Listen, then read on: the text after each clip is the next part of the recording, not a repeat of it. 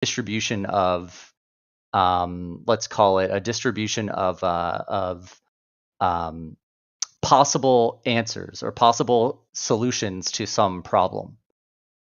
And so it's a pretty basic equation, actually. If you take your, probability of your model given some data, some set of data. It's going to get way too nerdy, but basically I can use some sophisticated methods like that, or I can just come up with, in my own biased, opinionated, mind, of assigning probabilities, subjective probabilities to these different solutions myself. So I can say the probability that in my own subjective calculation, the probability of moon landing being fake, given all data, images, everything, equals 0.0022 zeros and then a 1. Does that make sense? So this Bayes theory that you're talking about to work out the probability of something, okay, then what sort of data do you have to feed into this this equation to work? Yeah, so I just verbally said it, Bandy, for the take for example, the moon landing. Yeah, I'll just repeat it. It was pretty quick. Yeah, sorry, I was. So yeah, take for example the moon landing. So the prop P, capital P. So the probability of moon landing being fake, given all data, images, video, self accounts, astronaut accounts, yada yada yada, given all that. So after the given, that's the data that I'm listing you. So that probability, the calculation that I make, is 0.022 zeros and then a 1. So then if you want to calculate the probability that moon landing was real, given all telemetry data, all videos, all photo evidence, all astronaut accounts, then it's 1 minus that probability that was fake. So it's 99.999229. You see, that's very surprising, because you don't sound like gullible. You sound like you're pretty. Thanks, I guess. Literally, like you sound like you're pretty, like, reasonable person, and I mean, you can see the benefit that could be had if there was the conspiracy of this sort, right? You can understand at least why a flat earther might say, well, here's what this does. If they control your mind, then that they control the amount of land that there is, as far as all these other benefits that could come from this globe Earth hoax, right? Does that factor into the probability at all for you, like that it could be that this is an elaborate hoax at all? It can factor in to the probability, but sorry. What do you mean? Which bit are you factoring into the probability? So he asked if we can, if we can include in the set of data, if we can include ideas or evidences that there exist major benefits, whether they're financial, etc., right, of a global conspiracy that's faked by some cabal Jesuit priests. Technically, you can include that. However, I'm asking if you did include that, if it was included in your 0.000001% chance or whatever. I have, so in my own I always so this is again a subjective in my own calculation. I have yet, so I still need, I'm happy to include it, but I need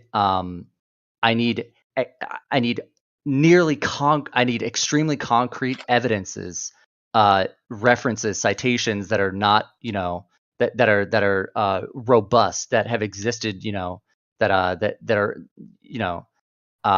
in order to include them, not just a 12-minute YouTube video that, all glory to Most High post that has some, some dope soundtrack playing, behind it. Like, I know. So you would need to see the papers admitting to it for you to think it's possible. No. I would need to, legitimate. There are legitimate, whistleblowers that exist. Obviously, Snowden, all this stuff like that. I'm not Oh saying wait, any of wait, that stuff you is think you think Snowden was a legitimate 100%. whistleblower? Yeah, 100%. Okay. So, All right. Yeah, so he's All this, hiding right. for the rest of this his life in Russia, man. He's But anyways, That's go what ahead, we're Bandy. told. Yeah, that's what we're told. So this Sure. this theory that you're talking about, Chronic, right? So if you were to punch into this theory, what's the probability of Earth being flat? And your databases are considering that. Well, it's not a theory, Bandy. It's a mathematical it's a statistical technique that we can use. Okay. So if you were to punch into this statistical technique, right, of Sure. the Earth being flat, right, 100%. and the set of data points you would have put in there that all plumb bobs that are measured are plumb and parallel, that we see too far, that water at equilibrium is horizontal, flat, and level. What is We the don't sense the probability? Earth moving. We don't sense Yeah. the Earth moving What's or the observe any curvature anywhere. Yeah, but Would ring the- we laser do. gyro. What would be the Wait, probability? hold on. But we do. We What? measure we see the vocal pendulum. We also see plumb Ring bump laser snapping. gyro. Hold on. Zanning, Yeah, seriously, Zanuck, just come on, man. calm down.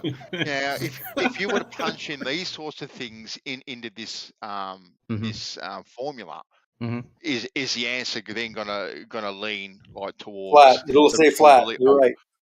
of flat there? So it Yeah, depends flat. on the data. No, that that you actually depends. You don't have any of those data points, put though. That's the it. point. Yeah, I do. Bandy.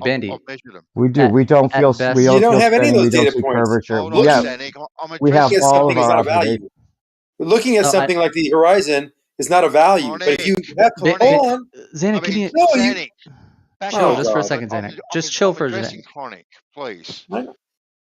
So at best, so I unfortunately I'm on the side of Zanuck here, obviously, but I'll try to meet you, Bandy. Okay, I'll try to meet you somewhere. At best, and the preface here, the context is that this is all still subjective, right? But between any party, any of us. At best, if I meet you somewhere close, all of those evidences you listed, quote unquote evidences, they will shave off maybe 1, maybe 2 decimal places from that 0.0 with 22 zeros. So instead of 22 zeros, it's 20 zeros. But again, this is all subjective, and I'm, Yeah. No, I hear you. Sure. So, So yep. I hear there you go. So sure, you inched it, but you inched it back to a larger probability, but maybe only by like 2 grains of salt. If you know. But how would it not? How would that not carry more weight though? If we But don't again, it's feel all any subjective. spinning, it looks flat. We do it ring laser seems like it's gyro flat. measurements. Right. These I'm are saying all like, how does that not outweigh some of your other things? How could it be like just like 1 decimal because when we you're know talking our about we like know our you're we know our eyes can feelings. deceive everything you. we observe? Those are and sense? feelings. Those are feelings, basically. You're They're not using human measurements. perception. Yeah. Right. So Your that body's goes like not a that good. doesn't really count for much in your book. Oh, No, in because science, we know. your body is a horrible measurement I'm device. talking about science. I'm talking about experience. No, Yeah, feelings are not either good one. science. Either one. Your body is a horrible measuring device. Okay. Well, Horrible. I'm not trying to say you should or shouldn't have it just called you have ugly. more weight. I just find it interesting. I mean, if like let's say you found out that that Snowden really was just like a government op, and he was just telling us things we already knew, and it was just kind of like presenting information to us so that, like, say you found that was the case, right? Sure. Would it mess up all your other algorithms for these things? Like, would you start to reconsider some of these other conspiracies as well? So your question is a modified version of Bandy's, basically. So like I said, it would barely register on any gauge in my subjective calculation. So finding out Because you were wrong about one, completely wrong about one of exactly. them, wouldn't affect that you being wrong about any of these other ones. If you want to say it that way, sure, I'll meet you there. Okay. Yeah. So because Snowden turned out to be a government shill, yeah, barely does anything to the notion that the Earth in reality is a globe shaped. No, just any other, like, you believe all of the school shootings, like exactly what they told us. And Well, all like that I too. said, no, like I said, I just said it 5 minutes ago, that some of these conspiracies may have a few ounces of legitimacy, very, very small amount of legitimacy, The Kennedy one, I mean, we all Well, understand I don't physics, even at think least. Kennedy's dead. So you're talking Okay. to somebody that's on the total Sure. other end of the spectrum. I don't even Yeah. think it They're was a keeping real Kennedy shooting. alive, and his brain is in a jar somewhere. No, I think he probably became Jimmy Carter, actually. Okay. So. And I have proof for that, actually.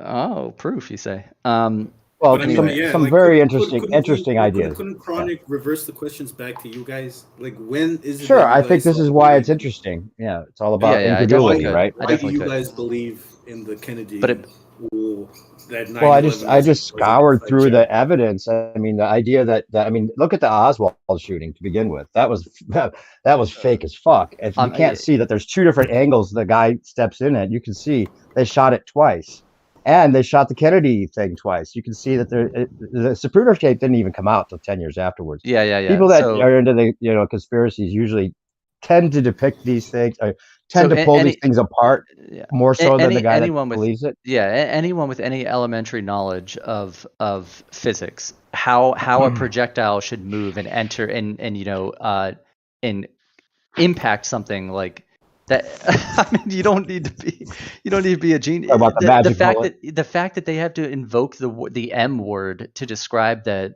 trajectory of that bullet, like that's the reason. So that's the reason, and that's just the shooting itself. Like I said, there's other sort of there's other pieces of evidence and things that give more and more credibility to that actually being one What's of the M word? one of the true. It's magic. Magic is the M word.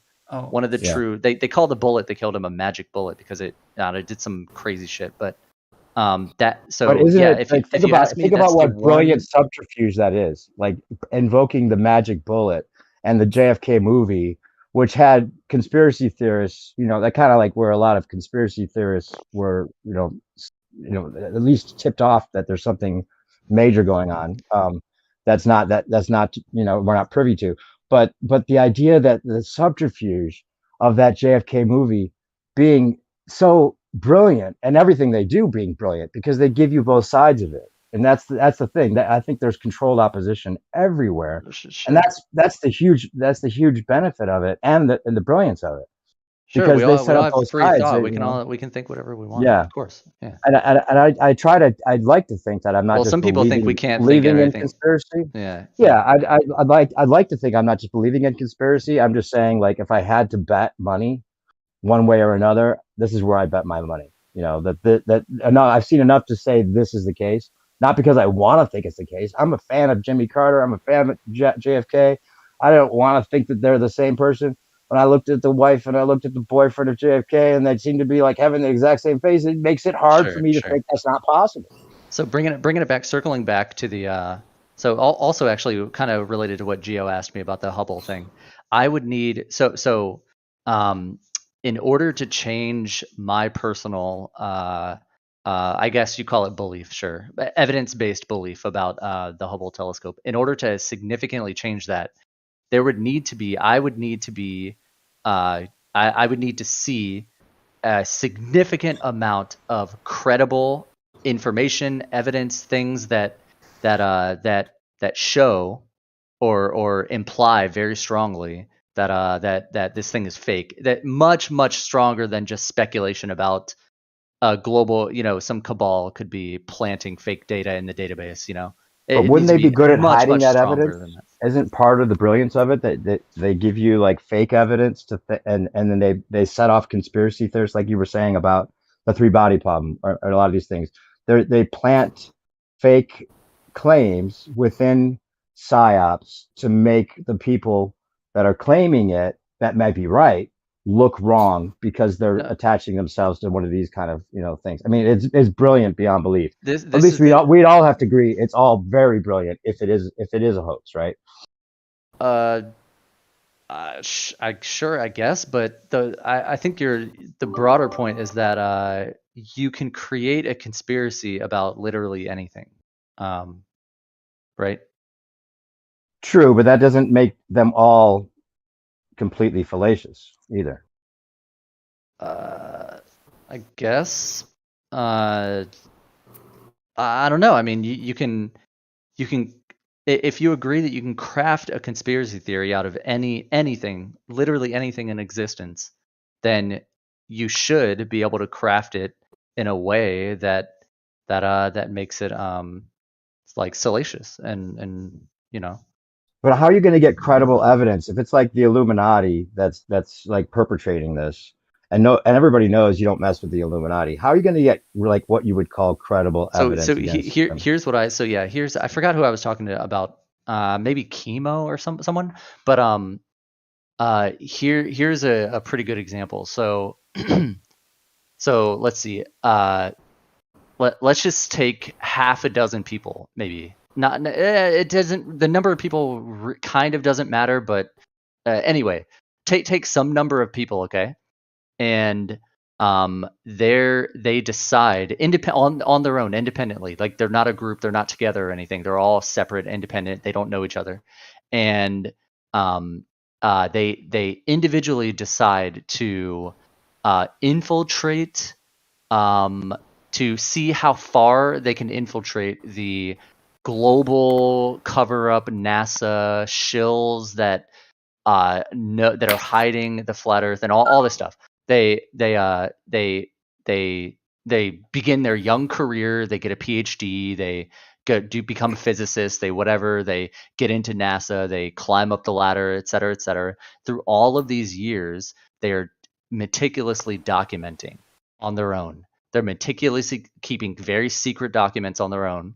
And let's say on their deathbeds, because NASA's been around for quite a while. Even before NASA existed, there was agencies related to space and stuff. NACA with a C. Anyway, and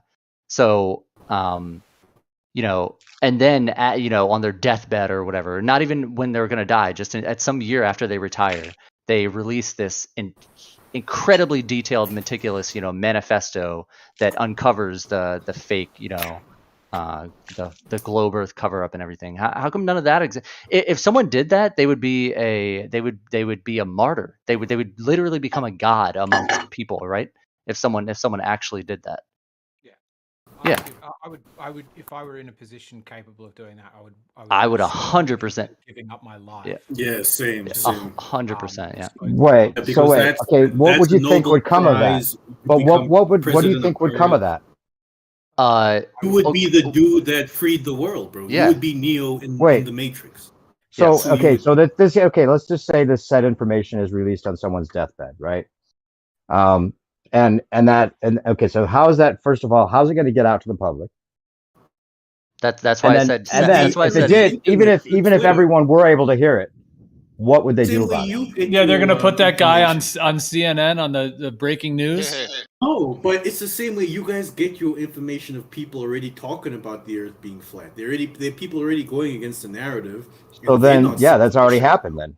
So people found out that it's flat, and they're talking about it. So it's already happened. There's a credibility issue here, in my opinion. But yeah. Well, how about this? Let me ask this comparison. Like the way Chronic set it up was that this is a reputable person, well doctored within the discipline of science. He knows what he's talking about, and he's given us a holistic, thoroughly fleshed out decades model, and decades of work that show Earth is flat. It's not just Black Swan picture. A trucker who makes a 12-minute YouTube video. No offense to truckers. We need them in our country, but anyway. I don't think we're going to get it from the people doing the lie. First of all, because I think they're very tight knit.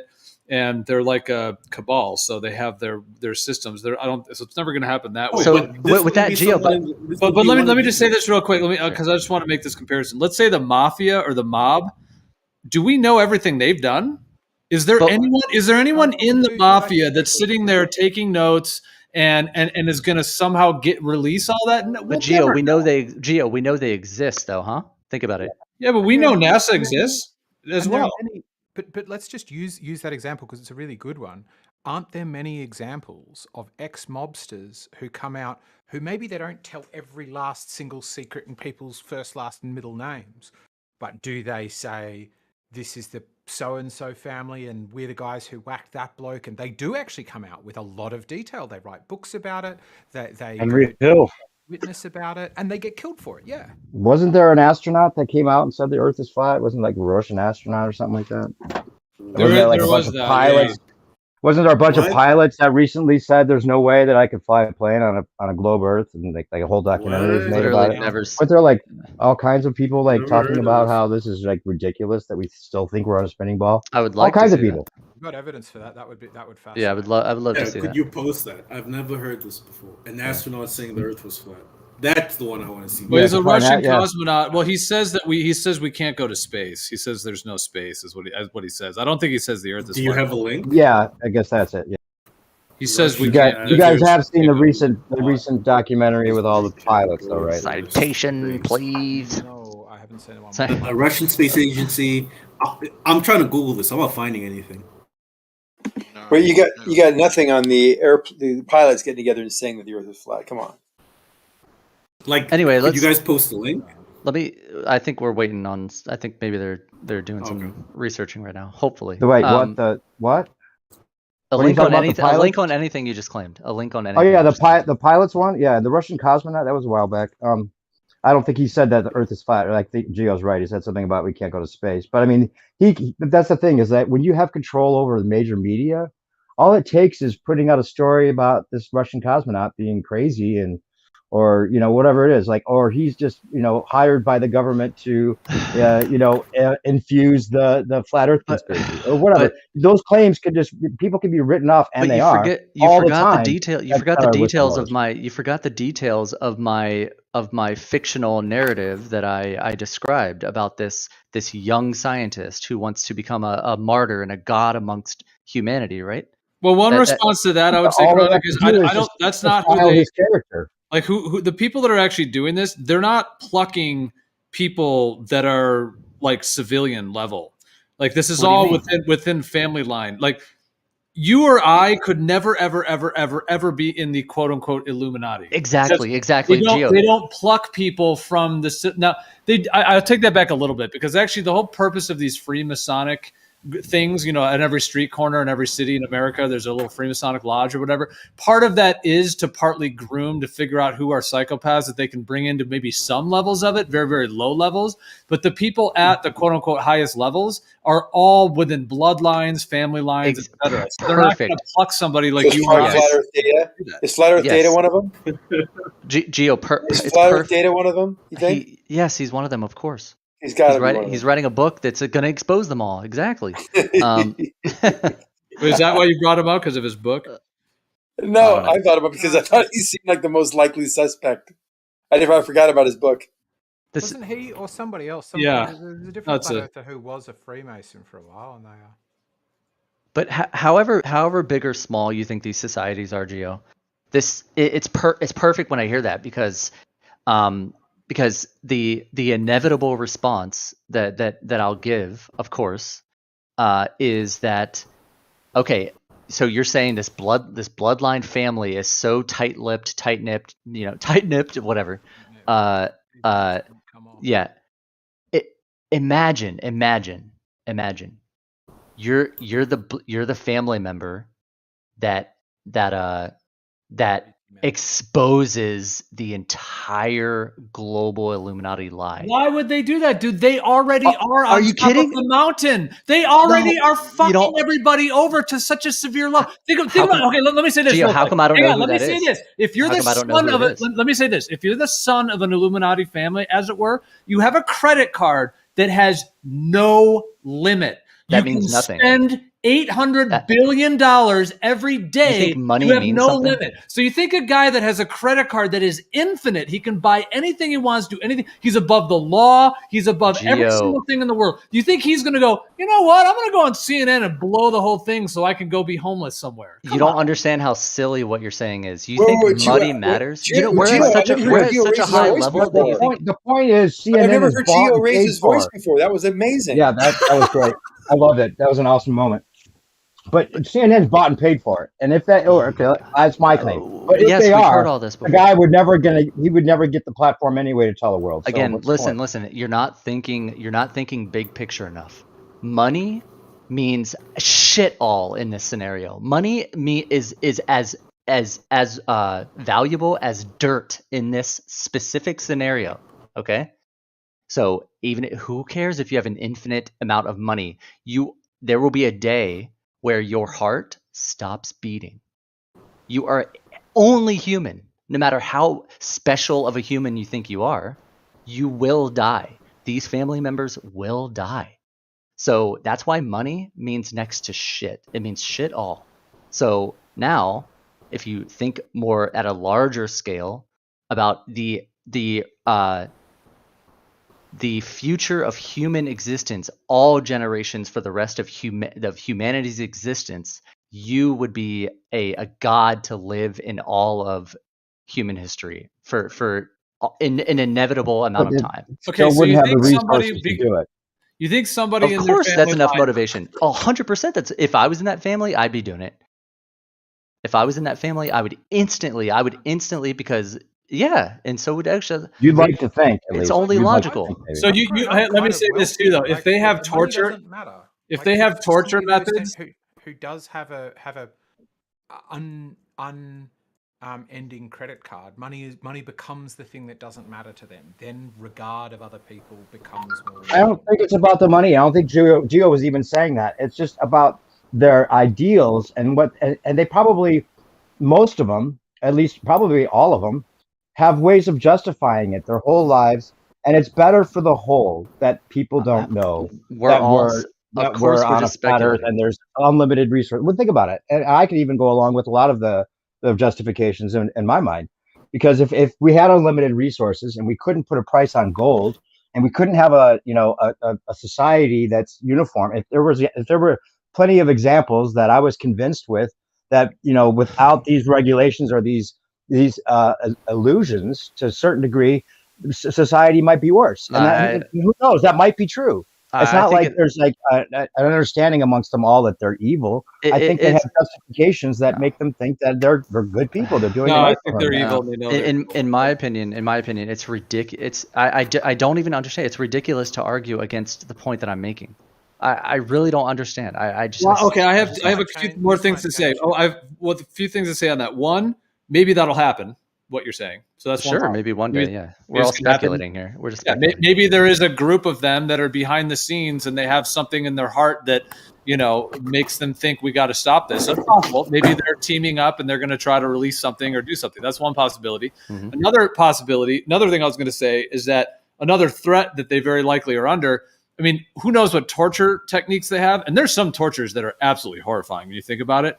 Like there's some that are absolutely unbelievably bad. So that's another risk that they'd be taking is, not only being just killed or whatever, but also being like violently tortured. They can like keep your body alive and do. Gio, you're not thinking bigger. You're still not thinking big picture enough, man. Sorry to cut you off, but all just so that some regular civilian people that this Illuminati guy already has an infinite credit card, he can do everything he wants. So he's gonna do all of this to blow the whole thing for his whole family, so that a couple of civilians who they already think that we're lesser than them, a couple of civilians are gonna say, "Oh, thank God that Billy Joe Bob told us all this." Yes. And meanwhile, he's being tortured for the rest of his life, violently and severely. Yes. Why would they do that? They already are celebrities in their own world. They already feel like they're at the top of the mountain. If this Illuminati bloodline family member, it gets to the point of committing to exposing the whole lie. Again, you're not thinking bigger picture enough. Money doesn't matter. Dying doesn't matter. They don't value their life anymore. Torture doesn't matter. They think they come back. Most of them think they reincarnate. Literally nothing in the physical world matters to this person if they've gotten to the commitment of exposing the entire lie. This is what I'm saying. There's no. That's why it seems ridiculous to argue. You think they'd be able to get it out? You think they'd be able to get it out? And what are they going to do? Go on YouTube, make a video, and be laughed at by a bunch of Globers? Right. Exactly. Who do you think? How are they going to get it out? Go ahead. They're part of the bloodline, right? They're part of the family, right? They control the whole world. No. Yeah. Everything? So how are they going to get it out? Because I'm answering your question is redundant. Hang on. If at the highest level, if it's the highest level guy who wants to get it out, then yeah, absolutely, he could put it on the front page of CNN all over the world. Right, but we're talking about not the top level dude. He's not going to give up his power position. Why not though? Why not? Well, ask somebody to give up anything like that. Ask Jeff Bezos to give the keys over to Amazon. Again, you're not thinking big enough picture. Well, no, listen, chronic. Even if they could get it out, let's just say they could. What do you think the people could do? Huh? they have gotten it out. What do you mean? Like, what do you think people? What do you think? What do you think people could do against a force that controls all the army and the media and all that? What do you think is going to happen? Not claiming to Why say would they be? Why would they go down as heroes when nothing happened? Because there's a lot of people that know that there's all this shit going on, but they also realize that there's nothing you can do. In fact, like Electric University is here. Learned helplessness. That's what happens to a lot of this. They show us on purpose. They show us how guilty they are on purpose. I never claimed anything. They show us how much power they have. I don't agree. I think that part I don't agree. I think some things could change. I mean, if this was revealed on some massive level, then you could have. I mean, if enough people really understood it, then the police would stop working for these criminals, and the military would stop working for these criminals. And I mean, it could change overnight. I mean, in terms of the change that could occur if people really knew what was going on. If we're in speculation hour, of course, anything can. Yeah. A revolution can happen, or a revolution cannot happen. Right.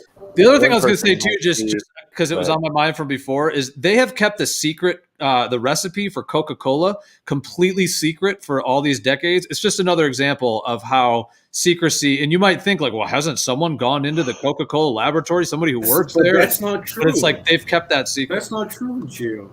Yes, the secret for Coca-Cola has been a known thing for a very long time. Objectively false. It's a secret. That was the whole marketing. Okay, what's the recipe then? Okay, post the recipe. You can make Coke. All right, I'm gonna post it. Just hang on. Number one. Go ahead, Number two, Coke's main to fame is their advertising. Okay, if you think you have the recipe for Coca-Cola, I guess post it. My understanding is that it's completely unknown by anyone other than like two people that work at their own Coca-Cola. They have it locked down in like multiple safes and shit. I have it here. I'm gonna post it. Didn't Coca-Cola make Santa Claus popular? Pressure. When you post it, and there's two separate pressure. When you post it, there's old Coke and new Coke. Yeah. When you post the link, that's going to be a fake shill link. That's not the true formula. Just to give the responses before you post the link. Yeah, I'm talking about the real formula, not just like one. Citric acid. I know on the side of the thing. I mean, there's a couple of real talking about the actual. One second. Proprietary formula. I'm with Gio here. Even if these people could get out on their deathbed a message, right, Chronic, as you think they may because they have a heart all of a sudden, right? I never said it's because they have a heart, man. Yes, it's for it's for the most selfish reason ever in existence. It's to literally become a god martyr. That's a selfish reason. That's not because you have a heart. Oh yes, right? because they want to live forever. They have a heart. They want to do the best thing by humanity. All this kind of selfish. How long do you think it would be before the rest of these people would put in damage control, and this information would just be swept under the exactly. carpet? It would never be a god. You're thinking that they would people be able to have their opinion based on that one thing and never change it after all of the news reports that totally made up another lie about this guy. That's how it works, bro. So wait, do they have global power and control, or do they not? You got to make up your mind. Absolutely. Okay, they do. Okay, so then they have the means for it to get out. Don't you're talking about you're self-contradicting in less than 2 minutes. It's so no, and I'm saying you're not just because they have the global power doesn't mean that each individual has that kind of power. Give examples of I have to address something was said before. Please. Sure, go ahead, Big. All right. So the Coca-Cola thing. The boyfriend of my girlfriend's sister, he is a chemist and he works at Coca-Cola. So he works at the factory that is in north of Brazil that exports part of the friend of my girlfriend's sister. Fuck yeah, we can't believe that already. I'll take your word for it. Why? I'm sorry. Continue. Yeah, my girlfriend has a sister, and her sister dates this guy. Anyway, so he's in the factory. He's about to agree. He's about to agree with Gio. By the way, he is. He knows he's about. Yeah. I think Whites didn't know he was going to agree with Gio, so he just jumped on him. Right. Too quick. So go ahead. Yeah, some parts of his job he has to test compounds that he cannot know what they are. So he has to test some properties of them. Like, I'm not a chemist. I'm not sure how to describe what he does. He described it. I didn't get exactly.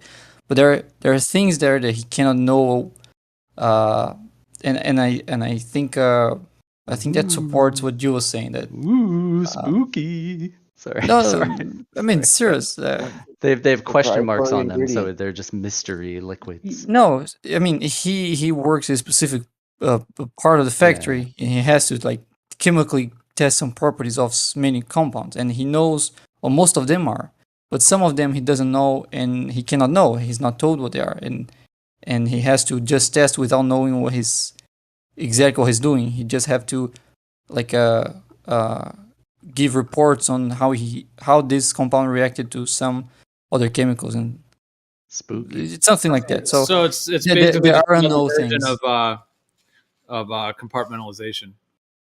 So there are unknown things for at least for he who works in the factory. I'm not sure if that's related to the formula, but I think if there are unknown things about how Coca-Cola is produced, then it's safe to say that the formula is unknown, right? The way to produce Coca-Cola is not public information. That's what I'm saying. Nobody other, they claim that like 2 people know about it or whatever, who knows? But as far as I know, it's virtually completely a secret to actually make Coca-Cola and to make it like it is when you buy it in a can. So it's like a miniature version of the global cabal flat earth cover-up. Well, I only brought it up to suggest how secrets can absolutely be kept by humans. Of course, levels. I'm not denying that. Of course. And when you have a group like this that are doing this, when they're literally like, I mean, think about what they've gone through to get in this position. World War I, sinking of the Titanic, World War II, everything done with the media, corporate America, all the stuff that they've done. It's a massive undertaking. You don't do entire world wars to get control over, the world to just, have some little brother in the family blow the whole thing. I don't know. I mean, it's a speculation hour, so. Gia, what's up, man? Yo, what's up, man? You know that secret ingredient you guys are talking about? It's be less white. Yeah. Coca-Cola. Well, we were talking about the formulation, the full recipe, how to make it, but no, I know that was the secret though, was to be less white. Remember that memo that they put out in the executive memo from the emails and Coca-Cola, telling people to be less white. You don't know about that, do you? It was one of their like super woke campaign things, wasn't it? Oh my god, dude! It was just like that was my last Coca-Cola I ever bought. I don't know about the conspiracies around Coca-Cola. I don't know any of that shit. What I do know is that there are employees in the factory that do things they don't know what they're doing because there are things they're not supposed to know, and that's it. Well, if and when someone from the Coca-Cola bloodline family exposes the secret formula, they're gonna be a god for life. They're gonna. Can I give you another? He might have.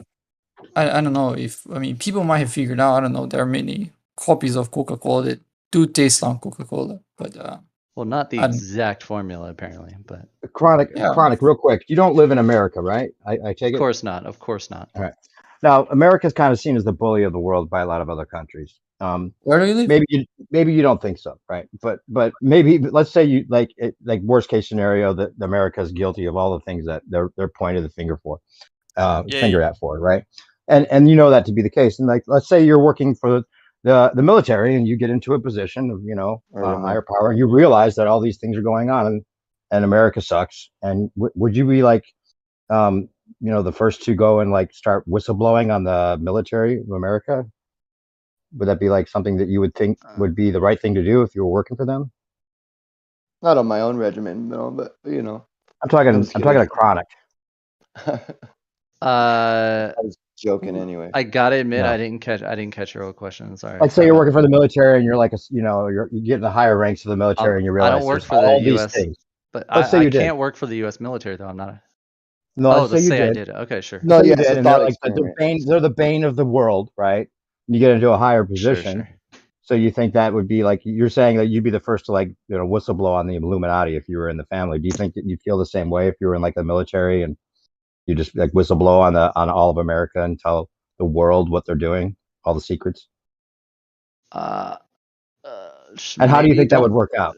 I mean, is that not sort of WikiLeaks, Julian Assange, or is that all a shill that's created by the U.S. government also? Yeah, that's my opinion. But I'm saying, Yeah. don't So you think? how would you know though? But what Well, if why I did wouldn't there though? be like all these people?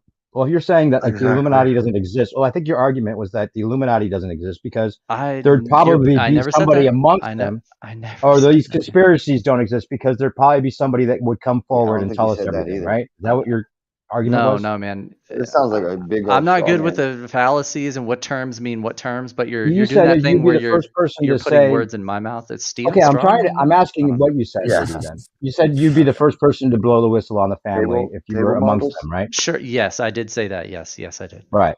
Okay. So I was just kind of comparing it to like if you were in the military, would you then see yourself as like the first person to go ahead and tell, the world about what your country's doing to other countries? No, because that's not a big enough that's not a large enough global revolution, in my opinion, that the US military commits atrocities to other countries. Or 10,000 times more important and more impactful for the global revolution is exposing the globe Earth lie. So in Okay. that So specific you scenario, place no, I wouldn't. importance on. So you do place importance. If flat Earth is the truth, you think it's important for people to know it's the truth. It's 100%, yeah. Oh wow. Okay, that's interesting. I think we would all agree with that. Yeah. Obviously, for people that didn't agree with that. Yeah, there's maybe you have I don't know if you have an angle or like a perception maybe of sort of most globers or most like globe earthers that are at least maybe on Discord, but as far as I know, nobody here is is hiding anything. No, I just think that you might give more weight to some of the arguments. Like you don't feel anything, you don't see any curvature, and it's like a 0.00001 in your mind. Whereas those things they outweigh a lot of what you we guys see think. curvature. We know our bodies suck at measuring things. We see curvature with instruments. We measure rotation with instruments. So it seems a bit deceptive. I think Maybe, I'm saying if you really wanted to know, you might look into some of these things a little bit more skeptically. That's all. I mean, a good scientist is a good skeptic for sure. But well, there's a lot of topics there that could be opened up, but I just want to say, just on the last one, real quick, like another thought I had about this idea of one of the Illuminati family members, leaking the whole thing. The other thing that would do is, like, let's just say they were able to do it. Let's say that 5 of them got together and they're like, all right, we're gonna put it on CNN or whatever, and we're going to hack all the channels, and we're going to release 1 billion emails to everybody. Let's just say they did that. The other thing, first of all, they'd be losing their position, so they don't have an infinite amount of money, that they can now go buy yachts and do anything they want. Now they're not above the law, the police.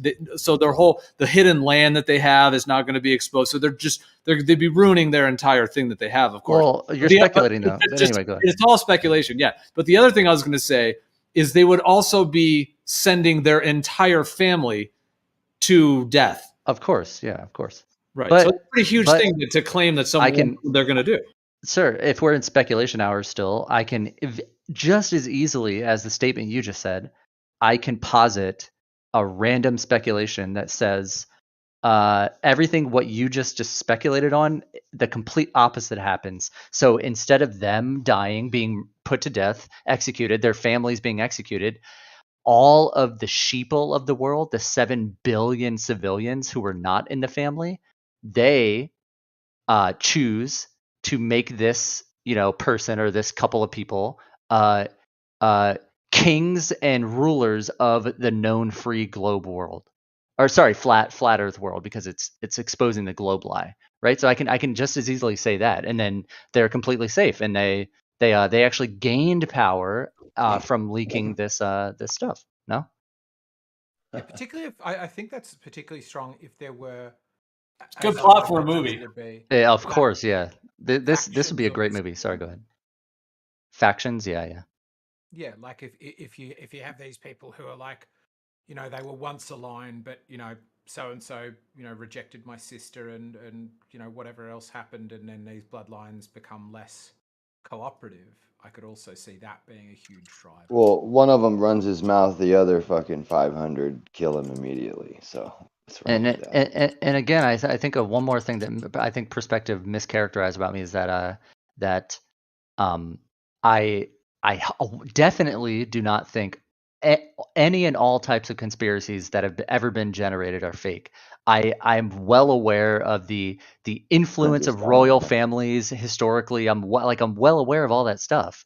It's just the level that sort of these conspiracies take it to modern day, globe, or earth-wide influence or secret societies is a bit, way, extreme out there. I didn't mean to mischaracterize you, by the way. If I did, I really didn't mean to. Like I said, the I was trying to JFK give you a thing, scenario that would be like, JFK how is do a you turn on the conspiracy, military? legit. It's kind of similar. But If you're in the higher different. ups in the military, it's like, wait a minute, I'm looking at court martial, I'm looking at possible jail time, I'm looking at.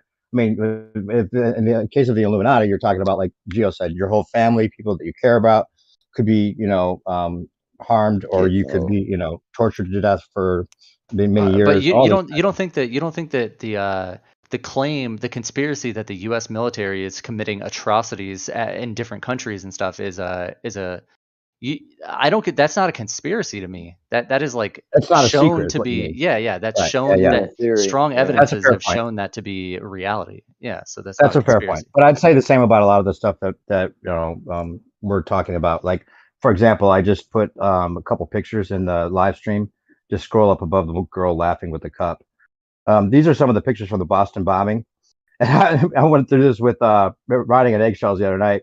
And I'll even post the ones where like the guy having he's getting his fake bloody limb attached by this black woman, and you can see it like on her head, and you can see the guy behind there take out a strap, and the whole thing's on video. And we were going frame by frame and showing this, and like that kind of thing. Like if you were still to defend it after looking at that, then I would just be like, well, then it doesn't sound like you really want to know. I have a great question for you. I just thought of. In your opinion, what recent major catastrophe / incident is not a conspiracy, is actually occurred and is true as reported in reality? How would I know? How would I know? I'm asking your opinion. I'm asking your opinion. So you say nothing. I think they use everything, even if it's a real thing, they use it to their benefit. So they usually reinterpret it for their own advantage to some degree. So how do you trust anything? Yeah, how about like a homicide in your local? How about a homicide? How about a report of like a simple homicide in your town, in your city, on the local news? Real, fake? Well, in fact, I'll tell you what, there's an interesting thing there. I was the one kind of pointing out all these psyops and the shootings and stuff, and my friends and family were, always getting on my case for that. And my ex-girlfriend happened to be the chief of police in my town, and there was a one of these major shootings there that happened, and she became like the spokeswoman, the one that like went on the TV and was like telling all of like the things she was supposed to say after the shooting that happened. And of course, everyone's texting me like, oh, Kristen was on TV. You gonna call this one fake too? And I'm like, yeah, I don't know. I'll look into it. And then not like 6 months later, I find out from the sister of one of the cops that was called into that the story was completely shifted from what actually happened, and it wasn't at all like they said. And yeah, right there, straight from the sister of one of the cops that was there, it was saying, this doesn't make any sense. Why are they saying this? And this is what happened.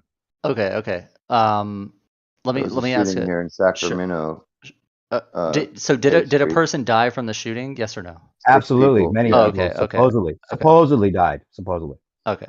So you're just sort of like a lifelong skeptic, conspiracy theorist. No, I won't. I don't want to say I'm an auto hoaxer, but I'm not an auto believer. That's the word. I'm not an auto believer. That's for sure. So if there's the track record is pretty bad, So sure, why would I be? If there is if you witness yourself theft, someone being caught for a theft at a Walmart or something, real, right? Because you're living. That's your lived experience. If there wasn't any kind of like motive behind it, that why would that be something that, if it's like anything that's like on a major television that like has some kind of like bill passed due to that thing happening, and it's politically motivated or commented on, then I'd be more. Can we stick it? But I want to stick on the point about in real in-person experience that you're at a Walmart, some store, and you see someone who is being stopped by security and searched because they are shoplifting. Is that true in reality? Is that happening in front of your eyes, or is it, or are they actors and they're it's faking? happening. Why Oh, would of I course, get? no. What reason would I have to question that? They could, Yes, I would say it could be a false flag operation. They're actors. They're faking it. The difference to that is that that's small and local. What's the motive, dude? Why though? Why does scale matter? Like that, but he just told you motive, to push bills and to other agendas. Okay, there's motive behind faking the shoplifting. Explain it. To give a false flag operation for to scare other potential shoppers in the store into not shoplifting. Boom. Yeah, Motive. that's not going to work. What? You're just hand wave that motive away? Well, not to say that couldn't be the case, but like, how's every shopper going to see that? It's unmomentous. They make a scene out of it. It's unmomentous. Maybe they could use that as motive, that every shopper that enters, we need to scan you with some device that reveals your identification and whatnot. That way we know we can.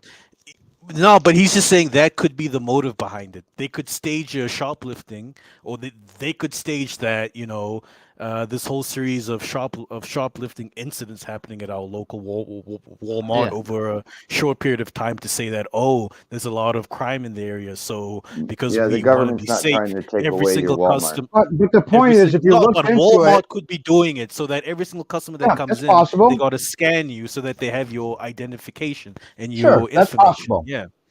But that doesn't mean you're going to look at every incident like a petty theft as a big conspiracy. But my point, I think my point. That's the point Chronic's making. That's the point is that you can use this philosophy and scale it to any incident, like what I just said, like what I said a few minutes ago. You can craft a conspiracy about literally anything you want. That's the point. So however strong or weak. So because you can do that, you just don't use your common sense anymore about anything.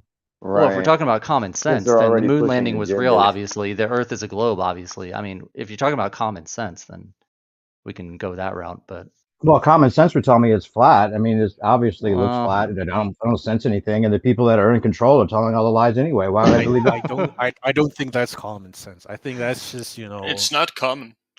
Yeah, that's not pretty common. Most people don't, think just because the little piece I see is flat. Don't confuse common sense with consensus. Is flat. That's not the sense most people use.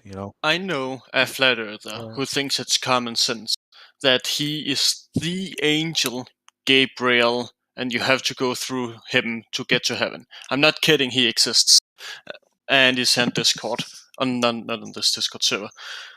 He thinks that's common sense, and the rest of the entire world is crazy for not believing him. This is what that pretty much. I wanted to write a book. If I ever did write a book about this whole discussion, I would call it Common Sense versus Consensus. Yeah, but I mean, are you going to say there's no consensus on the flat Earth as well? I mean, you were proof earlier, Dave, of consensus around the whole three-body problem. A lot of flat earthers throw it around as it being an issue for the globe when they don't even understand the three-body problem themselves. They just go along with the consensus. There's consensus on all sides. The consensus and common sense with regards to the shape of the Earth isn't the same thing. The problem is that the consensus doesn't seem to include common sense. As far as like the overall like population, opinion about whatever is true and what isn't true, because of the media being able to manipulate things, that they do that on some level. So, blow it up to a bigger level and you can see that it works to their advantage, right? I agree with you. The media and those in power do manipulate certain things to get away with them. And there are a lot of people that generally blindly go along with it without questioning or asking what's going on. But there are people that do ask what's going on. There are people that believe the Earth is a globe, but they still don't trust the government. Aren't they using common sense as well? Sure, I can agree with that. Yeah. Yeah, they're people that a lot of the anti-Wall Street marches, like I remember, I would go up to Manhattan and it's just tents everywhere. And these are people that are anti-establishment. most of them believe the Earth is a ball. Yeah, but I mean, the thing about the globe is that you're kind of going with like literally the government issued cosmology. Not really, because the idea of there being a globe was around long before we had modern day governments and NASA and all of these things. You don't need the government or NASA or people going to space for people to come to the conclusion that Earth is a sphere. You don't need your government teaching you that, or your schools teaching you that. A lot of people just thought that the Earth is a ball for a long time. Well, that's a historical that you're told that. I don't believe that at all. I think that's part of this deception is that people knew it back. No, they didn't. Nobody would ever have thought. But we have their writings though, Gio. The same way you have writings of the ancient people that told you all of this stuff about celestial spheres and astrology and all of these things. We also have writings of people that said the Earth was a sphere. Yeah, and then those writings are taught to people. We have writings of people saying that during my lifetime, while I was alive, the general consensus was the Earth is a sphere. Most people live their lives believing Earth is a ball. But no one would ever just come to that conclusion unless they were taught that, or they just devised like some idea about it. The same way nobody would come to the conclusion that the entire Earth, which they can't see, they only see a small part of it, but the entire thing is flat. People came to that conclusion. That's not our claim. That's not any flat earthers' claim. They were taught. I'm not saying that's your claim, but I'm saying the same thing stands for both of them. If I was taught the Earth is a sphere, I need to have been taught it was flat as well. But don't you think that the idea that we could see the whole thing was only ever presented to anyone as a possibility because they showed us the ball Earth?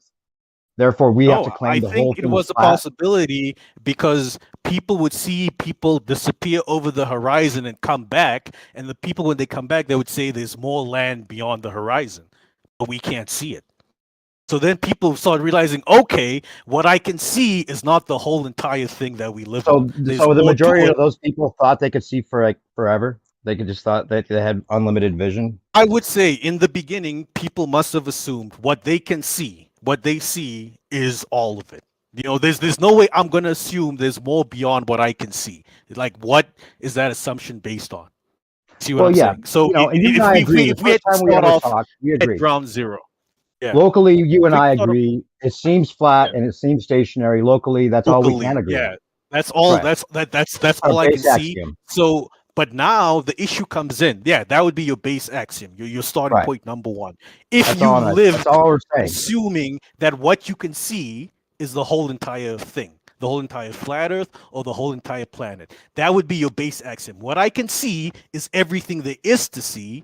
Therefore, everything there is to see is flat. So it must be flat.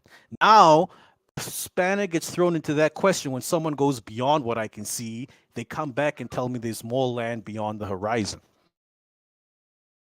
Now you can't just carry on saying because it looks flat, it must be flat. Because there's more than what I can see. The stuff I can't see. Yeah, but just because you found out there was more land beyond the horizon, I don't think you would then jump to the conclusion that, they must be standing upside down relative to me. I agree with you. I'm not going to jump to the conclusion that Earth is a sphere, but I have to let go of my conclusion that it's flat because there's more than what I can see, and what I can see is not all of it. So but the whole idea of upside down people is like an extreme standing on. But I mean, like thinking about flat is a misnomer. It's not flat. Obviously, there's hills, there's valleys. We can't see over hills. We can't see over. We can't. We have a limit to our eyesight. So it's not flat. But making a claim about the whole thing is flat is not even what any flat earther is trying to do. They're just saying once we lose the idea that it's a ball and that people don't stand upside down relative to each other because that really doesn't make sense given all the other evidence. Then what are you left with? If it's not a ball, what is it? It could be a triangle. It could be a square. It could be many things. It could be an oval. It could be a ball bigger than what they tell us it is. But then, I'm saying then it has to. Then you have to accept the whole thing about people standing like antipodal or sideways from each other. Like that just like goes against all. Any like logical assumption we would have without being told no one would think that unless they were told about gravity specifically. You go against intuition. It doesn't go against logic. Doesn't go against logic. It totally seems counterintuitive to anybody unless they know the theory behind it. It is counterintuitive. Counterintuitive doesn't mean illogical. It goes against intuitions. It doesn't go against logic. I'm not saying it means. I'm not saying counterintuitive is illogical, but we all have to agree. You said it was illogical. Without knowing the theory of gravity and the space and the ball and all that goes with it, you'd have to have all of that to believe that would be like normal. Otherwise, you wouldn't just come up on like, oh, it could be that people are standing upside down and I'm right side up because that makes sense and everything else seems to work that way. There's nothing we know that works that way that we can show demonstrations of in our local area at all. Yeah, but there's nothing we know that looks like Earth besides Earth. Yeah, but that's your local area, bro. There's an as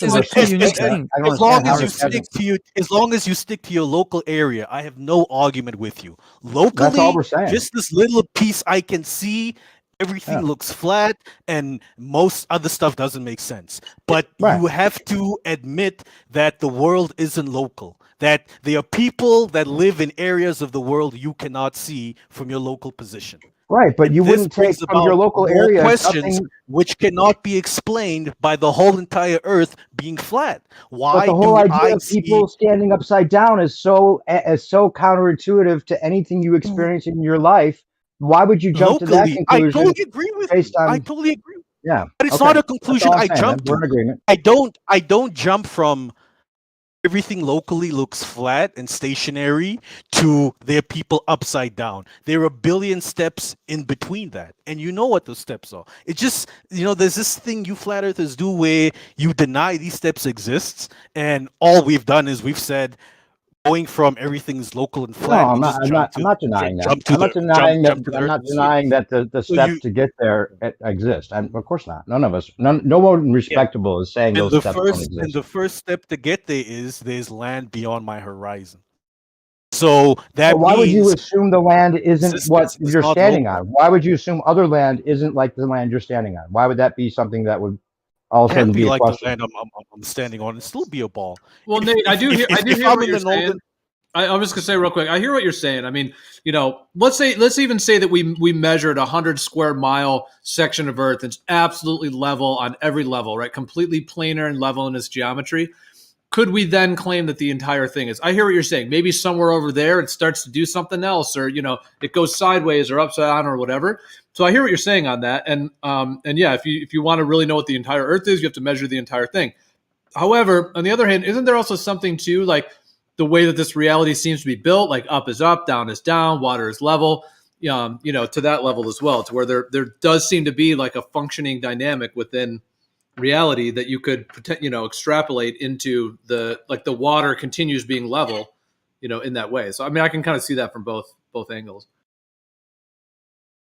Yeah, maybe from our limited viewpoint of reality, Geo, considering that all we are is meat suits moving around. We only got 2 eyes. We can only see so far, experience so much, hear so much, feel so much, sense so much. Based on those limited, tools we have to perceive reality. Definitely, that is why we only see things locally. But you don't think you could extrapolate? You don't think that you could extrapolate that if water's level here, it's also level over in China, and it's also level in Indonesia, etc.? You could extrapolate that, but now, I mean, the issue is you and I have different, understandings of what level means. Like level for me could still mean Earth is a sphere. For you, level only means it's a flat plane of surface. You see what I'm saying? Dictionary-wise, I recall water being level across the globe is accurate. Yeah. But for Geo, level means it has to be flat. No, I go with the definition of level. There's nothing in the technical definition that says into the center of a ball. Level means horizontally level. Level doesn't necessarily mean horizontal. Yeah, like that's not how it works. Yeah, but let's not go there. That's a semantics argument. No, now we enter Bev's argument. Yeah, basically the point I'm trying to make, Gio and Dave, is that it's not common sense to think that just because what I locally see looks a certain way, the entire thing should be that same way. I cannot extrapolate from my local position to what the all Earth should be. That is not common sense. That is not scientific. That is not logical. I have to go out and figure out what the entire thing is. And we've But you wouldn't say common before we sense to jump assume past it's it, something other. just real quick, the definition of level is exactly what I said. I mean, the first one, having no part higher than the other, having a flat or even surface. The second one, being in a plane parallel to the plane of the horizon, horizontal, which is why I said that. Another one, first one to doesn't make say a horizontal. surface level, even or flat. There's nothing in the actual definition of level that says into the center of a radius of a ball and an equal. We're not saying that. Nothing says that. We're not saying that. The first one you read, it doesn't require it to be horizontal. Yes, it says having no part higher than another, having a flat or even surface. Flat means horizontally level. Yeah, but that was the second, right? The first one says no higher than one part, no higher than another, right? Well, the whole first one is having no part higher than the other, and then it's got one of the semicolons, having a flat or even surface. So that's all part of this first one. Even surface, yeah. But it says having a flat or even surface. I mean, they could change it. Like, there's other words that they have changed to fit the globe. This one, they haven't. This one seems to have the original because there's nothing in here. It says or even. There's nothing in here that talks about being a level on a ball thing that you guys say. Yeah, but we're not saying that. But there are many definitions of level that don't require it to be horizontal. Like as far like as the first one, they have not changed. I mean, you may be able to find one somewhere, but as far as I know, they have not changed the definition of level to fit the level you guys are talking about. So all I'm saying is that I'm sticking with, in this case, the actual definition of the word level is what I was mentioning, what I was saying. Where are these definitions coming from, Bacon? From the way we use the words. Well, can you find one in a dictionary somewhere, like a legitimate dictionary that talks about this globe level that you talk about? No, I'm not talking about global level. Just talking about the word level in general. It might be defined as horizontal, but sometimes it isn't. So, but I mean, you could Google the definition of Earth. The other and word you can find, besides horizontal, just one other word that you would can call find. It You can find many says definitions of Earth that says it's a globe. It even says being in a plane parallel to the plane of the horizon. So it even says that, even uses horizon. It's like right there. The word horizontal, it's all right in the wording. What word are you trying to use, Bacon, besides what word are you trying to associate with level that you want to use? Not a word I'm associating with. Just the equal idea altitude. Equal altitude, equal elevation, equidistant to the center of a sphere. No, to whatever is however you're defining altitude. You can define in terms of a sphere. You can define in terms of a flat surface. Right, but to work for the globe model, it has to be the center of the sphere. Yeah, a level on a globe would be that, sure, but the level itself don't require. It's not referencing the Earth exactly. It's a more general word that can be applied to the Earth. I mean, locally we don't think of the Earth as a globe, so it fits to think of it as horizontal, for example. Yeah, TVT maybe has put some in chat. When I look at the dictionary, I also see that it refers to something that's even. And on the globe model... well, that's a very nice definition. Conforming to the curvature of the liquid parts of the Earth's surface. And water... What is that one from? What did you say? That is. Can he post where that's from? If he's listening, he probably is listening on YouTube, so it'll be delayed. Let me see. I think that's the same website that Bevs get his definition of level. It's just not the first one. I don't know why you keep bringing up someone who isn't here and is not involved in this conversation. Well, because all right, because that's it's just funny that it's like conforming to the curvature of liquid when liquid never shows because curvature another guy whatsoever. talks about the word level, he's significant in this conversation. No, that's not the same. It just reminds me of him because it's like his thing. But all right. Wait, don't you have a problem with the fact that it says conforming to the curvature of the water when we there's no curvature to water that we could show whatsoever to show that that's the case?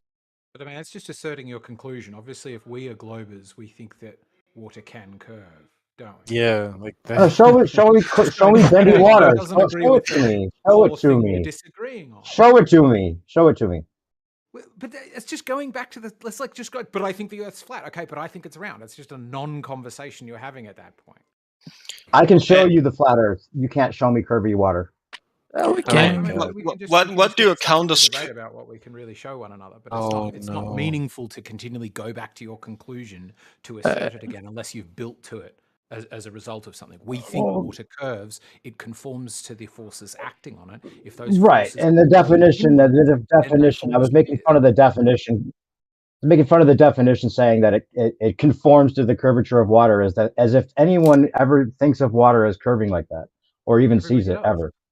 Yeah, in Earth scales we do, but we often don't work at Earth scales. We most often work at local scales, in which that doesn't help a lot. Well, eventually, it seems like you guys should be able to get a measurement of curved water. Well, it seems like Merriam-Webster. Get a sextant. What I'm curious about, though, about the you talk about circles of equal altitude. Let's talk about that. Yeah, Can you happily talk about the sextant, but if I could finish what I was saying. Oh, sorry. Is why, when it comes to definition, I don't understand this idea of things needing to conform to the definition. Because like I could show you the definition of gravity, or even like Earth or Mars or Jupiter, and it would probably invoke things that you would disagree with. So what is it about the definition that is valid here that's not in other places? Like why are the definitions so important when I think we would all agree you could define things poorly? There's verified things and there's unverified things. Right, and we could have like we used to have a definition for the humors, which dictated all of human health. That happened. Well, no, it was clearly defined. not we. There was a definition. We didn't have one. There was one. It was incorrect. That's just such an irrelevant point. I'm not responding to it. Sure. Yeah, I mean, also, wouldn't you guys say that the definitions of words change with time, location, and context? You could have one word that has different definitions based on the context that it's used in, right? Well, at the end of the day, a definition of a word doesn't mean something is true or not true, but we do use the word, so I think it's still a valid thing. But yeah, we do use the words, but words have different meanings depend on how they're used and where they're used. For example, I remember we were having this argument, Nazi. All Nazi is a national socialist, right? That's what the word means. But when you use the word Nazi today, what meaning is invoked in people's heads? They think racist Germans. Yeah, they think something very different from what the word actually means. This person wants to increase the social welfare. This person believes that in the common ownership of the auto manufacturing industry. You go, this person doesn't like Jews. Exactly. The word idiot wasn't an insult when it was created. It meant people who didn't take part in politics and didn't vote. That's what idiot means. Yes, it wasn't an insult back in the day. It is now. It changed. I don't know how. See what I'm saying? Words change. And there are words that even got the opposite meaning, right? Yes. Yeah. Or most of the words with "or" in them were meant the opposite thing. So awful. Sorry, like negative words meaning should be good. Awful should be good. But yeah, we switch it around. I'm pretty sure terrific should mean the opposite. Terrific, yeah. Terrific means terrific. Terrific is the terror. Yeah. Because terrific in Portuguese means the opposite. I'm pretty sure they used to mean that. Whatever the word. There's horrific and then terrific. So you're saying like terrified and horrified is where those stem from? Yeah. It was a terrific, like a terrific scream or something is like, oh my God, it was terrifying. Yeah. Well, since new perspective touched the subject, what's the issue with circles of equal altitude on a globe? Bacon's got his... They're not horizontal. And they're not supposed to be horizontal, are they? That wouldn't work if it... No, but level can also define as horizontal. Well, so there should just be, and originally was. So it should just be A different word, like equal altitude. Yeah, altitude is elevation angle. That's what altitude means in celestial navigation. And equal altitude means that everyone in that circle is going to measure the same altitude to that celestial body, which doesn't mean the circle itself has equal altitude. Irrelevant of celestial body. Let's just say we're talking about a basketball. Anything, any type of spherical geometry, I suppose. If you're going to talk about things that are level, you want to talk about equal altitude, I suppose. No one's talking about anything as opposed to level, because level has a different meaning. Why are you talking or a about double that? meaning in terms of horizontal, which can't be on a sphere. You're kind of breaking up. Yes, they are. That's the whole point of this conversation. Yo, my man, you're breaking up. Could you repeat what you're saying? Yeah, I think my headset's going flat, so I'll just change that first. Just quickly, I think like a globe version of level is more academic, whereas Flat Earthers is more experiential. Like there's no curved level in your personal experience. Level is level. Level's flat and horizontal. Well, how's that relevant to circles of equal altitude? Because they're not horizontal. Why should they be I just horizontal? stated before. Maybe I broke up too much. And why because should the it be word horizontal? level has a meaning of horizontal, which can't apply to a sphere. So But they're in a not called sphere level- context, they're not people called- should be very clear and use the terminology equal altitude, But like no on a one mentioned basketball. level. No one You mentioned wouldn't use the level. word level. No one's using the word level. Yes, they did mention level. I'm trying to what Bacon and I are trying to understand is why would a circle of equal altitude necessarily need to be level? In what way does level relate to a circle of equal altitude? Because everyone's at the same altitude on a sphere. They are level to each other. That's not what it means. That's not what that word means, though. That's not what a circle of equal altitude means. So a circle, hang on, but if everyone's at equal altitude, they are at the same point away, aren't they? So they're effectively at not sea about the level, let's people. just say, if you were at sea level. I think you've heard the sounds of the words. No, I'm not misunderstanding the word. Are they level or not, eggshells? Then or it's not? not relevant. Listen. Fuck, no wonder you don't understand things. You just don't listen to people. A circle of equal altitude doesn't What do you mean? have I don't anything- understand shit. We're talking about the word fucking level and how it has a double meaning of horizontal and what it means on a sphere. Oh, we're not. Okay. Okay. My bad. My bad. Have anything to do with level.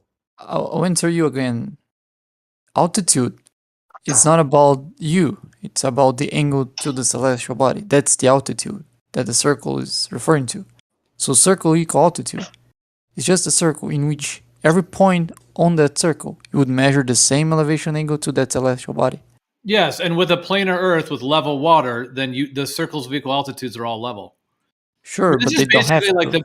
if we were to go out and do a huge, large-scale project of doing sextant measurements from all around the Earth, that's what I've claimed that we'll find. Either those circle of equal altitudes are all going to all be level and horizontal, or they're going to conform to a sphere. That's really the difference. That's where to find the difference in the celestial navigation.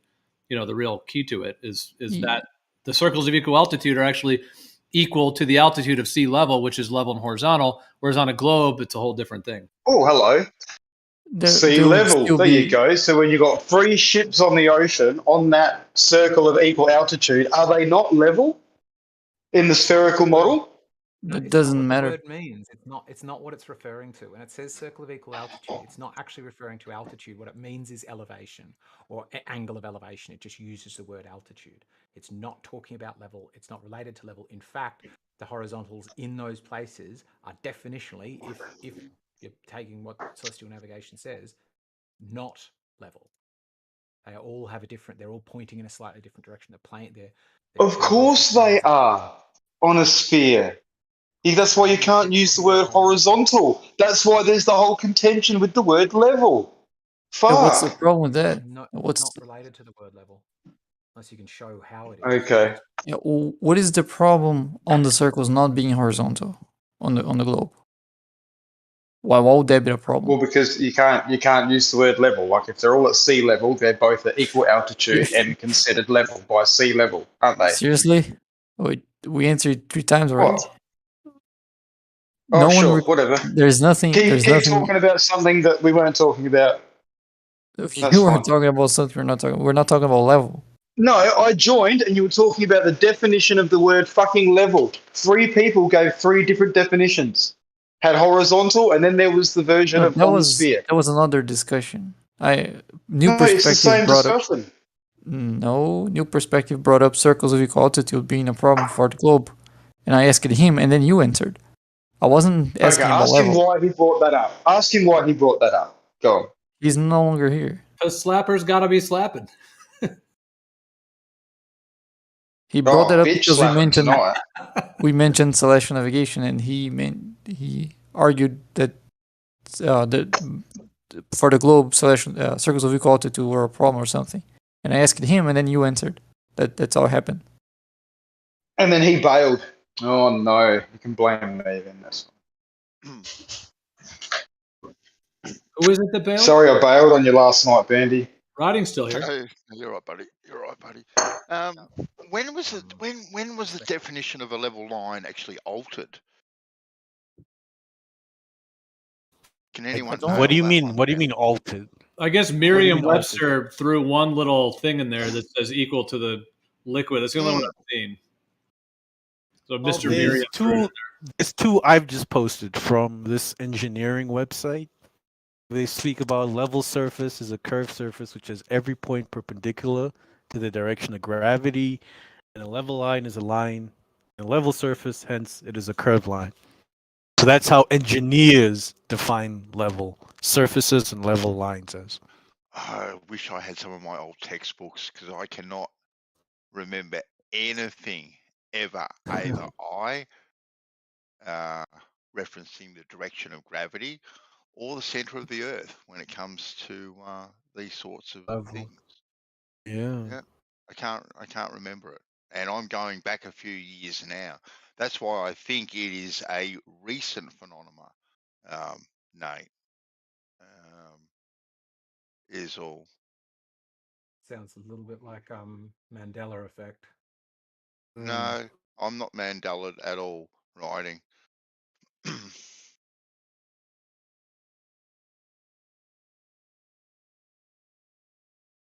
And it also. But I mean, nice.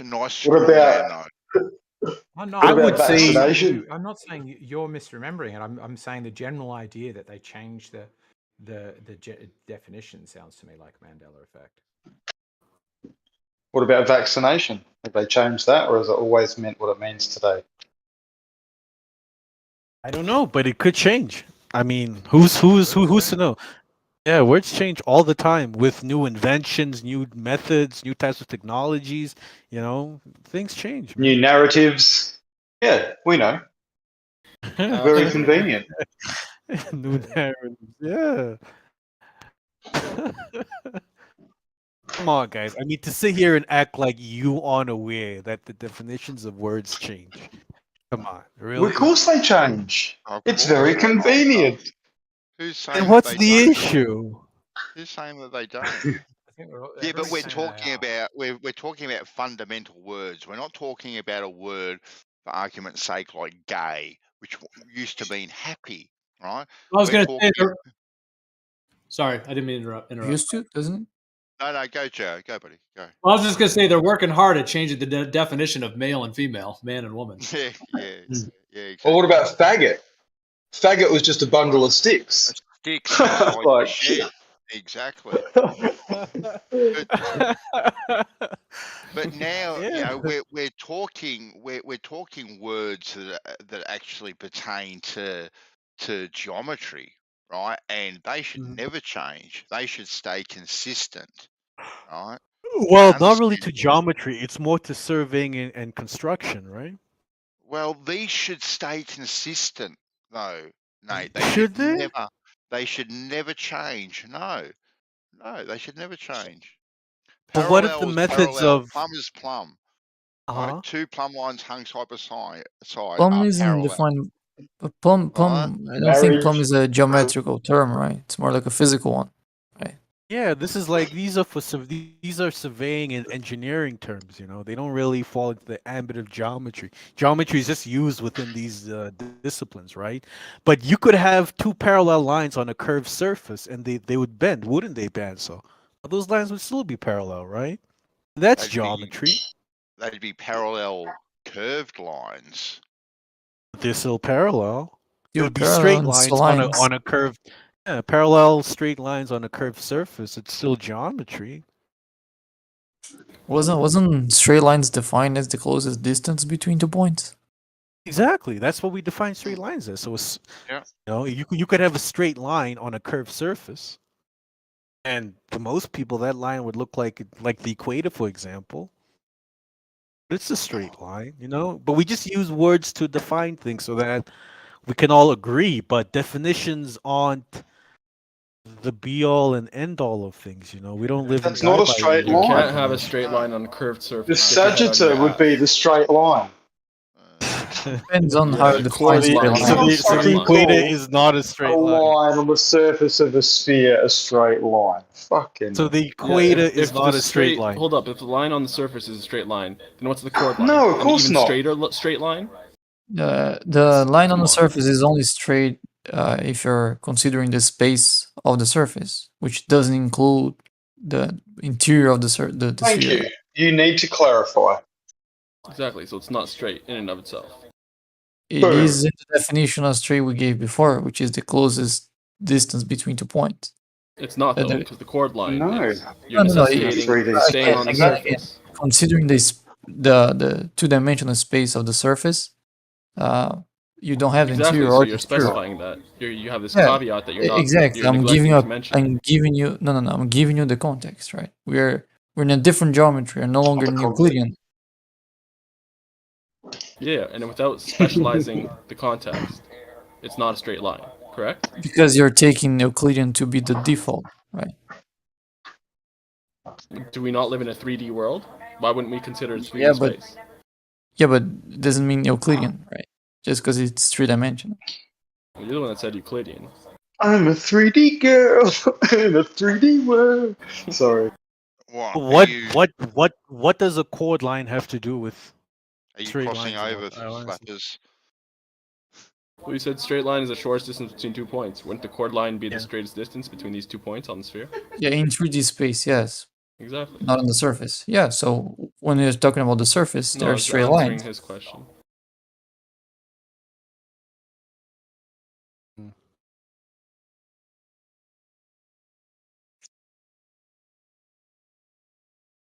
So do you guys know how equirectangular lenses work? Or if they're even lenses to begin with? What They are lenses, yeah. What are they percent first? Yeah, Can I ask? I guess some type of lens that makes the output of the image kind of weird. You have it splits up the left side of the image to go actually on the left and right side and wraps it around in a 360 view. It tries to create the same projection of a pinhole camera. It doesn't exactly do it. There's no lens that can exactly project the image like a pinhole camera would. But it tries to be the closest. So yeah, if you have, for example, points that are equally spaced, and you and they are facing the camera, if you take a picture of that, they should still be equally spaced on the picture. I don't know about that. I think, maybe not in the top and bottom though. But yeah. Yeah, also top and bottom. If they're rectilinear, it's the same projection of a pinhole camera. No, there's distortion in the top and bottom, as far as I know, in the equirectangular. It stretches the top and bottom.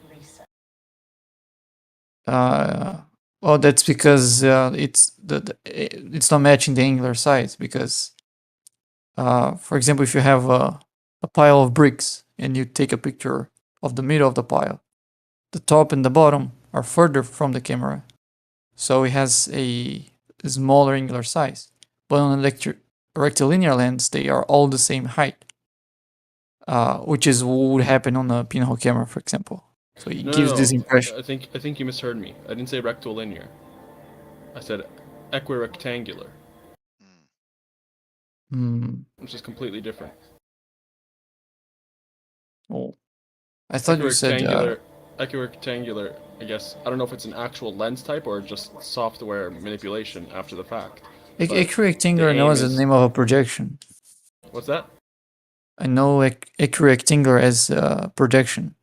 Projection. Yeah, so it might just be. I'm not sure if, like, I haven't searched to see if it's an actual type of lens, and I don't think it is. It just, you know. I think it's just a projection.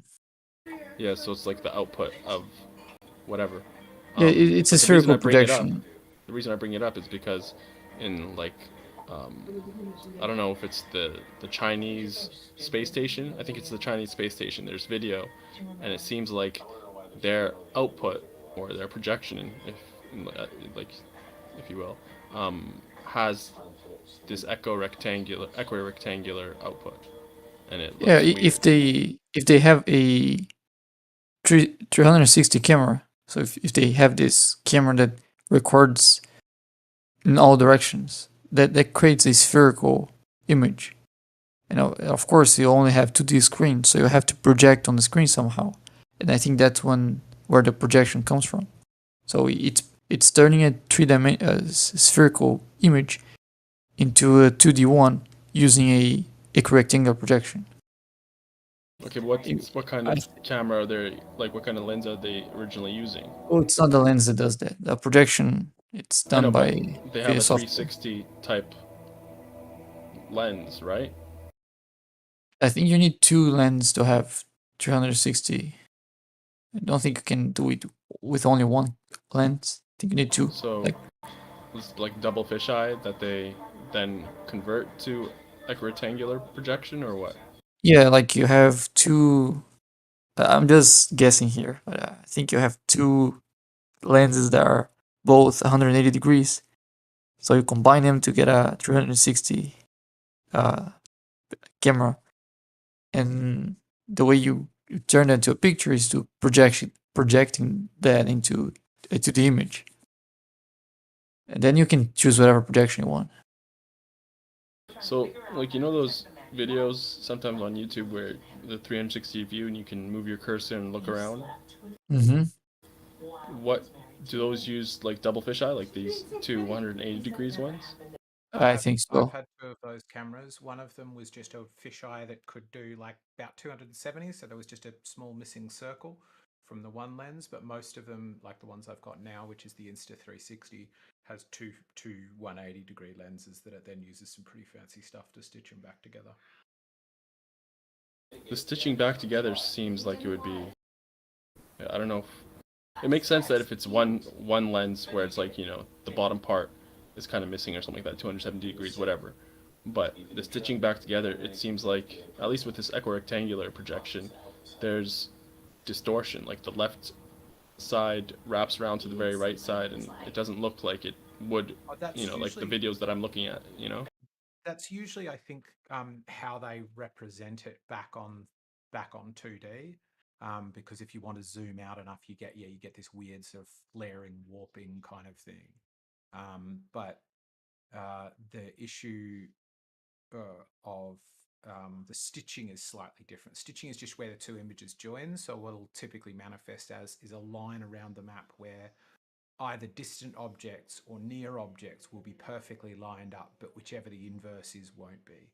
So but I'm confused writing, because when I'm looking at these, camera, your hand looks a little bit weird, but the mountains in the background are fine. But when I'm looking at these like 360 view videos on YouTube, I'm looking on a 2D screen. It's a 2D projection, right? I'm just moving it around, and I don't have this Pac-Man effect. Yeah, because it's not only showing you a small section of it at the same time. Yeah. But I can show you now if you want me to do it. Actually, I'll just get out my. So you're saying if I was to move out, like zoom out somehow, then it would exhibit this, you know, 360 equirectangular Pac-Man effect? Yeah, basically. No, that depends on what method they're using. It could be that, it could be other projections. Yeah, it'll just. What projection doesn't have it stitched all weirdly? All of them will.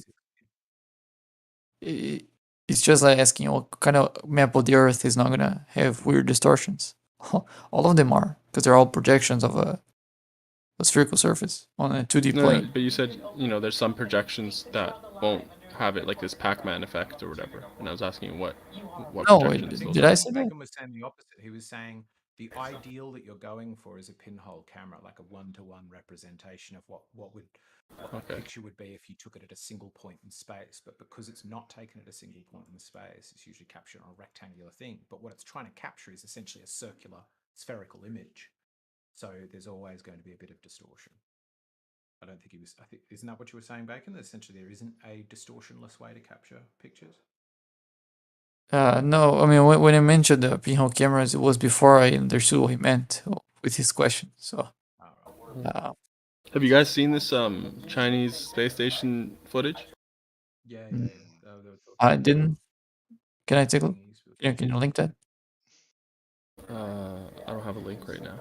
Give me a minute. I'll give you 2. No, I'll only give you 1. All right, 1 then.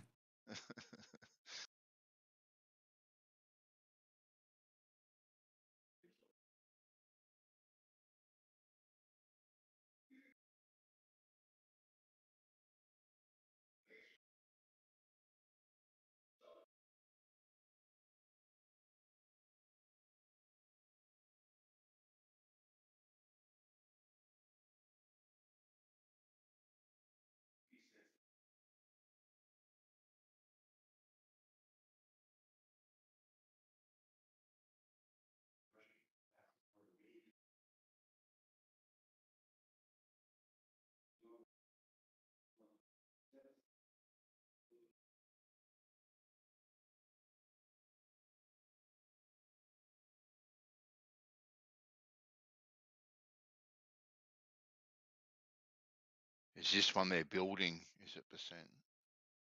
That was some footage from it, because I think they've got a pretty functional space station up there, don't they? Do they? Thought so. Okay.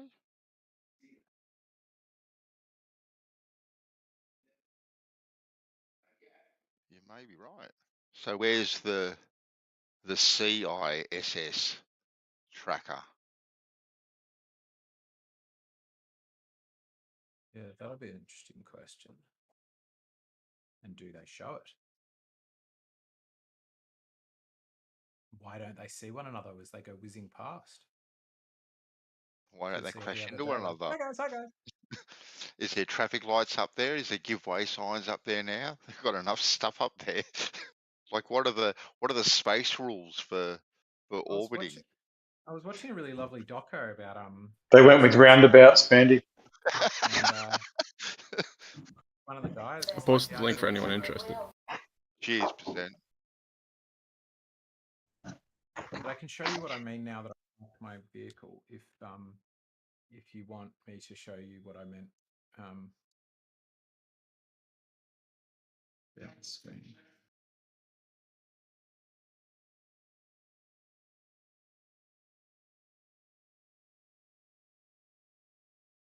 Damn.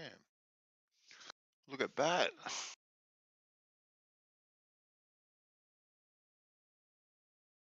It's all in Chinese percent. What the hell?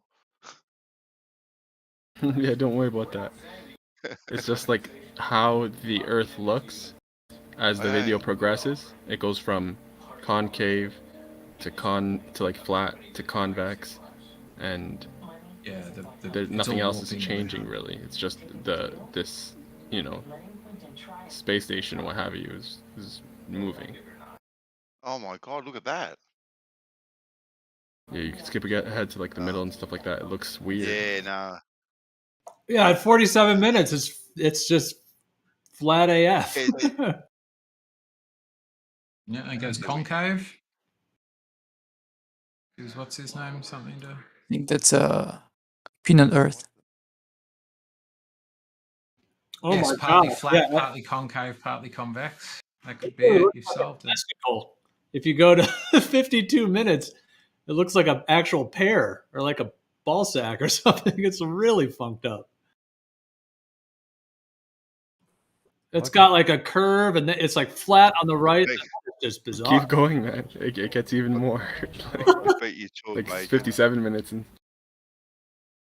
Oh my gosh, you're right. I just went to 57. It is a pair. That's it.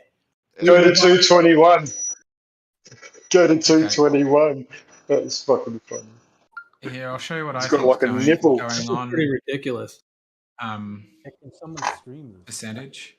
This is an over-the-shoulder shot from my 360 camera, and if you just stay still on it, it looks fairly flat. And you would assume that you can like read the terrain and everything, and it looks fine.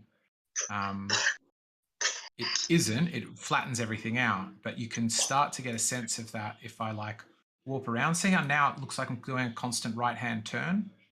Jeez. Yeah. Yeah. And then I can zoom out and look down, and now it looks like I'm riding over a hill. Yeah, it's not always exactly. The same image. Do you see the curvature there? Yeah. It's not exactly the same thing though, because for riding, for like the video that I'm talking about, it has two curves. It's not. It's not one big bulge. It's two bulges. Sure, curves one way and then the other. I mean, what I'm saying is, I don't think these are actually even artifacts of the lens. What the lens is trying to do is go at a single point in space. What would the picture look like? It's just that when you want to then represent it, so you want that view out there and that view out there, but you've got to join them here, you're going to get this sort of weirding effect as you go round. See how that, like this straight road looks straight here, but then the moment I catch some of that, you're like, oh no, it's a U-turn. Wait, so yeah, no, I mean that makes sense. That's the other end of the road, like behind you. Yeah, that makes sense. How come we never see the There's no stitching from like, the left side Pac-Man style. That's what I mean. On any of the footage, we never see we never see like a 360 degree, like the Earth, and then spin around and see the sun and the stars and the moon. We never see that. It's always just this like one thing looking at it's just funky. We don't ever see the actual like environment around there, like an actual 360 spin around or anything. But anyway. But Gio, ask yourself why it's doing like this weird look to it, like this paired projections. Projections are complicated. I mean, take a look they at can this come one. up with some explanation of lenses or something to describe it. Okay, so what projection is this one? I think this is equirectangular. No. What is that? Don't know me. You don't know me. Finally, we've got a new flat Earth model. Yep. This is equirectangular. I mean, it's the same source image, but projected differently. So that picture is being read as a azimuthal equidistant projection, and it's being projected also as an azimuthal equidistant projection, but with a different center.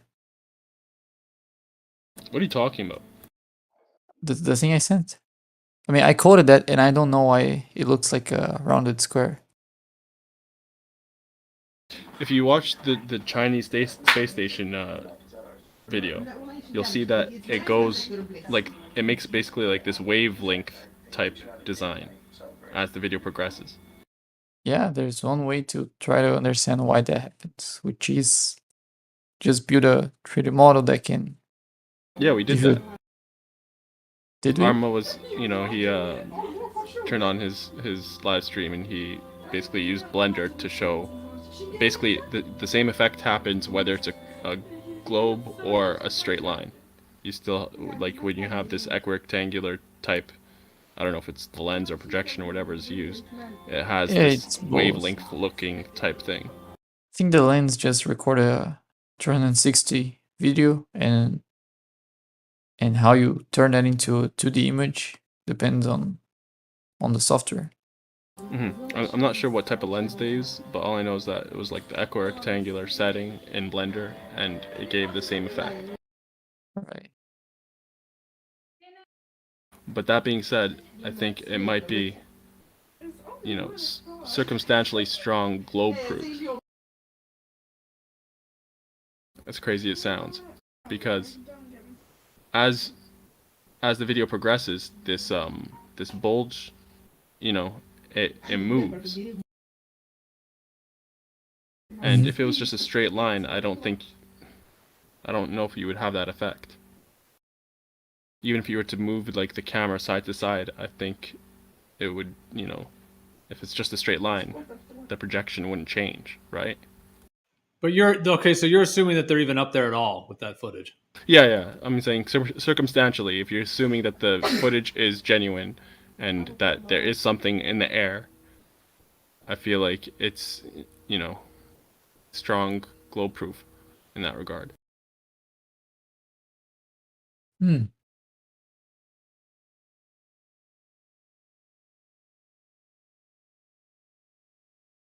And that's just on the fact that the bulge of, like, you know, the Earth or what have you is moving as the video progresses, and I feel like you wouldn't expect that if it was just a straight horizon. Then again, you have to keep in mind that, you know, a curve is expected as you go up in altitude. But that being said, if it was a flat Earth curving, you would expect that curve to just, you know, be symmetrical. You know, you wouldn't expect it to be one-sided. So the only alternate explanation is if they had a wider kind of field of view, and for whatever reason they cropped part of it out. But again, that's why I say it's circumstantial. We can't verify that, but I don't think it's reasonable to assume that that's the case.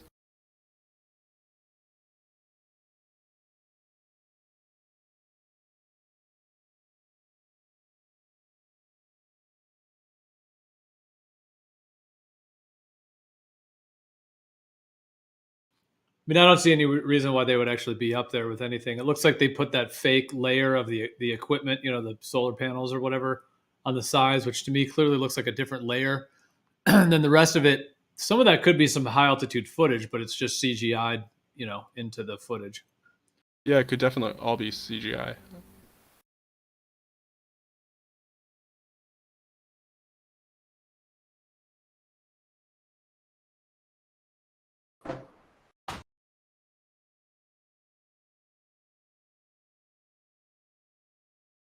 That's a funky one though. I've never seen that.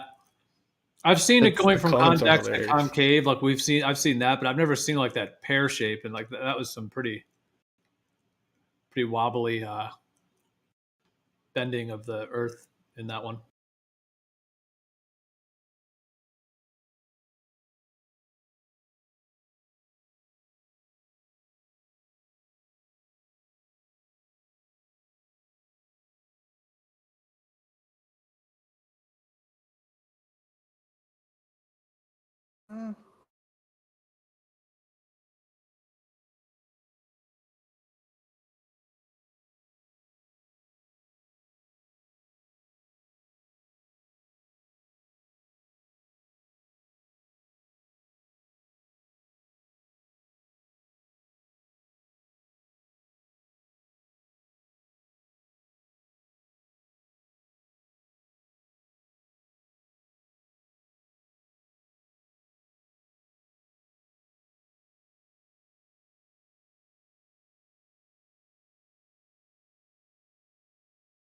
The comments are hilarious, man.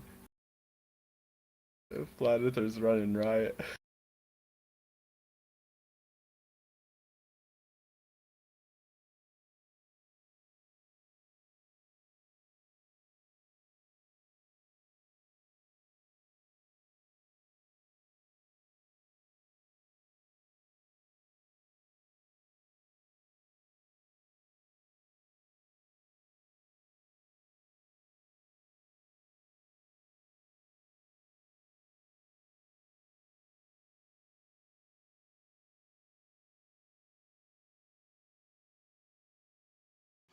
Well, it's like every single comment is about how space is fake.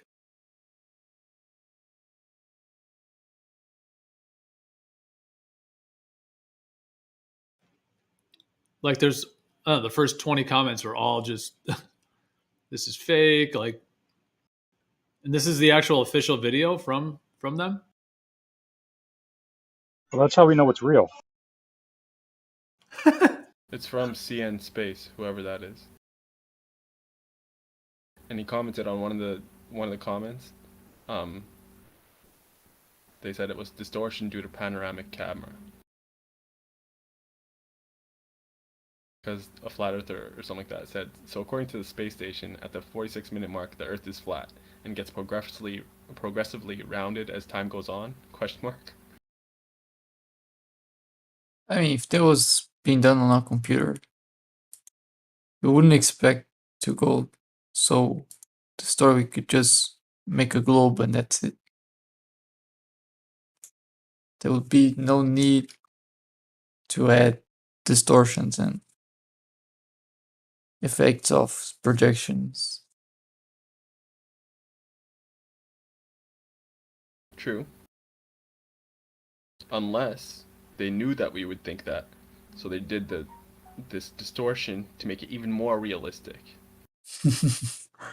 That doesn't make sense to me, because whatever that goes a little bit off the expected, bunch of flat earthers say they're scrutinizing it.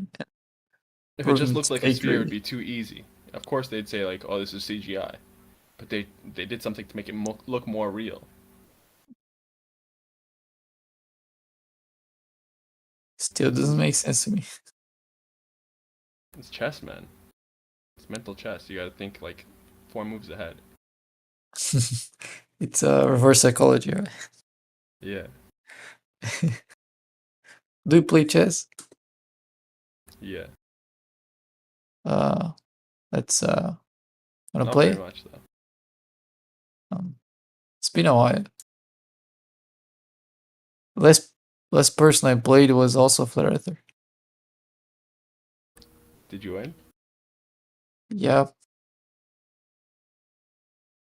The last person I played was a globe earther, and I whooped his ass.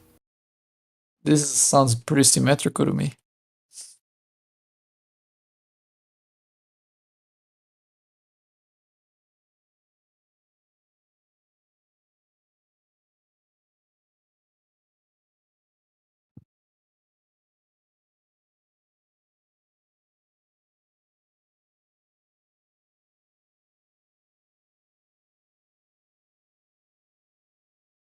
So we wouldn't expect the projection, like that curved line that's made with this equirectangular projection, to change whatsoever if it's just a straight line, correct?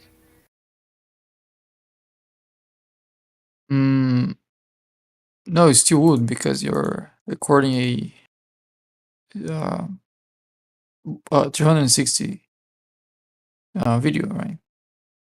Yeah, but where the curves are wouldn't change, right? If it's just straight line, across the field of view, the curviness that happens after wouldn't change, correct? I think so.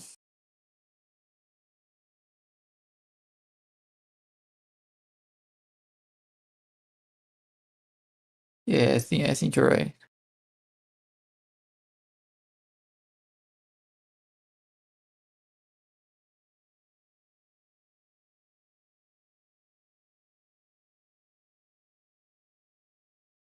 Unless you tilt the thing up or down. I think you should have the balls to accept my chess invitation. You sent me one? Yep. I'm not gonna accept.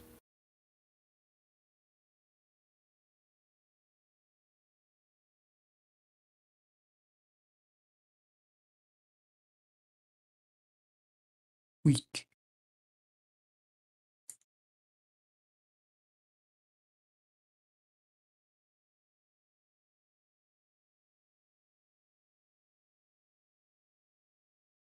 I don't have time to play you right now.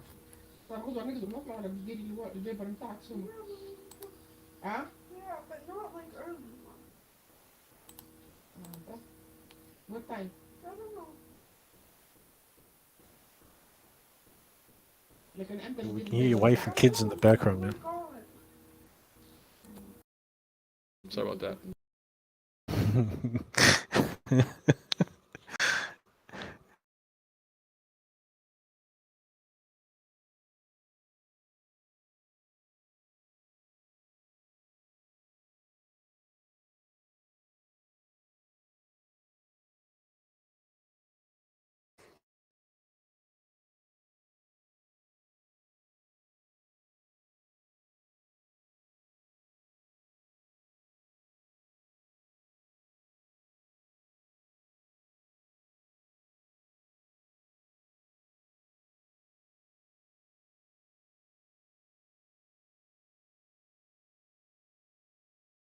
You accidentally accepted the match?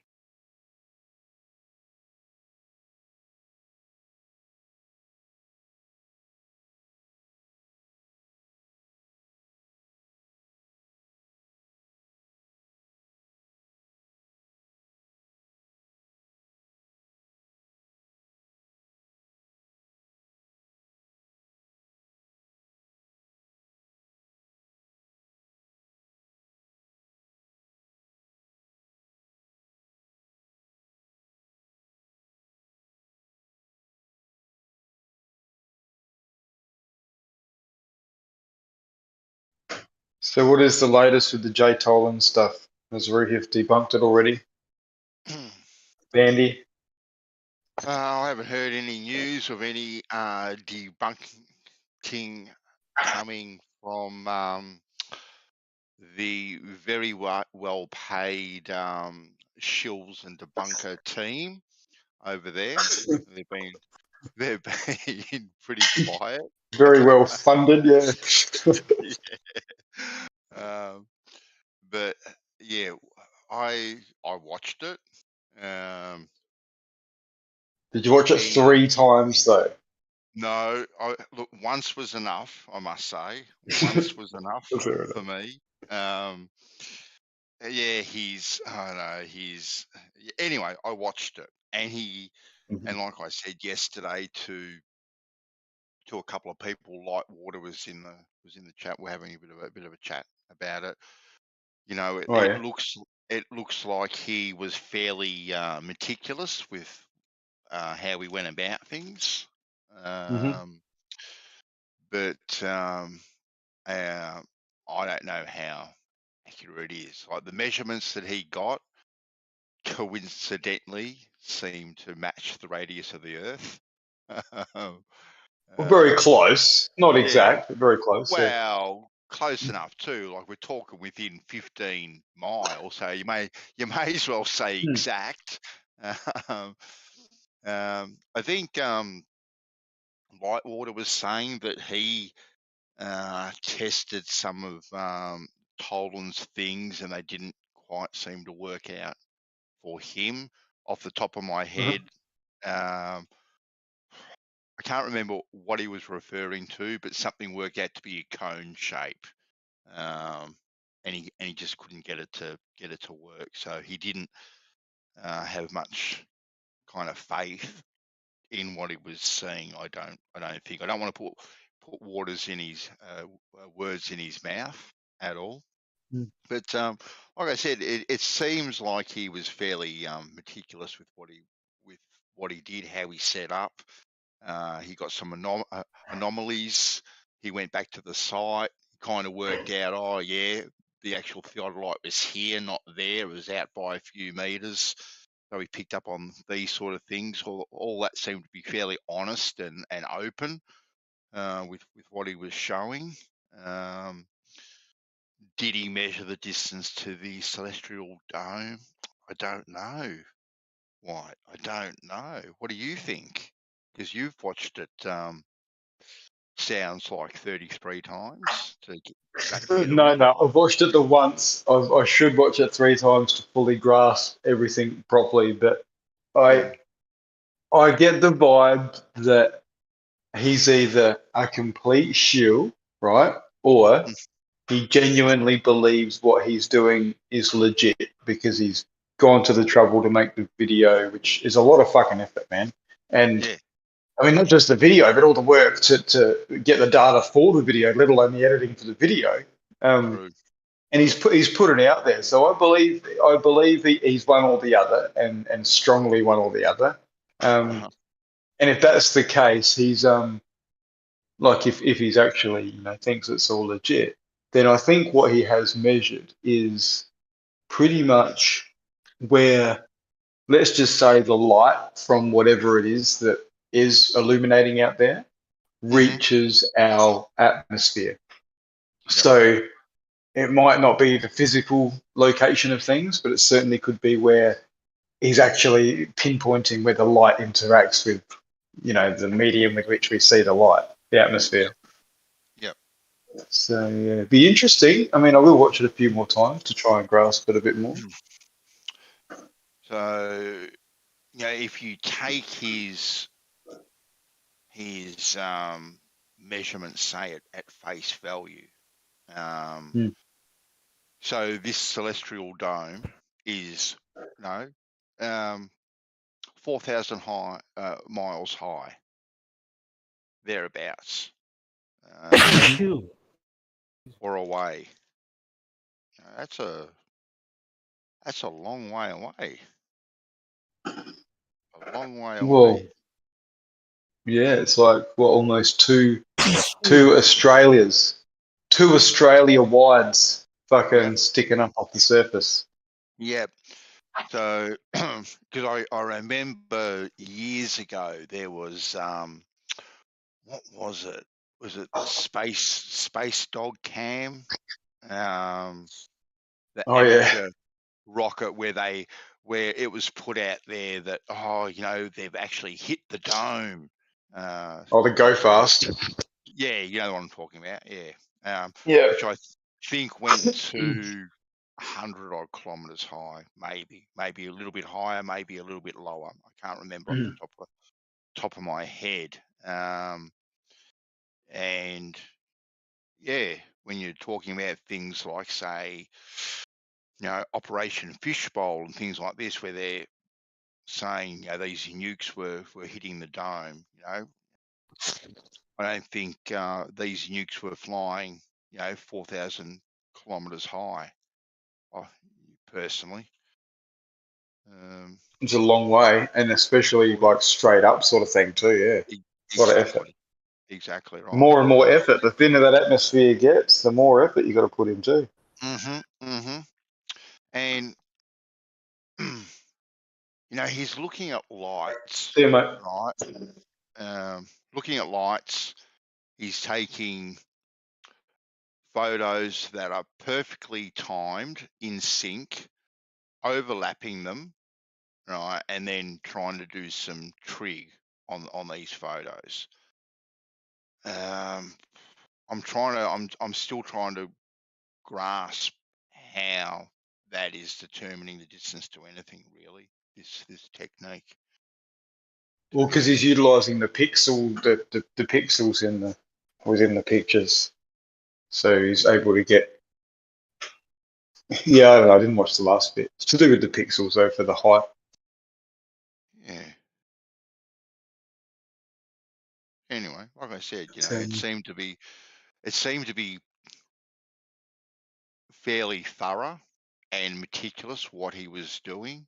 I'm sure, seeing as Jay Tolan is one of Rui's pet little projects, I'm sure he will be all over it. Well, why we haven't heard from him? I can only assume he's busy doing it now. Oh yeah, little busy beaver. Yeah. He'll be logged into that supercomputer. He'll have a 10,000 bloody pixel HD TV screen happening, analyzing every single aspect of it. He's downloading terabytes of weather balloon data as we speak. Yeah, he certainly does, Coach. Not that he even needs weather balloon data, but he's downloading it just to be sure. Yeah, to be sure. Yeah, just to be sure. He needs to download the blimp data, not the weather balloon data. It's got to go a bit higher this time. Jay Tolan. Yes. I'm surprised you're not all over it, Kosho. Jay Tolan. He's only into pseudoscience, not actual fucking practical.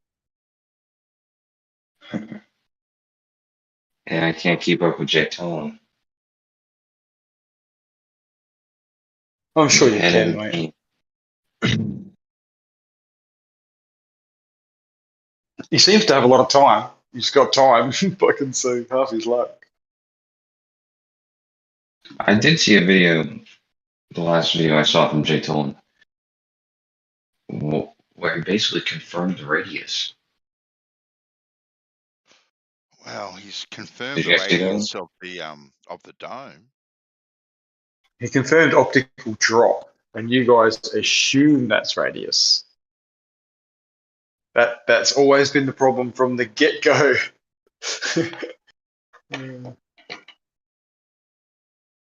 Slight lack of verification.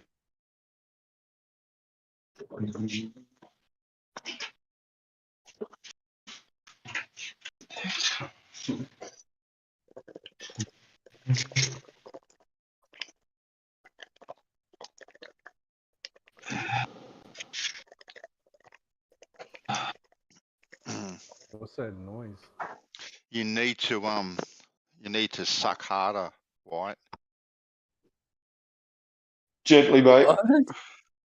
Gently does it, mate. That's how you extract the most goodness out of it.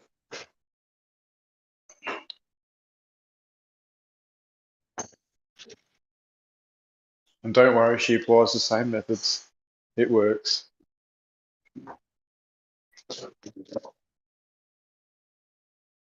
A minute ago, you said something though. What were you guys talking about a minute ago? Jay Tolan. Hey, Tolan, buddy. Yeah, Slapping boulders. You said something right before. You talked about pixels, trigonometry. But you said something before that. Not sure. It's to do with a stereo astrophotography. That's what he's actually applying.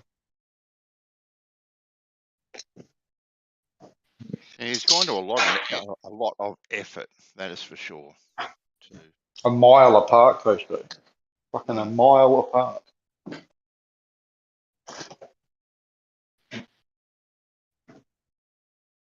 Well, hopefully, he put more effort into. I'm sure he did put more effort into this than he did identifying lakes and landmarks. Oh, ouch. Low blow, Kosho. Come on. That's based on Rui, isn't it? I mean, he didn't do his due diligence. He was expressing, landmarks and locations that you could easily check weren't even the correct ratio of, I think he did like Hudson Bay and some other lake in Canada, or one of the Great Lakes, I think, and he put like Hudson Bay closer or something like that. Yeah, I don't know. I haven't seen that. Was like 3 years ago. But that's the last one I saw was one where he was confirming the radius. But that's why I think a second ago you were talking about he could possibly be a shill. When I saw that video, he was thinking that he was like a deep troll. He was like trolling, that basically confirming the globe, but saying it's flat Earth.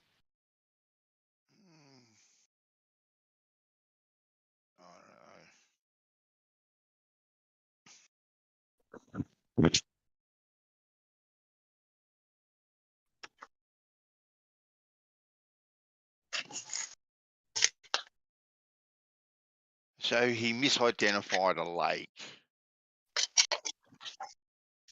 That's no biggie, really, in the bigger scheme of things.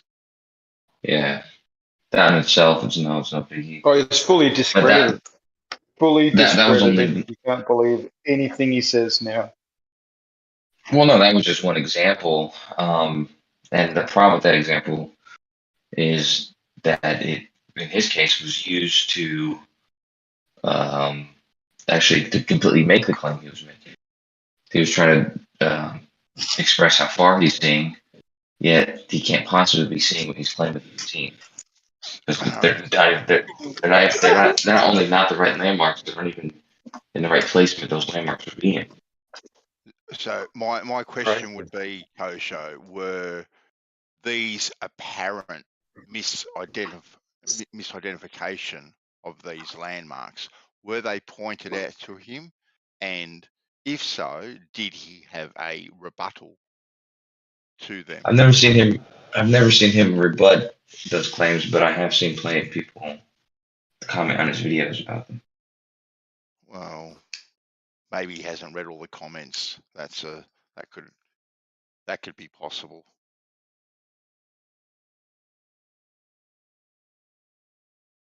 Nah.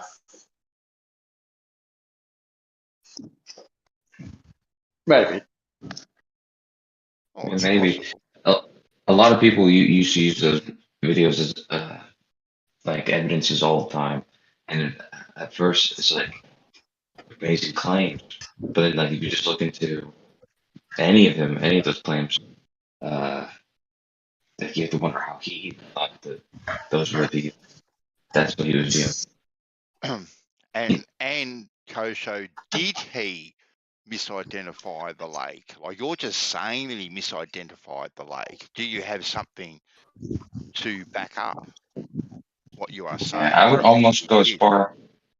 I would almost go as far to say that he's never in those airplane videos. He's never actually identified anything correctly. He's misidentified mountains, misidentified lakes, misidentified oceans. He's saying he can see the ocean. Yes. So have you It's very got silly. a comparison picture image that has identified these landmarks correctly? Sure.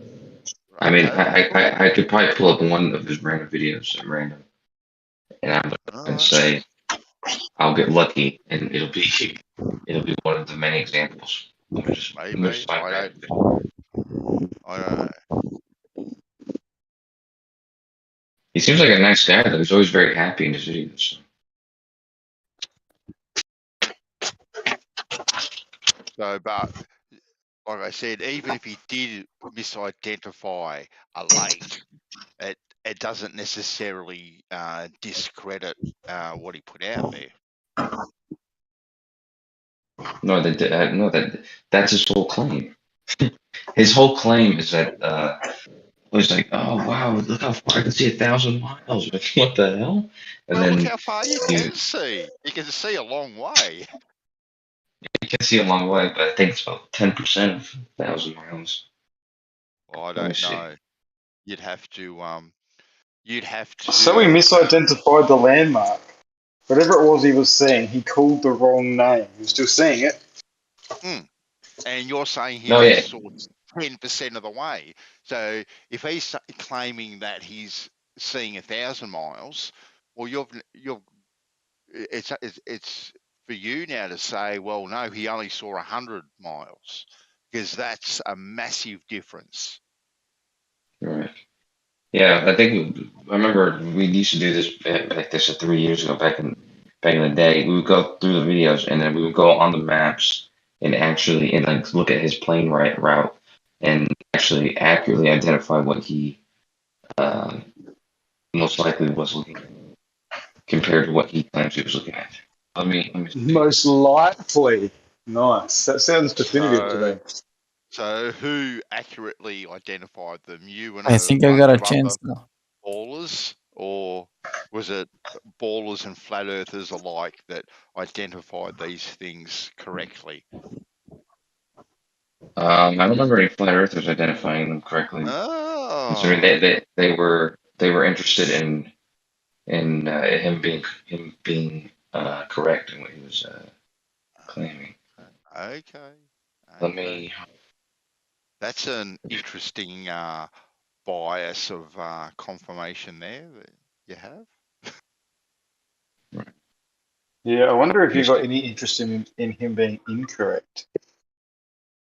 I mean, I wish he was correct. I mean, his claims are pretty big claims. And it'd be cool if they were correct, but the thing is, I consider it pretty lazy, actually, considering he's the one who put out these videos. And, you know, him saying what these landmarks actually are, you know, without saying this might be this. I think that's kind of lazy and irresponsible. Consider it's pretty easy to see it's not those places. But let me see. I think you should. So Globe. So lazy actually. Hold so on, Globe. Lightwater. Like the iron core, the So molten Globe. iron core, like that's a bit lazy, isn't it? They've never verified that, yet they put it out there. That's just Hold on. lazy. Lightwater's trying to get in. Let Lightwater talk, please. So Globe defenders were not interested in him being wrong, right? Let me see. I mean, it doesn't bring me any joy to that somebody's wrong.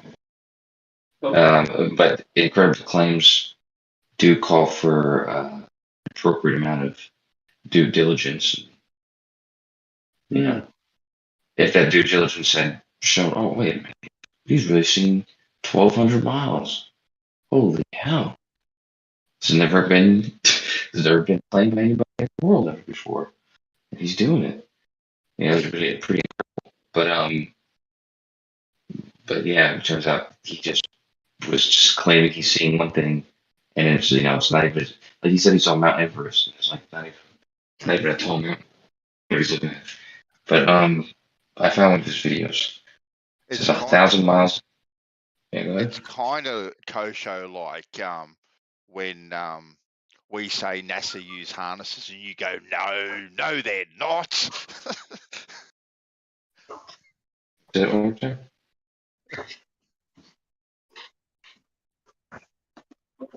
Never. So Globe defenders were not interested in finding him wrong, right?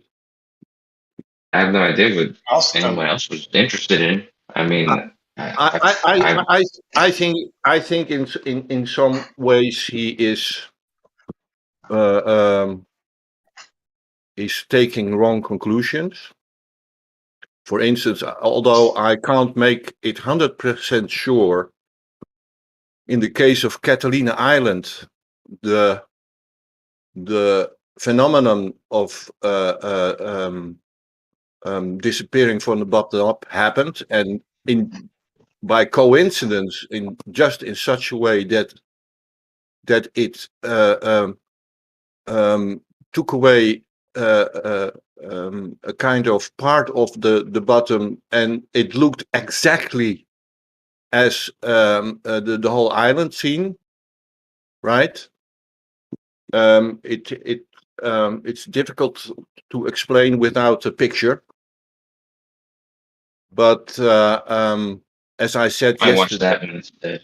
As I said yesterday to Bandy, I believe that, for instance, with good infrared, like Jay Toland uses, and another guy, I forget his name all the time. It has plane in it, but that reflection is taken out. If you look at the water, at the sea, it's totally black. That means that reflection is gone.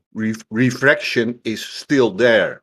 And that's really all refraction is, in my opinion. I can't make it 100% proof, but my thoughts go in that direction. So I think a lot of distortion is caused by reflection. And that is a reflection of the surface into the water particles right above the surface. Okay.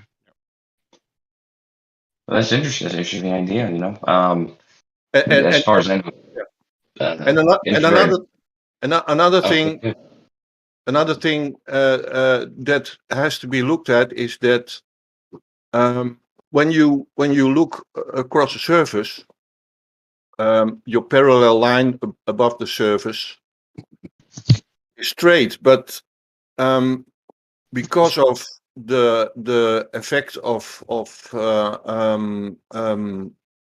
double the distance is halving the angle. When you get closer, I made a mistake in my research, and then I found out if I project the data of this into an AutoCAD real distances, relative real distances, I get a trumpet shape of going into the distance. If you understand what I'm meaning with trumpet. No, actually, I do. You're talking about sort of having in the images. If you put it into a line, if you put into a line, if you start at 7 meters and the next halving is 40 meters, and the next halving is 28 meters, and the next halving is 65 meters, and you get a gradual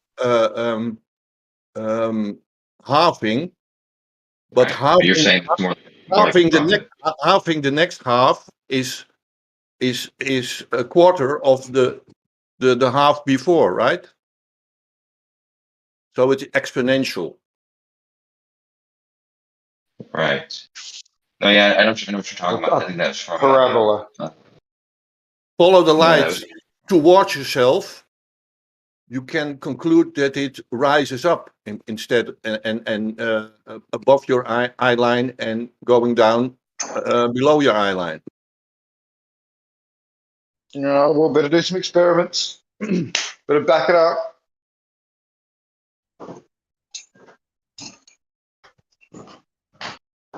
Science it.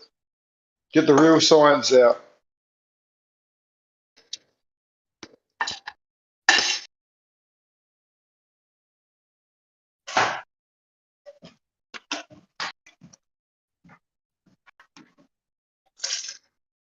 I'm not too sure about that reflection theory, because infrared, obviously, just that certain wavelength obviously penetrates.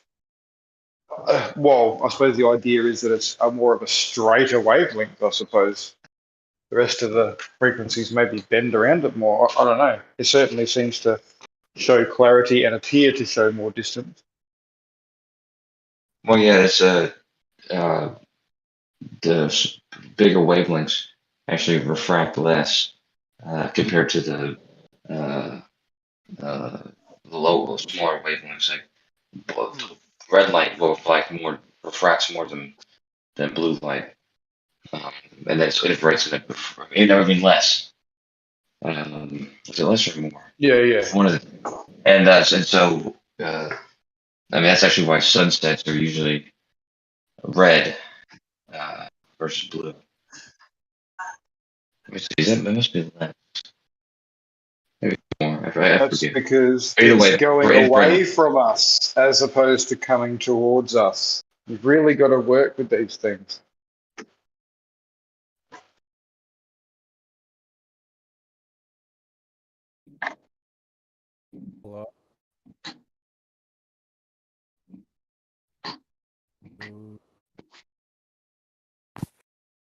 Well, if you take, for instance, a prisma, you can notice at some angles on an inside a border of the prisma, you can see mirroring, right?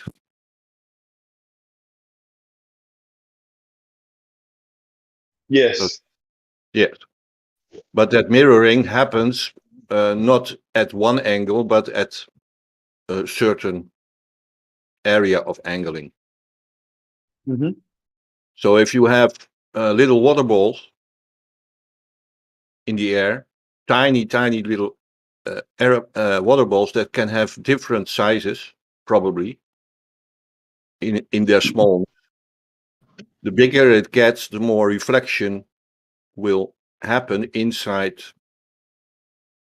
even how little it is in the instance. But when you look into the distance and then even zoom in and compress even more and enlarge it, these areas, this might eventually end up probably into the mirroring that happens in this occasions when you zoom in and you compress the air above the surface and the reflection, the surface reflects in certain angles in these water balls. That is have a certain angle to the viewpoint, right?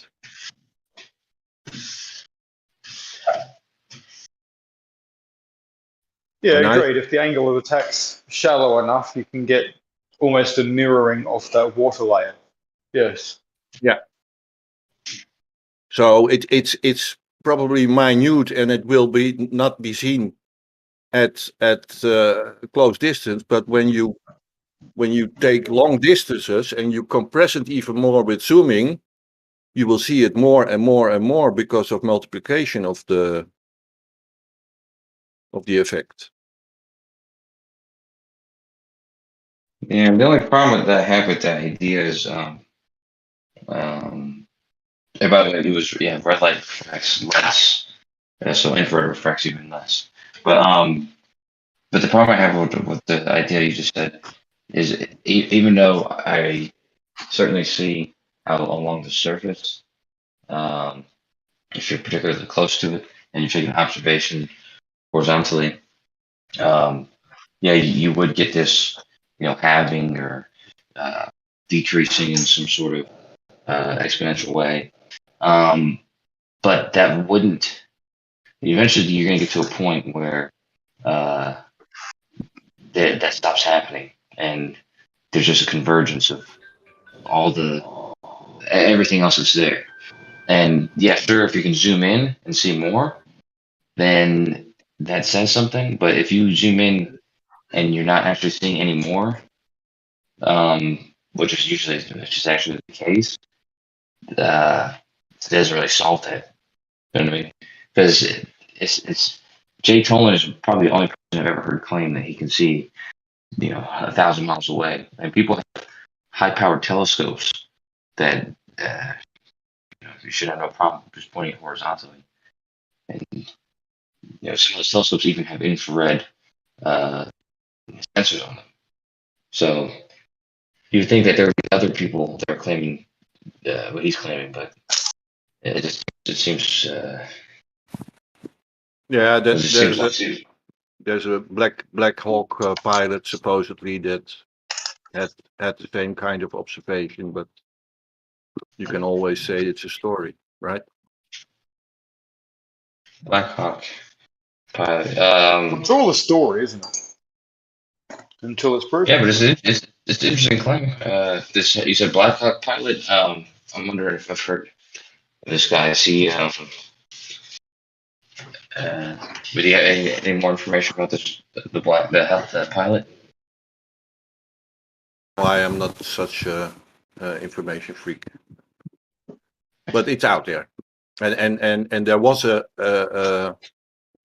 an audio recording of it, supposedly. You don't mean Black Hawk like the chopper, or are you talking about chopper or like a plane? No. The big black jet. Get to the chopper. Oh, the SR-71 sort of. Yeah, maybe. I'm not. Okay, fair enough. Yeah. Well, hey, with this, what exactly was his claim? I'll see if I can find it at some point. You said he claimed he could see thousands of miles or something. He was flying somewhere above Colorado, and he could see the mountains all the way to Canada. He claimed. Oh. It is certainly cool. Yeah, I'll look it up. I'll see if I can find something.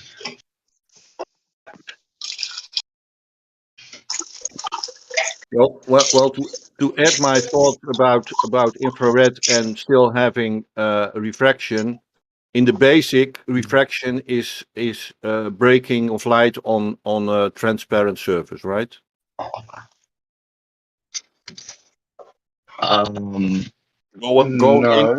Going into a prisma or. Oh, I see what you're saying. You're saying light traveling through some transparent medium. Yeah. Whether it's air, prism, water. No, just water. Air is a substance composed of different materials. Well, it needs to be a medium change. Transparent doesn't suggest anything of a change of medium, so there has to be a medium change. Well, no, well, it definitely has to be transparent. Otherwise, the light's not gonna. You're not gonna. Unless it's like.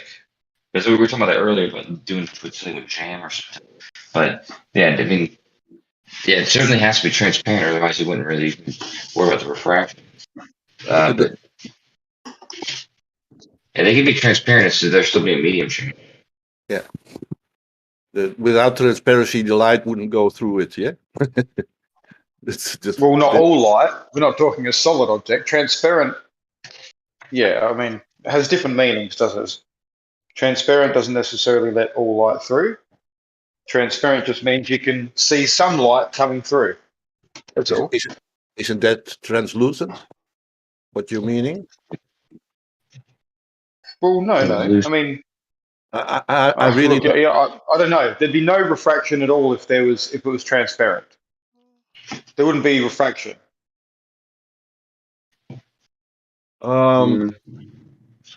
We'd be seeing the image perfectly through it.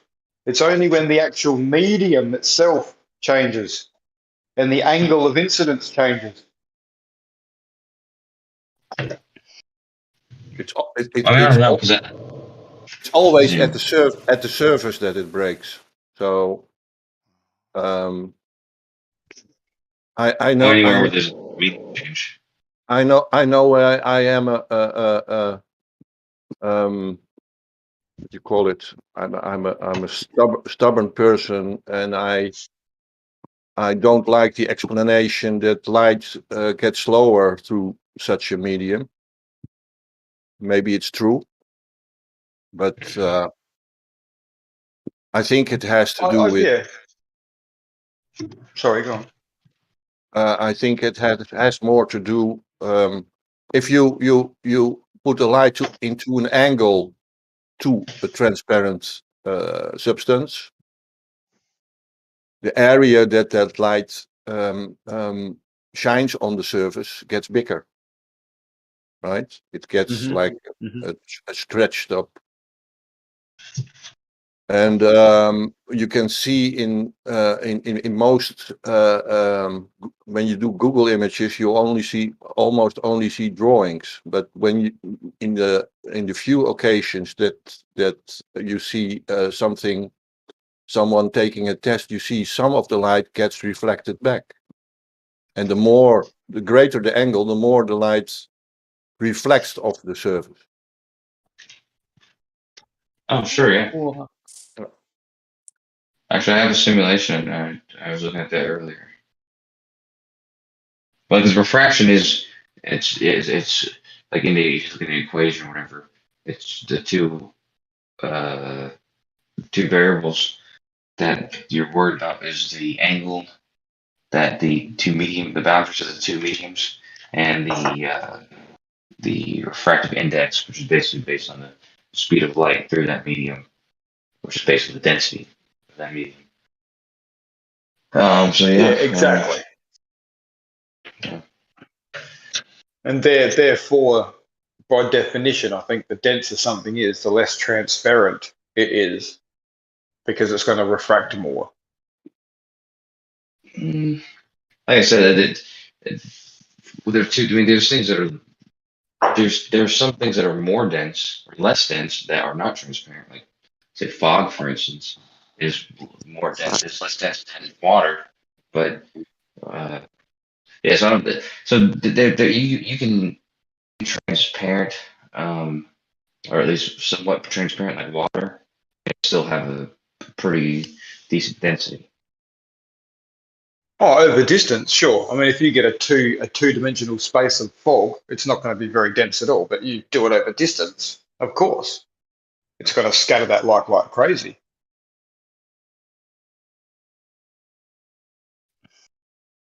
And they're quite big water droplets too, fog. That's not vapor. That's pretty heavy drops. You're right, it's not vapor, but I'm just like, sometimes 10 feet of fog, could let's say 20 feet of fog, you might not be able to see in front of you. It's real dense. I mean, if it's real dense, isn't like compact, but still the density is still going to be less than 20 feet of water, and you might be able to see, below 20 feet of water, depending on where you're swimming at.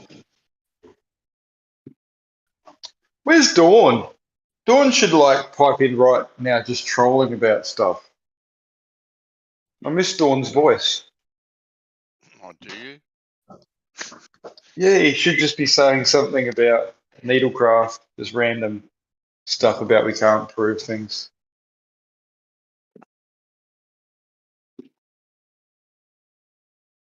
His ears might start burning.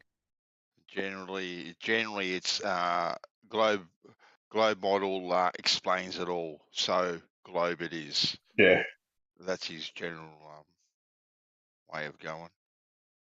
But seeing as we're talking about him now behind his back, and if he's listening, he may just pop in because he generally does. He'll pop. Don't you worry. Yeah, he used to listen on YouTube quite a bit. He could be working on some new sick beats though. Are you subscribed to his channel? Yeah, I'm not. Look, yeah, the music is not my cup of tea, but I tell you what, he does. He does some amazing drone photography. Oh shit! Yeah. That stuff is really, really good. Really good. He did Quite the one pilot. at a construction work site. I don't know if you saw that one where he's flying through the arms of escalators and around buckets, and oh man, yeah, it was really cool. Really cool. Imagine being a Red Bull pilot, man, and being able to do that shit in real life, pretty much. Meow, meow, meow. Be awesome. We had an Aussie that was a Red Bull pilot. What was his name? He used to compete in the Red Bull races. Oh, what was his name? Red Bull pilot. I mean, Scott Beach's dad was a test pilot and then an astronaut. But no, bugger that. Red Bull's heaps hardcore. Yeah, we're talking about real. And it's real. Yeah. Test pilots in the military are probably the best in the world. So, and really? yeah, they're the expendable ones, mate. They don't put the best in the world in a fucking thing that could crash. They don't do that. Yeah, they do. That's actually exactly what they do. They can only These are the people that the only people they can trust that can use something nobody else has ever used that maybe costing $1 billion, $2 billion.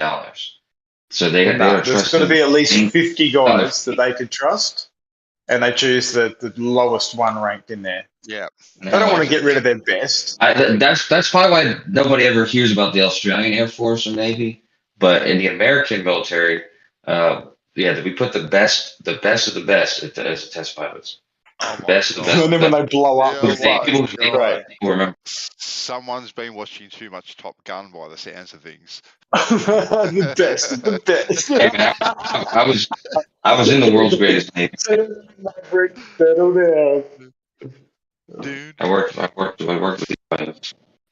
Highway to the danger zone. That movie's basically a Navy commercial. Vroom, The best of the best. Man, it was a tragic scene when Goose headbutted the cockpit. Oh man, sure. That was tragic. So that's one of Scott's favorite movies, but his dad and him were actually in the Air Force.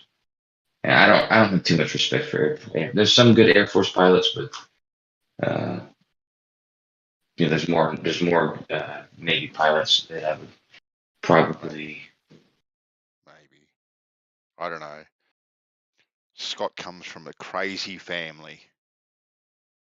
Sounds like you've killed all the best of the best. So there's probably not many good ones left. What they said they get killed? What? I said it sounds like you've killed all the best of the best. So no wonder there's not many good ones left. I kill pilots. On not you personally. I mean, no. I mean, Lately, there's not. I don't think there's been anything like that lately. Pilots.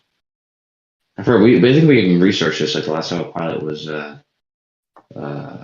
taken down, like 2017 or something. But yeah, for the Navy pilots, Navy test pilots. You guys remember, like I said, they have to trust these guys to be able to. The people don't realize this about astronauts too, because a lot of that comes from pilots. They have to be cool when most people, are not going to be cool. Like when you have $1 billion and your life on the line, and something is happening. $1 billion. That doesn't matter, Kosho. Fuck. Let it burn. If there's an accident, let it burn. You're not going to put your best talent in there. Taxpayers will just fund another one. Fuck $1 billion. Why would they? What are they going to use the best pilots for, if not the test craft and? Well, probably for battle, for actual combat. That's where you would want them. Well, yeah, if you have actual combat, then it's not to say that they wouldn't be in combat. Scott's dad was a POW in Vietnam, so he was in actual combat, but he was a Oh, really? I think he was a test. Yeah, he was a test pilot. Well, I mean, he got out. Well, obviously, because he went to the moon or thereabouts, apparently.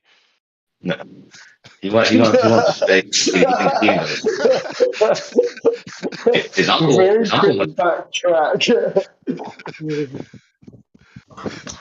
to the moon. His uncle was in the Navy, though. Edgar Mitchell. He's a cool dude.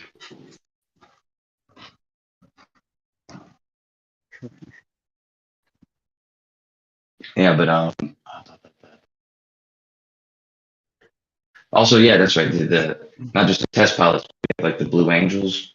You know, the Blue Angels are. Yeah, those acrobatic guys, aren't they?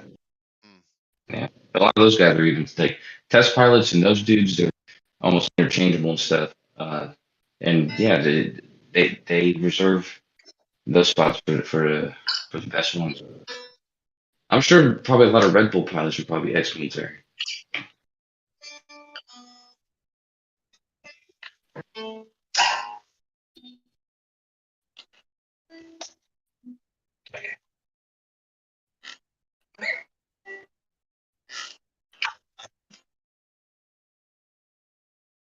I think it was a Red Bull guy. He was that he's like a wingsuit guy. Like he would do like the cliff jumping with the wingsuit on, and he actually fucking like he used to get like super like he would do these dives, get super close to like cliffs and super close surfaces, and he got real close one time and fucking broke his leg.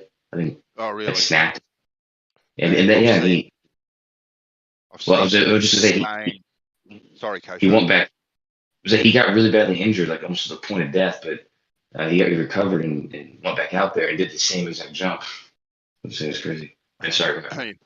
No, your mic's a little bit clippy, is all, Coach. Okay, my bad.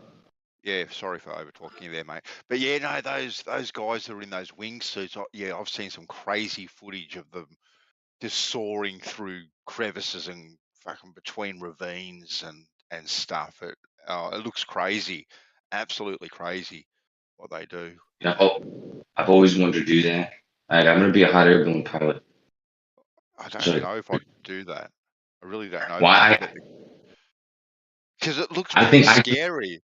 You're going pretty. No, it does look scary, but I'll tell you what.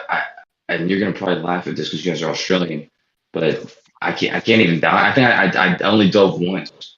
I was really scared to do it, like diving into a pool. You know what I mean? Okay. You guys probably dive all the time. I don't know. It seems like it should be easy to do, but I don't know. My body just doesn't let me do it.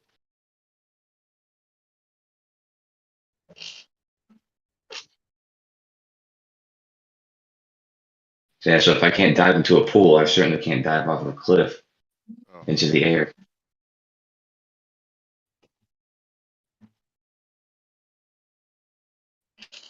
Yeah, no, it looks like it does look like a crazy cool experience to just be able to soar like a bird, like an eagle, just yeah. Being able If to we had a take that clock on our news. arms with our time limit, and we knew when our time was up, that would definitely be the way I'd want to fucking spend my last 10 minutes blasting around like that. Yeah. Imagine how free you'd feel just soaring around. It would be an incredible feel. It really would be. With the jets, with those electric jets, have you seen the ones that do it with the electric jets on them? They blast fucking hardcore. There's like an Iron Man suit. There's a dude who's got like an Iron Man suit, basically. I don't know if you've seen that, but the same, he's got jets in his feet and his hands. It actually works.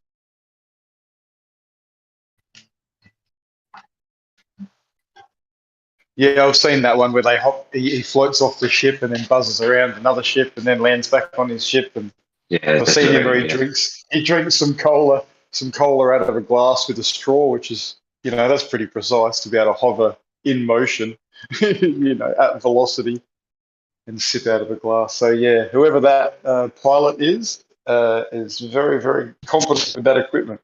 That's what I'm saying. Those sort of dudes, they have to. He had to go through rigorous training, and because I remember seeing that, and you don't think about it, but it's one thing to learn how to use and control it. Once you get off the ground 10 feet, you basically have to control it. Like you can't fail at that point, otherwise you're gonna get injured no matter what. Oh sure. Definitely. I mean, the best of the best could probably do that maybe a bit quicker, but no one knew how to operate that prior to it being made. So anyone using it needed to become acquainted with it and get familiar with it.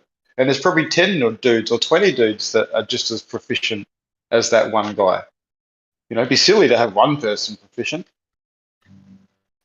Perhaps, probably a few dudes, but as I'm saying, is these types of dudes, they're of a different caliber. That's what I don't know if you ever seen that one footage of Neil Armstrong. He was in a test lunar lander on Earth, and it exploded. He's a bloody actor.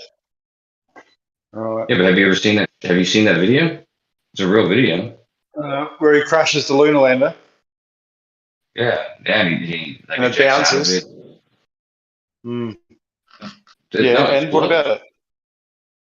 No, I'm saying that's exactly why they need those sort of dudes, because if that was somebody else, they'd probably be dead. No, for someone else, they might not have crashed it. It might have been okay. Like, you don't know. It could have gone either way. I suppose, but it's those emergencies that, that they're bound to happen, regardless of how good you are. I mean, it's managing it in that moment. Maybe he did something wrong. Maybe he caused the problem in the first place because of his incompetence. I don't know, man. It's just one of those things. Best of the best. You want to have a lot of best of the best, wouldn't you?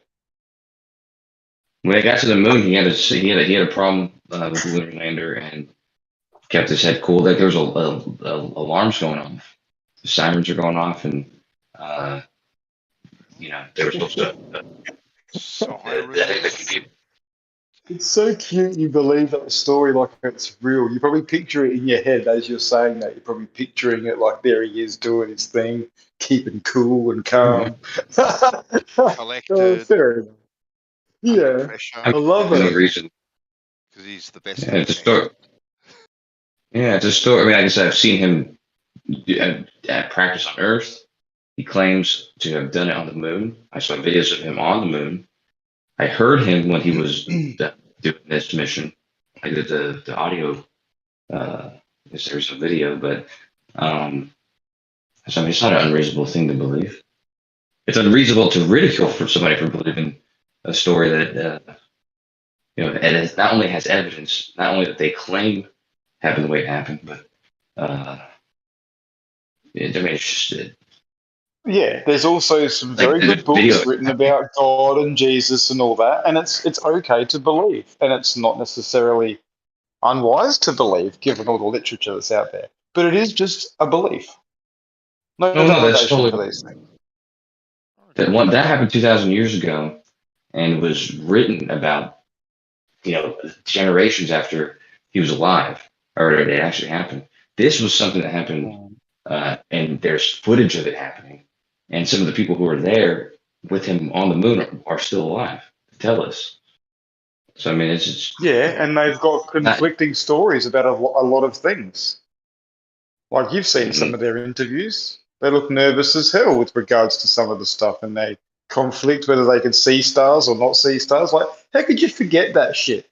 It'd be burnt into your brain whether you saw it, it's pitch black or not. Like, fuck. Well, they definitely see stars in space because they have to use them to navigate, but it really depends on where they were. According to the story, yeah.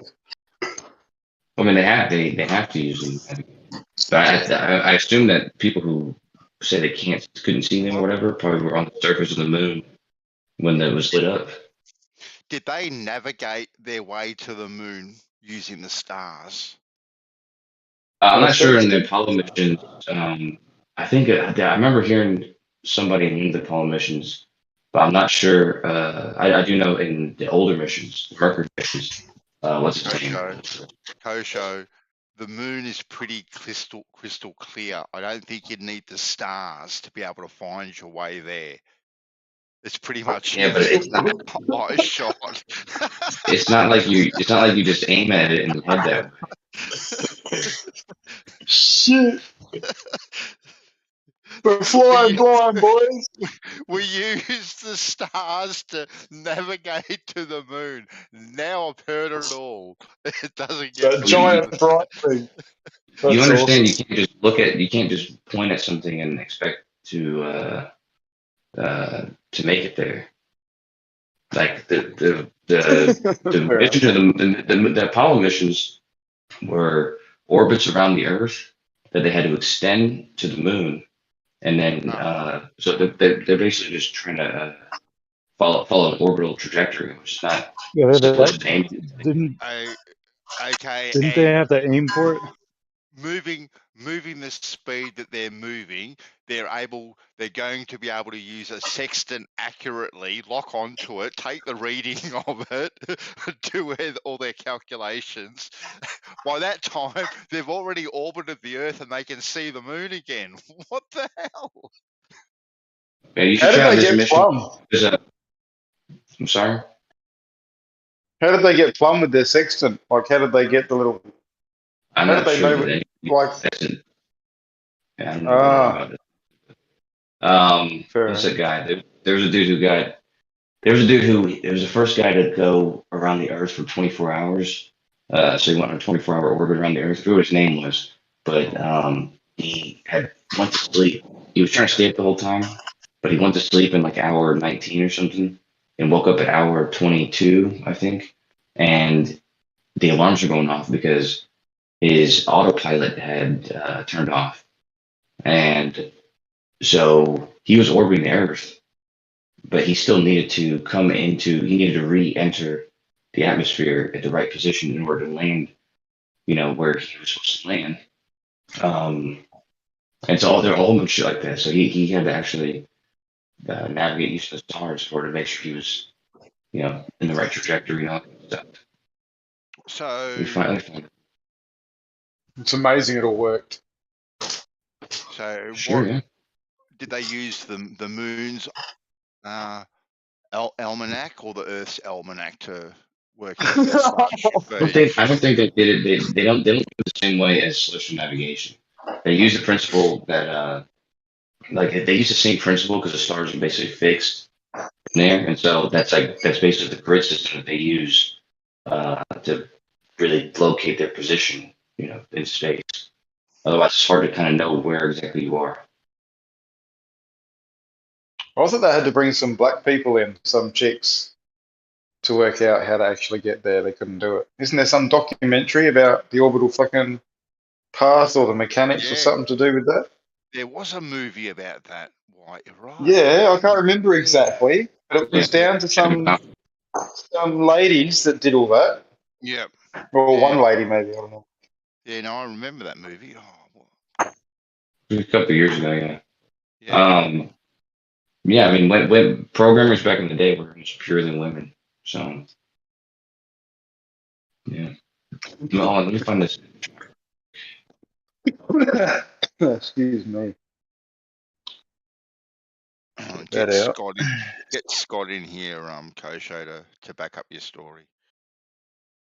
Yeah, Which story? maybe about Dad.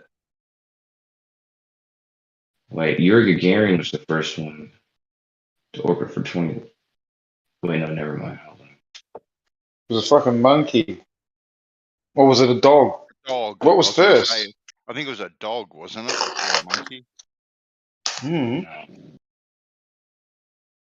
Trying to find the first one to orbit for 24 hours. Oh, the dog's still out there now, mate. Can't believe. Well, Not alive, obviously. The Russian ones, yeah. The Russians never reclaimed the dogs. Yeah. They left 3 dudes. The dog's just floating around. Like seriously. Bleep. Poor lassie. It's just like, where's the RSPCA when you want them to get onto animal cruelty? Like, come on. They don't have jurisdiction in Russia, I don't think. Can't do that to dogs. Did they Cats? have like Yeah. Did they have like a automatic doggy treat feeder for it? I don't know. They didn't even worry about the air, so I'm not sure if they were worried. Starve it so it can't shit in its own box. You don't want that. You fast it and have it go and just on its own fat for 2 weeks. Why? Now you guys are just being silly. Really? The You put a sippy cup in there with a sippy cup. They didn't worry about giving it air, so I just said that they knew it was going to be up there for a week. They were trying to orbit for a week, and they had no plan to, bring it back. They plan to execute a dog. Right. Do you know what? We need to organise so we can raise money for our flat earth tests. We should do a GoFundMe to retrieve that dog.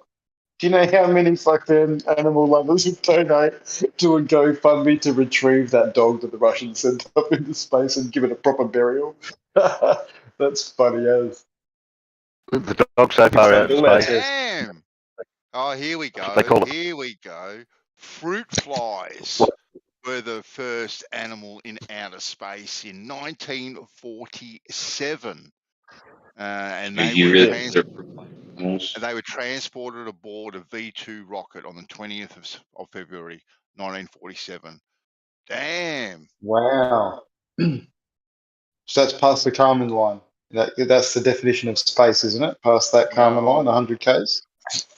Obviously, they had no border checks, so the fruit flies couldn't get in and infect other states and other planets, because fruit flies are a huge thing. They just sent that towards Japan, I suppose. That's interesting, Lightwater. That is interesting. Fruit flies. Who would have thought it? Did they come down younger or older?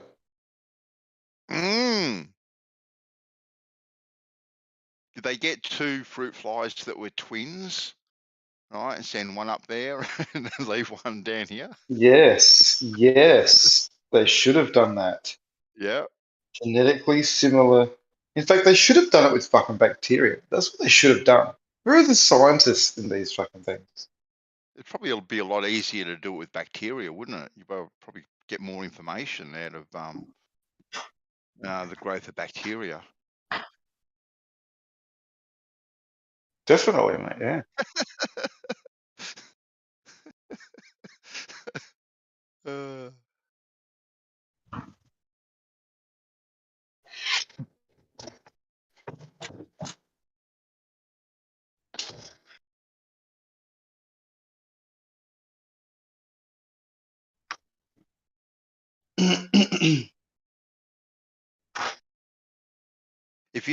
If you had the ability, White, right, and everything was safe and whatnot, if you had the ability to actually get a free trip, right, in this so-called little craft that is up there, right, what would be the one thing that you would take with you up there? The missus. No, you can only go by yourself. Well, fucking no, I'm not going. And right, if your missus a thing, what the fuck?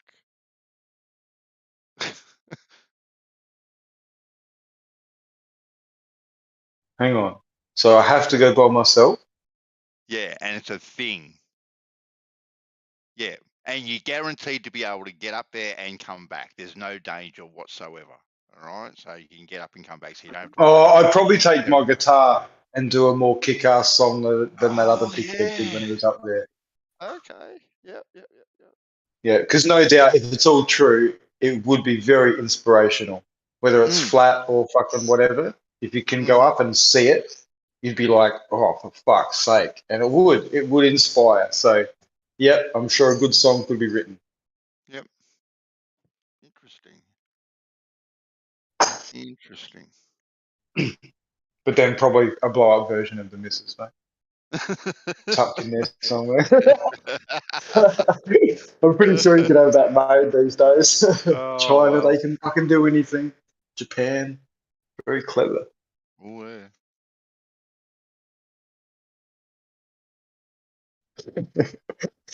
Just tell the other passengers to look away. Mm-hmm. Or look if you're a deviant. I don't give a fuck. What would you take, Kosho, if you could take one thing? What would you take?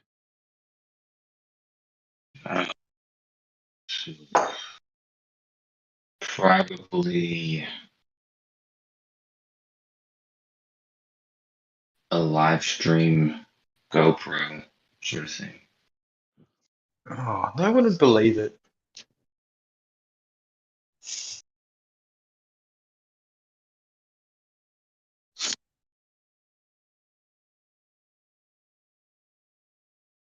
No one believes the William Shatner fucking bullshit. That was a load of crap.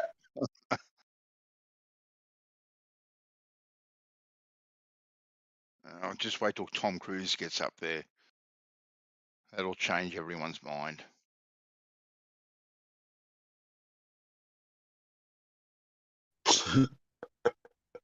Like, you're gonna spend that money to do that for a movie. The movie Gravity was more realistic than any of the spacewalks. And that was just done in a studio. You know, so fuck it out. Didn't like that movie, actually. You say it wasn't bad. It wasn't very. Like, the special effects were pretty cool, but the actual movie itself was a bit Yeah, they should have made a man make it. And anyway, I don't trust anyone that gets baby penises bloody rubbed onto her face.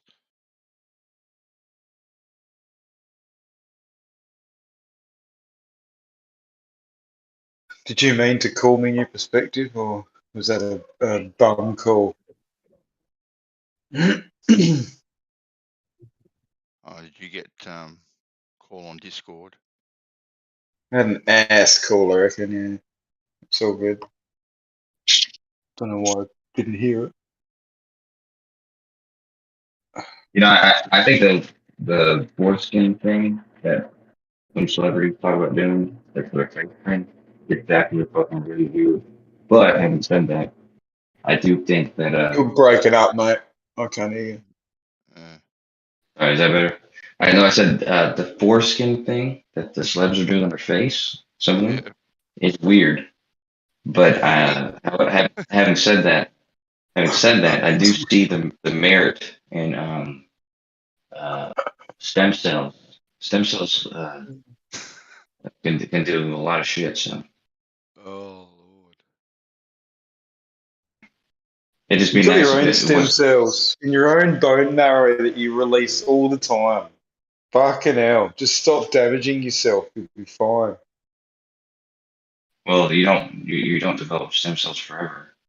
So I mean, yes, you do.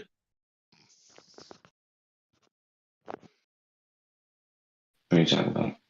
Oh, here we go. Yeah, you make stem cells. You make stem cells in your bone marrow forever. The rate with which they are released declines. That's for sure. But there are ways to stimulate that, like hack that. You don't need to go fucking hunting foreskin from somebody else, man. Yeah, I wouldn't. That's what I'm saying. I wouldn't go hunting for it. I'm only talking about the merits of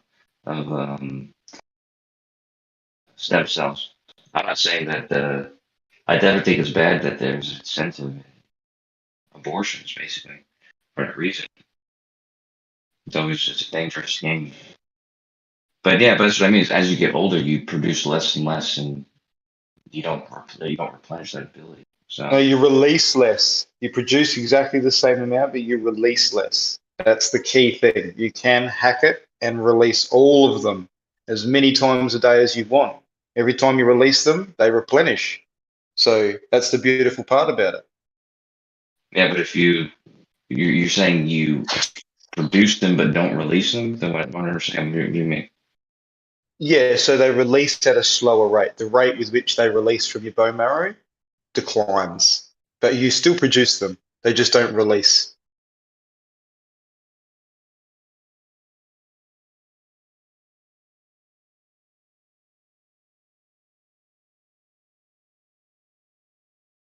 Oh yeah, right. That's probably why they always want to do bone marrow transplants or stuff like that.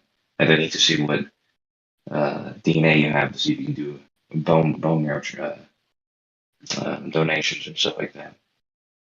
That makes sense, but still, I don't understand what you're saying about the you produce the same amount, but you don't release them. I mean, don't you just end up producing less and less?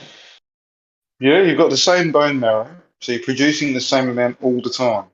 Right? Once you've reached your full potential in growth, you just keep producing them. But the rate with which they release, like there's like a process that is releasing them, that slows down as you age naturally. But that doesn't have to be the case. Well, I guess ultimately, if that wasn't the case, and you could live forever, basically. But I think, so I've seen that. Okay, so yeah, there's something called, what's it called? I just saw the name for it.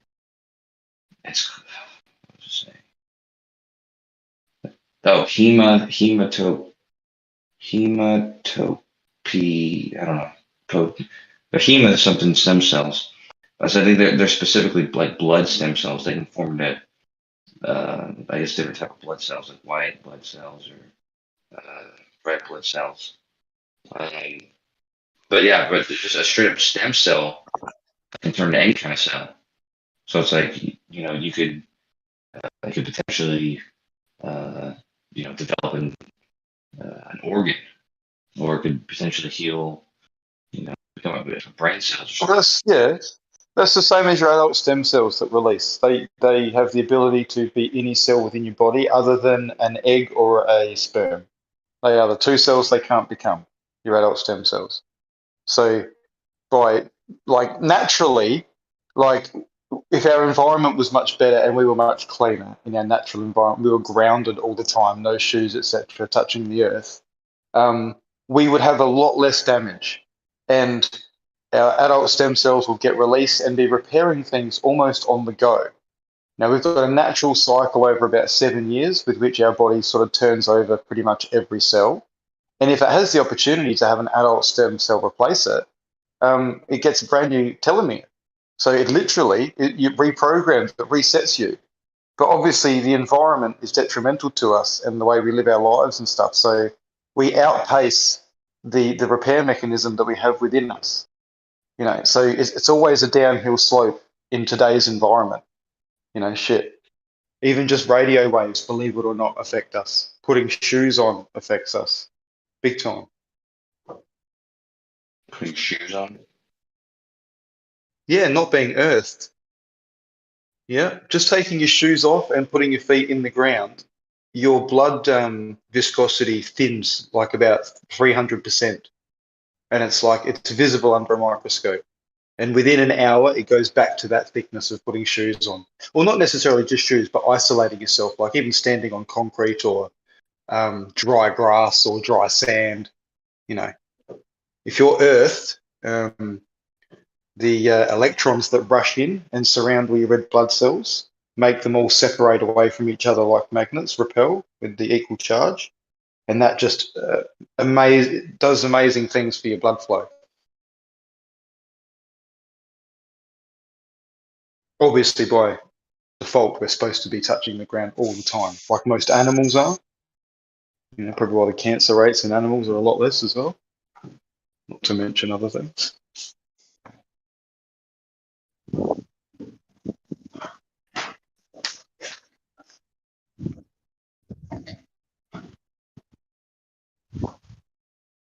People don't need to suffer with type 1 diabetes and like heart problems and stuff. If they trigger their stem cell release, that stuff can be repaired. It's being done.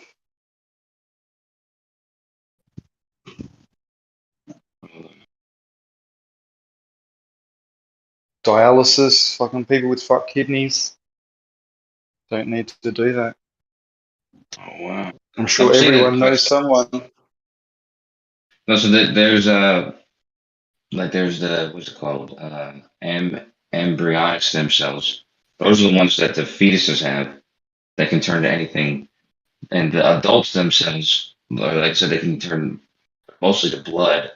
But it's saying that recently scientists have they do something with they do something with the DNA.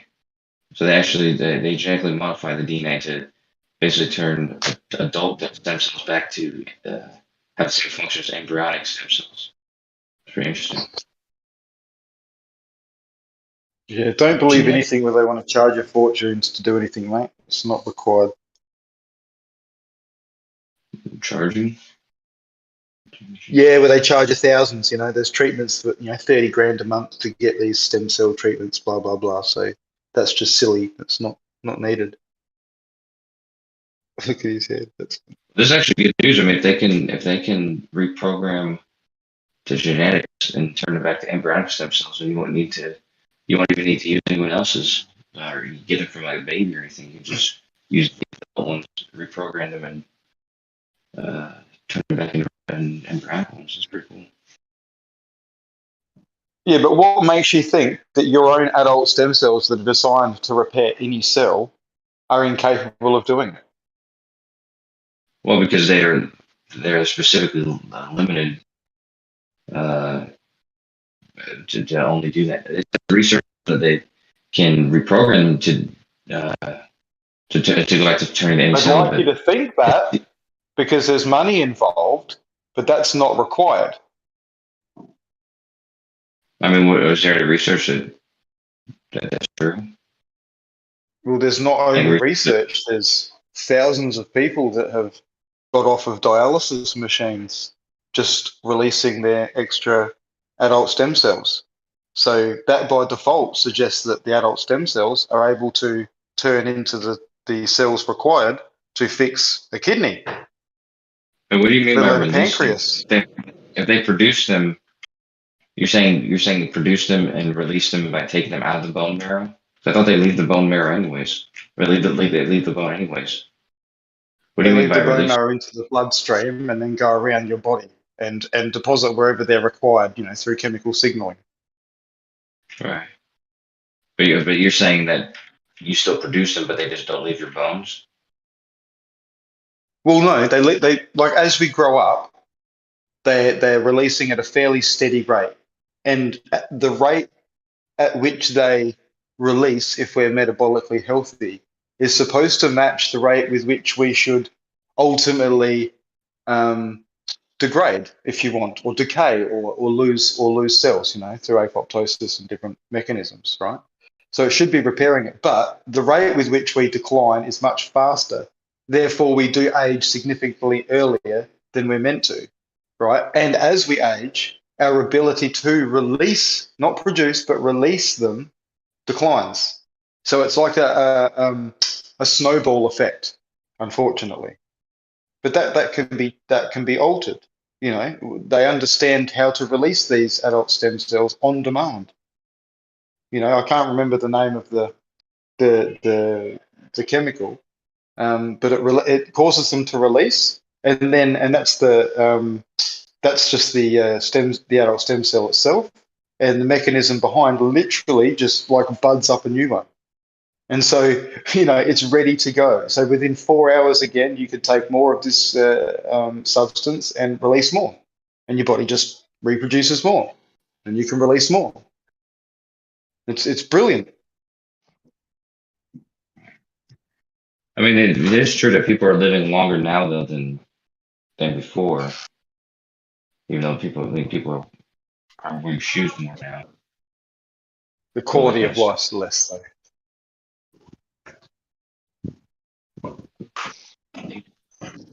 Is it? For the last 20 years, although it's been extended, the quality is generally poorer. Dementia and, you know, all the other crap that goes with it. Not for everyone. It's not a standard thing, obviously.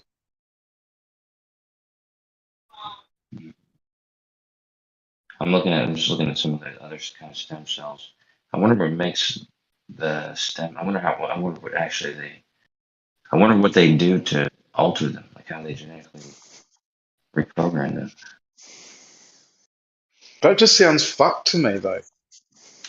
Like, why would you trust that process to get to be done right versus your own natural process? Well, so far this is the only process that I've come across. The one that you've told me about, I'm still skeptical about. And if I saw research or something, that'd be different. But yeah, I'll send you something. I've got some links to some shit for sure. Yeah, because I mean, I'm sure that there's probably health benefits to the things you're talking about, but I'm not sure if that means that that they're actually, you know, altering their stem cells so they can be used to do those things. But I mean, but perhaps there is studies that show that. But I'm just saying, I wonder if I'm skeptical that that's the case. Yeah, well, there's no lock-in studies. I'll go out and say that there's nothing where they've locked in and controlled all variables only other than this to see.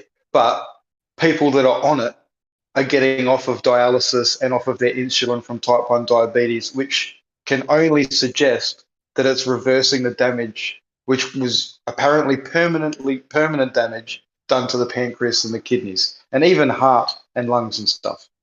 So, you know, that tells me there's something going on. You said this is by like wearing shoes, or is it like multiple things? Say that again. I forget what method that you were talking that was allowing people to, you know, prevent diabetes or get better from diabetes or whatever. Like, is it the not wearing shoes, or is it like a series of methods? You're breaking up a lot, but I think, did you just say not wearing shoes? No. The shoes thing was a whole separate thing. That's separate. Okay. Well, what's this with it? I guess I didn't. I'm not quite clear on what the mechanism. It's a supplement, like it's a chemical, a natural chemical that's extracted from something. I can't remember the name of it, but it happens to have this function of releasing these adult stem cells here. But I'll get that information to you. I do have it. Yeah, that's awesome. Yeah, definitely send that to me. That'd be cool. FYI too, what we spoke about yesterday, I passed on and is definitely being listened to. Oh, fantastic, right? Yeah, did you look yourself? Yeah, I had a brief look myself. Yep.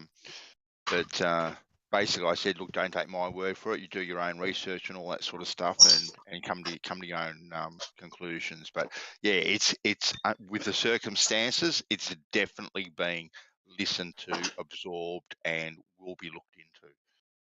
That's all you can do, bud. Yep. Yeah. So thank you again, buddy.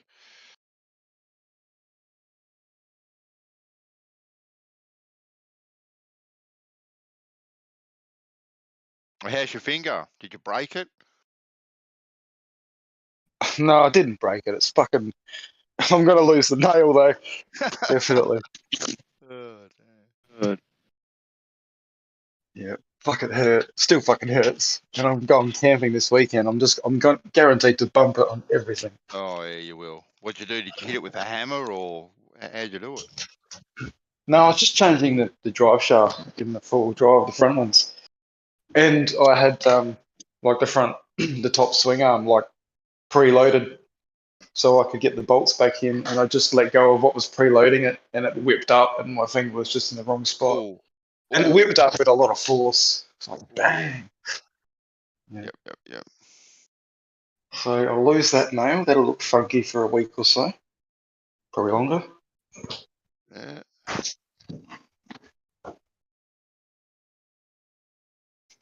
But saving myself $600 doing that.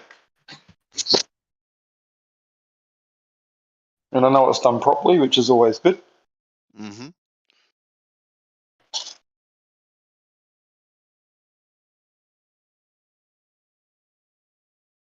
Not much luck getting things booked in this close to Easter anyway.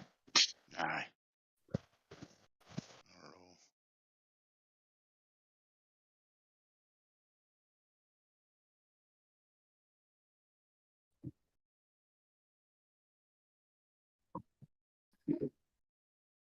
You know anyone that still does the painted fucking chicken eggs or ostrich eggs or anything like that for bloody Easter? Ooh.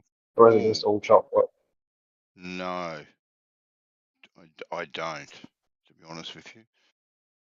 But Do you remember doing that at school, Bandy? Yeah, For Easter? yes. Yeah. You get the egg and you blow out the white and the yolk and all that sort of stuff. You paint them all up. You bring them home to mum and dad and stuff,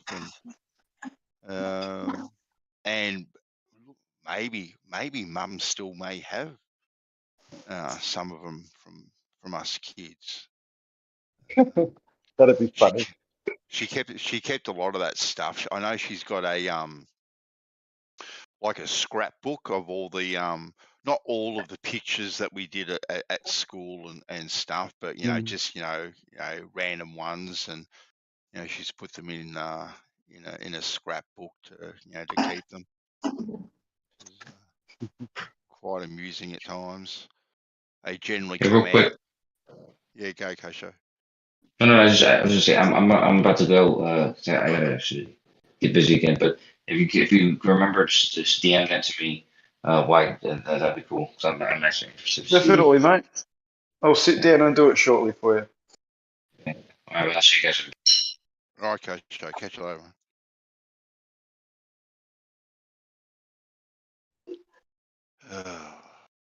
End of the shift is over.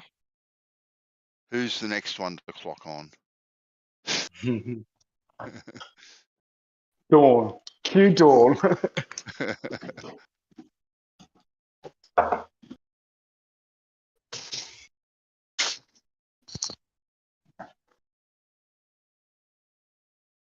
Oh, and you got B-Ball in here. He's been a little bit quiet.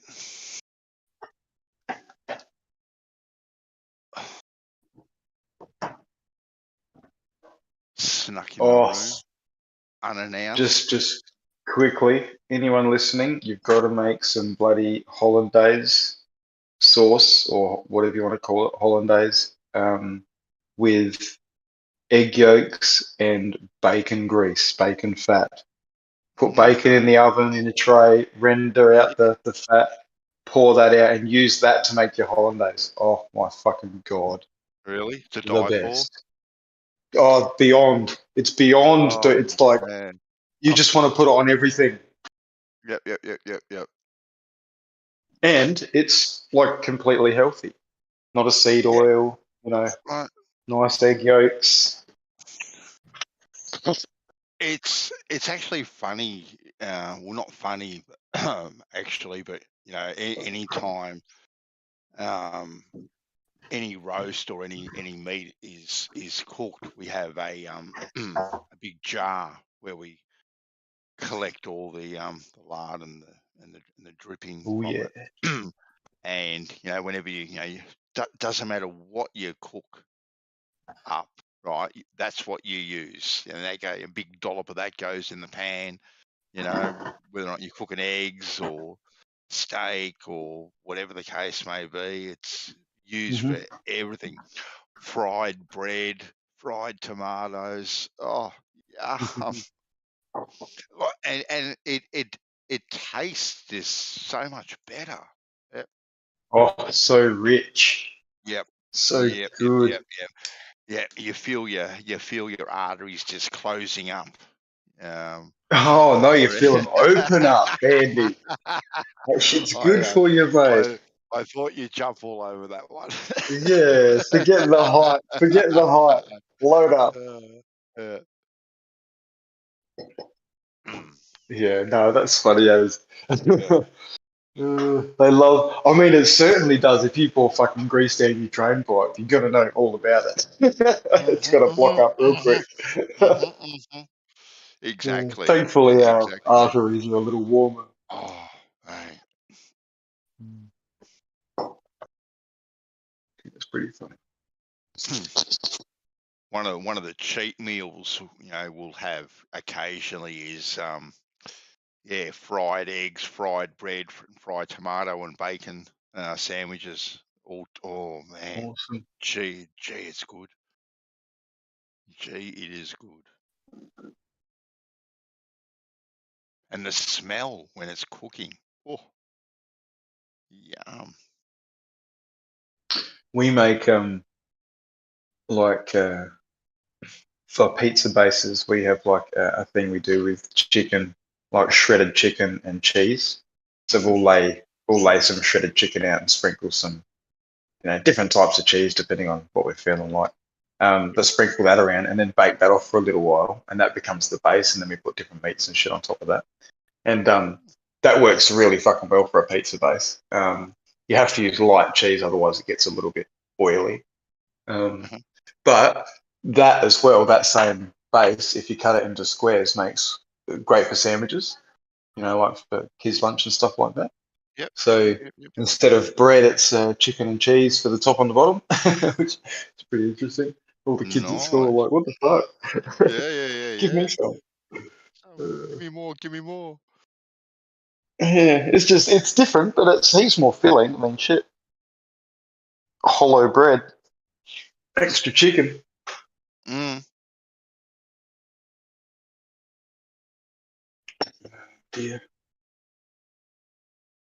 The things you come up with. Pizzas are fucking damn good. I can't go without pizzas, so I had to come up with something for it. Well, the missus did anyway. Come up with a way to have pizzas again. Oh, okay, that was her idea. Nice. Yeah, the chicken and the cheese base. Whether she got it offline, I don't know, but it just it certainly worked. You can't really make any sort of bread that's, not got something in it that you're not meant to fucking have in you. Yeah. Unfortunately, and it's and even when you do put the shit in there, you're okay to have every now and then. It doesn't work out like bread, and you think, what's the fucking point? So,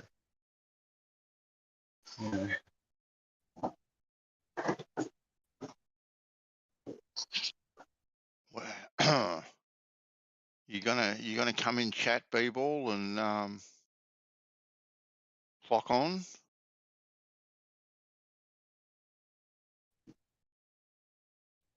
yeah, we're only talking crap. Do I have to? Do I have to? Hey, B-ball. I'm looking at the lunar lander right now. Oh God! Well, I suppose. What, through a telescope? On the moon? No, not through a telescope. Damn. Look at my stream real quick. I'll show you what I'm looking at. Hold on. Damn. Yours. Okay. I like watching a good movie at times. What have we got? Oh, you see the moon, right? Oh, yeah. Watch this.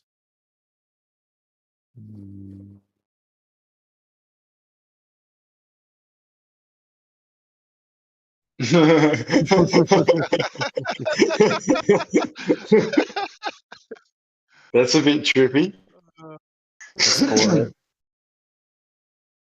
Crazy.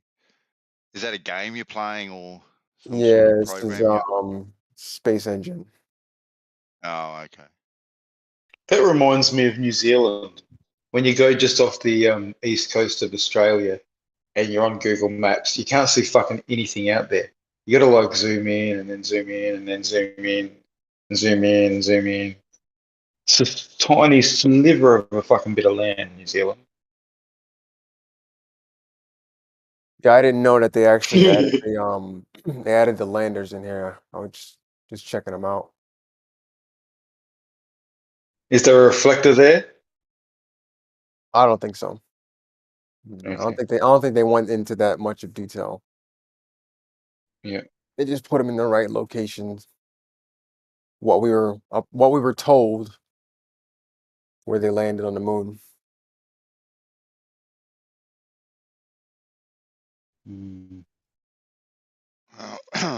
It's good to see that they wrapped it with gold tinfoil just to make it look realistic. That's pretty impressive. Yeah.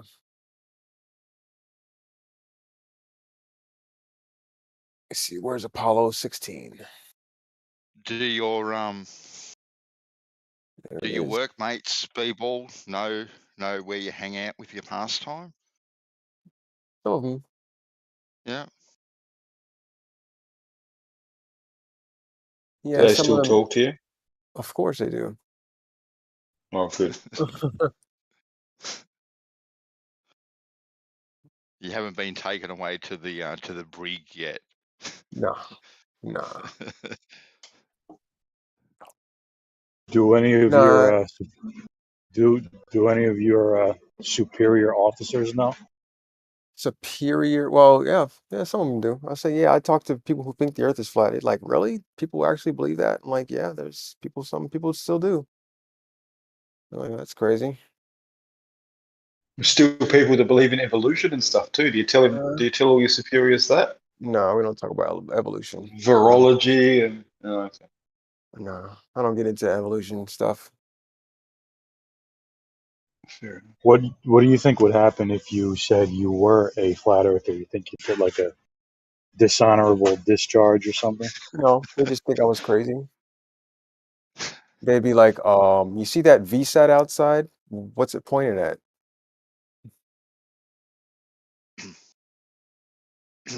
You wouldn't be the first crazy one in the forces, people. That's for sure. Yeah. All the pilots know. The best of the best do. Yes. Maybe that's why they use them as test pilots, right? Send another one out. He knows too much. Let's go back to Earth. I was I was spitting out when Kosho was saying they use sextants to navigate their way to the moon. I was trying to. I think to be fair, he said celestial navigation. I don't think he said a sextant, but anyway. And then fine. Still pretty funny. What? I heard they used the sextant. I don't know how they got a horizon, but I thought they did use the sextant. I thought that was something. Oh Jesus! Here we go.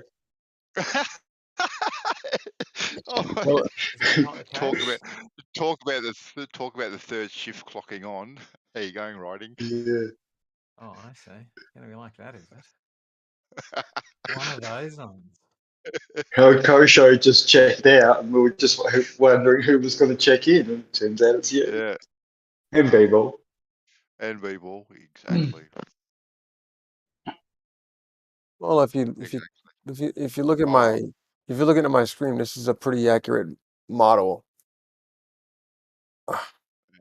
And B-ball, I want to say props to you a couple of weeks ago for I didn't get a chance to say, but for apologising the way you did too. So props to you, man. Apologizing for. I think there was something between you. Me and Rakia. Yeah. Yeah. Props, man. Yeah. Excuse me.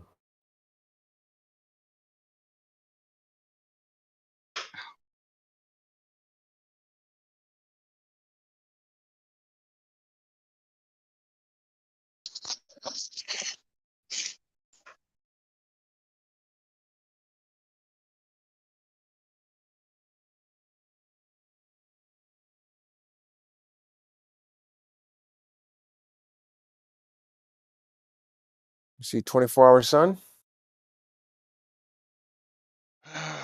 Not from the South Pole, you can't. Sure you can. Watch this. No. Watch this. Okay, well, hold on. You reckon no 24-hour sun in this? What makes you think that when there's videos of people saying they've got that? That's a very interesting position. Well, there's 24-hour daylight. I'll give that to you, Righty. But, okay, so what do you think of the guys who are like, here's my own uploaded video of the sun going around? Oh, shit. Oops, too fast. If it's an unedited 24-hour shot of the sun going, that's fantastic. I just haven't seen that yet, like the North Pole. Personally. Oh, they're all it sets it up on a tracking camera. I mean, I'm sure they're there's all reasons why they're unedited. not legit, but What about the time-lapsed one? yeah, I mean, you're not going to actually legitimately expect somebody to upload 12 hours when they could speed it up and get a better effect. Well, do you know? You know that there's 24 hours. You know that there's a channel that uploads these like every other day, right? Is there? Yeah. Yes, there is. But not. Yeah, but that one. Okay. I'll post the Could you channel right post the now. link? Yeah, please. I've been posting it. I post it all the time, but yeah, hold on. You're a I compulsive. look at a few live cams down there, and none of them do that 24 hours. I'm sorry. Okay. You've managed to confirm that something doesn't exist. Not that you Have haven't been able to find it, but you've confirmed that it's Wait, non-existent. no, that's not it. Hold on one second.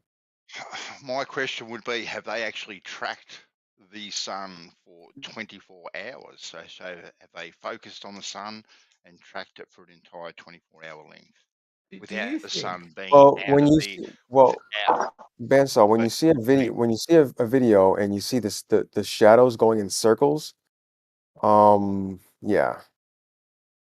No, that doesn't mean that there is sun, right? That means there is What does that light. mean? Well, there is light, there's illumination, but it doesn't mean that you can see Where on the earth sun would you for see? 24 hours. Where on So earth you're would you saying see shadows going in circles? You're saying the light is not from the sun; it's from something else, Vanessa? No. When did I say that? Nate, Right, don't put here's- Well, words you in are my mouth. okay. You're not saying that, but you are hypothesizing. You're saying that it's not conclusive that the shadows being caused by light coming from the sun. All right, here's that channel. Okay, then. Put it that what you this said? way, Nate. Early in the morning or late at night, when at sunrise or sunset, when you can't see the sun, there is still daylight. All right, and that daylight, right, still makes shadows. So if you go back, go in this channel and go back to like December, you'll see that a lot of the videos are all like 24-hour sun. Well, 24-hour daylight. Okay, what if you have that? If you This have guy that for uploads 24 hours, Bansal, like if you have 24 hours sunlight, maybe you're not seeing the sun, but the sunlight for 24 hours. Isn't that already? Well, Yeah. I'm posting two things real quick related to this. You know what the coffee cup caustic is? It's really just caustic mathematics. If you Google it or whatever, it's called caustic mathematics. It's has to do with how light refracts within systems. People call it the coffee cup caustic because in a little cup of coffee you can get this same design. In the first image I posted there, up in the upper left, the very upper left shows a caustic grid, which is basically the way that light is refracting within that circular medium. And then it shows a little bronze disc there next to it that kind of shows the pattern. And like I said, that pattern shows up in people's coffee cups, and so people call it that as well. And then it has a little glass dome kind of little thing kind of showing with a little pen light, the light bending around. And then the second one I posted is basically this is actually from some Glober's video, but I found it and it just has the pattern, so I saved it because I think it says, "So where is the sun?" I don't know what it says there in the text, but anyways, that kind of shows that pattern, on like an AE map. So if something like that would be occurring in the South, then that would perhaps allow there to be 24-hour daylight because of the way the light is refracting in this way, but not an actual circular sun in the sky for 24 hours.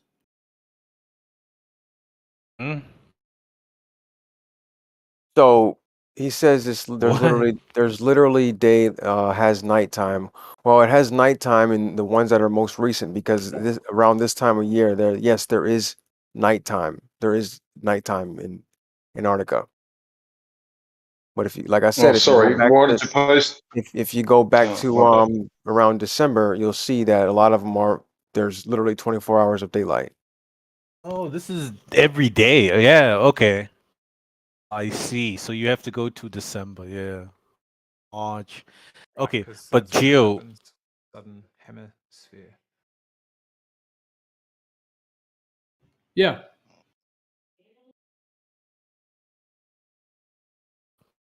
So I mean, looking at what you're posting, that first picture. So you're saying that's how a 24-hour sun would work on a flat Earth. But is that possible if the sun is moving, or would the sun have to be stationarily fixed? That position, like how would this happen on the moving sun?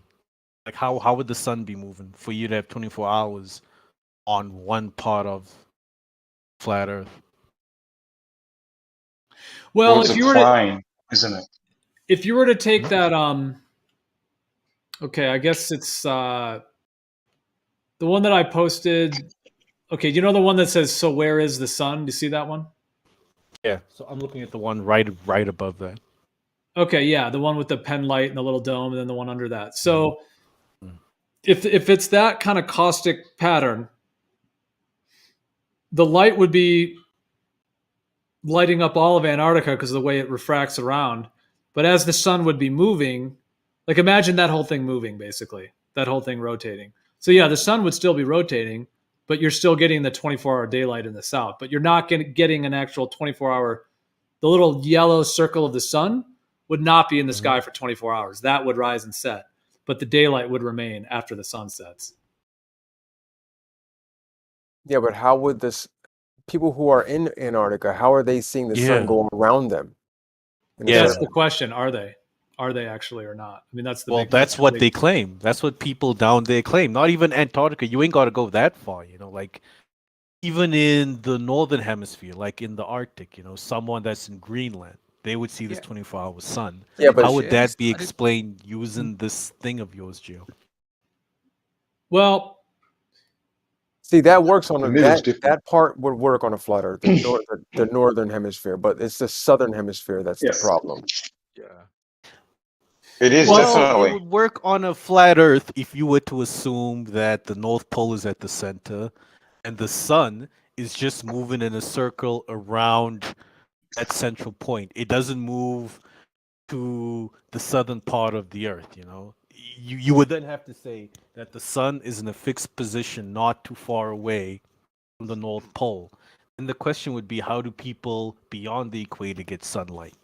And you would have to say the sun somehow moves above and below this equatorial line you have on the flat Earth. Right. And then how would you explain the 24 hours of darkness? How would you explain the 24 hours of darkness in the northern hemisphere? Exactly. Yeah, it's just too many questions start popping up. When the sun goes further away from the center, the light can't reach it. Yeah, but it doesn't doing go a big far circle, enough. So you get the dark. But it doesn't go far enough, and it's too high in the sky.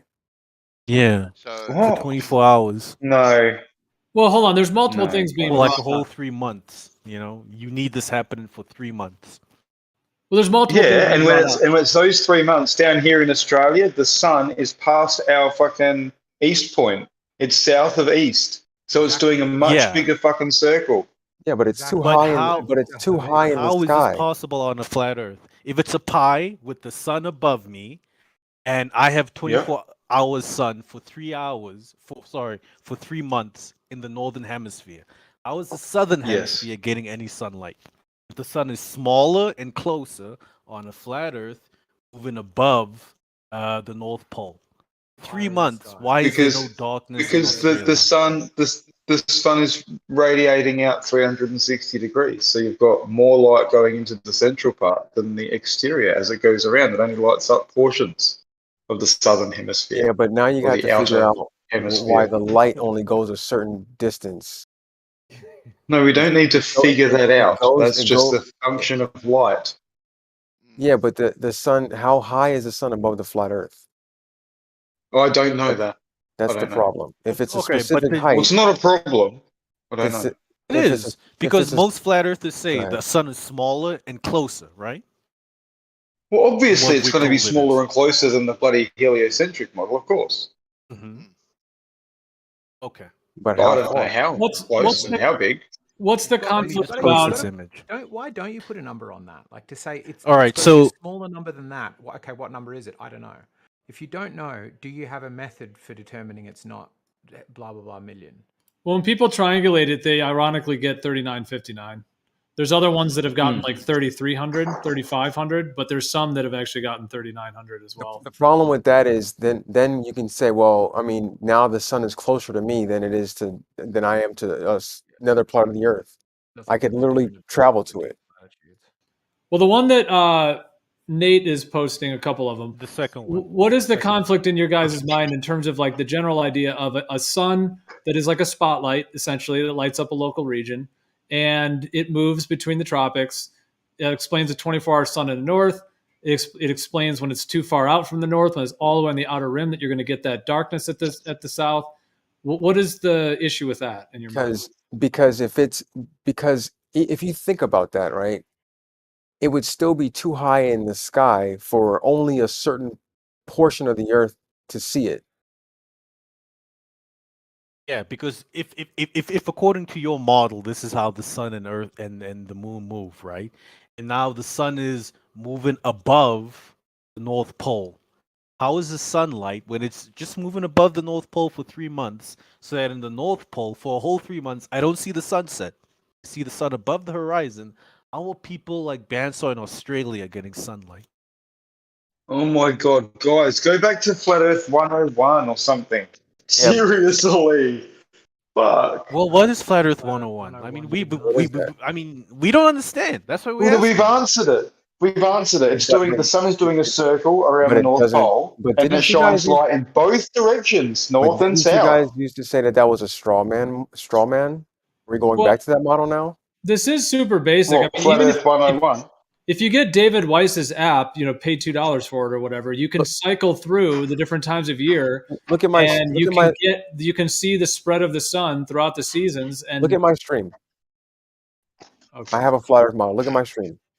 Hold on. Is it those ones you can mess around with? The disc in space. Look at that. Look at the stalactites coming off the bottom. This is what you guys are. Oh my God, guys. This is exactly what you're explaining. This is Flat Earth 101. But okay, we'll forget that it's floating in space and has stalactites. Flat Earth Society 101. We'll forget that and we'll just go. Okay, cool. Okay. It's not floating in space, but that isn't what's important. What's important is the sun. Does the sun not circle around the earth like this? This is not what you guys that part of it. Yeah, that part of it looks all right. You have kind of a spotlighty sun. I mean, I think the sun would light up a lot more than that. Now, the sun lights up a lot more. How far should I put the sun? Should I put farther, closer? Yeah, look at that. You can move it all around. Yeah. Happy days. Happy days. Yeah, I mean, all right, no, but listen, guys, he's oh my asking God, you just what should he do with the sun so that we get an accurate representation? Okay. Put it where the sun don't shine. Should I put it farther away? Take this seriously. Put it up 39. Damn it. Put it up 39.59. I mean, I don't know. Like, where is that? Right here. 39.59. The farther away it is, the worse it is. Because who's to say that everyone on Earth can't see it? Well, straight overhead for me in Australia. Oh my God. That's not going to be an issue. I mean, first of all, I don't think it's that high, but Earth is life. Can you move the sun like towards the center? Yeah, I can. Hold on 1 second. Let me see. It's got to be lower, huh? Let me see. Let's move it to the middle, the center, so that Antarctica is always in sunlight. Orbit of the sun. Okay, there it is. Eggshells. When things move away, they drop optically. The Arctic, not Antarctica, because it will be impossible to get Antarctica. My bad. I got a trigonometric, not a linear rate. Put it right in the middle. All right, so now we have our 24-hour sun. Known rate. Boom. Right, 24-hour sun at the Arctic. It would be rotating. Sun isn't setting. So how is Bandsaw getting sunlight? Well, the sun is not that small of a spotlight. What is that thing, bloom effect in the lower right-hand corner? Does that make the sun? What is that? Does that make the sun? No, I mean, just does that. Because it's way too small of a spotlight. It needs to be wider. Should he make the sun bigger? Should he lift it high into the sky? Well, can you just make the sun put out more light from it? No, I can make the sun bigger. He would have to make the sun bigger then. Well, make it bigger just to see if it puts more light out there. Yeah, see, it doesn't work because it looks like a spotlight. It looks like a spotlight at the moment, and that's. But that's how the sun would work if it was going around above the flat Earth. It would be a spotlight. No, it would be more like the one you posted. Okay, is the sun bigger than Earth in the flat Earth model? Is it bigger or smaller than? Oh my God! It doesn't really matter what size it is. The point is, it lights up about half of that space disk at a time. Yeah. Half of it. Funny All listen right. to Could you make it bigger and lift it higher? Earth is light. Could you make it bigger and lift it higher into the air? Higher? Is that Higher? possible? Yeah, I can do higher higher. and bigger, so that it lights half Higher of it and bigger at any one given time. Wait. According to Geo. I'm okay with the distance being a little lower. Go a little lower. Well, no, that's ridiculous. But we're trying to make it light half of your disk, right? Geo, according to you, it needs to be lighting half of the disk at any given time. Well, roughly. I mean, we know the way the sun works. I mean, it's different times in different areas where you're at, but let's roughly, But in order for that to happen, it needs trails, to be a bit bigger, right? It needs to be bigger than what it is than now. it leads. Yin yang style. It trails more than it leads. Does he need to make it bigger? Leading frequency is shorter. Lift it higher? Like, what does he need to do for the sun to light half of the Earth in this model? Yeah, well, we've got to have more light for starters. Like, that's not an So accurate what? Make the sun bigger? Should the sun be bigger? No, there is a trailing light and a leading light. The leading is shorter, the trailing is longer, like yin and yang. But see, then the problem would be, look how close it is to the North Pole, right? It travels one distance to the North Pole, but then travels a farther distance to the Antarctic. So, how what's blocking? I mean, the guys, light work with us, man. We're from trying the to North Pole? replicate Why not? the sun on a flat Earth. It doesn't make any sense. Well, if I but you guys aren't trying to work. How would the sun only light a half of a circle? Well, hold on. First of all, this is assuming the sun is a ball. Think about So it. that's one thing. If we were just to have the sun be a circular point light source, which is what we observe it, that would be a little bit more accurate, perhaps. But nonetheless, flat disk. What it would have to do, above us? the breadth. Well, it's what we see. But the breadth of the sun, the amount of spot lighting that it's doing would have to be 3-4 times the size of what it shows on this, because it would have to light up half of this thing roughly at once. So, Okay, but in order for the sun to light half of this thing, you would have to assume it would need to be bigger than what we have right now, right? So in order for the sun to light up half of the Earth, it needs to be pretty big. Not as big as the Earth, but relative to the Earth, it needs to be pretty big, right? If the Well, Earth was a why are flat- you assuming that the amount of light that this thing is putting off in this little software is correlative with the size correctly? Why couldn't it be a lot smaller and put out a lot more light? How is that possible? How would something smaller put out light that covers a larger surface area? And you can see the size of the sun, right? It's got to be a set size. Like, how is that possible? How does a smaller sun have more light for a larger surface area, Gio? I don't know, the same way y'all say a star is like 400 light years away, and the other one's 100 light years away, and the one that's 100 light years away is dimmer than the one farther. You say that it's brighter. It's brighter. So we see it bigger in the sky. Probably different type of star. What? Putting out more light. You got to get that leading and trailing effect that White was talking about as well. He seems to think we need a big. If we got a flashlight, we need a bigger bulb to get more light, and that's not the case. It needs to just be brighter, right? I'm just saying.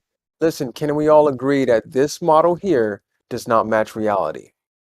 Yes. No, it's got to be a yin and yang, like the guy said, man. It's, in my opinion, it's a dome effect, like the coffee cup caustic. And y'all was talking about the Antarctic sun, and that one guy, MacArthur or whatever his name is, who did who showed the what you call it from down below, the supposed Antarctic rotation. That's the same guy we busted doing all of the 24-hour Antarctic suns. But we seen the first thing we did as flat earthers. Let me finish. We went to or not we, but Jaron. Went to the fucking McMurdo station where they had the 24-hour camera for all year round, and it was cutting off in the in the summertime when it was supposed to be 24-hour sun, it was cutting off for like 4 to 6 hours every night. And he let me finish, man. And he called him, and he communicated with the lady there, and she said, they got back with him and told him that during when it's dark, they turn off the cameras to save the bandwidth, or to save the space, because it's no point in having a camera when it's dark. So so pretty much that 24-hour Antarctic sun, it ain't consistent, like you say. It's not. It's according to McMurdo Station, it wasn't happening at all. But the guy who did the 24-hour Antarctic sun, the ones you see on the internet, it's all that shit's coming from one dude, and we done fucking debunked his shit pretty thoroughly, man. Where y'all have agreed with us on Ranty's channel. How did you debunk it, Brian? Dude, he's fucking the cloud at about hour 22. You see the same clouds coming in from the fucking distance, and his main one, and the other one. Video and the other one, he fucking did a reverse of the. Hold on, we've already done this on Ranty's and Brandon's. Y'all agreed with us. The ballers agreed that they were fucking fakes when we did it. I'm not going through all that again. I'm not going through all that again, bro. Okay, could you post the link? Like, was this on a live stream? Could you just post the link for it? I just posted one of his videos. He did the North one and reversed it and got busted. The other one, yeah, go ahead. I just posted a channel that literally posts these videos every other day. Is there a new one? A new guy doing it? Not that one dude? No, you can go back to December of the channel I just posted, and you can see 24-hour daylight for weeks.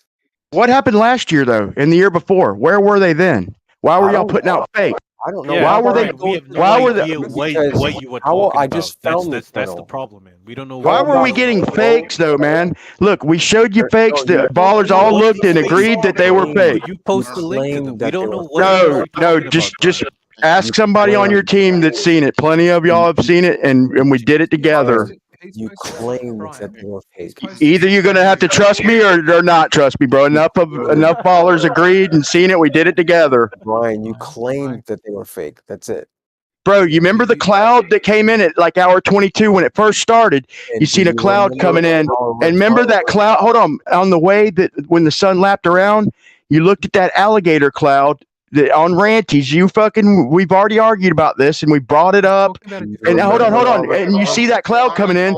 Well, you see that cloud coming in from the distance at like hour 20 or 22.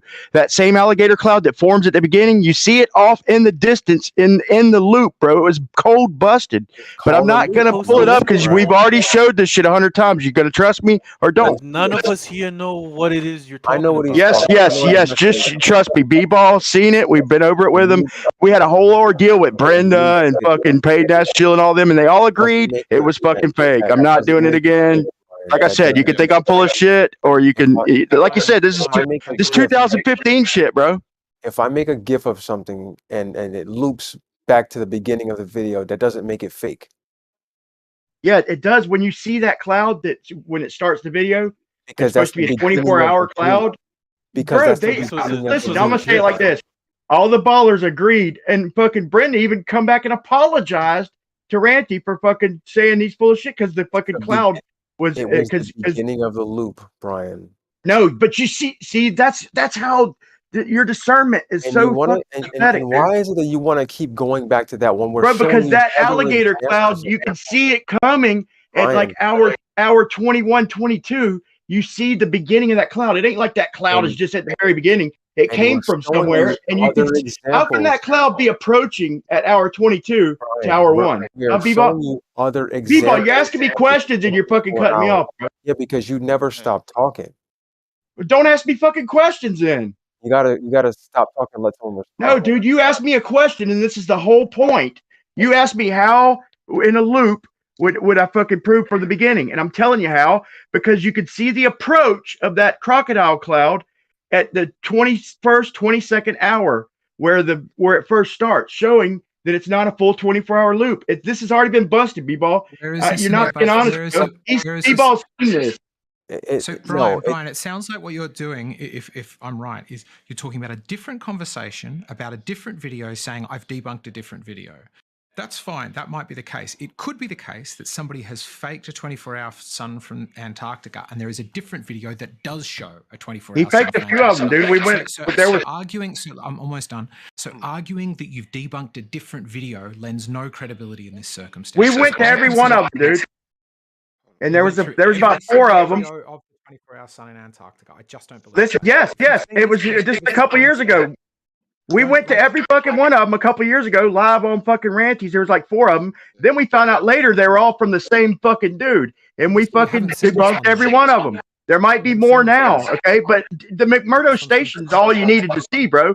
If McMurdo station says they cut their cameras and can't show a 24-hour sun with 24-hour cameras, and they said they cut their cameras because of darkness, then what else do you need to see? You might be able to show one now, but they weren't around for the last few years.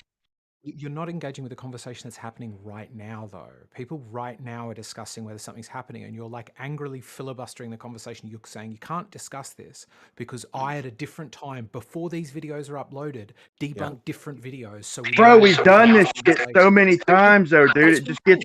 What gives you the right to filibuster the conversation so we can't have this new one? We weren't there Because we'll go over all this again and again and again Yeah, and again, but it's and new y'all evidence won't being see it, presented, bro. Brian. This isn't stuff from 5 years ago. This is stuff from just now, from yesterday. The problem is Videos from yesterday, bro. Brian, you didn't. It doesn't matter, bro. If you didn't have a 24-hour sun 2 years ago and your naval station proved it, then fucking this year doesn't matter, bro. That's a model killer. I refuse to have this conversation. I refuse to let this conversation happen.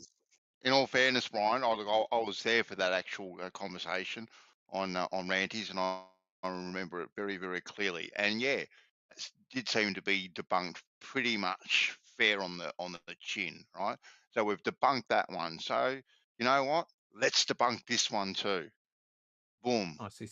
See, that's a claim that you guys made. You guys think To me, bro, he was wasting his time, though, man. Because look, McMurdo Station already showed that fucking they didn't have a 24-hour sun. They showed it. They showed the fucking shit. You know. All right. Let us have this convo, Brian.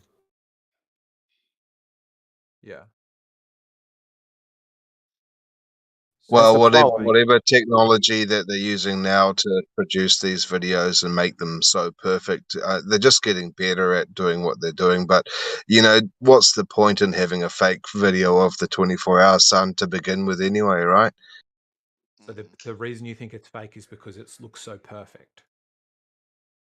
Yeah, they're just getting better at their technique, bro. Well, let's see if we can find a flaw in it. Eh? Good idea. Yeah. All right. Because you know what? We could talk about Coriolis if you want. No, I'm good, thanks. So What have you guys been talking about?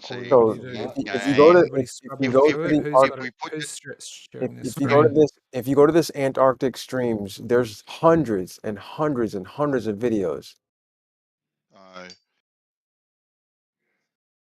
So you're gonna have to go. You're gonna have to go through a lot of them.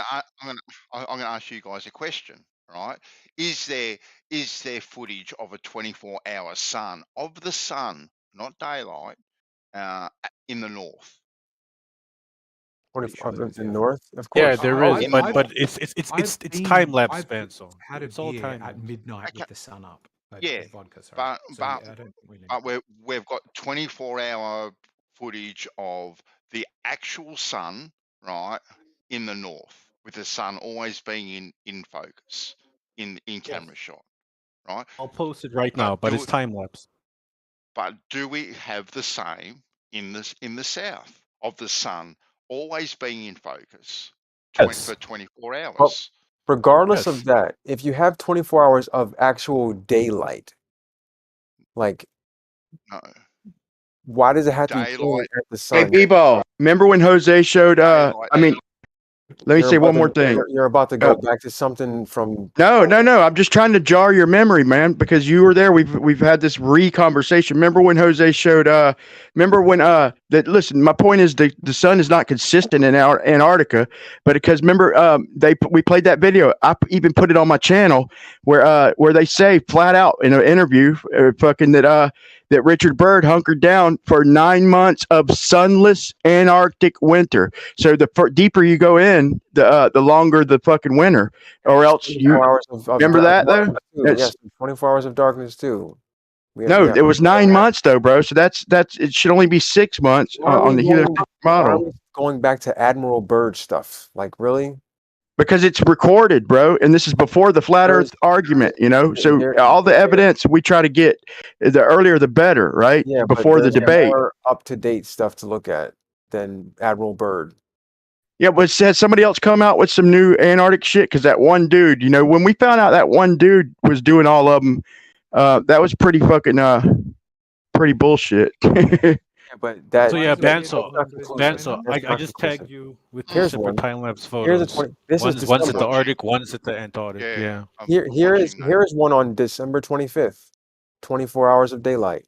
Actually, it's I had a feeling that there'd be a 24-hour daylight coming up, you know. But I just know it's been lacking for the last few years, you know.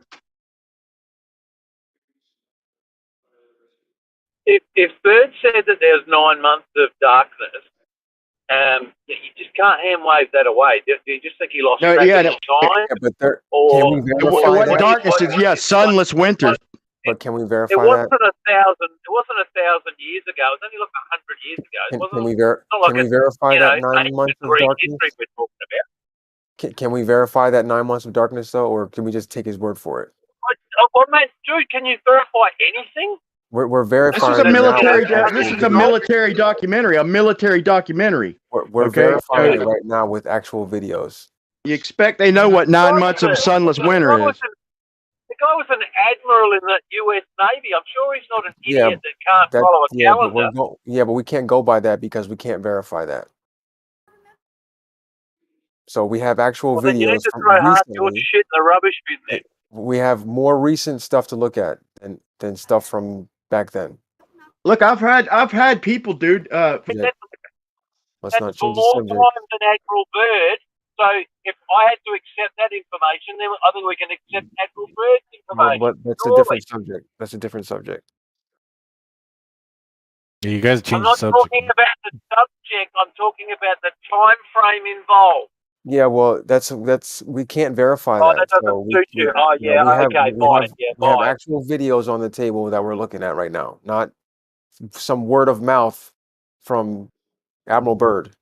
Yo, this is crazy. So I'm looking at a video 11 p.m., 3 a.m. at the Arctic, and there's light. But I do think that dishonest liars. I don't think. I mean, I think it's reasonable to ask that question, but I don't think it's.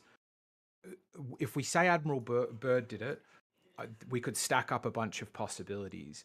Mainly because we're going on hearsay. These videos aren't hearsay, so I think we don't throw out Admiral Byrd's, but if we've got a guy who constantly uploads videos every week, and we can, sure, he might not be an admiral, but we can interrogate his videos. Yeah, but no, it was also in the military documentary. Don't say hold on to me after you've interrupted me, Brian. You just finished, bro. You just finished. You want to go ahead and repeat? He wasn't done. Come on. Anyway, you go.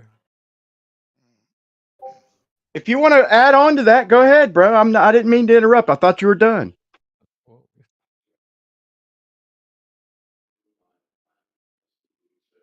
My point is it's also in a documentary, in one of the military documentaries. Okay, of course they were talking about Byrd, but it's the same predicament. You know, they're talking about the same thing. But so the narrator says it's the same narrator who tells us how to fucking make the batteries, how they fucking work in the submarines, how they make radios out in the field. I mean, they have all these tutorials and shit. You think they know what 9 months of sunless winter, that was the exact words, 9 months of Antarctica sunless winter, dark. I mean, it could be the case. Like I've just had an almost sunless winter in Sydney, for fuck's sake, because despite the fact that it's sunny during the day, the weather is so dark that it's dark most of the time at the moment. They make it crystal clear that there's no daylight whatsoever. They made it pretty crystal clear that it's dark. I mean, I can pull up and post the video if you want, but it's like probably a 10-minute video for that one clip. But we've just got a video right here of somebody going, "Here's this happening day after day after day." Yeah, and there's actually a playlist. I want to have a debate about a guy from 100 years ago. I had a feeling that there was a 24-hour sun going to be coming up, though, man. Like I said, but look, why did they make the fakes? You know, why would he even? Why would they even have to make fakes? Because they weren't. They weren't. Bro, because McMurdo Station had a 24-hour camera, okay, and fucking it turned off for fucking like 4 to 6 hours every night during the summer. Yeah. And it's already been addressed, bro. From you saying the people at McMurdo with the 24-hour camera back in 2015 or 2016, and said that they turn it off. It shuts off when it's dark. You're gonna tell me it was daylight, but the camera shut off when it's dark, bro? That's all I needed to see to know that there's inconsistencies to at least trigger my skeptic mind. And then when you see fakes, you got to know that something might be up, man. You got to at least consider that possibility, right? They weren't fake. That's the point.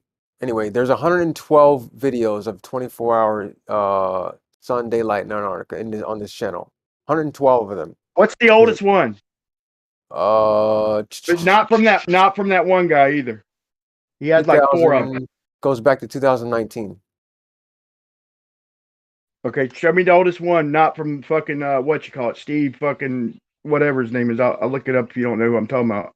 Show me the oldest one, and we'll pick it apart. What is that going to prove? Like, what's? I'm just saying, we'll look at it. And we'll see if we can pick it apart. Here. Let me see if I can share their playlist. These videos are just as real as the Himawari Japanese. You don't think these videos are real? These videos are cool as fuck, man. Yeah, they think everything that goes against their worldview is fake. This is no, bro. You're so fake. That has to be. That's fake. condescending, man. Look, we just told you, okay? Is anybody else here under the impression that I'm lying about we fucking picked the videos apart? Jaron also picked the other videos that got apart. Yeah, it's just Brian. So the fact, hold on, he's acting like there was no fakes, though. You know. There wasn't. Brian, That's you a don't need to keep bringing it up again. That's a misinterpretation on your part, Brian. That you claim that. Dude, it was you just fake, made a comment like we're gonna just deny every fucking thing without provocation. No, you looked at it and it looked fake to you.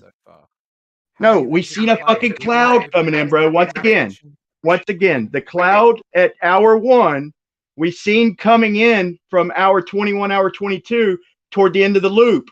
That means that it's fucking the loop started fake. over. That means the loop started You over. can't see the cloud coming in for hour 1 where you started your video at hour 21 or hour 22 toward the end.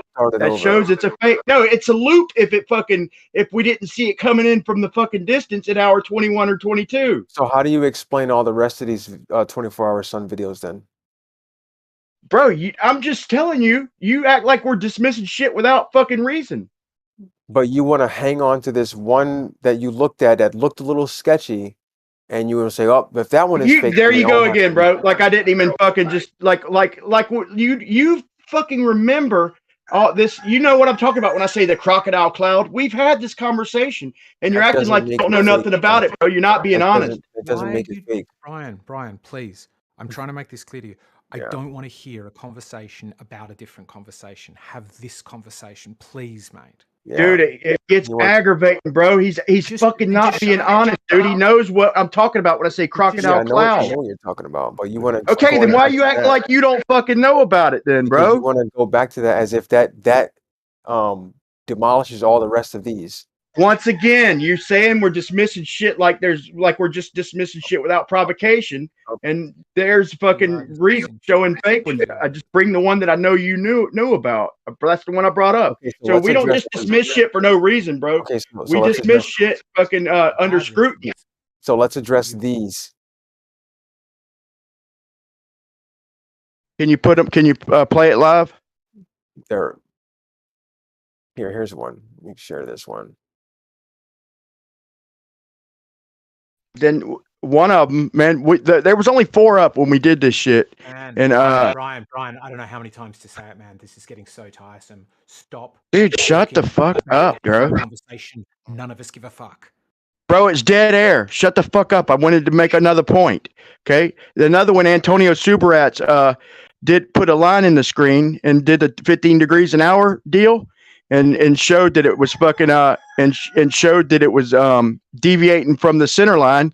And the other one showed we caught him doing the fucking North Pole and playing it in reverse. That dude's a scoundrel, but maybe there's some new ones up. We'll take a look at him, man. Just go to the channel, man. We posted several of the videos, so there's 112 of the 24 hours in particular. And the guy literally posts some every other day. He posts videos from Antarctica.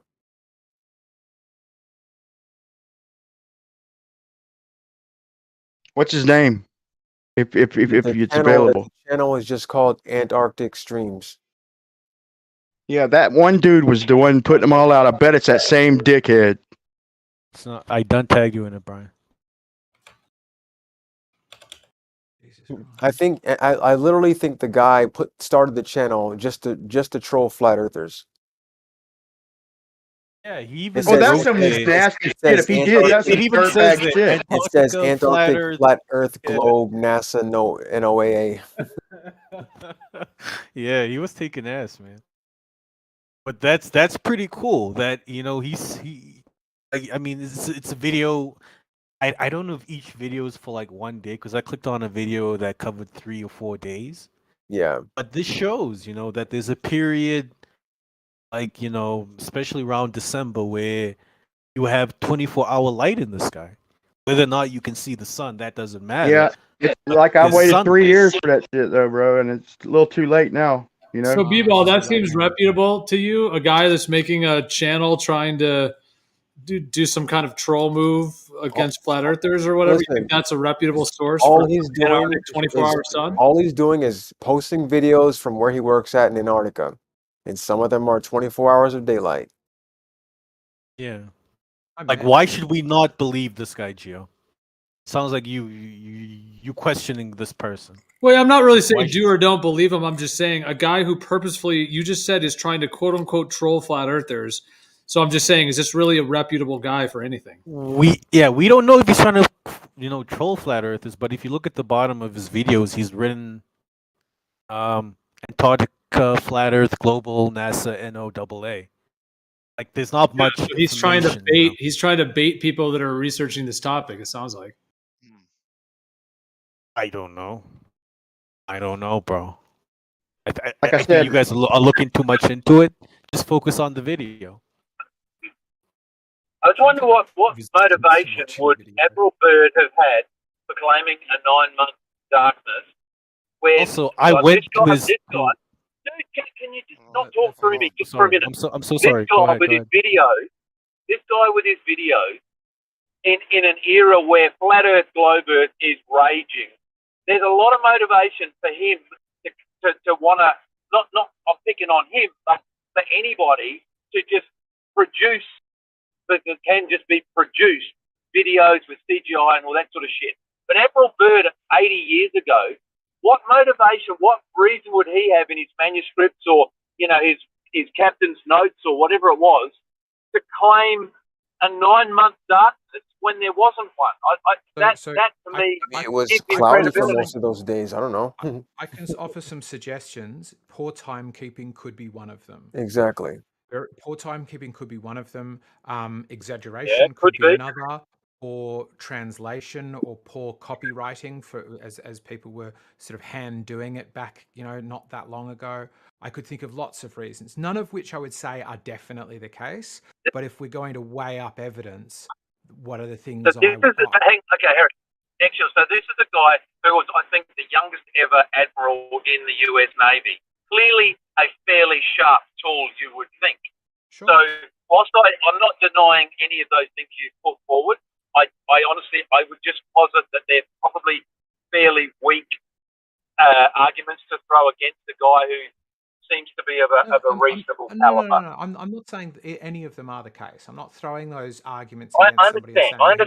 understand that. When you're saying what are the possibilities, I Yeah. say, yeah, lying could be one of them. But for somebody who's like, this is the Royal Navy, they cover every inch of the earth, they'll find out if I'm just flat lying about it. I don't see much reason he would lie about it. But that during a very, very, very long dark period in freezing conditions where mechanical clocks and ordinary timekeeping measures would get increasingly difficult, because it was a fairly doomed expedition, wasn't it? Like it was fairly difficult situation, wasn't it?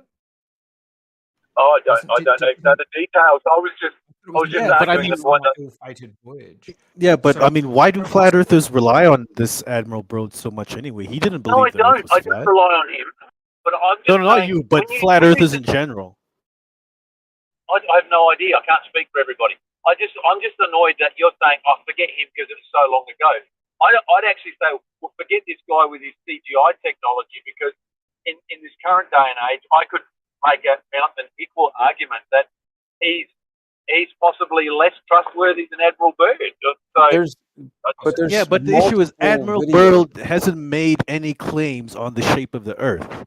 He has no involvement, no place in the flat Earth discussion. Bevo, I'm a little He surprised thought here. the Earth was a sphere. Hang on, what Right. indeed is the inconsistency or the reason why we have to square a circle? Could these videos be right and Admiral Byrd be right? There is nothing inconsistent about maybe. All right, so Bevo, I'm a little surprised here. I'm looking at the ones you posted. None of them show a 24-hour sun. Are you They show claiming they do? 24 hours of daylight. That's not 24-hour sun. That's 24 But hours. it's still light. How is there 24 hours of Where's the daylight? light coming from? Well, I thought we discussed that earlier. There's a difference between 24-hour daylight and an actual 24-hour circle of the sun in the sky. Neither of these Yeah, show it's that. circling And the around. ones that do show that were the ones Brian were talking about that have been thoroughly debunked. No, they weren't thoroughly debunked. That's a claim. That's a claim that they've Okay. thoroughly debunked them. That's No, Then were. Gio, where is the light coming from? Talking about these videos that we've got right here. Yeah, Gio, where is the light coming from if not the sun? The sky. Or the whole sky is just lighting up. What? Yeah, Yes. Bro, there's no reason y'all can't show us a fucking 24-hour circling sun like we've seen from the north, from the military bases. McMurdo already showed us their 24-hour cameras, and they didn't have a 24-hour sun or daylight, bro. End of story. There's Y'all are grasping at straws, bro. Y'all are grasping at straws, bro. I'm sorry. I just have a question though. Straws. Yeah, I just have a question. What is Admiral Byrd's involvement in the whole flat Earth argument, though? Like, what did he say about the shape To of do the with Earth? the dome, wasn't it? Well, I think he claimed some sort of giant ice wall or something. Yeah, what was it originally? I don't think anybody claims anything an ice any wall, that verified. makes perfect sense. If you go to Antarctica, you're going to be met with an ice wall. Yeah. I don't Yeah, think anyone that's- claims that It anything was that extra land. It Extra is- land beyond the South Pole. It is funny that the very person named Eggshell got on to Brian like 6 times about changing the conversation. When Gio is talking about 24-hour sunlight, now Eggshells is bringing up some ice wall. We're still on the same subject. Yeah, I just had a question, Rock here. No, not really. Gio was questioning the 24-hour sunlight. Yeah, we're still on the videos. same subject. Yeah, Yeah, not still- ice still the walls, same subject. eggshells. Yeah, sure. Remember you getting on to Brian? Objection, I'd probably ask You remember getting on to Brian so adamantly? Here we go. Here we go. Like just 5 minutes ago? Rocky, He wants to come and take over the conversation. he was answering my question. I asked him, what did Admiral So he Admiral didn't question say? you. Yo, can you please not He only let Rocky questioned take Brian. over the conversation, please? He only questioned Brian when he tried to change or was bringing up another. Gio. He didn't question you. Yeah, Gio, can pretty you strange. please not let Rakia try and take over the conversation? You don't think my point is valid? No, we're having a conversation. Yeah, Let's, okay, let's go squarely back to the 24-hour sun. So I Right, posted let's 2 go back time-lapse to the videos. videos that Yeah, the that 100 Gio time-lapse just commented videos. on. Yeah, the There's also the 112. That The Earth 100 is like the D-ball, 112 military guy 24 posted that doesn't show. Yeah, that the doesn't 112 show videos. 24-hour. Yeah, the Don't 100. show Yeah, the 24-hour 100. sun. Yes, the 112 of them. How Yes. many show 24-hour sun? There's 112 of them. Yeah, No, how many show the 24-hour they show sun? 24 hours of daylight. Yeah, how many of Where's the 112? where's Are the you light coming? dense? Where's the Are you light coming dense? from? Are It you killed dense? him to let David finish the Where's sentence, wouldn't it? where's It the killed him. light coming from? Now we're going to talk about where the light comes from. Not that any of your videos, 112, as you keep saying, as that some great number of not showing 24-hour sun in the sky. You're making our point for us, B-Ball. Thank you. Are you Okay, dead? when it's cloudy out and it's daytime, where's the light coming from? So the clouds are blocking it? You know when it's cloudy and you can't see the sun? Yes, I know what clouds are. Do you know what Okay. 24-hour sun in the sky And is? let's say it's 5 o'clock in the afternoon and it's cloudy. Let's Where's say the it's light? 24 hours. Do Where's you the know what light coming sun from? in the sky is? Where's the light coming from at 5 p.m. when there's clouds and it's light outside? Do you know what 24-hour sun in the Okay, we're sky just is? gonna Video of? continue asking Yeah, questions, this bro. is Let's silly. just This is silly. go. Yeah, Let's this go. is silly. Well, This is silly. Guys. We could We talk admit about where we that could in talk those about. videos you don't see the sun. But No, there's y'all want sunlight. to change the subject again of where the light comes from instead of talking about the 112 videos that don't show a 24-hour sun No, they in the sky. don't. No, As they you don't. cut me off again. No, they don't. They don't show any kind of light in the sky. Nope. I didn't say Yet, light in the sky. I said yet sun there's in the sky. Do you yet know the some of them difference? are yet Let's some of them clear are this up 3 right days. now. B-Ball. Some of them are 3 days B-Ball, do long. you know? Some of them are 3 days long. Did you look at B-Ball. those? Yeah, okay. Is They're there 3 days 24-hour long. sun in any of them? There's light for none all of them I 3 didn't say days. light. So let's make None of this them have clear. the Maybe 24-hour sun. B-Ball. Maybe None of them B-Ball have has the been 24-hour sun, traumatized Rocky. so much. Hold on, guys. Hold on. One at a time. Stop talking over Yeah. the top of each other. All right. Fine. Please. I'll go right now. I'll ask a very Thank pointed you. question Yeah. that B-Ball can answer. Is that fair enough? B-Ball. Yeah, go, Rakia. Go. B-Ball, since this is your subject, your topic, will you answer this, please? Sure, go ahead.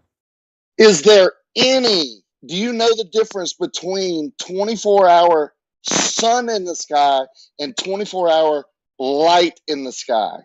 Yes, I know the difference. They're Do both you have pretty much any the same. videos? They're Do you both pretty have much any? the same. Yeah, great. Do you have any video that shows 24-hour sun in the sky? Yeah, the 112 24-hour sunlight videos that we're talking about right now. Can you see the sun? There's 24 hours of light. Yeah, we hear that. We know the difference, right? There's light and then there's the sun. The sun may get the light, it may not. Is there a video that shows the sun? Why are you avoiding this question? Why are you avoiding this question? Okay, you asked me. I answered your question. Now you're gonna ask No, me. you didn't. You avoided it. I answered your question. Okay. No, you went immediately to light, not now sun. you wanna ask me another question. No, I want you to answer the first I question. already answered it. No, you did not. You said light, not sun. So you're saying there's not a video? How is there 24 hours of light in So now you Antarctica? want to move on. No, we're still on the same subject. So the subject is 24-hour sun in Matter the of fact, sky, right? let's go to one of these videos. Let me play. Yeah, one let's more. show one. Just go one back. out Let me of the go back. 112 that you think you have that just fell into your light. Well, your B-Ball, lap. let me just speak for 20 seconds. Let me just review this a little bit. Okay, so the ones that do show a 24-hour sun, the circle, the yellow circle that we call the sun, the ones that do show that, Brian were mentioning earlier that they've been gone over. Just give me 20 seconds. Please don't interrupt me. Just let me speak. Brian was talking about how those have been talked about on previous channels, on Brandon's and Ranty's and in the past, and we've gone over those thoroughly. We could do it again, but those are the ones that we've already gone through. You tonight said, hey guys, there's this channel, there's 112 of them, and you brought them. And while you were bringing it up, I was actually running around doing stuff, and I'm thinking to myself, oh, maybe there's something new. Okay, let's check it out. It sounds like what you've brought is something that not one of them shows the actual sun in the sky for 24 hours. So we're gonna ignore the light. We're gonna ignore the light from the sun, Geo right? 3 times. No, he's done. No, you interrupted Geo. I didn't hear the end of his statement. Can Geo repeat the end of his statement because I didn't hear it. You did clip me at the end. I was just asking. It's not a big deal. You can just say what they are. None of these show a 24-hour sun, correct? Geo, are we not looking at this? Look, okay, let me show you something. He just can't even answer it. Listen. He just can't say, no, guys, they don't show the 24. He just can't do it. I'll say it for him. No, you can't finish. You're a lying piece of crap. You can't even answer a question from Geo.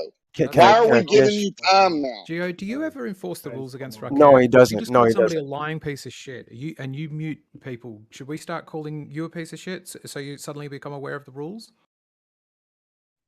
Now we're going to talk about It rules shows. instead of the 24-hour No, sun. the moment I use it against Geo, suddenly yeah. everybody goes, "Oh yeah." The You just moment brought up eggshell earlier and said that crosses we are an just obstacle. B-ball started it earlier talking clearly about not if they answering show the us something, we question. just deny it. Fucking whatever it is, we just deny it. Basically, So I'm just gonna basically post calling this us liars, again. you know? Calling I'm gonna somebody a post piece of this shit, again. interrupting to do so Right? is a violation. So let's of talk You know what, about you that got- instead you of the can- non 24-hour sun in the sky again. Matter of fact, you know what? It's even more than 24 hours. Let me go ahead and let's go ahead and play this. I'm gonna Really, the sun or the sunlight? I'm gonna I'll take share it that real you quick. say it's sunlight. I'm gonna share it. Give me a I'm second. gonna go with your lying about But, the sun being in the sky. But B-ball, you get what they're trying to ask, right? Because Yeah, he oh, gets it. here, what their argument is That's that they why don't he's avoiding because it so they much. don't see the sun. Yeah. They don't see the Yeah, sun definitely. the But entire until you time of give the them video. that yes or no, they're not gonna let this go, and we can't. Well, move B-ball, forward. could you So just no. just Okay. say yes or no. Let me. No, you cannot see the sun for the entire video. Thank you. We're done with this guy. Fantastic. Now Now, let's can we now, carry now on? let's address the real issue here, that these videos have more than 24 hours of daylight, literally 3 days of daylight. Can we address that now? Okay, let's address that Yeah. for the moment. Okay, let me just say this. Okay, I'm on a globe, in the concept that you're saying, there would be a 24-hour circle of the yellow sun in the sky, correct? Sure, if you wanted to track the sun, sure. Okay, so the fact that all those 112 don't have that, and the fact that there's only a handful of others that Brian brought up earlier that were from one dude that we've already gone through, and they're looped, and there's clouds that are the same clouds. So to this day, we still don't have an authentic 24-hour sun, the one that you require for your globe Earth model. But Geo, how on all these videos, how is there almost 3 days of daylight? You're asking a new question. That's a the new idea. new question. Yes, you That- might not like be able in to New see the Zealand- sun, but there's 3 in New days Zealand of in the daylight. peak of hang on in New Zealand in the peak of the summer we have 15 hours of daytime. That's with the sun like in the sky, but it's actually light all the way through 24 hours of lightness. But what causes that light? Well, what causes the daylight is a whole separate topic, but B-Ball, it sounds like you are agreeing that there is no authentic 24-hour with the actual sun in the sky Yeah. in Antarctica. The sun No, is in the he's sky. saying You might in not be those able to videos, see it. just in those you might not be able to see the sun, but there is daylight for more than Doesn't that 24 piss you hours. off, though? I mean, doesn't that piss you off that it's No, been it doesn't.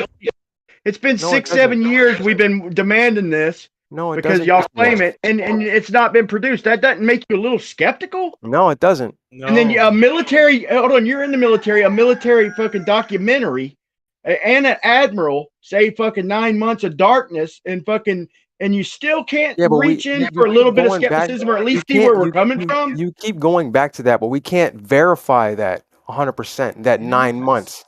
You can't verify that it's the sun No, we causing can't. the light in the sky. Could it be Right, the it's case, a Brian, it's or a bandsaw that Admiral Byrd was right about 9 months of dark and these videos are real? I don't understand why bringing one up is an exclusion of another.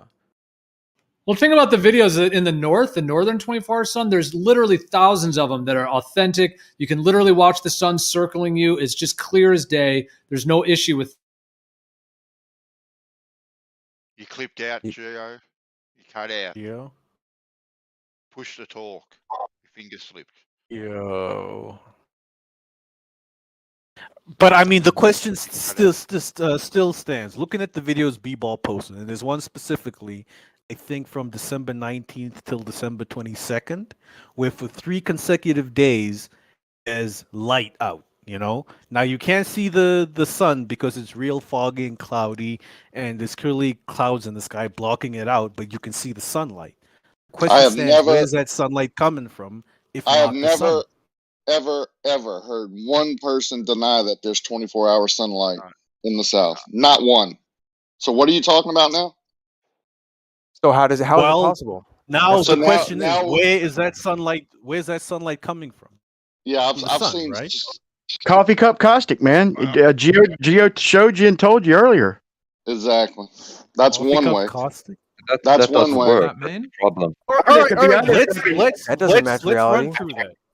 Yeah, we But tried if- to run through if that. we are- B-Ball with pulled coffee up that cup- whole Now we're gonna simulator, and we tried, and it never worked. now. So we B-ball go back did it, at so square it one. doesn't work. So let's With let's the now move on to how the light works in the sky. No, I don't want to move on. I want to flesh this out thoroughly.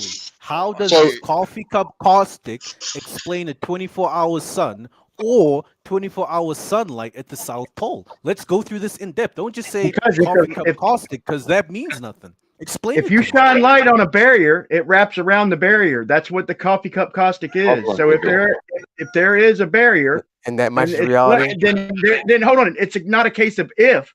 It will most certain. The question is there a barrier? Because if there is, it'll most certainly refract the light around it. Because we can show that. We can show that in a coffee cup up against any barrier, any circular barrier. That's just what happened. But how is I this love how you got happening chickens when in the the background, whole Brian. There could be Antarctic other methods too. It ain't just that. All right, cool. Cool. Coffee cup caustic. But it looks like this coffee cup caustic only works if you have the sun on the horizon shining on one side. What we have is the sun in the sky, making the whole Antarctic light up. So whatever this coffee cup caustic thing is doing, there needs to be a ring of light. It's not just What are you one saying half. you have? What I'm saying is what Bro, we there's see no in- reason y'all don't have a Bro, 24-hour let me sun. finish. Been waiting for Jesus 7 years, Christ. and all we're getting is fakes. Jesus, come on, man. Let me finish. So what happens in real life is that it's the edges of your flat Earth that are being lit up for 24 hours. Not half of the flat Earth has light and the other half has dark. Looking at the images Geo reposted just now, you need to have the outside edges being lit up for 24 hours because that is what the Antarctic is on a flat Earth.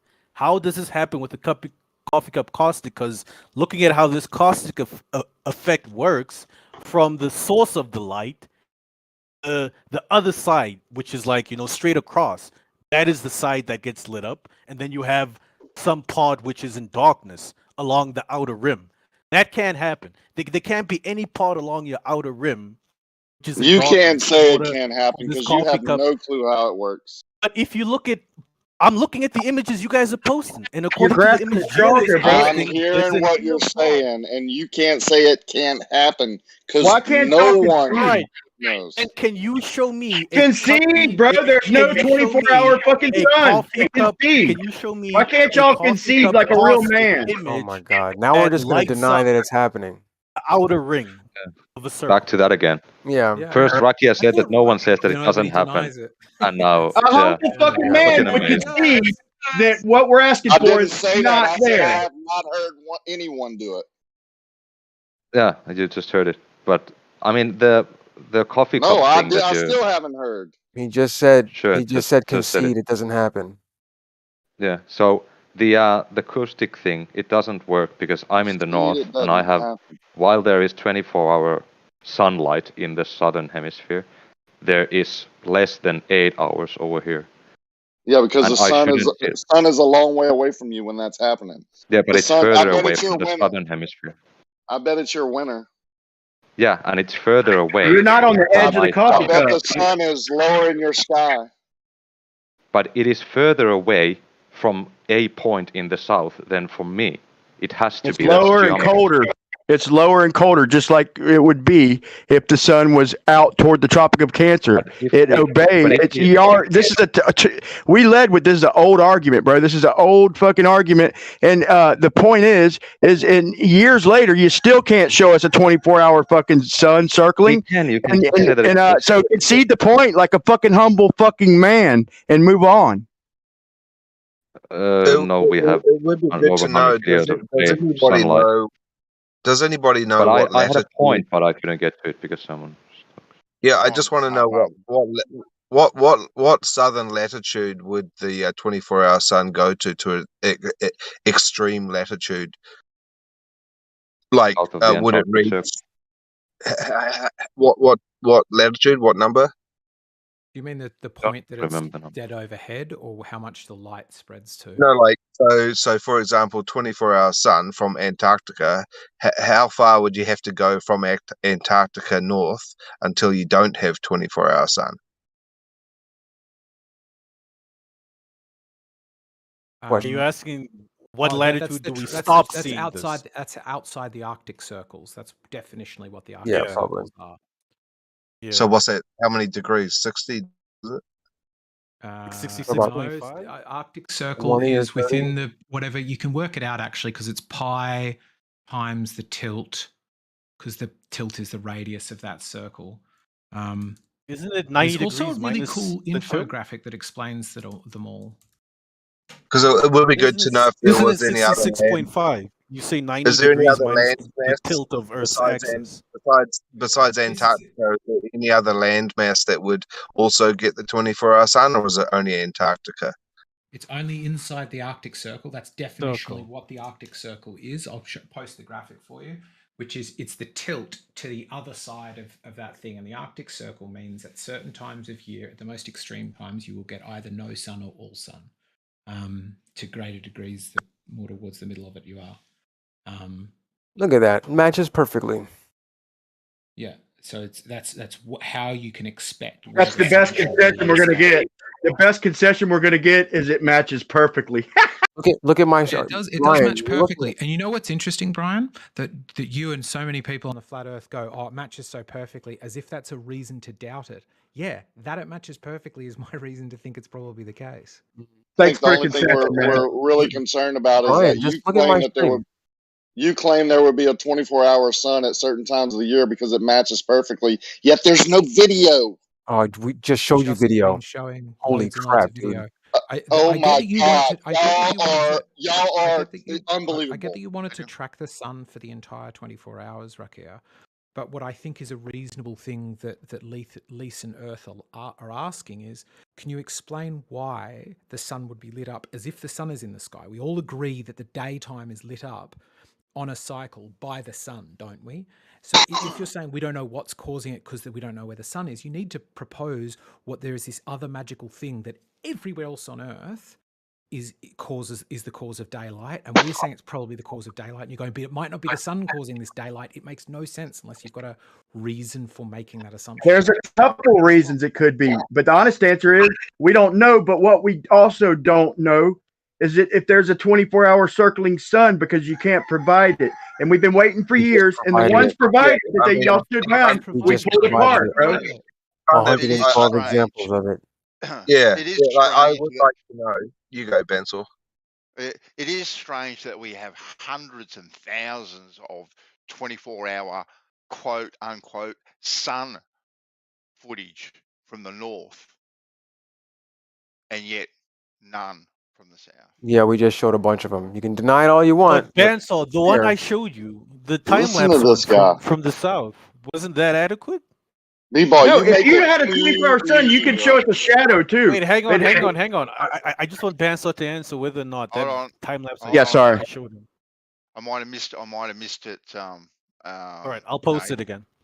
Yeah, I'll post it again. And Brian- maybe if B-Wall wants to share it so everyone can look at it. Brian, let's if you look at my stream, this is how it works on our model. So, are we supposed to see the sun in the sky? What's the lowest degrees that it should go down to? Like, should we see it below the? It should keep going through the sky at 15 degrees an hour. It just appears to get a bit wibbly towards the horizon. B-Ball, can you share the video that? There's a bunch of them already. There's There's a bunch is that of them supposed to be the ocean? I thought it was night. Hold on. Nate has just said he has found a video of 24-hour sun at the south. So let's share it. I thought I'd found it before. Maybe it's one of those ones that people have said. I'm not. Hey, why are you talking while I'm talking? Writing and let everyone have a look at it. Sure. All right. Yeah, I thought I'd seen some before. So share that video. Yeah, I just posted it again, and then I tagged you. It's a time lapse. It's like squished into 1 minute, but you see the sun in the sky the whole video. Yeah, this is the one that Brian has problems with, that he thinks is fake. Sure, there's another one that's 360 VR. The one with the one with the watch. Well, that one. I thought that one looked legit to me. I mean, that one where it spins around really quickly and the camera stays tracked on it. Yeah. That's a really good demonstration. Yeah, Why is except that it's one a fake? fake. Is this the one with the alligator clouds? Wait, the one I'm seeing is a sun over a non-iced ocean. Is what it looks like to me. What are you looking at, Brian? Oh, he's watching my stream. This is just Space Engine. This is just showing how it works on our model. Oh, so this ain't even a video. This is just a computer program. Yeah. No, This show is- the video. No, show No, the video the videos have been Nate. all the videos have been posted in the chat. Just scroll up. There's a bunch of them. Yeah, but Banso, in his videos, you just see the sun. I mean, you see the sky being lit up for over more than 3 days. You don't actually see the sun itself. And that's why we are posing the question, how do we have the sky lit up for 3 days straight without the sun being there? Just because we can't see the sun, and you would have to pose that it's something else lighting up the sky, if not the sun. That's the issue right now. The problem was mentioned that there is no 24-hour sun footage from the south, right? And Nate says he has found a video that shows 24-hour sun with the sun in view for 24 hours. So that's the one that you should be showing people, not a computer program. So Yeah, but apparently that one has been debunked. I'm hearing now that's the video Brian was talking about where 5 years ago they that somehow one has been debunked. debunked. That's the one. I don't know. I don't know where the alligator. That's the one that they claim they debunked. Yeah, but I don't see any alligator clouds. Like, I'm not sure if this is the correct. This is the same video they were talking about. I don't know. Yeah, here's the problem with that. The problem with that is they tried to pull that loop shit, and ballers have conceded to this humbly. Many of them, you know. I don't think I'm going to get any out of any people here tonight, but we've went over this. It wasn't even me. It was just me in the crowd watching ballers concede and be like, no shit, that one's fake, you know, and look for other ones and kind of concede the fucking argument. Whether there is any or not, the ones they presented weren't. But you can't have a cloud come. You can't have a cloud approaching. Listen, you can't have a cloud approaching from hour 21, 22, 23, and then be in hour 1 at the video. And okay, then this is not the same video, because this video there's no. It doesn't tell you what the time of day is. It's not the same video. You should watch the video that I posted, Brian. It's not the same video. Okay. All right. Yeah, y'all. Tag you. Go, Rakia.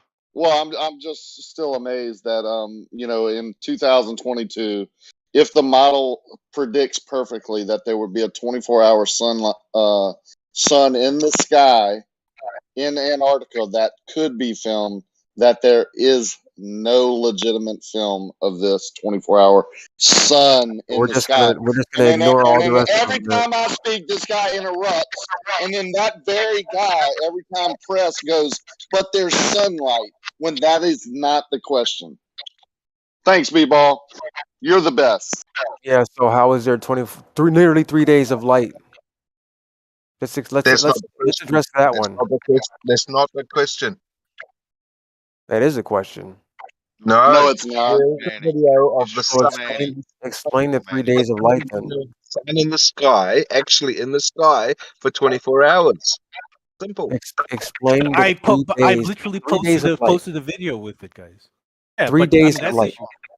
Yeah. Which one is it? I posted a video with the 24-hour sun, and B-Balls posted a video where there's 3 days of consistent light in the sky. Yeah, we're not worried about light. We're not worried about light. So what's the light coming from then? But Banso, We're if not you have worried 3 about consistent light. days Yeah, of don't worry light, about the where's light. that light coming from, Banso? Come on, man.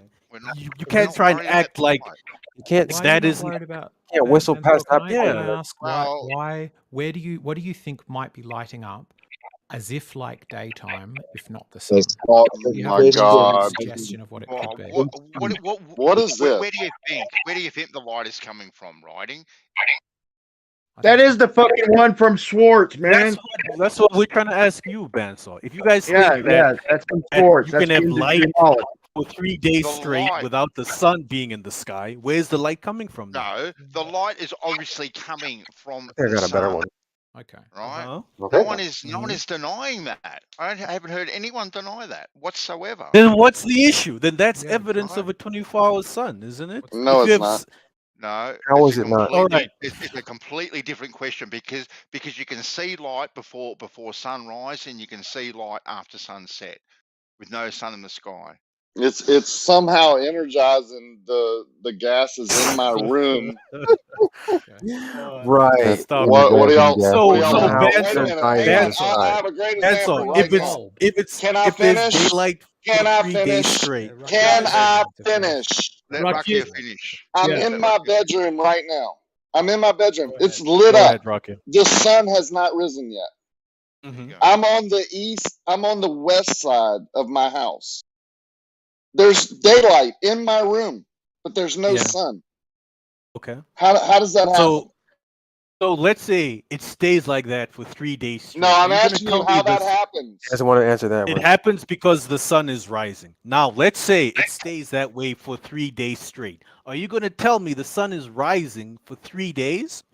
If the sun stays in the same spot or goes around that Because there's the area, wind. and my room would still be lit. How is my room lit without the sun Because shining in it? it's just the Okay, light from so the we sun. both agree the light is coming from the sun. We both agree you have no. I'm saying Not necessarily. the sun could be energizing the light that's already in my room, but when the sun goes far enough away, What? the light isn't Energizing the energized. So light. Energizing, yeah. we have What darkness. does that Right mean? now, All I right, have hang on. daylight Rocket, in my slow up. room without the sun.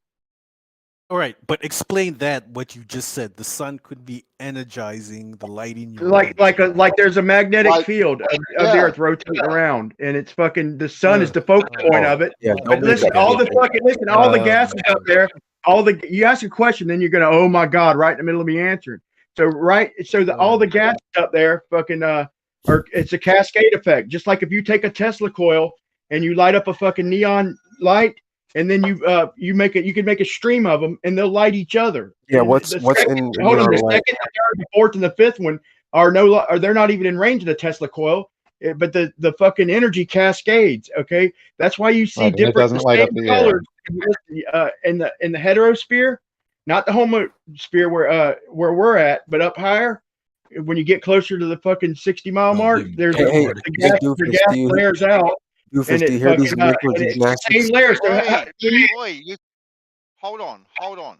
Guys, you can hear when people are talking. Don't talk over the top of them. Let them finish their point. All right? But you guys having a conversation between the two of you while Brian is talking makes it hard for people to hear what he's trying to say. Yeah, I'm Let one answering their person- question too. I know. So So this is to the whole room, right? Let a person finish their point, right? And then have your say. Go on, Brian. Yeah, so when we see the sun off in the distance, we get the same colors in the same order every time. And Dan Dimensions has showed that the fucking gases, in order of density, they fucking glow that exact color in that order. And in the heterosphere up high, it's a theory. It's a good one though, that the energy is cascading. So daylight is fucking water vapor, oxygen, nitrogen. They all glow daylight blue. And the thing is in a globe, we would see at a sunrise, we would see them, or a sunset, we'd see them colors, start to form overhead and go off in the distance. We never see them anywhere close to overhead. We only ever see them off in the distance, but they're always in that same order of the gas's density, man, was my point. And in that Tesla coil example, the Tesla coil is not lighting up the air. It's only lighting up what's inside the tube. So what's lighting up the air? It's ionizing the gases, the ionosphere. Right. So in that example where they showed you the tubes full of gases that were being lit up by the Tesla coil was not lighting up the air. No, when you reduce pressure, okay, when you reduce pressure of the gas in them tubes, like the pressure reduces up high, that's when they cascade, and that's when they do their thing. They fucking ionize, okay? And that energy field is circling around, and the sun is the focal point of that energy field. So you could feel the direct sunlight, but there's, like Rocky is saying, the fucking atmosphere is lit up, man. You could say there's gajillions of fucking photon particles that are mass particles, or you could say what we see, and that's fucking daylight. You know, look at sunset from an airplane. You see the local sun going off in the distance, man, and the light following behind it. It's fucking. I mean, it's a good theory, man. Right. What I see is when a Tesla is employed, that Tesla coil doesn't light up the air. It only lights up what he's got in his tubes. It ionizes the gas, bro. You keep saying light up, okay? The gases, the different gases, okay? They fucking it energizes the gases, bro. When they lose fucking, and when you decompress, when you lose pressure, then they start cascading to each other. So in other words, the neon tubes that aren't even in range of the Tesla coil activate from the previous fucking the previous light. It spreads. The chain reaction. Can I try and steel man this argument so I can make sure I understand it? Yeah, well, you do that while I post a video of better showing what I'm trying to explain.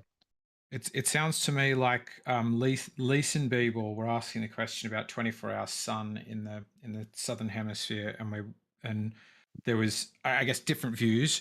Some that nobody denies that there's 24-hour sun down there, and then some saying we want to see the sun, not just the light in the sky, not just the daylight getting bright as if daylight.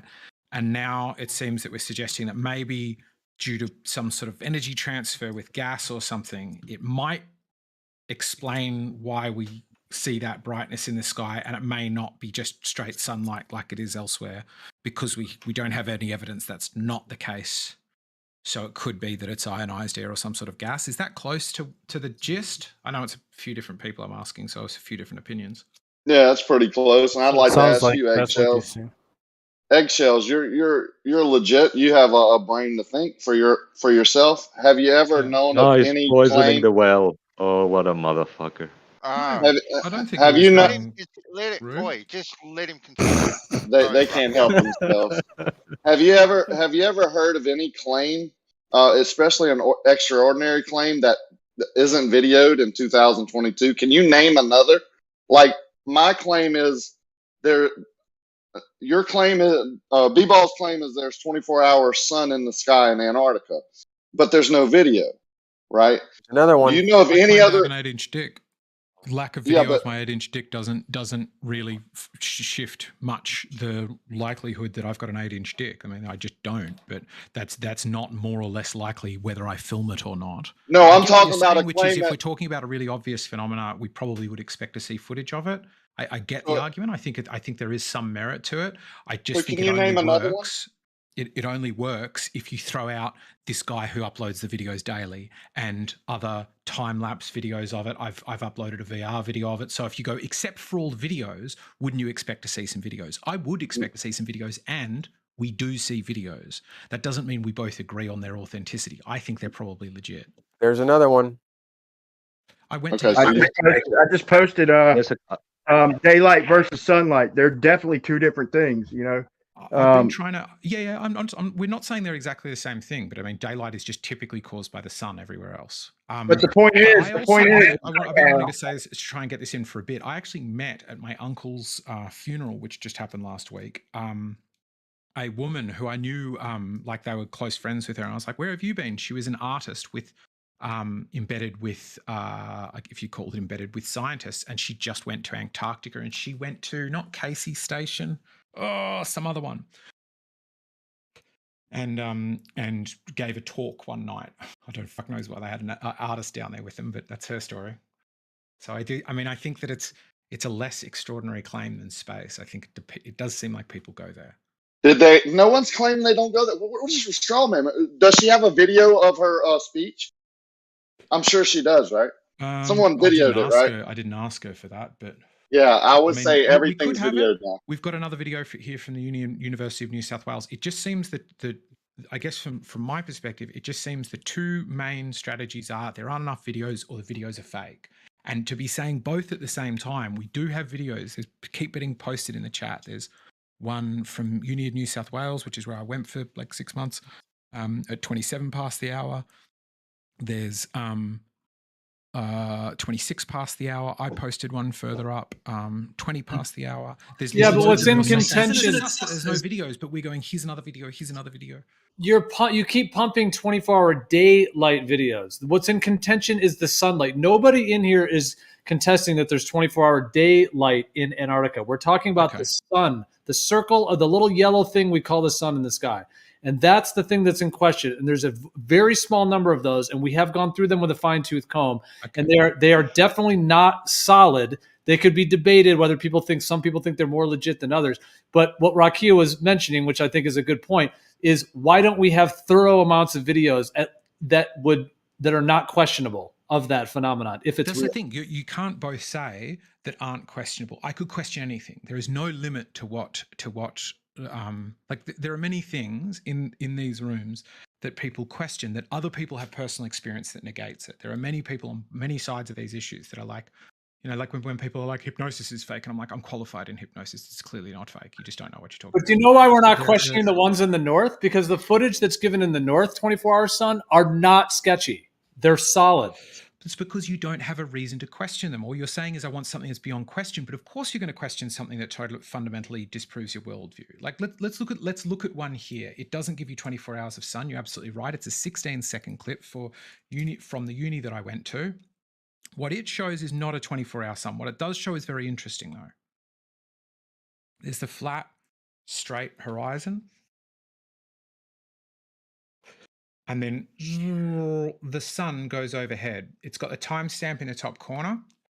The noticeable thing about the sun, and the shadows describe its path quite nicely on the ground, the interesting thing about the sun is it just goes horizontally. It flies overhead. It doesn't go up and down like it does every other day, everywhere else on Earth. It goes... If I was a globe earther that somehow felt like I needed to go defend my globe, if I was a globe earther, I would be sitting here right now and saying, you know what, guys?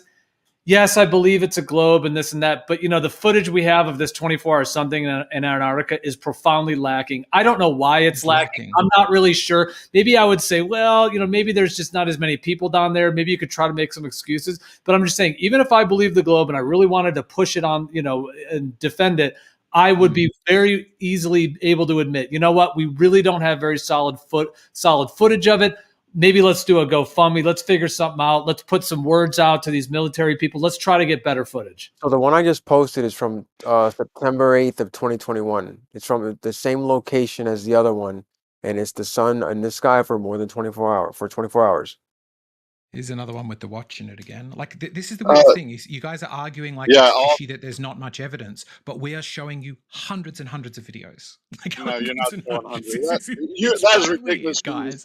And the way you're laughing, videos are like, here's another one. Here's another one. Here's another one. Here's another one. There must be millions of people in Antarctica, because every time I come on the Geos or somewhere like that, one of these guys who are always talking, pushing the narrative, have a close relative or a friend or an uncle that lives there, been there, worked there. It's amazing. Must be millions of people there. People go there because it's not that weird. It's a place. Yeah, but none of them have interesting places. I would know. I'm one of them. Here's my point. Let me say my point. My point is he could be in the fucking Arctic without seeing that sun going counter fucking clockwise around the sky for 24 hours. Then I don't believe it. Okay, because here's why. It's not skepticism for nothing. Let me finish. I'll make it quick. But I got a healthy skepticism because of the shit they tried to show us was a fake. And when they tried to show us, the worst one was the fucking reverse Arctic. That was fucking dirty. Okay. And here's the thing. So if they can't show, there's plenty of places on Earth where you could show 24 hours of daylight. Okay. But if you're not showing a 24-hour sun, you're not proving you're in fucking Antarctica, bro. No, hang on. Hold up there, Brian. Are there plenty of places on Earth? Because I've lived near the equator for a while. I lived in Mumbai for like almost 5 years. The Arctic. Are there really places? Okay. The Arctic's where? The Arctic, up north. Okay, yeah. Up north. Is there anywhere else where days, where it is claimed by people that days start getting longer? Yeah, everywhere. My day is longer now. Would we agree that people claim that their days... Bro, just concede, let's move on, bro.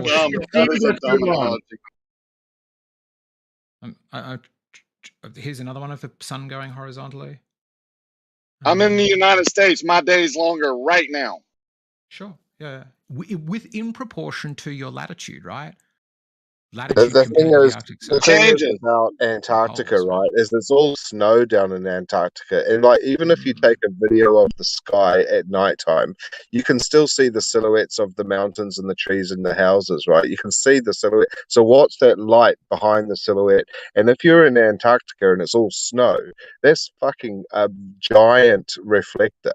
So you're gonna have an effect like daylight, even if the sun's not exactly over the horizon.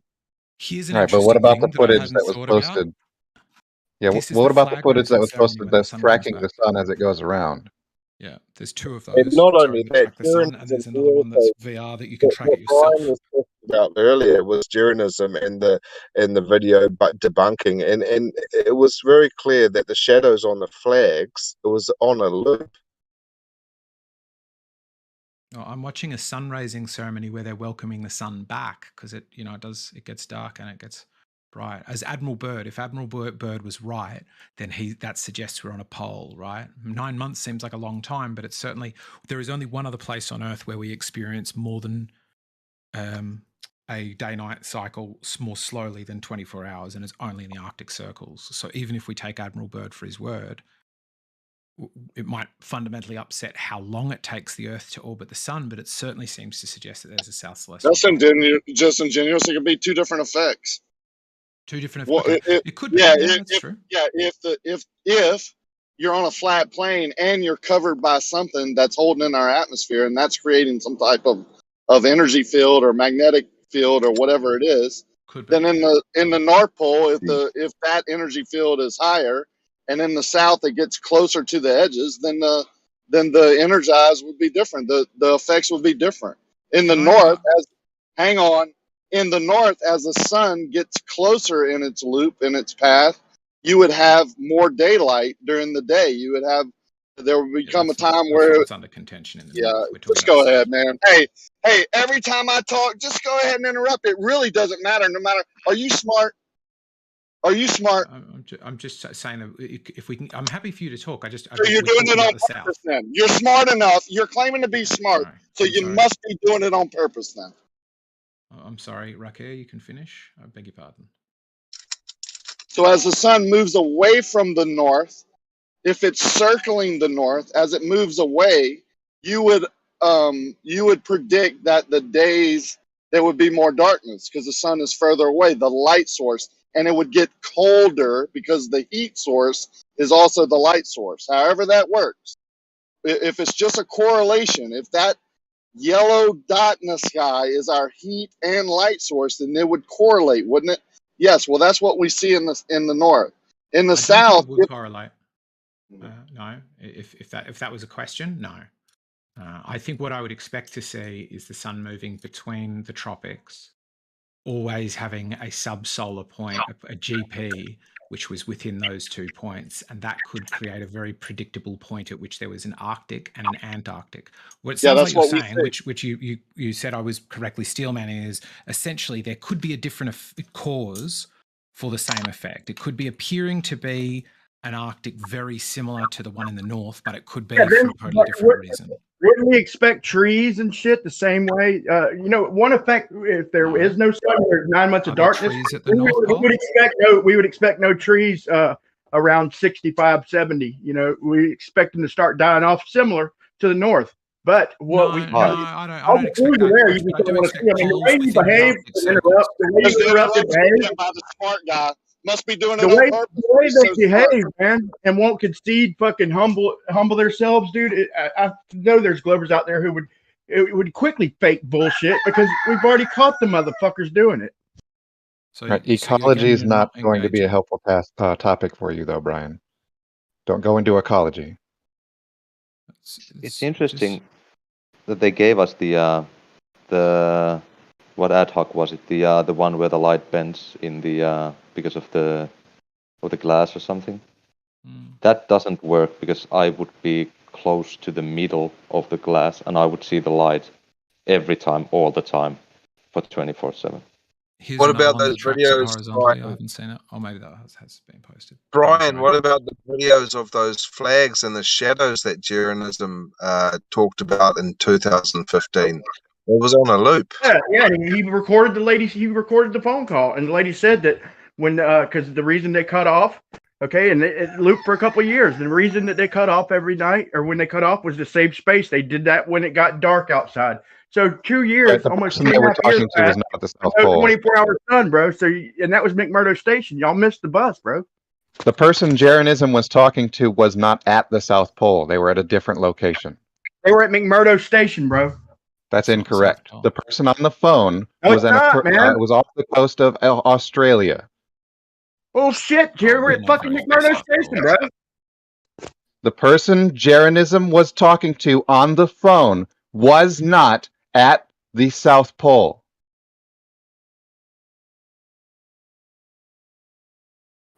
Wow, my oh my! So they weren't even at the South Pole. So the video it's that not he the was talking video about was I've been him at the posting. South Pole. Congratulations. Still no Oh, look up. 24-hour sun. Hold on. So Look then up this McMurdo video, Station. this Look time up lapse at McMurdo McMurdo Station. Station is Hold on. legit. Look up McMurdo Station. You'll see that same circle of fucking flags as where they fucking had the 24-hour camera. That was McMurdo fucking Station. Did you post your video? Video, They the don't have video that is Now from your Mac video Station, is up for. but the it's like up woman for dispute. who he was talking to wasn't there. Yeah. This video of yours sounds sketch, Brian. Could you post a link to it? So what? The woman wasn't at the South Pole, right? Yeah. Doesn't mean that she doesn't know what she's talking about when it comes to the footage and the cameras that are there. Right, she's talking about her cameras, which are not at the South Pole. And it also means the video B-Ball just posted, Banso. That video is fine then. It's not the video that's been doctored or Yeah, B-Ball's video is perfect. Yeah, it shows sunlight, not the sun. Awesome. Yeah, 24 hours. Time lapse. It was the sun. Yeah, of sunlight. It's perfect. Thank you. It's sun. Yeah, there's another one. Oh, you're another talking about the one that's 360 from the camera. bunk? This It is the just weirdest posted it. conversation. I feel like we are posting video after video after video, kicking these goals so cleanly through the center of the posts, and I'm so astounded. Like, there has been a reluctance to look at any one of these videos, but we spent 45 Yeah, they're not even watching the minutes. videos. They're not watching any of them, but they How the spent frick 45 do you minutes know about I'm not other watching the video? conversations they've had about other videos. Like, oh, we debunked these other ones, we smashed these other ones. I think Bansal said it right. Debunk these ones. Like, just pick anyone off the list and show us these alligator. You cows, mean in and the we have 20 a seconds conversation or 30 minutes that we've had them? Yeah, don't worry. It's Just, hey, be patient because there I posted is one no that was 20 16 seconds. That's pretty good, right? Go ahead. You done? Sure, beg your pardon. Yeah, be patient, right? You just posted it.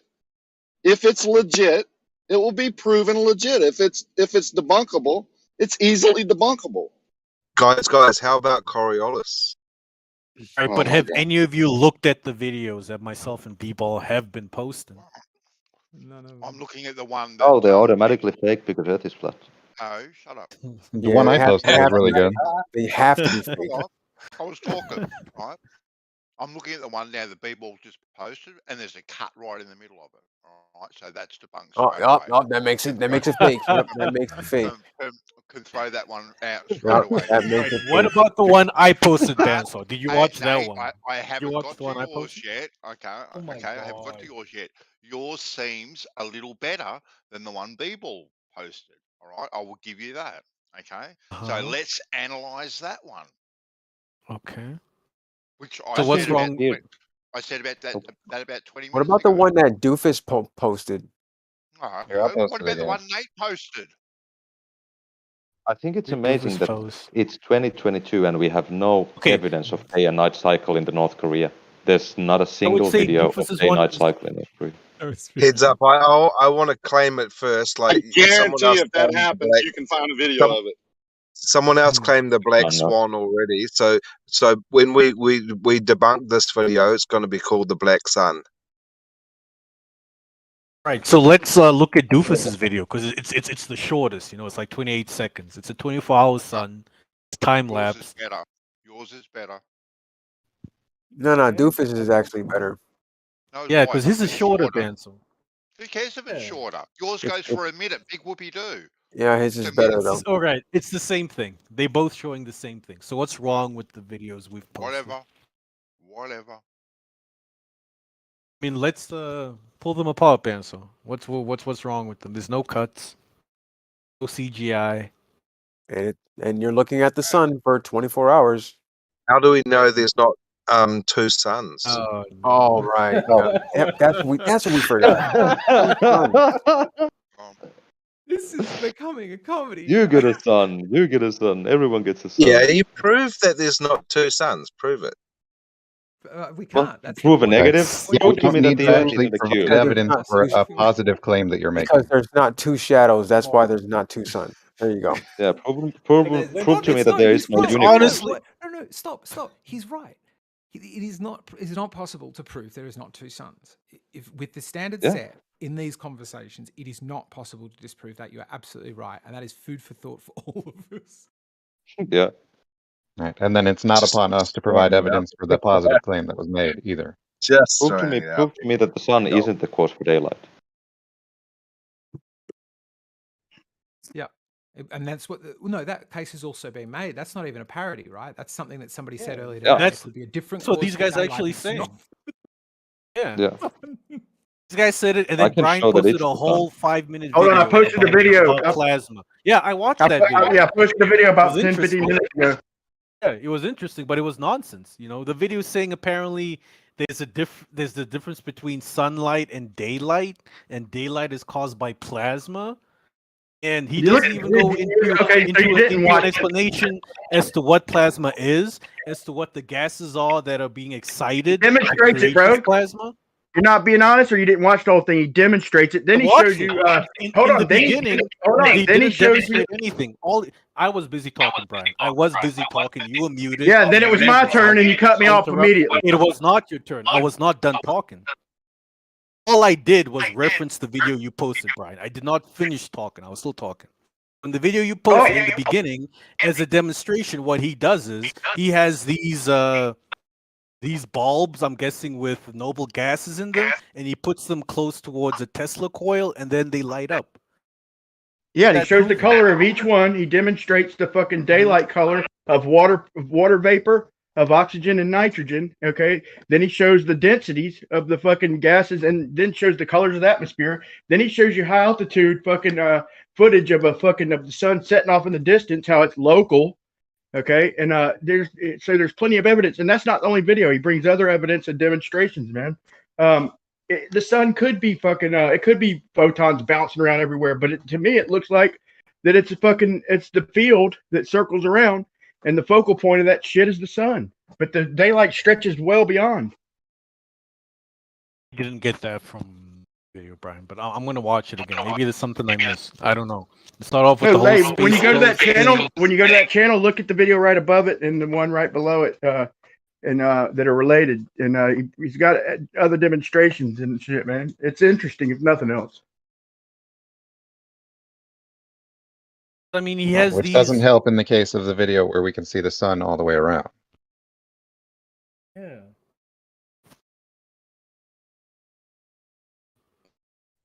Oh, but it's a local sun. You see it when it sets from up in an airplane. You see it bringing the light with it. You see a fucking a circle of fucking light, a local circle of light. And what you see, when we see the sun going all the way around. 93 million mile sun is in our reality. There's nothing about our reality that shows a 93 million mile sun. It's fucking local, bro. I know. There's nothing in this video that says the sun is local. There's also nothing in our reality that says we've got two suns, but nobody from the flat Earth stepped up and said, "Come on, we've only got one sun." Yeah, no, I know the answer. Yeah, it's because it's a concave Earth. You've gone concave, have you? Oh, this is news. Also, yeah, Brian. In this video, there's nothing that says the sun is local. All it's saying is that basically, I don't want to call it the terminal line, but basically when sunlight starts to recede and nighttime comes, it's trying to say that this is a plasma field. And we apparently call this plasma field daylight. And apparently it has a reach further than sunlight. That's what he's saying in the video. He's not saying the sun is local or this, that, and the third, unless maybe that's what he means with when you put all of his videos together. But just this video in isolation, all he's talking about is daylight being a plasma field. You guys are And- talking about 24-hour sun, and the video that Nate posted. I'm not really interested in the gift that Zeus posted. Good on you, Bandy. But maybe, well, I've been saving nearly half an hour now. Right? Have a look at it. Tell me what you think of it. Like it goes for a minute. What do you think of it, Banso? It looks legit, right? Ooh. So does the footage from the ISS. Oh, for fuck's sake! Seriously, don't just claim fucking fake without fucking looking at something. Seriously. Yeah. That's crazy. Yeah. Sorry. But it's important to be said. Fake. That is straight up auto. I haven't seen it, but it's fake. But I mean, I think You we've haven't given seen it, but it's conclusive fake. evidence for 24-hour sun, right? Yep, it's definitive. It's been this conversation. Everything is I said fake. conclusive. That doesn't sound like a bias. Not definitive. Conclusive. You're living in a fake reality. You're insane. You guys can call fake, no problems after you debunk it. Got no problems with that. Debunked. Just debunk it then, Andy. Whatever. Talk to the hand. Just Face ain't listening. Or blinked. Just blinked. I mean, it sounds like we at least agree that you have 24 hours sunlight, right? Just it seems you guys don't want to say there's a sun. It's sunlight being caused by something else. You guys agree that these two extreme points, the North and South Pole, you can have 24-hour light. Right? Well, there seems to be a few landmarks in there that could probably be readily identified. There seems to be lots of buildings that could be readily identified. That's a right? great idea. Cross-check it against other people's Instagram feeds and stuff. Great idea. But okay, so we're going around in a 360-degree view at the moment. I don't know. Are you any of you guys taking the time to actually have a look at it, or you're just not going to bother? Because if you're not going to bother, I'll drop it. I got no problems. Right. If the issue is there's no footage of the sun going around for 24 hours in Antarctica, that issue is actually dealt with because there definitely is footage. Right? Then next we have to deal with whether or not you agree the footage is real. But to continue to say there's no footage would be a bad thing to do. Yeah, like I where keep are we saying now? it. We've posted such a staggering number of videos. Please okay, let's then, not go back to is there any footage? You know, where are we remember, now? I remember there was like 3 or 4 hours spent on debunking a video back on Ranty's and Brandon's. No problems. People tried to debunk that one. I know, but this is what's been Keep on happening going. for like 2 hours now, and we've been posting videos Well, here and now, and everybody just keeps Yeah, going, "Oh, but we debunked but other the point videos is, years ago." the point is, writing is that if most flat earthers think that all the footage from the ISS is bullshit and all the Himawari footage is bullshit, then why would they stop there?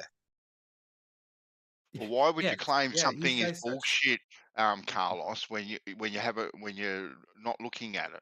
Like, what's bullshit about it? Tell me in that video, right? What is bullshit about that video that was posted by Nate? All right? Don't just claim bullshit. Back your bullshit up. I'll Back your call you bullshit out. up. I'll call you out. Right? But don't just fucking claim fake with not putting any substance behind it. Isn't like it claiming back your bullshit? bullshit up.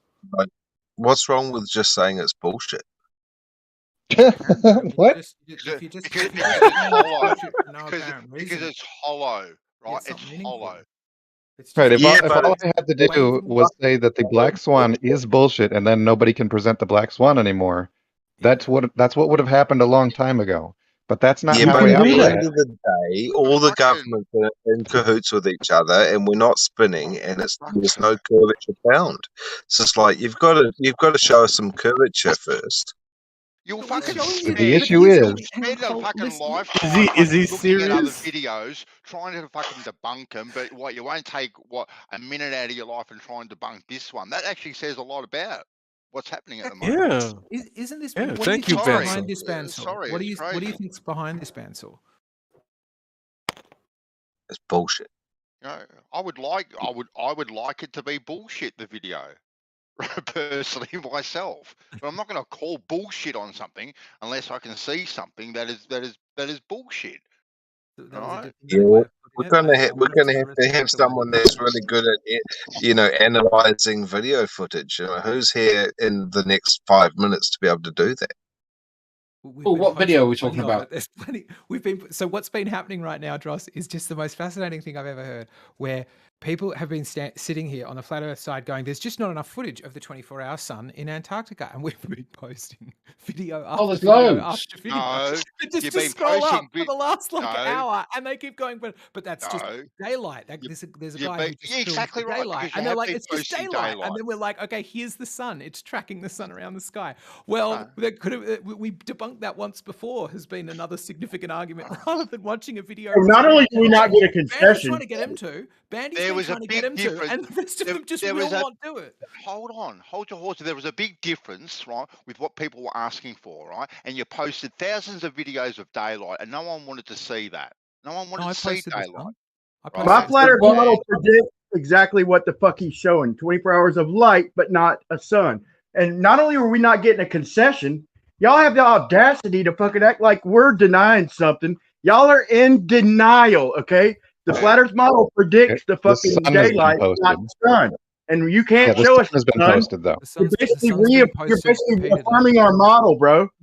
See, they've none of Right, them but the watched sun has videos. been posted, Brian. This is what we're saying, Dross. I'm They haven't watched a single video. I'm watching the 30-second time lapse that Doofus posted, Fuck that one.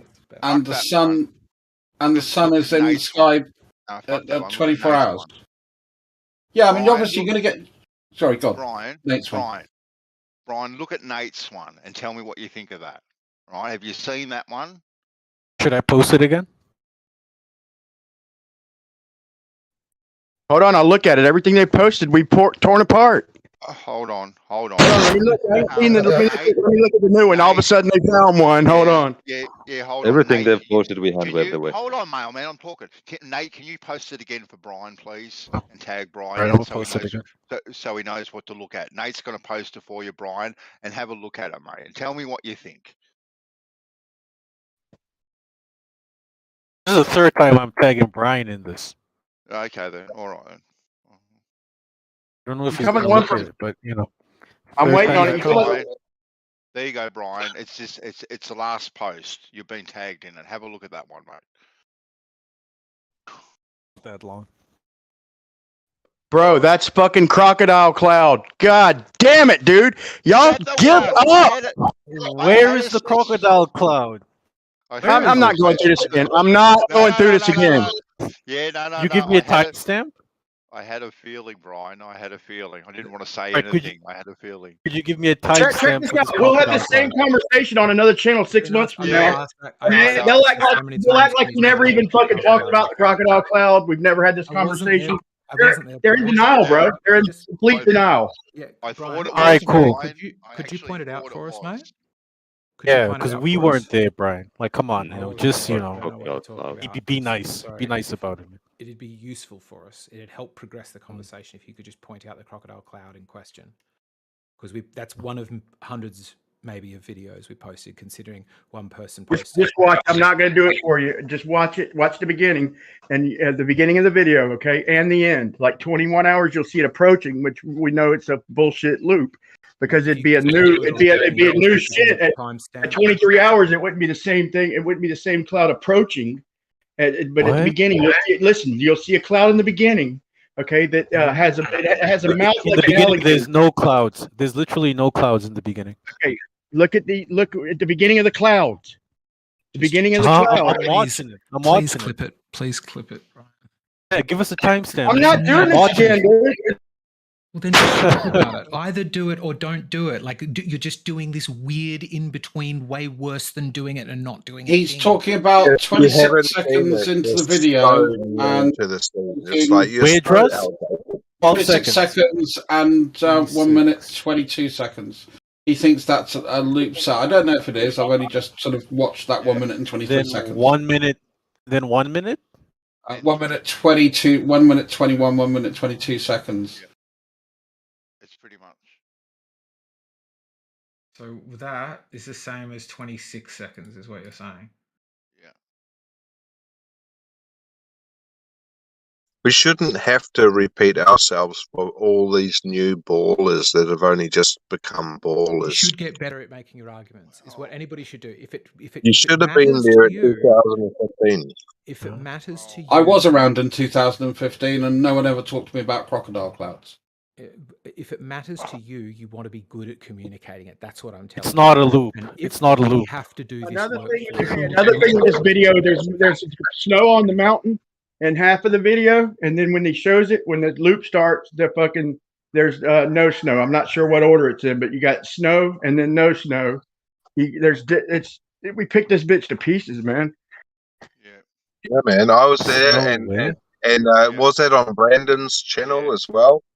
Yeah, no, it was. It was Carlos. Yeah, they did it on Jaren's, on Brandon's, on Ranty's. It's Yeah, but been, you can see where the guy doesn't cut. And we found out the guy. We found out the guy. It's one dude doing all these fucking videos. Schwartz, I think his name is, and shit, is putting out all this garbage. He's a fucking dirtbag, dude, to even have us in this argument. Yeah, this one doesn't have anything to do with Robert Schwartz, by the way. Yeah, I mean, this looks like a good time lapse to me. I don't see any problems with it. I'm looking at all the motion in the foreground, and that seems to be nice and consistent. I don't see this crocodile. The shadows getting cast in a really consistent way. That's Yeah. been very difficult for ray tracing and stuff to get right until very recently. Yeah, it was a great effort. Great effort from a dirtbag. It looks really good. I don't understand what the objecting cloud is. I haven't found it yet, and I'm not interested in looking. If you could share Yes, so I think basically, I think we're going around in circles because there's a lot of video footage that we just can't trust. That's what we're questioning. We're saying, But at the end of the day, we don't You can trust images. We don't have a fucking forensic lab to be able to test any of this. So I think that we really need to move on to a different subject. I love Admiral Byrd. Apparently, we trust his. How about that, banter? What else could we talk about? Because this has been going on for hours. Talk about Admiral Byrd. What, Carlos? We talk about for Coriolis for 7.5 weeks straight. What difference does it make? Yeah, man. I mean, we're having the same conversations now you guys had 5 years ago. You know, like we. Oh, come on, let's not talk about Coriolis. That's just deflection. Yeah. I'm just saying we should carry on talking about this. Oh, come on, someone get the joke. Yeah, no, I got it. Yeah. Yeah, I want to talk about White's word and his experiment, and then Brian's test as well, because we want to really know if either light bends or if water is. Hey, hold on, man. I just went through it. They asked me to. Okay, 29. The crocodile cloud's at 29 seconds. Okay, and then it's again at the end. 29 seconds. Okay. Okay, I'm not doing this again. I'm not doing it again. Then look toward the end. You'll see the same approaching set of clouds before the 24 hours is even up, bro. Okay, it's been picked apart. I'm not doing this again ever. That looks quite different to me from the picture that Duplex posted. Either have the conversation or don't. Don't complain that you're having the conversation. Like, pick one. Which can you circle it? I've got the timestamp for mine. Doofus has just posted up a picture from both. So okay. Oh, of course the cloud patterns look the same. They're coming. Is it blowing off a mountain range? That's exactly how clouds form, behind a mountain range like that. Pushes up air. It's a bit too convenient. The documentary itself stitched together that loop. Did they? Yeah. If you guys just wait, I just did something for you. Yeah, There's this is one. from a documentary. One All with right. timestamp. Oh yeah, I do. Okay. I would do shit like that for Right. documentary. They also got caught with that chopper on And that lake. I'll do the other one. All right. Okay. And let's look at Doofus's one. I don't think Doofus's one That was from a chopper on that documentary. lake, that was so fucking fake. Yeah. Doofus, could you post yours Right, again? this is a different I still wonder timestamp. why people do that. I mean, I can get why somebody fakes this kind of one. So these are the two timestamps at different parts of the video. No. Yeah, Brian, I was hoping to get you him was to right, Brian. You was right. Right there. 22. Yeah, it's a loop. Oh my. I just want to know Nobody how wanted to go with refractory- mine. How come everybody wanted to go with the one Nate posted? Yeah. I want to know. I don't know. I didn't know any of them. That is. I want to know. I think this is why. I think Bandsaw knew it was this one, so he was trying to embarrass me. See, whether or not they looped it back to the start. I'm sorry, buddy. All right. I want to know how the why ball That's is. why I said bring some substance. Right? These people are claiming it is what it is. Right? So bring some substance to the argument. Right? I reckon, And it Bandsaw, has I to reckon be. that this daylight problem is just refraction. That's all it is. Are we talking about daylight or are we talking about sunlight? Because it's two different things. Like I said before, Carlos, like you get light before sunrise and before sunrise and after sunset, when the sun isn't in the sky, right? So daylight, right, is completely different, a completely different thing to seeing the actual sun for 24 hours. It's short. Right. Well, that's what I just said. Yeah, I get you on that. This one shows the sun, but you would agree there's a loop shown in the video. It does it twice. Could I then use that to reasonably surmise if you're claiming that it's a loop, you wouldn't also be claiming it's CGI, because you would never loop if you're doing CGI, right? You're not just going to like reuse the first.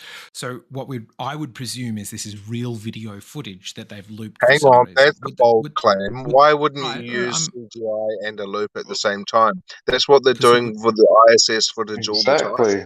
I can tell you why you loop Cost footage. $4 million for 12 hours. Just double it and save $4 million. I actually did it by accident in my last video for riding on eggshells when I got confused about the river crossings and showed one river crossing twice. Just like totally lied, but by accident. But it looks cool because we do so many river crossings that it's like, oh my God, another one. You know, people don't see why don't can't notice. you mix blue screen and green screen and all of these different color screens together? Why It's not? just that if you're going to do it in a confected environment, so you're not shooting in reality, then you can reshoot it and you can shoot it for longer. So you don't need to loop it. You don't shoot but something you're in a just studio making or up you do something in excuses for CGI. people that have a really good way of manipulating footage.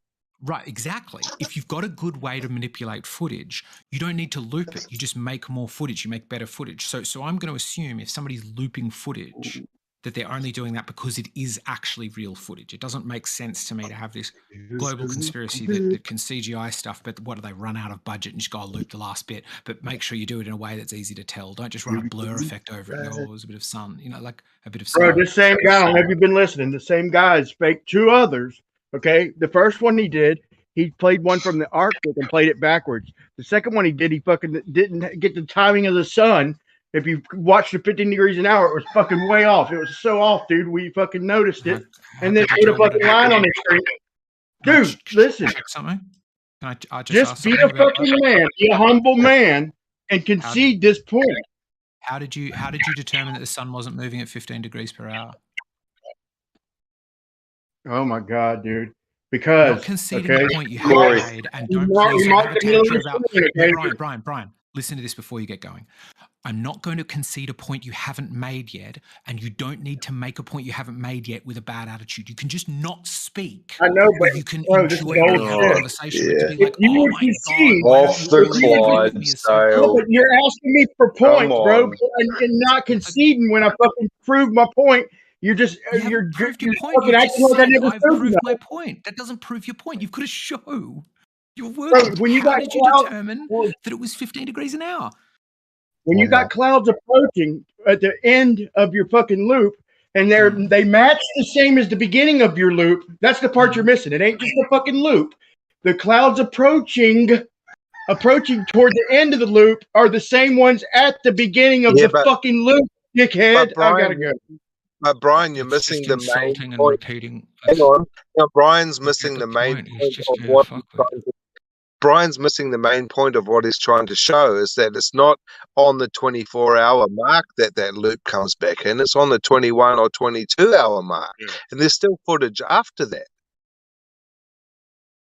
He said that 17 times. He didn't miss that point. He did actually. But yeah. So it's not a 24-hour loop. There's like some footage after that. So it's not the clouds are coming back in on the 24-hour mark. You've still got 2 hours to go. Why did those same clouds come in? And it's one thing for the same patterns to come off the mountain, eggshells, but the exact fucking pattern. No, Like he's exact. he's definitely reused some footage. The question I was just asking is, would you do that if the footage was concocted? And my answer would be no. You would only ever reuse like loop again footage, because if you can generate the clouds, why would you ever put the clouds in the same place so you can get caught? Why would I would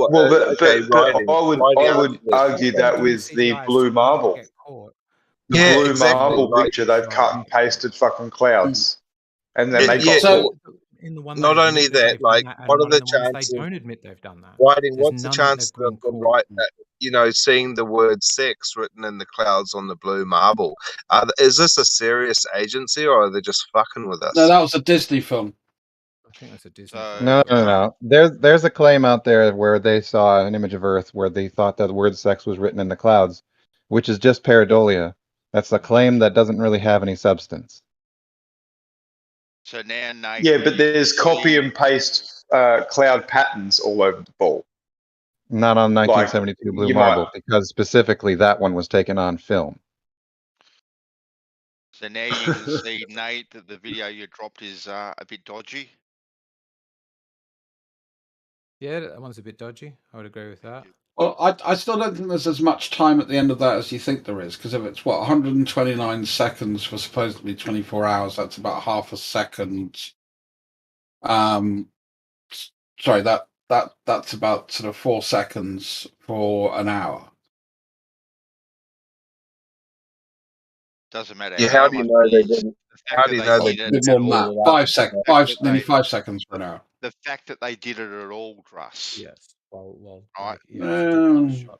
The fact that it's not like it's a scientific observation. It's a demonstration of what people are saying. So again, I mean, it has been put out there as a particular thing, and it ain't that particular thing. All right. That's well said. Yeah. So, yeah. Right, and nobody wanted to go with the one that I posted. We all wanted to go with the one Nate posted. Yeah, how come every time they make a photo of Earth, the land masses always change size? That's because of. I got that one. Come on, that's an easy one because perspective. I'll even show you the image of how that happens. That's been demonstrated so many times. Have you not been around? If you were in this argument in 2015, you'd know that that's been debunked. I like that line. Thanks, by the way. Yeah, that's the shitty version. I got a better one. There, that one.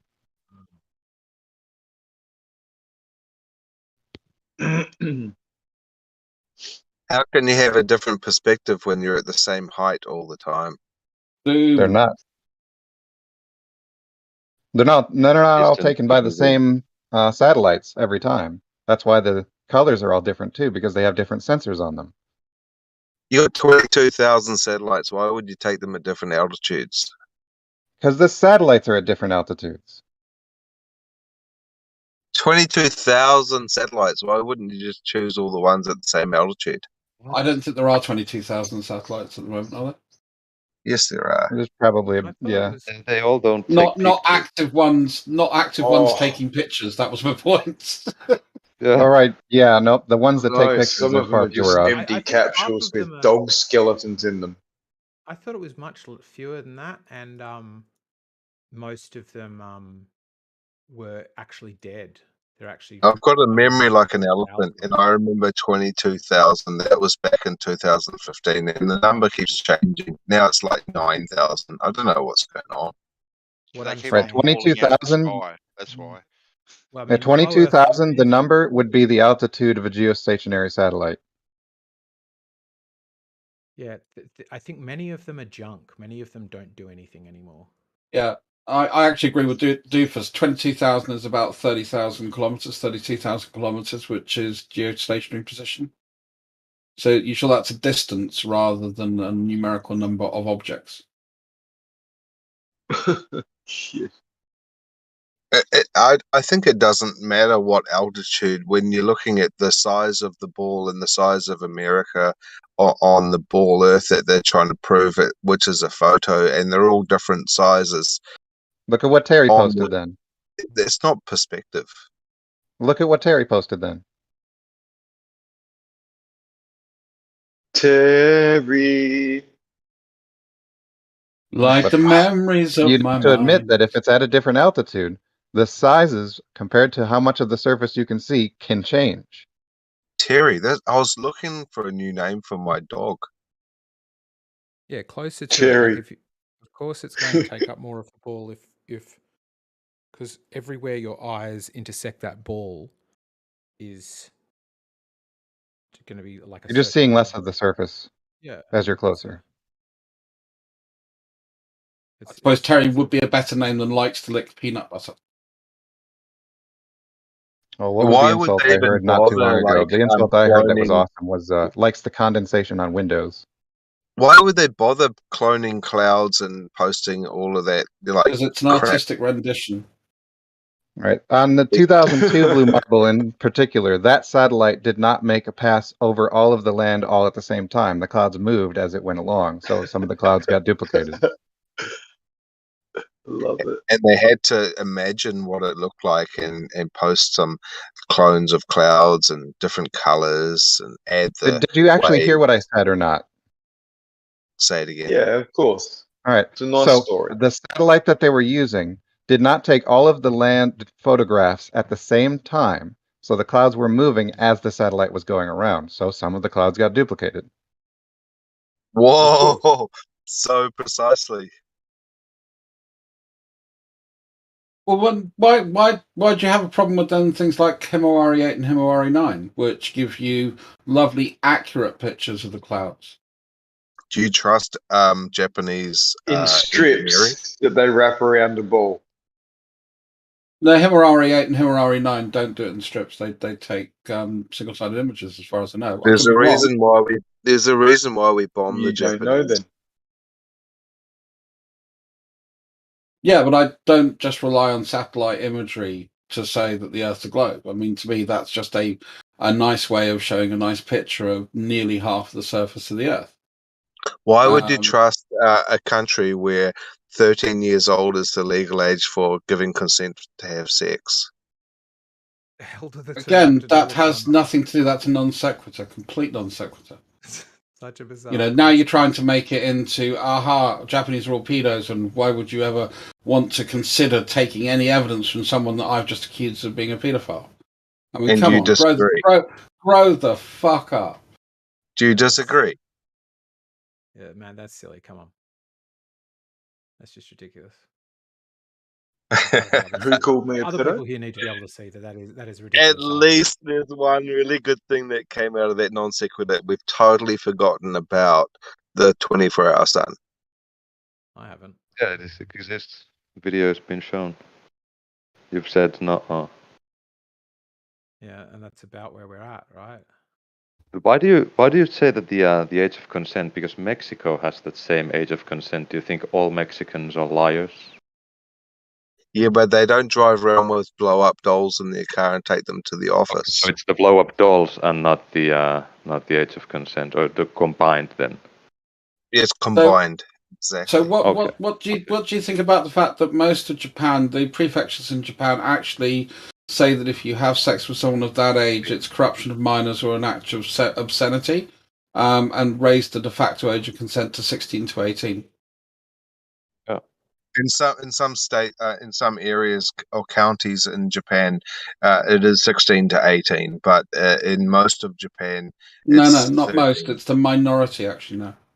No, it's mostly all of Japan is 13. What's the evidence then? Post the prefectures that say that it's 13, and then the ones that say it's 16. The minority is 16 to 18. I'll post the evidence for that. So Tokyo. Either way, no one really cares. Fucking hell. Yeah, it's a Yeah, mute but in point. Tokyo, it's 18 with parental permission, and otherwise it's 20. Oh, Same I in think Kyoto.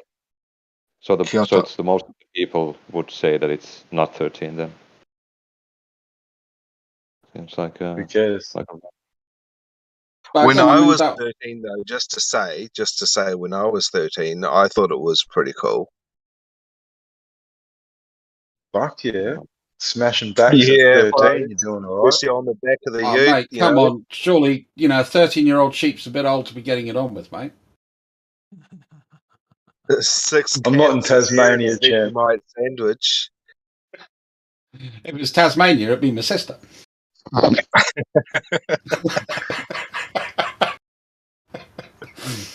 Oh, God. Or your cousin, your first cousin. Oh, mate, that's a bit too distant for my liking. Damn. Yeah, you wanted, you wanted to come out with 2 legs and 2 arms, you know. Can we say that Americans cannot be trusted because they get it off with their siblings because of Alabama? Americans definitely cannot be trusted. Was that Sweet Hole Alabama?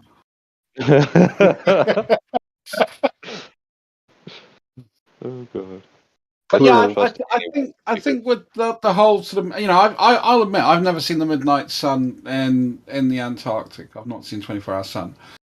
I've seen pretty close to that in the north of Norway. Kind of like, if you think about it, it's kind of weird that, like, okay, we're pushing the limits to try and find this footage. It should be so available. What are you talking just about? like I've said this so many times. We've posted countless videos. Yeah. There's hundreds of videos. We did find one. Hundreds. Hang on. What about? As I've said many times, there are hundreds and hundreds. Yeah. But you're only in the Please stop hundreds. saying there's no videos. You're not But why like do the you North say that- Pole in the thousands and tens of thousands. Yeah, there aren't tens of thousands of videos from North Pole. Yeah, most of them are from places like Norway and that type of thing where there's lots of midnight sun sort of videos. In fact, I took one myself years ago because I thought it was kind of cool that it was like 3 o'clock in the morning and the sun was up. Almost like we get photos of things in proportion to the population of people who see those things and how interesting they are. Do you know what? I don't think Siberia exists. Certainly not the very north of Siberia because I've never seen any video of it. Exactly. At least 24-hour video of it. Same with the day and night cycle in North Korea. I've never seen a video of it. Not a 24-hour video Well, from I've North never Korea. seen anyone take a video going from one side of Russia to the other. So does Russia exist? Exactly. Well, that's a question for you. Got to down. And if there are any edits in that bamboo, then we've got to discount it. It's got to be continually running. The whole thing has to be fake. One shot. No, one no. example. Come on, guys. The somebody claim is faking footage claim to is make simple. a documentary look nice. The claim is simple. We only say that it can be faked very easily by claiming that it wasn't shot at where it actually was shot. That's it. You don't have to stretch the idea. What's your name? You're going on that adventure on your motorbike. Do you have some special spray to put in your tires in case you get a flat tire? No, I just know how to change tires. I've had to do it my last 4 episodes. I think I've changed the tire 5 times. Wouldn't you think it would be wise to bring a can of that stuff that you can just spray into the valve? You're using a tubeless tire, I'm guessing, aren't you? No. No? Spoke to but I mean, off-road. yeah, I mean that shit when it gets into a tubeless tire, You know, it is the worst fucking thing to do when you have to change it. And you can't ride that far on it. You're better actually taking plugs, but you can't take plugs if you've got a tube tire, because that's why I was asking if you had a tubeless tire. Yeah. No, I'm bringing spare heavy duty tube and a patch kit. Did you say are you going through China? No, China's too expensive. Right. China demands that you've got to pay for a tour guide to like show you the places you're allowed to see. Yeah, imagine Antarctica. Oh my fuck. You want to hear something funny, Riding? When I got my my VT750, I got a puncher and I tried to use a plug. I didn't realise it was a tube tire. Oh no! You duffer boy. I felt so stupid. Fortunately, I have full roadside assistance. Yeah, you'd want it. Sorry, Jeremy. No, the thing with all this stuff is you guys say, you know, science falsified things. It's all you can do with science. You can't prove anything. You can only falsify things. Yeah. And you guys don't try to do that, though. You just sit here, keep trying to prove the globe every day, not doing science, not trying to falsify it. I don't know why. It's like you guys don't like we're science. talking about observations, not experimental science, Jeremy. It's like you got, and that goes both ways, Jeremy. Come on, man. Observation. Yeah. I think also observation should trying be to falsify shit. Trying to falsify shit. Yeah, I think. Well, the 24-hour sun falsifies the flat Earth. So. Yeah, but I mean, which flat earthers are going out doing science, Jeremy? According to you guys, we're doing science every time we. According to you guys, we're doing science every time we look at something. So. That's an observation. Do you understand the difference between experimental science? Yeah, observational science. When you take an observation, that is a fact. Your interpretation of the fact is obviously where it comes into question. But if I tag a set of birds, if I tag birds on a migratory pattern and I go, oh, they leave England and they go to this part of Africa, and that happens 10 times in a row, that's a factual observation. Yeah, so there is no wiggle room to the fact that bird J157234 with the tag on arrived in Africa and now it's come back. Yeah, that's not science to Jeremy. Like we have to speak on their terms. I'm just saying we should be trying to we should be trying to falsify shit, right? Not like prove the shit that they think has already been proven that you can't prove. Like we should be trying to falsify. You guys don't try to do that. You're in here just constantly trying. You're in here just constantly trying to. Go ahead. You guys are out of control once again today. No, but I mean, Jeremy, the issue is you want us to falsify a model we stand by. Why? What do you want us to do to falsify it? I don't know. That's what science does, right? You try to falsify shit. You're not doing that here. You're just keep trying to back it up. Keep trying to prove the same shit that has supposedly already been proven that you can't prove, but you're not trying to falsify it. I don't know why. You guys maybe don't like science. I don't know. So what you're asking us to do? Well, 1 second, I've got this.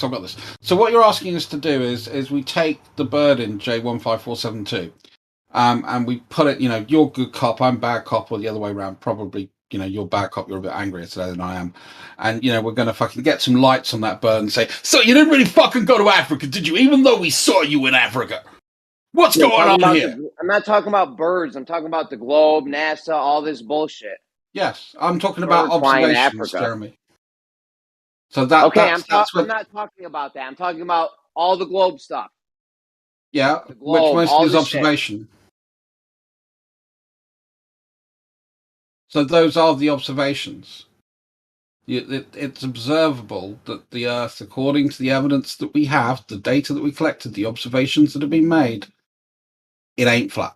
It's a globe. Anyway, it's just weird. You guys just don't like science. I don't know why. It's very weird. I don't get what Jeremy.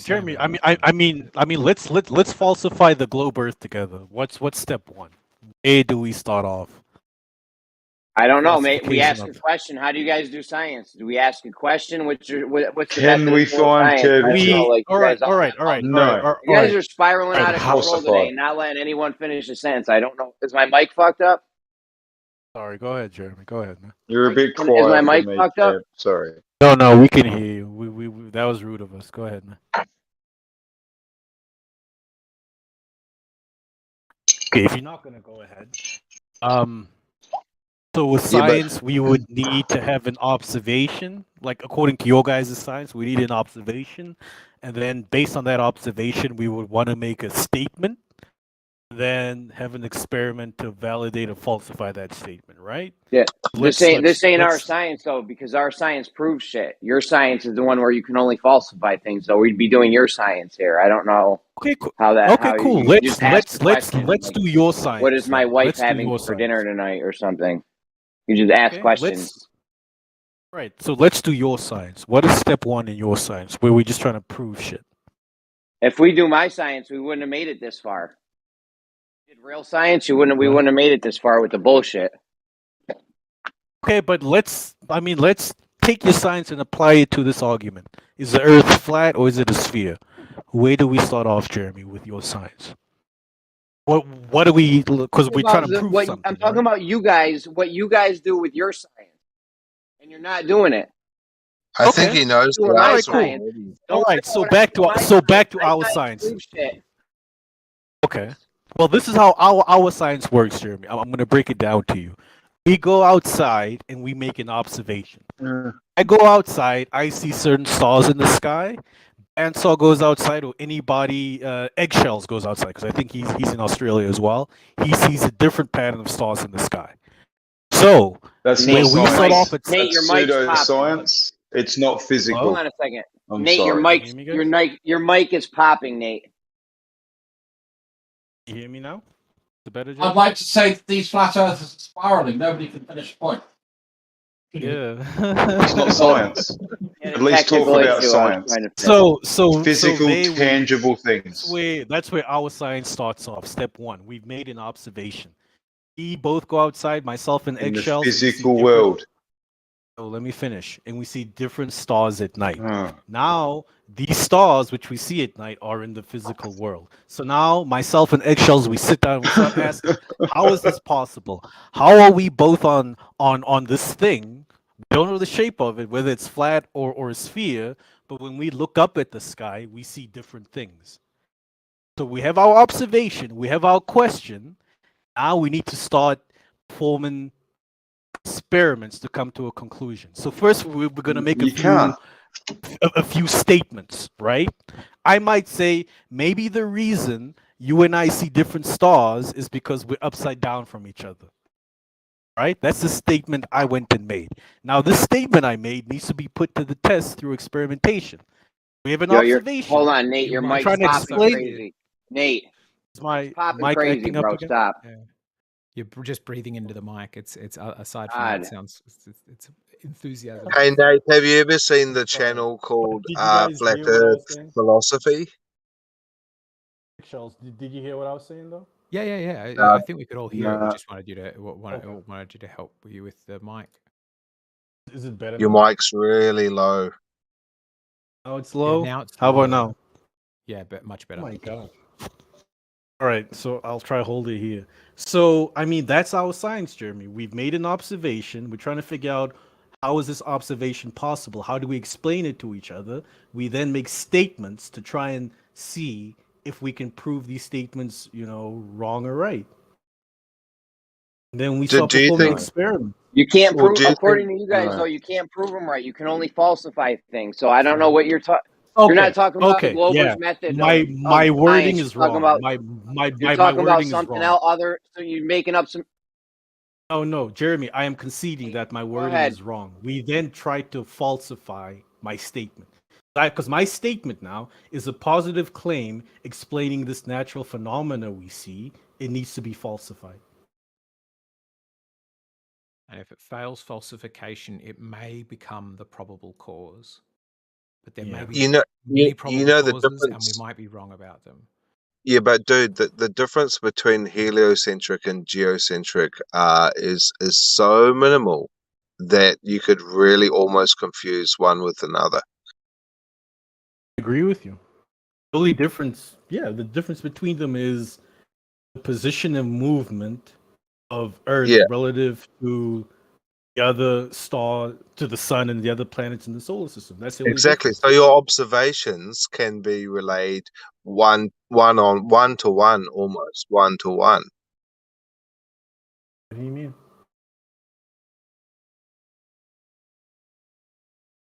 But this isn't an argument between geocentric and heliocentric. It's an argument between. Yeah, it is, because at the end of the day, when you narrow it down, it comes down you to are the not a fine geocentrist. details. You're It not a comes down to geocentrist. the You're a very flat fine details, and those fine details are curvature and movement of spin. But you are a flat earth and not a geocentrist. The geocentric model has Earth as a sphere. No, well, it doesn't. Yes. No, not necessarily. Necessarily. No, Look up all geocentric models. It doesn't need to be. No, there's no evidence of that.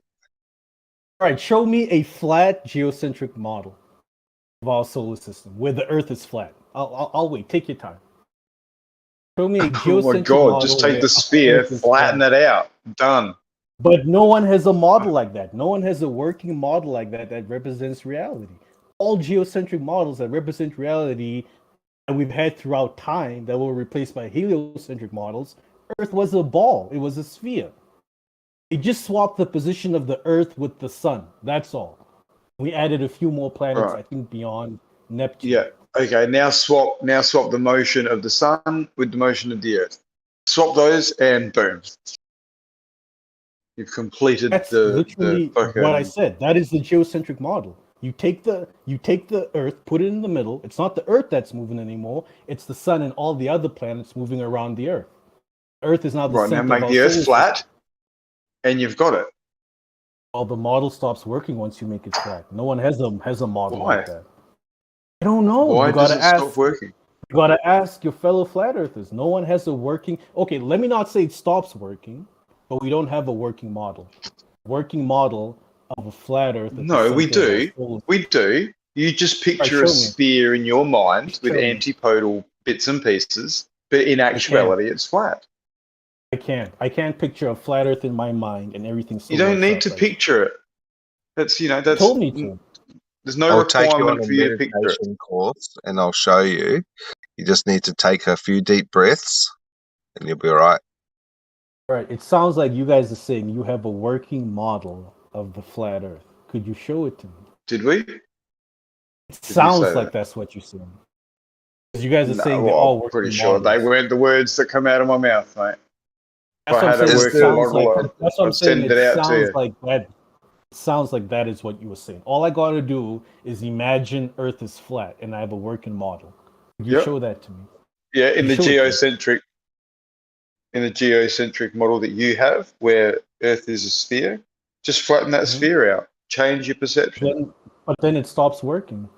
Well, at least according to my understanding. Explain why it stops working. Because once I flatten it out, I don't know how to explain someone in the northern hemisphere seeing different star patterns and star trails from someone in the southern hemisphere. For one, that I don't know how. That's explainable. There's plenty of GIFs. There's plenty of things that can explain that for you. I'm sure someone will post something shortly. What else wouldn't work? That's why I asked you the question earlier on. Have you seen the channel Flat Earth Perspective? Because he's imagining two. But I'm asking you guys. Why are you bringing up other people? It's us three talking here. No, but it's fine. It's your lack of, I suppose, looking into it. Really. If you haven't seen it, that's all right. I mean, I can try and explain what he's talking about. And basically saying that there are two skies.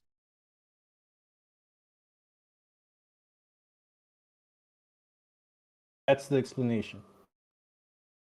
Yeah, so there's it's a toroidal shape.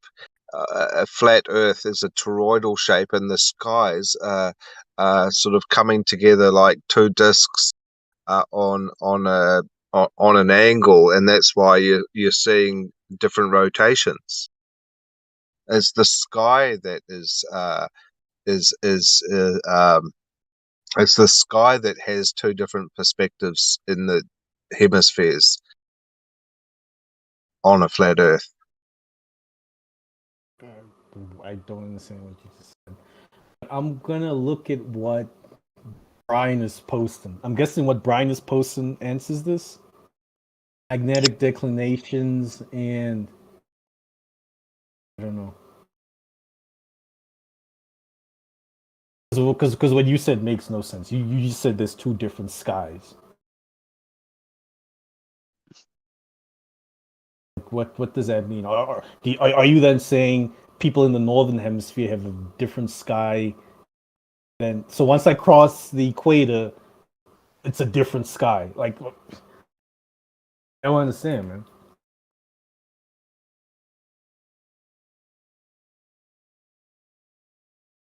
If you get the chance in the next couple of days or whatever, just check out Flat Earth Philosophy and watch a couple of his videos, and you might get an idea of what it's all about. Earth philosophy. Oh, this guy. I'm actually subscribed to this channel. It's the old Australian guy, right? New Zealander. He lives just up the road. The New Zealander. Okay. Yeah, I've watched some of his videos and he doesn't make sense. Like a lot of the stuff he's saying just is not true. Yeah. You're actually speaking a bit of truth there. Some of his stuff is confusing, but if you stick with it, you'll get it. For example, I watched one of his videos recently. I think he released it this week, where he said the moon is just the sun's shadow. Do you agree with that? Ridiculous.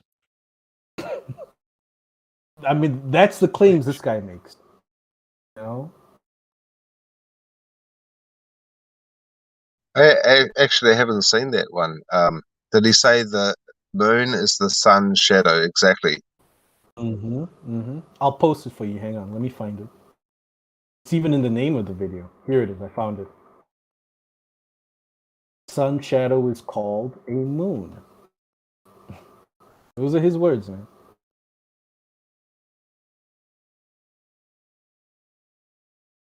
I'm being followed by the sun's moon shadow.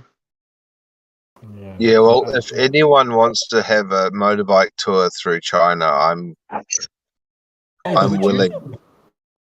Yeah, like because I Do I speak have to fluent bankroll Chinese. or you? Do you have a motorcycle and we can do? Yep. I speak fluent Chinese. I can get a visa tomorrow, and I know China like the back of my hands. And I'd love to go on a ride through China. But what I'm asking is it under the expectation that I pay for your trip? Yes. No, I'll protect you. I'll protect you all of the way. If what you're asking is for us to pay, no, that's not going to work. Sorry. If someone comes up to like on us, motorbike, sure, but if someone comes you know up how to long us, I've been having to save for this fucking thing. yeah, if someone comes up to us and they say, like, secretly, like, whispering, like, under their breath, saying, hashish, just let me deal with that, okay? Okay. Well, you'll go off and spend some of this money I'm giving you on hashish, then I'm guessing. Because there are fields and fields and fields of hashish I've seen on the way, like, on the roads towards Tibet. It's just fields of marijuana. You basically have to fight your way through with, like big machetes to get past it. That's sacrilege. You don't do that. You move it gently aside and make your way through. Fucking machete. Like Jewel of the Nile. Yeah. Classic.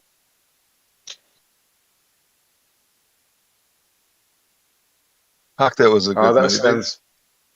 That sounds like you should organise something. Well, I was in China when they had this road trip with all these like V8 Jags and stuff. These dudes going from London to Beijing and back. Yeah, and I was there with them filming in Lanzhou. Yeah, right in the middle of Gansu province. And do you guys make movies? Like Eh? documentaries? You guys It was a film filmographers? that's something I'd really love to do, is do a documentary like on like the reality of how China is. It's so diverse. You know, they've got 56 ethnicities. They call them Mingjul. And do you know how many they have in Russia? Like 195.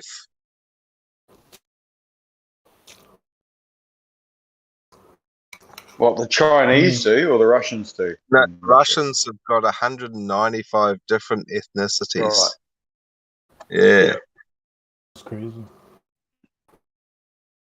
Yeah, well, they're made up of a lot of different peoples, really, all over the place. Yeah, and 77% of them are Russian. So there's only 33%, 27% less that are just the minorities, which make up the other 194 ethnicities.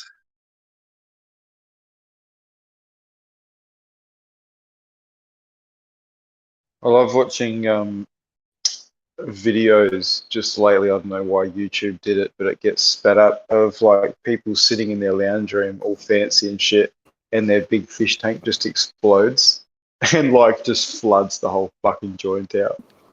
There's like heaps of them. They're funny as. Some people dive at the fish to try and save the fish. Some people stand up and just freak out. Some people just sit there casual as and go, well, there's nothing we can do. It's all insured. It's funny. Wow. Is it like a Pepsi advert or something? No, there's just footage that people have put up of just, in their lounge rooms or whatever, of just where their Like fish tanks have random people, exploded. not coming from the same channel. Yeah, just random shit. Yeah, just get And on it's all YouTube about the and same just look up. Yeah, fish. No, it's not a certain channel. It's just videos in general. The algorithm has just been putting one or two to me, and I've clicked on them, and now I just get bombarded with them. And a bit like people sinking their boats or getting their car bogged, it's just sort of funny to watch. Wow. Maybe you were sleeping with your phone under your shoulder or something, and you were like clicking on some shit while you were sleeping. Possibly, man. Yeah, butt dialing. Butt dialing. Yeah, butt scrolling. Random.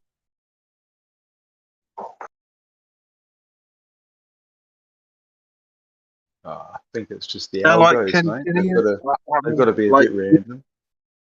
Even on a moonless night, I mean, like, you look at the sky and it's light. I mean, can anyone explain What do you mean there's light?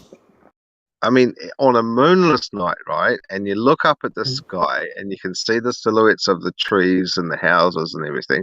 It's obviously a light sky in the middle of the night.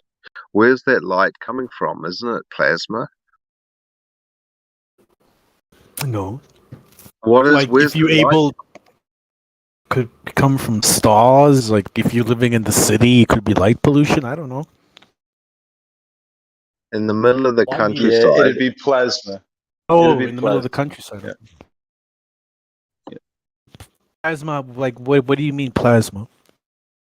Yeah, but I mean, I'm just a bit of the atmosphere still illuminating. Yeah, how come? Because light's hitting it. In on both the models, side, whether it's when the flat. sun's on the other side of the Earth, apparently. Yeah, but the sun's massive, absolutely massive, and therefore it sort of encapsulates the not the surface of the Earth all the way around, but You're right. higher up Like, part of the you're atmosphere. totally right that the sun is supposed to be massive, right? But have you ever seen the scale model of the distance between the Earth and the sun? It's like this little tiny Yeah. pinprick. Yeah, I know. That's why the light can blast all the way around it in the model, not onto the surface directly, but. Right. So the atmosphere is kind of like a coffee cup caustic. You mean something like The this? reverse of it, sort of. Yeah. Something like that, where there's no moon, but there's like sort of light in the sky. Or I don't understand what you guys mean. Like, you can look up on a moonless night and you can see the clouds, and you can see the background of the clouds, which is obviously the sky above it, and you can see the silhouette of the trees. You can see your hand. You stand outside and you can still see shit. You've like posted any image you have off of Google that best. I mean, because I've experienced pitch black nights where you can't see your hand in front of your face, but then some nights you can pretty much just see everything when there's no moon. Isn't it amazing how even on those pitch black nights, give it a couple of minutes or whatever, your eyes will actually still adjust, whereas under, like, in a cave, there is just no fucking adjusting because there's literally no light. Your eyes just cannot adjust fucking at all. It goes to show that when you're on the surface of the earth, what appears to be pitch black is actually not pitch black because your eyes do adjust. That's because you eat a lot of carrots. No. There's actually still light, which is what we were talking about. Even though it's Right, pitch black, there is still light. And that light Something is like that, like the last curving picture I around the just earth. posted. There's no moon in the sky, but there's stars and stuff. Something like that. No, because there could be moon behind the picture or just out of the frame, for God's sake. He's talking about a moonless night, not a picture without a moon.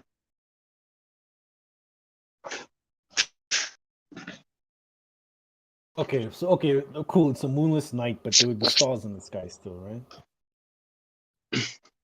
Like right now, it's cloudy and the sky is kind of bluey grey, and it's nearly 1 o'clock in the morning. Damn.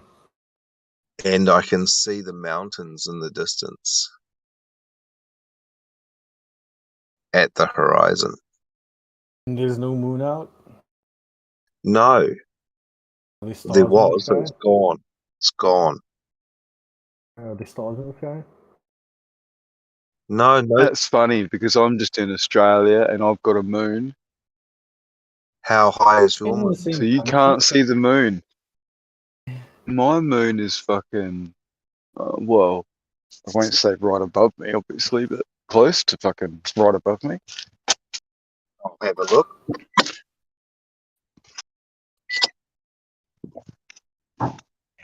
Maybe 15 degrees off of the zenith there.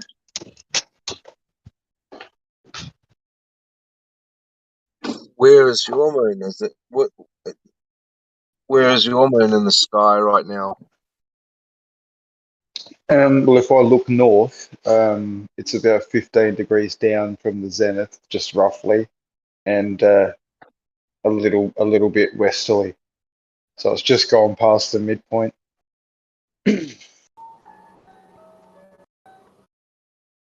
But yes, it makes sense. It's a fair distance from you. You're not going to see it if you can't see it. Could be just clouds as well, though, really. It's just cloudy. Yeah.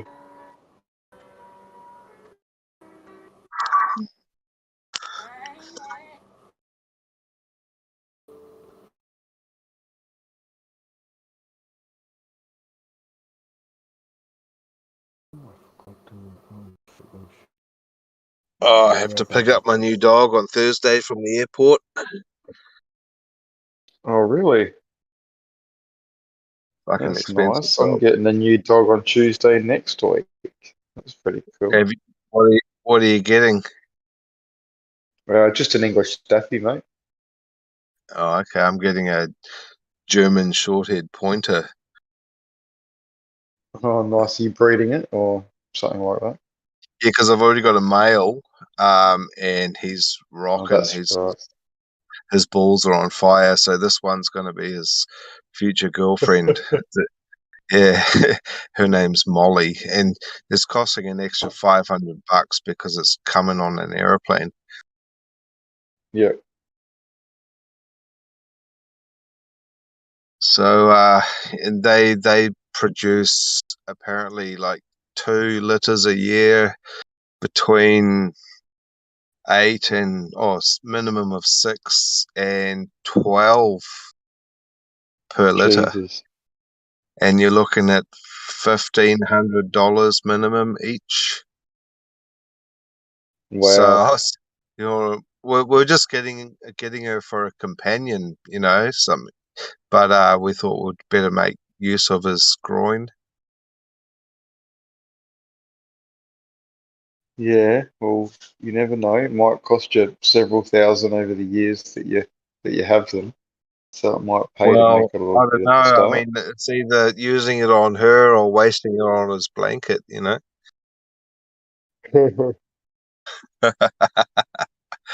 Yeah, and if it all goes On well, visitors' legs. if it all goes well, I'm looking at getting some another breed as well, some smaller ones, more popular. And you add that together, you're on $100,000 a year just by feeding some dogs. Yeah, you say that. It sounds good, mate. You wait until you're paying for the food, and then there's one of them gets sick or loses a litter, and you've got deposits that have been paid. And no, it's not as easy as it sounds, mate. No, They're no, living because animals. you don't, because I know a few people. My auntie, she breeds greyhounds for racing, so I've got a little bit of inside knowledge on it, and you don't sell them until they're like 6-7 weeks old anyway. Yeah, you start Oh, advertising sure. them. Yeah, Your dogs can still have vet bills, man, and then they go, and next thing you know, you're spending money. Like one of them could eat something that gets stuck in its intestines, and you've got to go and have surgery, and next thing you know, you're up for 20 grand. So Oh I know no, several no, dog breeders as well. that's when I'd dig a big hole in the ground and I'd go up the road and get another one. Yeah, well, fair enough, mate. Yeah, fair enough. But I think it's a risk worth taking in this day and age when this. I mean, because I've got other business as well, but this is just it's by the way. Yeah, I think everyone should consider doing it really if you've got the space, because like it's worth the risk. Yeah. Yeah, there's time involved too, man. It's not just Oh yeah, space it's like and you the can't go on outlay. holiday. Yeah. You want to go on holiday, yeah, that type of thing. Yeah. But if you got sisters and brothers and stuff that could look after the dogs for a few days while you take a time out, it's always handy. Mate, I know someone that's just got a shed that they filled with cages, and they started a cattery, and all they do is have cats in there while people go on holidays. Now that is the fucking Like a business to cat run. hotel. Yeah, but they Yeah. don't like the cats have got to run, so they can let one cat out at a time, and the cat can go on a run or whatever, and go back into its cage, and like it's fucking a brilliant setup. And there's a certain time of year they just take no bookings, and then they go on a holiday and whatever, and the rest of the year they've just got it's just fucking money for jam. What's the guy's name Literally. that runs that? What's the guy's name that runs that? Bubbles? No, Trevor actually, not Bubbles. But yeah, it's money for jam, man. Fuck. And they're not even loud. Dogs are barking. Fuck, you don't want kennels. Cats are fucking, at worst, fucking you're hearing them meow from a shed. It's fucking nothing. Did we debunk everything? Did I miss out on the debunking? Yeah, Jay Tolan's fucking full of rubbish, Bandy. We're trying to Oh, falsify stuff, Bandit. We're trying to falsify stuff like the Glovers want to do, but they don't want to do science. They don't like science. They're never trying to help us falsify anything. Wow. That's not fair, Jeremy. We were busy falsifying and then you just disappeared, bro. Didn't you miss Brandon and like the dropping the nut in the ISS? I do miss Brandon. He used to come out with some good stuff.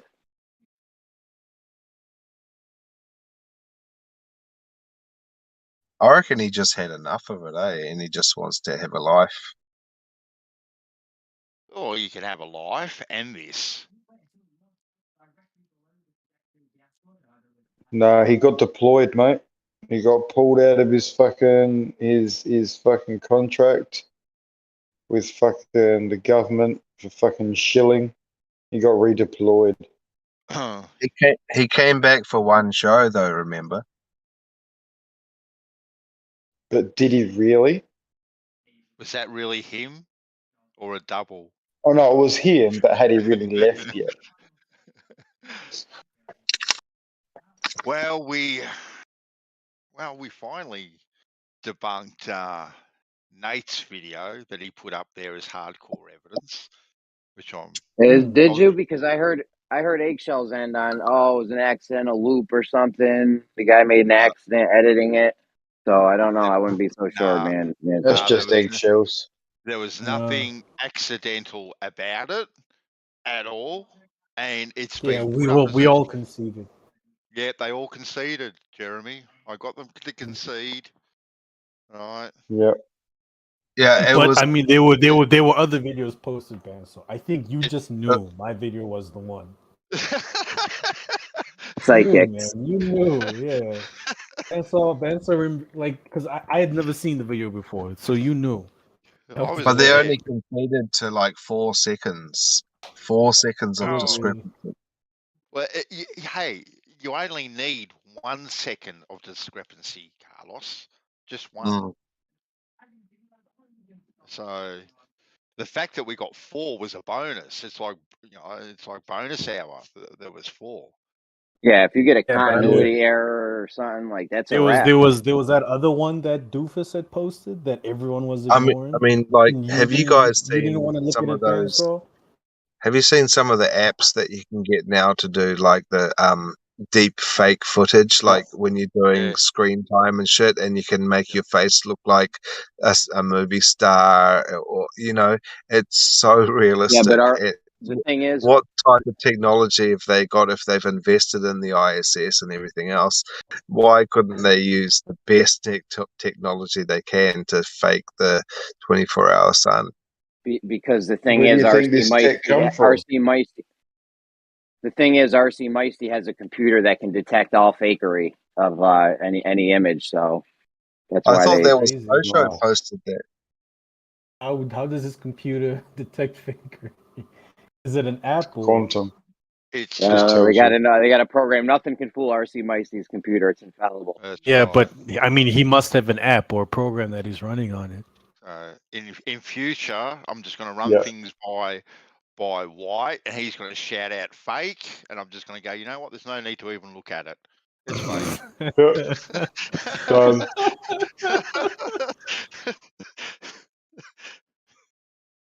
Hey, if it was true, it'd be true.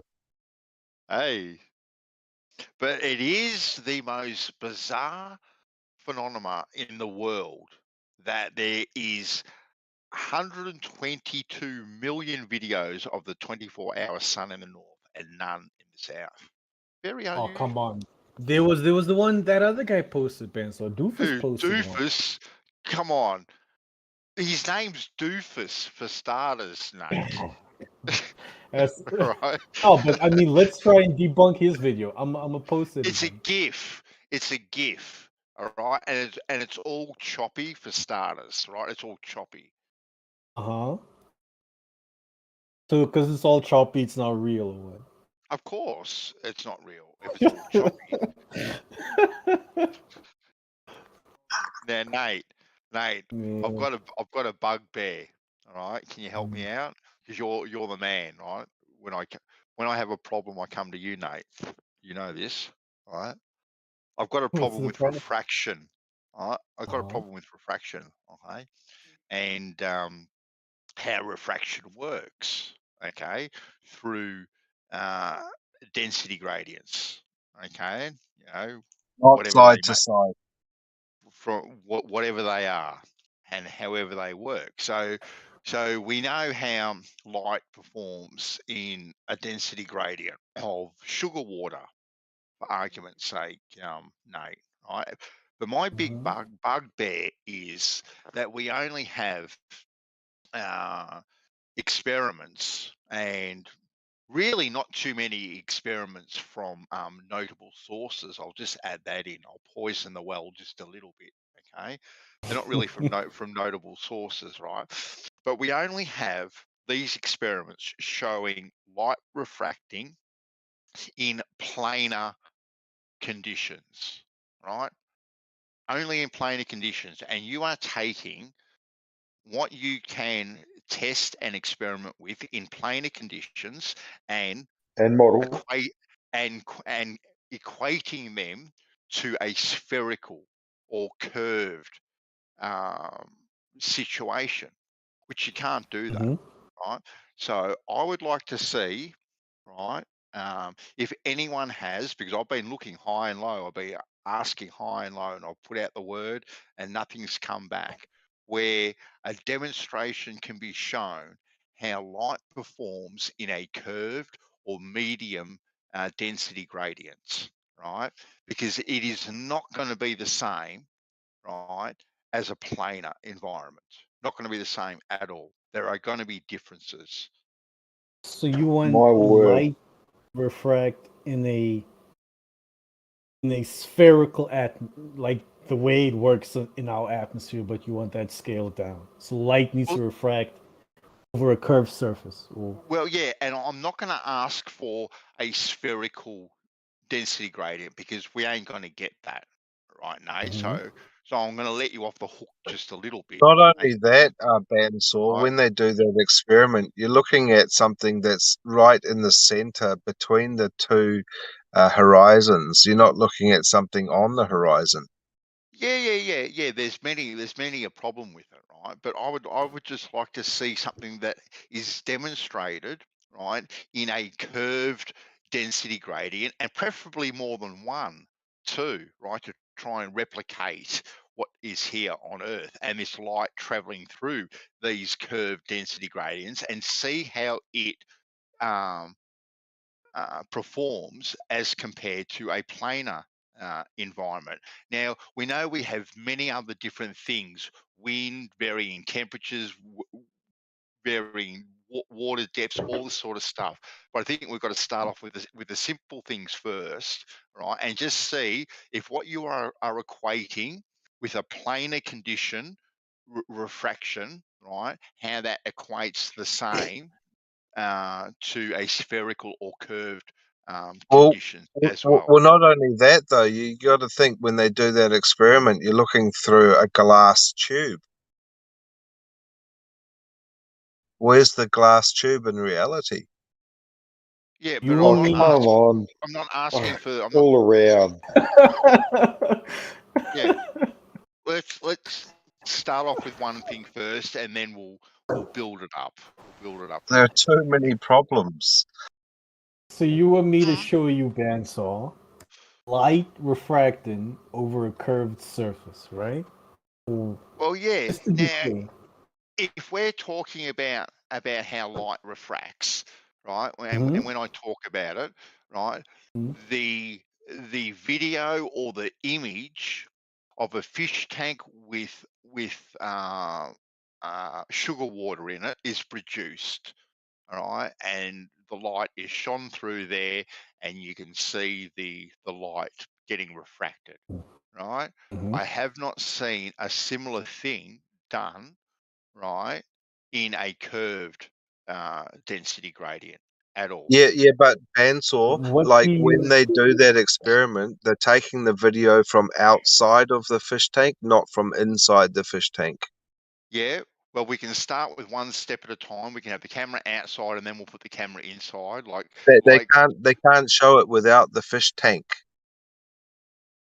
Well, we have to start off somewhere, Carlos. This is science, right? And we've got to start off with baby steps first.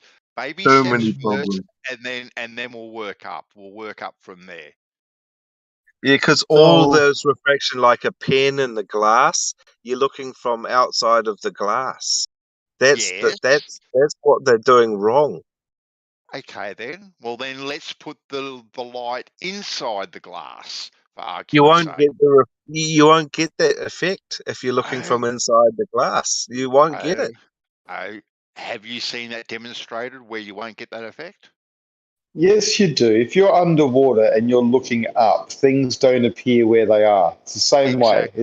Exactly. It's a medium change. It needs to be a medium change, though. Yeah, but that medium changes from the density of water to the density of the air. You don't get that across in one plane. Huh?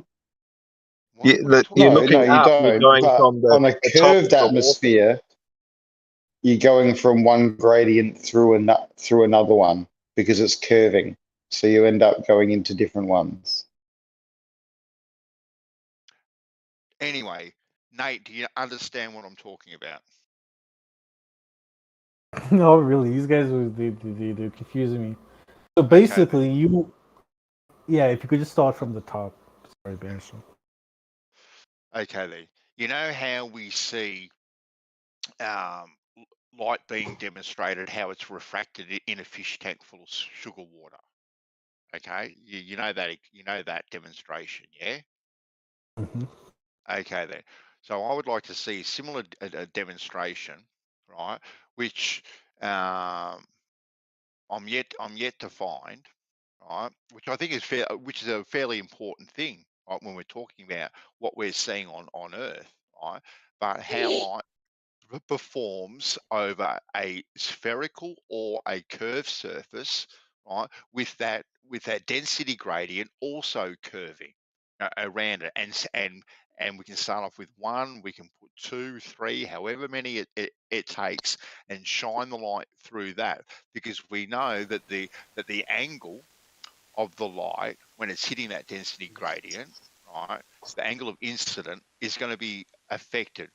Right, so every time it hits those particles, because it's going to be a different angle, it's going to get refracted or reflected a slightly different way, and the curvature of that density gradient is going to make a difference. Now, people say it only makes a very small, minute difference. You can read it in this book. You can read Andrew Thomas Young in that book, and blah blah blah. You can see this picture. You can see the other picture, but it's never actually been demonstrated that what is said in theory, right, has been proved in by experiment at all.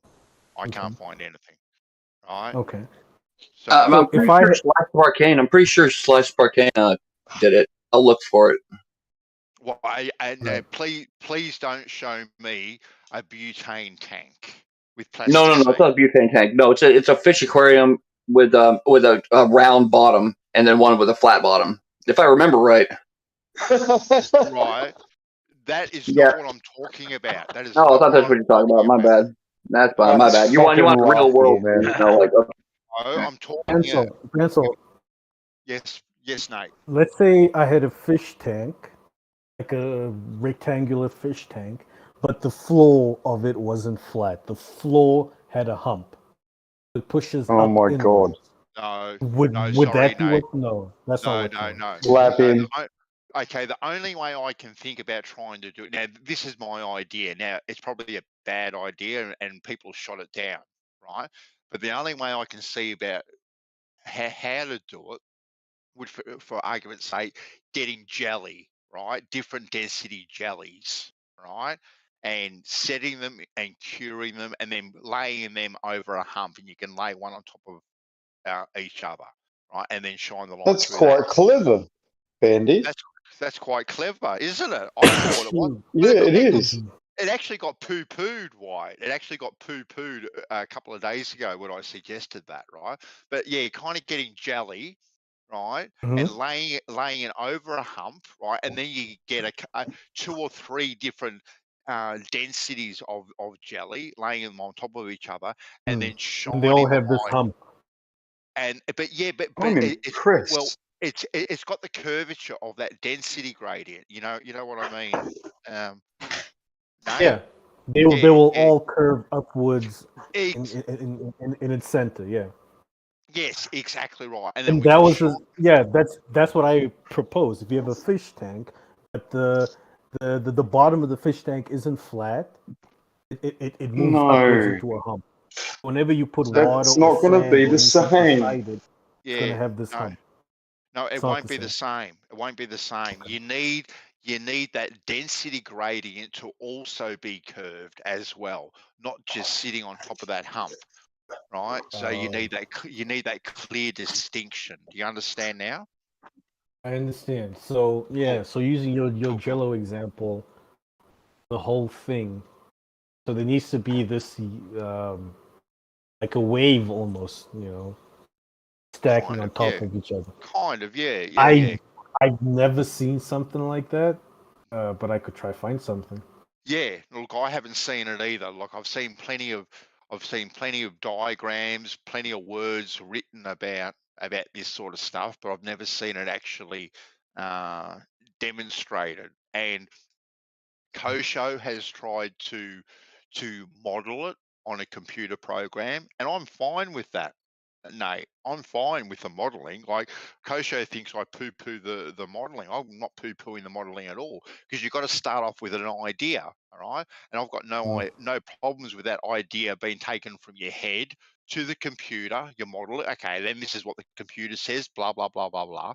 But you then got to take it from the computer into real life and see if what you are predicting with your mathematical equations actually happens in real life too. You can't just stop at the computer and go, yep, we've nutted it out, there's the problem solved. Like, it doesn't work that way. It's not very scientific whatsoever. You got to back up the science with a practical demonstration. Like, I'm not talking about showing me how space-time bends or anything like that. I'm asking something fairly simple, I think, like how light behaves in a spherical or curved environment. That's Yeah, they've done it in the real world, Bandy, but they assume that it's curving. I'm gonna have to look for a video.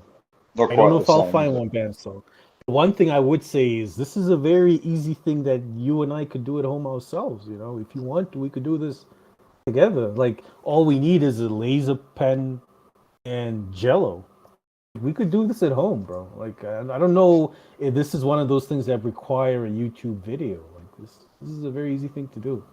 Well, yeah, but I'm just surprised that these things actually haven't already been done, Nate, by not YouTubers. I'm talking about, say, universities. I'm talking about scientific labs. What would be the purpose of doing this? What are you hoping to get out of this? If you can do this with a normal, to know that what they're claiming is real. Exactly. Yeah. Exactly. Yeah, How but can you not? It's to verify things. Yeah, kind of but I question is mean, that, bro? we do it with different density gradients, which is stacked flat on top of each other. And that for us is a good So enough you could do it experiment. with Why do you want you this could curved hump now? you, What you is you that could do it with supposed silicon layers, right? So you get like silicon of different densities, and you just form them inside of a bowl. So No, the and Jello idea is better. well, That's a it's better difficult idea to because get, you can just make perfectly flat sheets of Jello with different and gradients, and then just curve lay them it in a over bowl. a curve. Right, put them on top Mhm. of a bowl. But what do you hope to get out of that? Like, do you feel that best No, not a represents what's bowl. happening in reality? Or? Did I Will make it answer that curve. question already, though? Yeah, it's just to verify the words that have been written and the diagrams that have been drawn. Nate, like, it's just verification, right? And I think this is what science is trying to do, right? It's supposed to try and either disprove or prove their theories. You just can't stop at the idea. It's like an apple fell on my head, thus Yeah. light bends type of thing. Like, Yeah, I've got to but I prove it. mean, I've got to prove the it. idea of refraction is just light bending as it moves through either different mediums or different density gradients. Whether Yeah, these of density course. gradients are straight, flat, or curved doesn't matter. Light is still going to refract. Yes, So I don't of see what the course. 100. importance or the implication is of you wanting this curve. That's all I'm trying to Because it 100%. would behave differently. Yeah, and it will. Okay. It comes down to the angle of incident, right? That Yes. light Yeah. is hitting that that medium, and it only has to be off by a 15th of a degree, right, when it hits that particle, right, or whatever's in that density gradient, for it to come out at a different angle, and that's then going to affect the angle after that, the angle after that, and the angle after that. So it's going to make it's going to have some effect. And anyone that says that it doesn't have an effect at all is in la la land, is in absolute la la land. Because I'm with you, Banso. It's definitely going to have an effect, but that's what I'm trying to ask you. What is that effect? What is the significance of that effect? Because obviously, I'm not going to find a video for you today. It's going to take me some time. No, I'm not but asking it for doesn't it today, mean. mate. Yeah, exactly. But it doesn't mean that until I find this video, we can't carry on with this conversation. So that's what I'm trying to get. Yeah, I'm trying to get to the Can we significance agree? of this video. Can we agree that What until does you it demonstrate tell it us? in real life, it is what you're claiming to be true is actually true? Yeah, exactly. That's But exactly I'm not what it's going to claiming do. anything. Sorry to interrupt there, guys. Oh my Sorry God! to Now you interrupt. both I've been interrupted. listening. All I've I'm been going to interrupted say. twice now. Hold on. Go silent. Can you just finish what you were saying, silent? You got chopped off. Yeah, No, I sorry just about want to that. say, can we agree that at least until he is able to demonstrate it in real life, he cannot assert it to be real? What if I asserted? I haven't asserted anything. It's like you just came in right now, bro. You don't even know what's going on. No, What assertions have I made?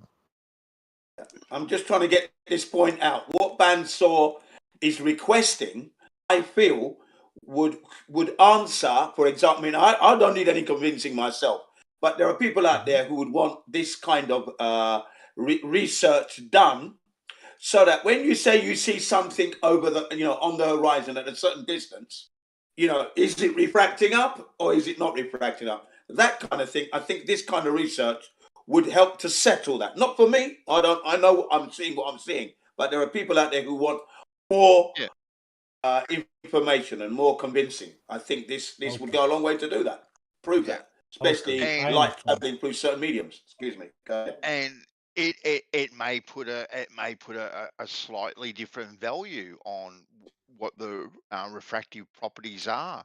Nate, I've got absolutely no idea. But when you have people that come into these chats and will almost lay down their life because they've got 1,722 terabytes worth of information from weather balloons, and they tell us what we are going to see because they have analysed everything. Not naming names. Right? Shout out Ruhif, right? You are in absolute la la land, right, telling me that this is what I'm going to see when you don't have the experimental evidence to actually back it up, because the only evidence you've got to back it up is stuff that has been tested in a planar environment. You haven't got it in a curved environment, and you don't have it in a spherical environment whatsoever. And I've got no idea. I've got no idea whatsoever, Nate, what it is going to show or not show. I've got no idea whatsoever if it's going to make any difference at all. But I think it is an important point that gets brushed over, and I think it needs to be addressed. And I think you guys on the baller side should be jumping all over it. You should be jumping all over it, going, yes, bang, we need to get our peoples onto this and get it done. That's what is so weird, right? They should be actually on our side asking for this stuff. Yep. All right, so it makes sense now, Ben. So I understand why you want this. Beautiful. Thank you. And yeah, what you were saying is true. To most globers, whether or not refracting things through a flat planar medium or a curved medium density gradient, whatever, it's going to make no difference. But if you do want to see it, I'll try and find a video for you. Yeah, but you would have to admit that pictures, right, and words in a book are completely different to an experiment. Demonstration. I totally agree. You would have to admit that showing light refracted through a curved lens is totally different to showing light being refracted through an actual curved density gradient. It's two totally different things. I would say refracting light through a curved lens or straight lens, the mechanism is the same, but you're definitely going to get different results. I would agree on that. Definitely. The medium being curved or the lens being curved is going to give you different results, but it's the same mechanism happening. Yeah. It's the same mechanism, but then you put 162 trillion curved lenses all in front of one another, all at different angles and all that sort of stuff, and then tell me what the light does when it gets to the other side. Yeah, but then where do we have a curved medium? I don't see no curved medium. Where's the curved medium that we're talking about here, folks? Have I missed something? All right, Jim. Well, the curved medium is asserted by the globe model. Well, that's no good. See, assertion is no good in this. And what do we That has to assert be this affirmed curved as a medium fact. to be? Atmosphere or what? Wrapped around a ball. Yeah. That's where we have problems already. Can you see? Problems already. That has to be verified as fact that we indeed have a curved medium. That has to be verified and put down as a fact. Then we can start to see how the light behaves. Can't assume it. If the ball is a big blue spinning testicle of a radius of 3959, right? It has to have a curved gradient going around it, right? It has to. Yeah. But back to the old curvature debate. Exactly. Where's the curvature? Exactly. That's where I live. That's my favorite place. Curvature. Let's tackle one problem at a time. Let's tackle this refraction problem before we get any further. You're going to have to give me time because I doubt I think if you're going to tackle it on the basis of an assumption, it's no good. No, Explored already. Yes, it is. So, Yes, it is. so Ben, so I doubt. You know, I'll give you. I doubt. I doubt I'll find anything on YouTube because, as I said, to almost all globers, whether you refract something through a planar lens or medium or a curved lens or medium, you're gonna have different results, but the mechanism is the same. So it might end up having to be me doing something at home to show you. I think that's most likely what I'm refraction's refraction. How are you going to get a curved medium? How are you going to get a curved medium? Over a horizon. Bandsaw and I have agreed as to what I can do. Yeah, maybe if I get Jello. A university has done it. You know, I don't have access. You know, I've typed in many a thing in Google. Maybe my Google foo ain't the strongest, Nate, but you know, I definitely have tried. I definitely have tried to find things, and that's why I have brought it up. You know, no one's done it, Bandy. Well, I'm not saying that they have, but I've tried to find if they have white. You know.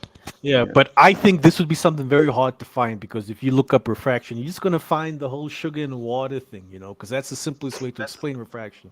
Because at the end of the day, refraction is not dependent on the lens of the medium. That just tells us by how much it will refract. The mechanism stays the same regardless.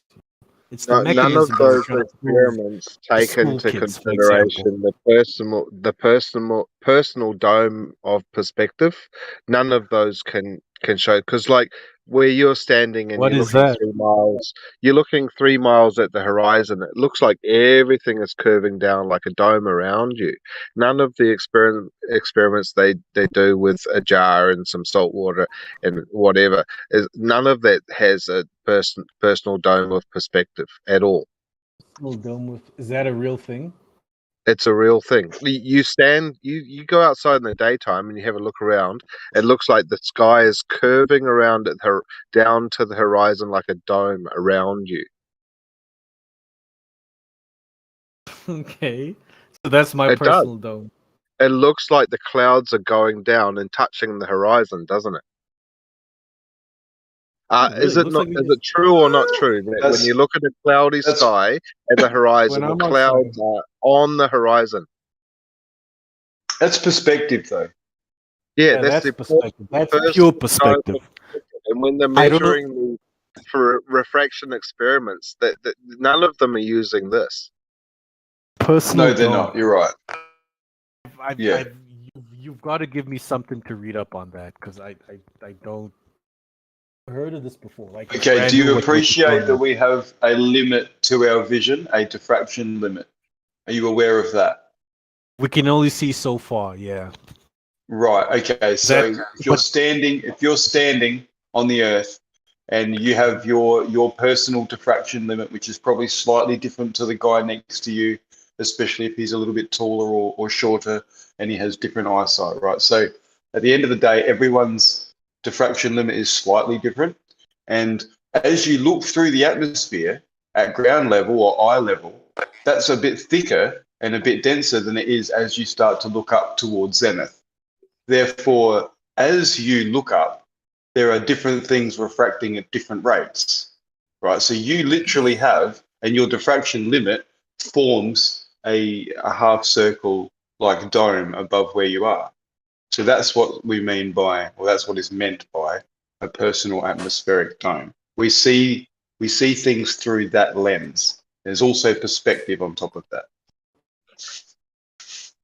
How about this, right? You're looking at the sunset, right? So, like, I'm looking west and I'm looking at the sunset. All the clouds in the sky are bright red. Now, you just think about where someone else is standing, looking at exactly the same clouds, but they're looking at it from a totally different perspective. Are they going to be able to see the same clouds glowing red? Like, if, for example, I'm looking west and someone else is standing 50 miles in the same direction, so maybe I could say west, southwest. Are they going to be able to look at those same clouds and see them glowing red? They're not going to see it. That's your personal perspective. Yeah, personal perspective, that I'm fine with. It's this, you added other words, you call it a personal dome. That's what was throwing me off. It's separate. It's separate. So you've got perspective, and that is aside from atmosphere, isn't it? Perspective is aside from atmosphere. Now add atmosphere and the fact that we have a diffraction limit to our vision, right? And as we stand still and move our head around, we form a radius left and right, as well as up and down. So it forms a dome of diffraction limit. And you have to add that into perspective. We see through the veil of both things. So how do you factor this personal dome into perspective? How do you do it? If you had to do a refraction calculation, how do you factor in your personal dome? Well, everything as we see it is as we see it, right? So I'm not sure what formula to factor in. That's not been done. But at the end of the day, maybe not a formula. But if you are doing a refraction observation, how do you factor in your personal dome? Because Carlos said that's something we need to start factoring in. So I'm asking, how do we do it? Well, that's why Bandy's experiment is very good. If there were examples of it, that would be a great start to finding out exactly how things would appear through a personal atmospheric dome or a curved atmosphere. Either it's like those clouds. Like, you have to answer the question: are those clouds at the sunrise, at the sunset, actually glowing red? And if you say yeah, in reality they're glowing red. Now that should be glowing red from every angle, every perspective, north, south, east, west of those clouds in a radius, but they're not.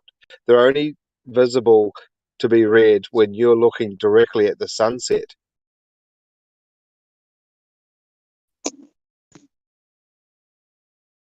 Say that again. So it's kind of like smoke and mirrors. It's like a hall of mirrors. It's like if you're looking at the sunset directly, you see the clouds in front of the sunset being red. But if you're from a different angle, you're not going to see those clouds glowing red. You're going to see them whatever, like, natural color that they are. It's like following the moon's reflection on the water. You see it. No one else is going to see it where it is. Of course. So is it actually there, or is it just what you're seeing because you're looking directly at the moon? Everyone gets their own personal view of everything, which is why three people standing at different spots can't triangulate the top of a tree or the sun or accurately. They'll get different locations for it because they're all looking through their own little dome. Definitely. And is it measurable? Is it scientifically measurable? Yeah, maybe. Once we get some better fucking computers. I think we could do it with eye tracking. I think if we had a 3D space that was modeled like in the center was an object that everyone was trying to look at, and it was a big enough space, and there was eye tracking software, I think we'd be able to tell if people's eyes were in fact looking or tracking at that same spot in 3D space or not. I think that could be done quite easily.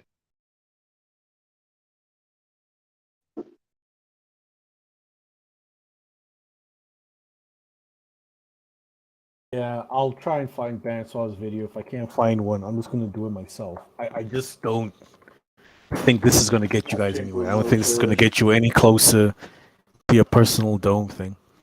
Nate, I'm not making any claims one way or the other about what it It- would or would not do. I think it's kind of like an echo. If you're in a room and you've got four people and they're all standing in one in each corner and one in the middle, everybody's going to hear the echo coming from a different direction, and that's really difficult to measure.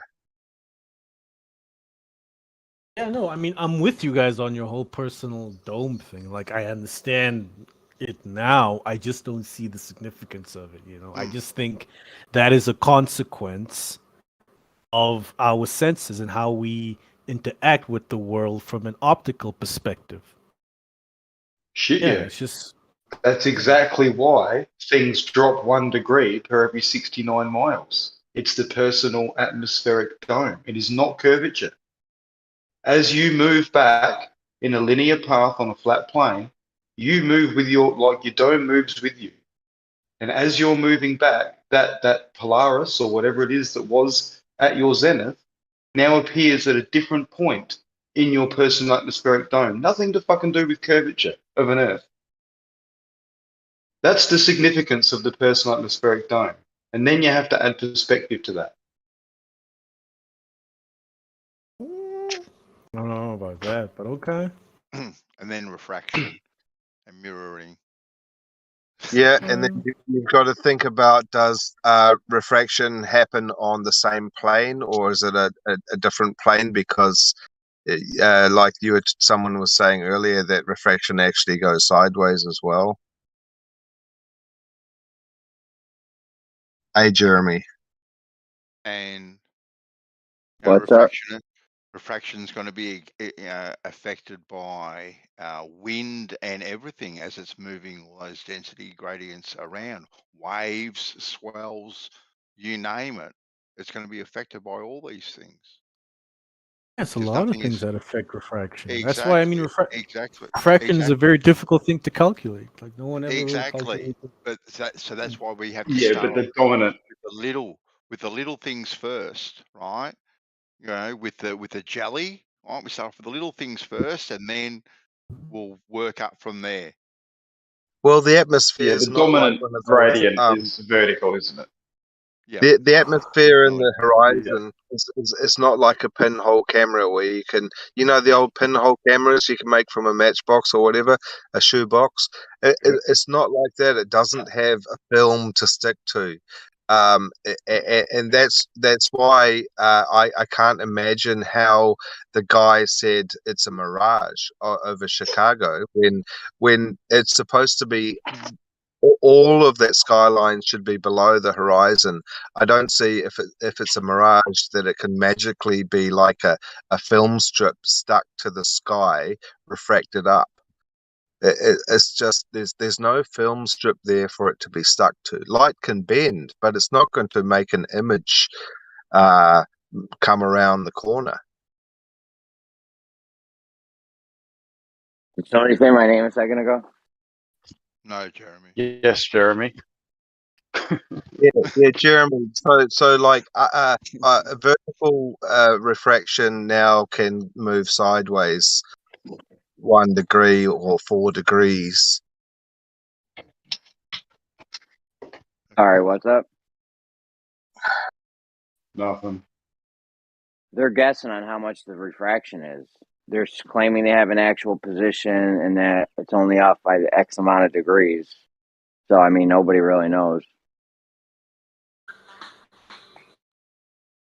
And you're looking for the test you're looking to do is all wrong. You don't want to do that shit in a fish tank or a bowl or a fake curved gradient. What you want to do is you want to do that shit in the atmosphere.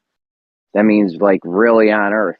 You know what I'm saying? Like over long distance. Don't do it over short distance in a fish tank because there could be other factors at play. And you can't verify that over long distance. You should start off small and then work your way up to big. The small doesn't tell us, though. The small doesn't tell us. The small gives us hints, Jeremy, of what we may or may not expect, and then you build it up. You build it up from there. And all of the refraction videos that we've seen in reality, looking at the distance, is a vertical refraction, and it not only moves the horizon up and down and everything with it, but everything in between as well. Could be moving the stuff in between. It could be moving the stuff. It could be just moving got to get. Fuck, go on, Jeremy. Go, Jeremy. It could be moving the stuff in between at different rates also, like something half the distance that's, you know, something the farthest away you can see could be going up and down more or less than something that's half the distance from that object. Of course. And can you see through something that's loomed? No.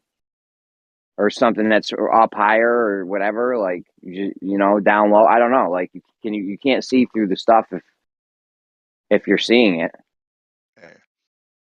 But you know, testing things in the atmosphere, Jeremy, when the big contention to start off with is that atmosphere planar or spherical, right? It doesn't get you anywhere.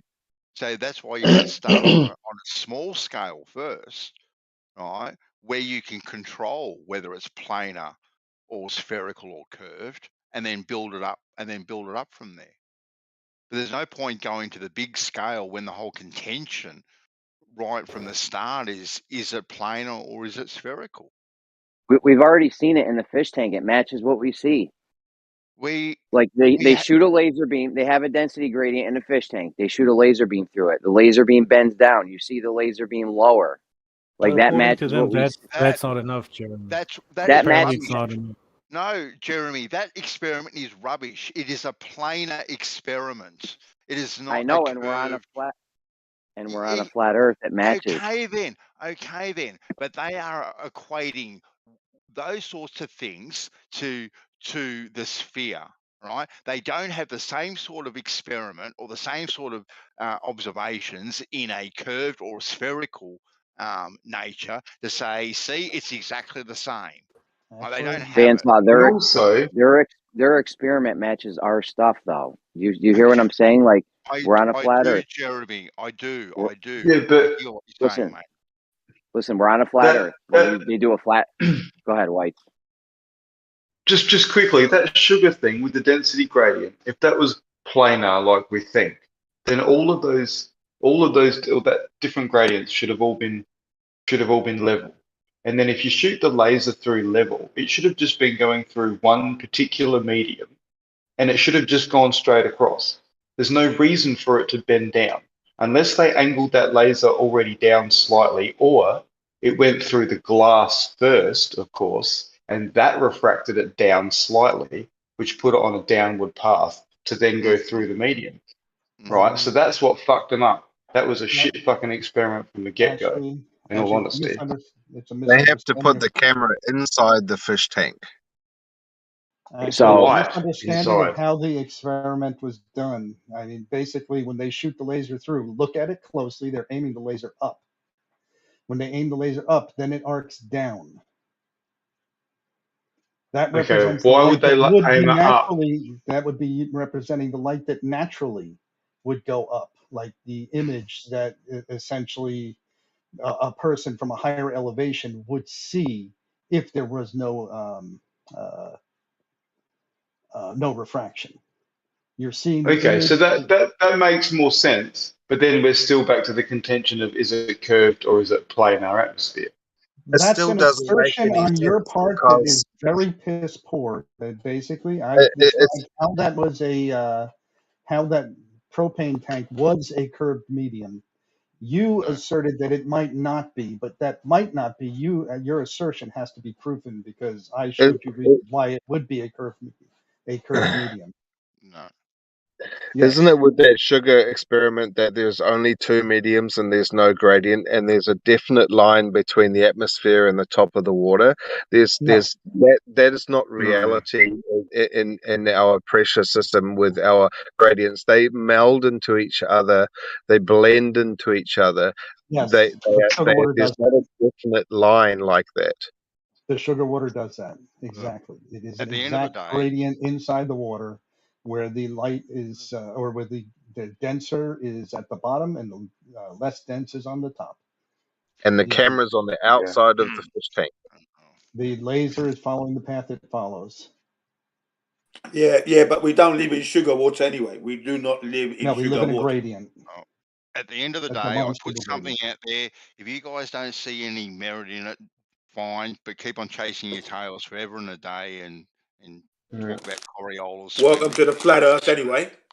Well, you say you put something out there. What did you put it out there based upon? You have nothing to base it on, and I had a logical summation of why it should be a curved gradient because of the way that the liquid is sublimating or converting to gas at the surface. There's going to be an area that, just like the line you see at the top, will be all along the surface. Now, you say that might not be the case, but that would be for you to demonstrate.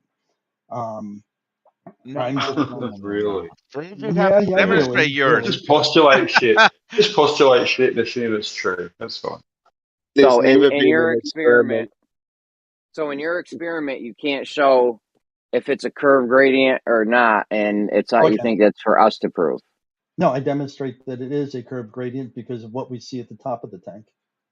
Have you ever seen an experiment where they show the gradient of gas above the ocean and how that how in increasing altitude how that gas is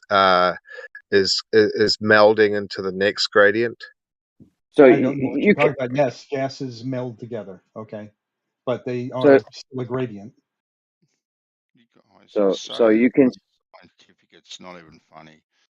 You think of a butane gas bottle with a bit of plasticine is something. It actually seems like something. I mean, what do you determine that to be? Go, Jeremy. Go, Jeremy. Seems like desperation to me. Seems like desperation on your part when you start asserting that it's not a curved gradient just because you don't want it to be. No, we're just saying it hasn't been demonstrated to be curved. What are you talking about? Yeah. Where have you proven that the Earth is a curving surface? You haven't got any of this stuff proven yet. So you're the one that's assuming. Everything you've done so far is assumed. Your life is one assumption. Your premise is from an assumption. You're living an assumption. I demonstrated it to be a life. curve, but see, you're just going to keep repeating things and not like putting any meat into your conversation. So I guess I won't talk to you. Shine a laser light through that same thing and let's see if there's any difference. More, don't show me fucking light plasticine. Is light. Don't show me fucking plasticine. All right. Light show me a light laser beam. Show me light deviating from. Show me direct light. You guys are so disingenuous. It's not even funny. It's absolutely pathetic. It's just an insult. Absolutely pathetic at times to listen. You guys just dribble. Show me light deviating from reflected light. Yes. Their life is one big assumption. That's all they do is show me assume. laser light or incident light being different than reflected light. Show me that. You're asserting that it's possible. Is it possible? No, it's not. Fucking light is light, bitch. Whatever. Okay, so if you did that same experiment in the fish tank, but you walked around the fish tank from your perspective, walking around 360 degrees, would that light still be reflecting in the same direction? You're going to be changing your view through the gradient based upon all of your observation points around that tank. So I don't Yes. know. Yeah. What it would appear like is that the laser was coming from a higher position when you got to the end. You would see it as if it was coming from above the actual position, even though it's bending down. So, I mean, yeah, you're going to see all sorts of things happening. So that's a personal dome of perspective. No, there's how light refracts and how you observe it when it comes into your eye. Because I reckon if you went on the other side of the fish tank, it would probably be going the opposite direction. No. You mean like the backside? The backside, yeah. No, it would not. What about from a different angle, at a different altitude? Let's see if I'm going to look through the gradient, down through the gradient.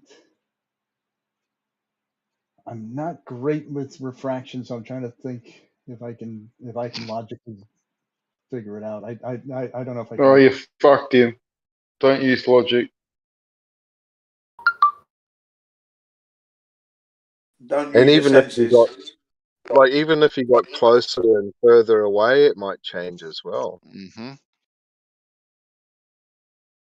I've got no idea what they're talking about when it comes to how light behaves in anything. Yeah. What I was, Bandy, I was talking before about CERN and your experiment. I was thinking, like, you were mentioning about you start off small and then you get big.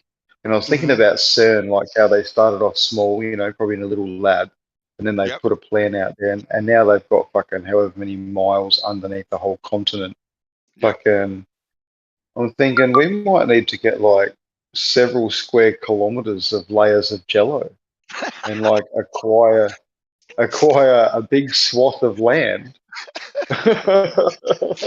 And like, because each layer is going to have to be like just a millimeter thick, so that we can have like a really nice gradient.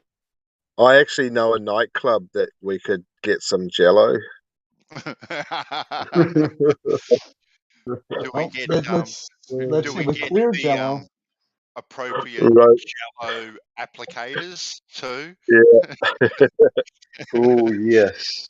So you want to use jello as a gradient? That's not going to work really good beyond 3,000 feet. That was an idea, Moyoc. Someone posed that was an idea. Someone said, how might you do it? Right. That was the first thing that popped into my head. How you might be able to do a curved gradient, and I said get several different densities of jello, all different densities, right? And you set them in a big slab, and then you could lay them over a curved surface, right? Why don't you just? And then you could shine your light through these different density gradients or the jello and see how it performs. It was just an idea. I don't know. Are you talking about a huge scale or just like a fish tank scale? Well, I don't know, maybe square kilometers, whatever to start off with. You start off small, more, and then why don't you just go and look at the propane tank? You can do this in your garage. Go get yourself some either propane. You can do it also with butane, propane, even dust off. Go ahead and pour that on your propane tank and look at it edge on to see that what I said is true, where it curves around it. No, I don't have to do it for you. It's your assertion. Excuse me, it doesn't curve around it. Hold on. I don't give a fuck what you do or don't do, Moyoc, right? For number one. I don't give a shit what you want to do or don't want to do. You're a little toxic for change. Oh, yeah, I'm a little toxic. You're the one that called me bitch first. Fuck you. Goodbye, bitch. No. You started off being a little snide. No. I never called you go any back names. to the Come on, guys. Come on. I never called you any names, all right? So keep it clean, guys. Well, no, it doesn't matter. He's gone on mute and deafened, so I finished with him. Oh, shit. Wow, what a sook. Yeah, what happened? Wow, how did that get that toxic so quickly? Instant copy quick. You two not like each other? No, he called me bitch. He did. We're on the jaw, Bandy. I heard that. He did. I heard that. I called him okay slag. Straight afterwards. I said, okay, slag. Immediately after he said that. On defending bandsaw, because you missed that one, I think. Oh yeah, I did. Well, I called him a slag. I did call him a couple of names back, I must say, which. Ah, I didn't hear that. Yeah, no, I did. I felt like this was coming from way back. Like there was history behind all of this. No, there's actually there is actually no history between me and Moyoc whatsoever. Okay. Zero. I'll have to retract my slag against Moyoc then, right? Yeah.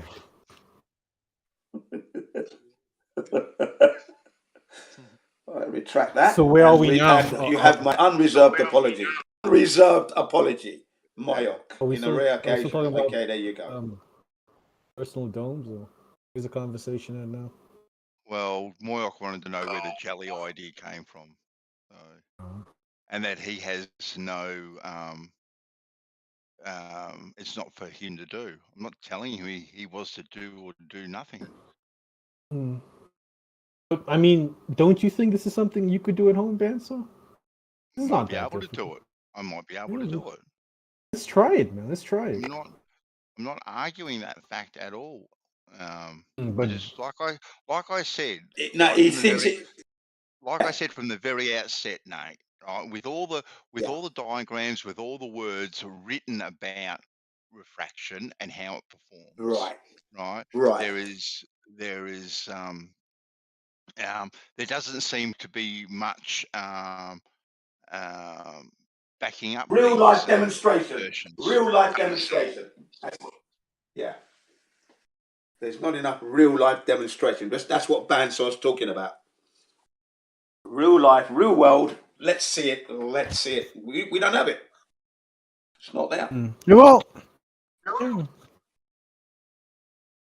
I mean, but I would say I would say the reason it's that way is because it's only the mechanism we care about, not the results. You know, it's too random. There's too many variables that go into how things would refract in the real world out there in the actual atmosphere. Well, again, that has to be proven. Those variables have to be proven to exist for me, because what I see is what I see. What do you mean? I'm looking so like temperature, pressure. I can those things all that. we need to prove they exist. Well, they need to prove that they are indeed affecting the object I'm looking at. What you see. Yeah, exactly. The object I'm looking at on a hot day. Distance, I wish I could get what I've got to say out. Look, they need to prove that because I'm seeing something at a great distance, it's due to the refraction and the temperature and everything else. Because as far as I'm concerned, that thing is there. And I know, given the right weapon, I'll take that object out. Boom, it's gone. And there's no refraction going to help. I'm going to do curvature maps. I'm not going to do refraction maps. I'm just going to point, laser, hit, bang, it's done. Okay? Yeah. Say that. I'm with you, man. I'm with you. But at the same time, no one is saying that refraction causes something to move 500 miles to the right, 500 miles to the left. All refraction does really is distort an image. It doesn't make it that if I'm aiming at something, because of refraction, it's going to move all the way to the right. Now I need to aim somewhere totally different. Black Swan. They're saying that the horizon is being loomed up from behind the curve is what we're being told. Oh, really? You see, that's what I'm talking about. Yeah, but those the thingy-majiggies, the oil rigs are still there. You can aim at them. You can see that the oil rigs are all bendy. That's right. They are being refracted, but they're still there. You can still shoot at them. But they're not being refracted at all. They're not being refracted. Sorry, they're not being refracted. That's why they're all bendy.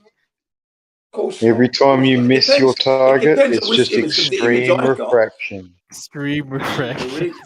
Are you 7 out of 6? I've got images where the crane's not bent up. Why are you trying to stir shit? Are you trying to stir shit? Definitely. I'm always trying to stir shit in the mate. chat. I noticed what you wrote in chat. Oh, no, that's genuine. I'm an Aussie. You know Aussies, Bandy. We care for each other. That's a genuine. Yeah. I'm outreaching. Yeah, you It are is. reaching out. Oh yeah, like yeah, mental health. He deafens so quickly. It's like there might be an issue. I thought we better check. Are you going to be okay, Moyo? Right.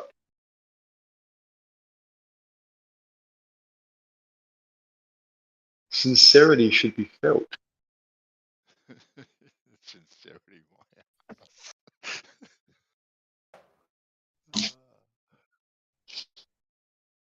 Yo.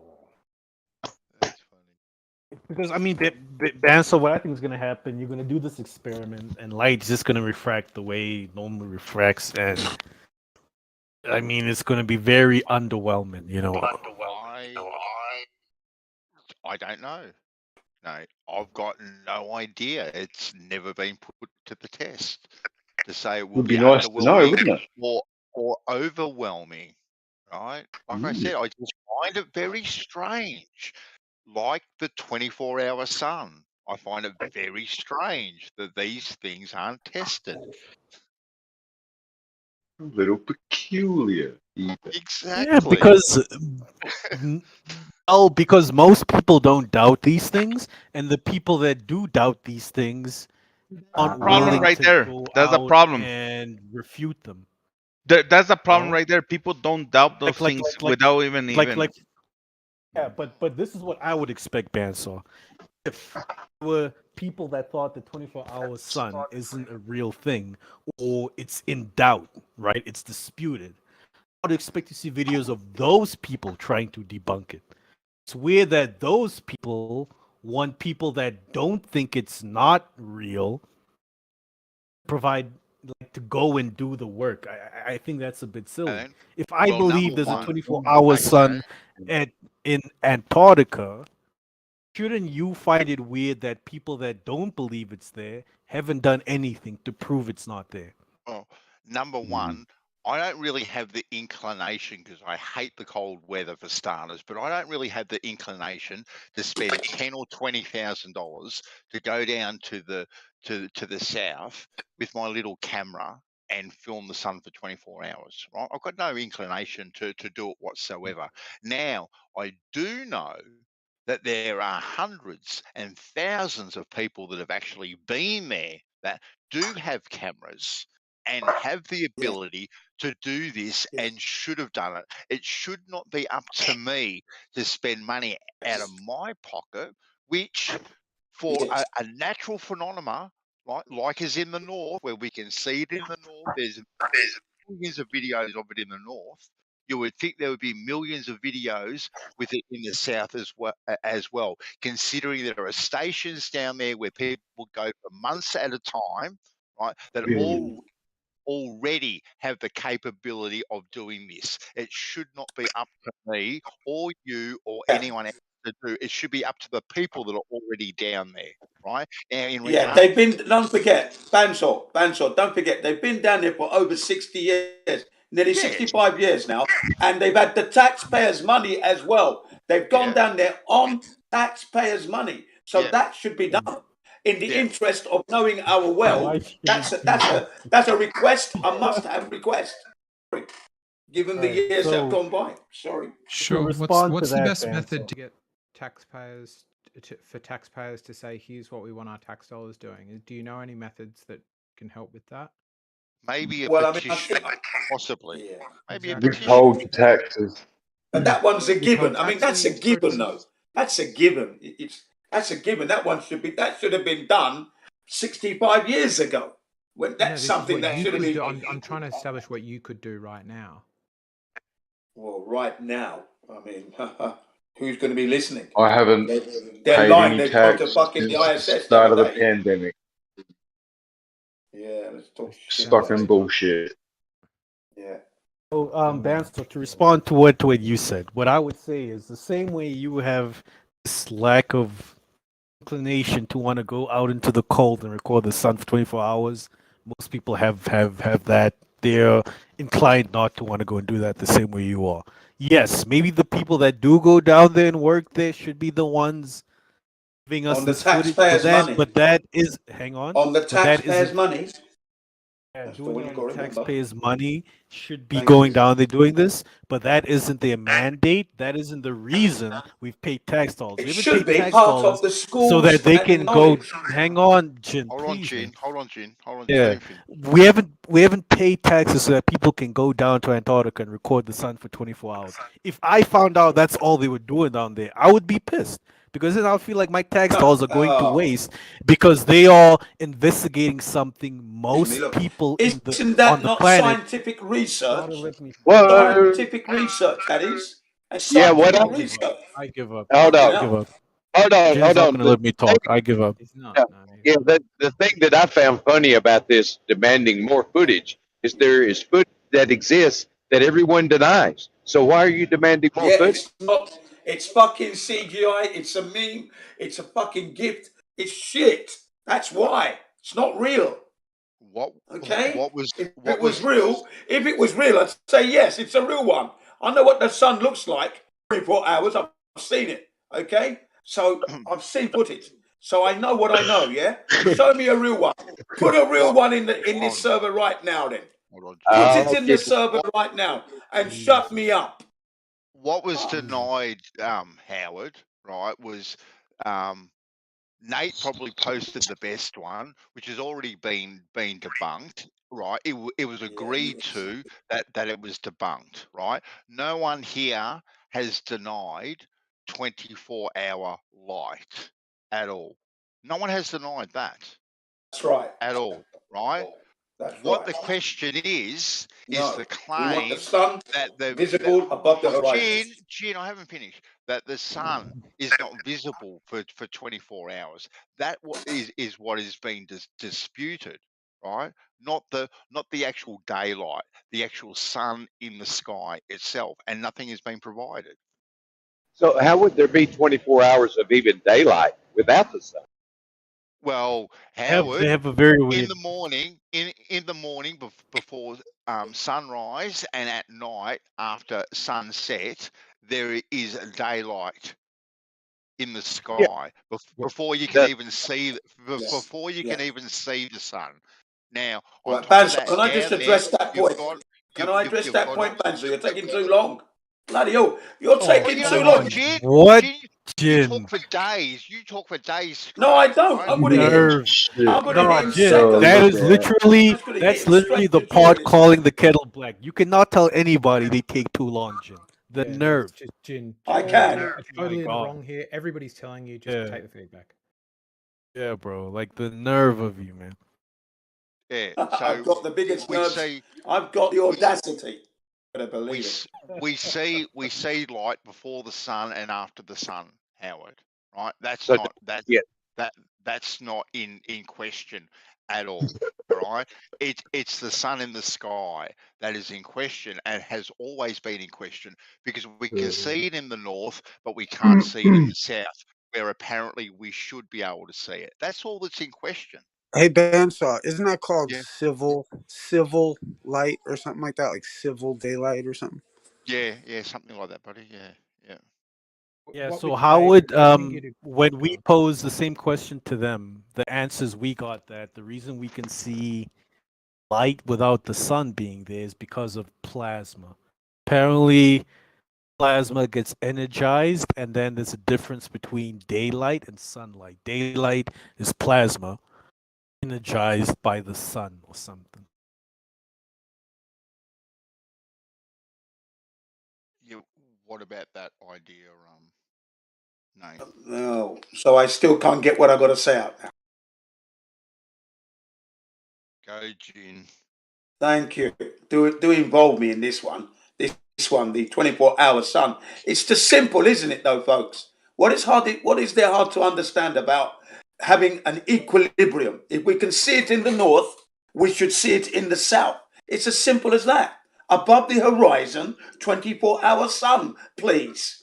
We're not debating the daylight. Daylight's there. Don't worry about the daylight. I want to see the sun. It's not So you there. can call CJ? There, present it. That's all I'm asking. That's all I'm asking. Flat Earth. Well, the Thanks, Jim. 24-hour south video is the one that's really in contention, not the one that's in the Arctic. The Antarctic is the one that's questionable. As far as I can see, the flat earthers that I've seen appear to imply heavily that the southern one is faked or not quite what we've expected on some level. They appear to be saying that at best it's some sort of light with refracted sunlight and a refracted image of the sun from the sun that is far off. And or reflection of light off of the dome, or something to that effect, where you're getting a lit zone of refracted, ghostly, pale light that lingers, but not an actual sun that's in the sky. The rest of it, they basically say is faked or doctored image to give a false impression of a sun that's in the sky when really it's refracted light or something like that.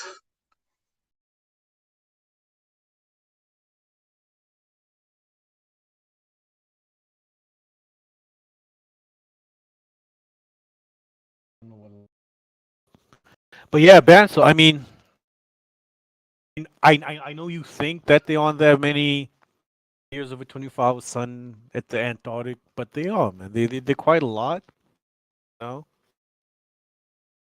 I just feel most scientists don't go there with that as their objective in mind. Same with the Arctic. You know, they go there to do their job and get out. You know, because they don't want to be there too long. It's cold. To be outside recording the sun for 24 hours. Like if you've been there for 5 years, that stuff doesn't, you know, impress you anymore. You tired of seeing the sun. Hang on a you know? second. What about the And no one's scientific for schools? no, Jim, What about Jim, for you can't tell schools me and to hang on. colleges? There was What silence. about No for one spoke. schools So I and started talking, colleges? and now you want to interrupt me Schools again. You've done and this 5 colleges. You're times in going a on row. about the same This thing. is the Back off, 5th Gene. time you've Schools interrupted and me, Jim. colleges. Gene. This is nonsense. Scientific for schools and colleges studies. That's important. Can someone put a leash on Jim? This is ridiculous. He's going to ruin the room, Bandy. It just always happens. I'm about to. All right, back off, Jin. Go, Nate. I even forgot what I was gonna say. It's okay. It's just like he can't do that. You know, he can't. When no one's talking, he has nothing to say. Yeah. But the moment someone says something, he wants to interrupt them. Hold on a minute. You know, like come on, man. No, fair enough. It's taken care of. Nate, go. You were talking about the 24-hour, 24/7. Yeah, look, I get that it's cold down there, right? But it shouldn't be that hard, actually, because it actually looked like the one that you posted, that the guy actually wasn't even anywhere near the camera. It was actually on some sort of automatic tracking device at the end of the day. That's right. So, but if I may be allowed That's to a get bit in suspect. No. Oh, well, possibly. I think there's some dead air now. Right. Well, since 2016, I've been looking at the same stupid videos that they put down from the Antarctica, and it's the same one, and they chopped it up into different small bits, trying to make more videos of the same thing, claiming there's lots. There isn't one authentic video of the sun above the horizon for 24 hours. It's not there. And it should be visible for 3 months, like it is in the north anyway. So it's just not there. It's not there, man. All right. All right, Ben. So have you seen the one where there's a watch in front? watch in front. Yeah, I've seen that. I've seen that. Seen that one? Is that all right? I just posted the Ben. Yeah, that's that a one fake one. The sun That's is fake. CGI for sure. It's definitely fake. That's the one that I've been seeing for since 2016. That's the one I'm talking about. That one there is fake. So the sun is CGI. Definitely. Because I mean, Ben, I went on YouTube and I typed 24-hour sun and Antarctica, and so many videos pop up. That's why I don't know, man. There's so many videos. That one that there's not that so one that many. you just posted. That one that you just posted. Hold on, I'm scrolling through it quickly. I'm trying to scroll through it quickly. Go on, keep on talking. I'll shut up while I watch it. Oh, go ahead, man. I'm gonna post. I'm gonna post a few more. I'm gonna post as many as I can find because there's so many on YouTube. I'm just surprised, Ben, so that you feel these are hard to find. Yeah, that's kind of what I was getting. I went and did a search, and there's bunches of them. So many. There's so many. Maybe. There's so many. Maybe. This is the point I kept making not that long ago. And I haven't poo-pooed your videos until I've watched them, actually, Nate. Right, That's so fair. okay. Alaska, no. Well, you can't see the sun in that one that you just posted with the watch on it. It's hidden. Yeah, there's a part where there's clouds. There you go. There you go. You can't see it. You see? There's just clouds in the way for like There you go. a little bit of the day. Yeah. And there's absolutely no movement in the light rays. It's so obvious that it's some kind of CGI. Yeah. You can laugh about it, moved by pressure, but you must take this serious, man. And even the letters are partly disappearing behind the hills. So they have performed some kind of CGI there. But not the sun. Not the sun. No, you got to laugh about it. Yeah, it's dodgy as. It's dodgy. It's fake. Nate, you keep on giving me dodgy videos. What the hell, man? Wow. All right. It looked real to me. I don't know. What's this one? The Frozen South? But like I just started to watch it. Apparently I was giving you a chance, Nate. You stole 2 minutes of my life, right? With some dodgy video. Oh man, you crazy. What's dodgy about it? I told you there isn't any.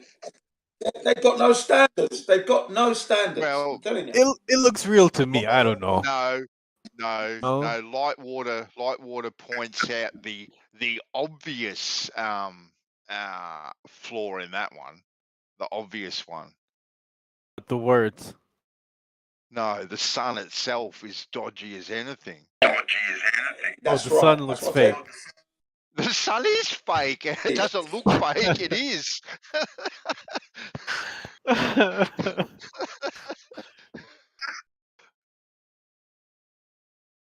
That's why I get annoyed. It's like you don't know what the sun looks like now. Oh, I tell you, and you see it almost every day, but you don't know what it looks like. Okay?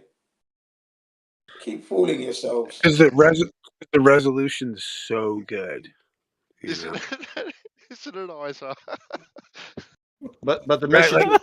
Yeah. What they have is they have like scientific cameras that, you know what I mean?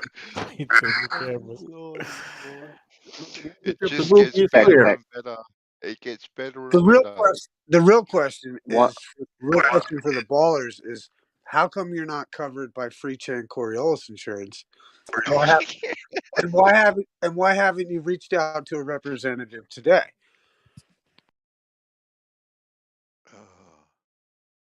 Okay, I found another one. I don't know if the sun looks fake in this one. Check it before you post it, Nate. I did. The sun looks real, but I mean, you guys are gonna say something else. Even in the other one, the sun looked real to me. So I don't know. None of them look real in the south. None of them. Yeah, Not one of the suns look real in the south. Hey, yo, Bandsaw, reminds you like those memes where it's like some people will say this is fake, like like this outlandish.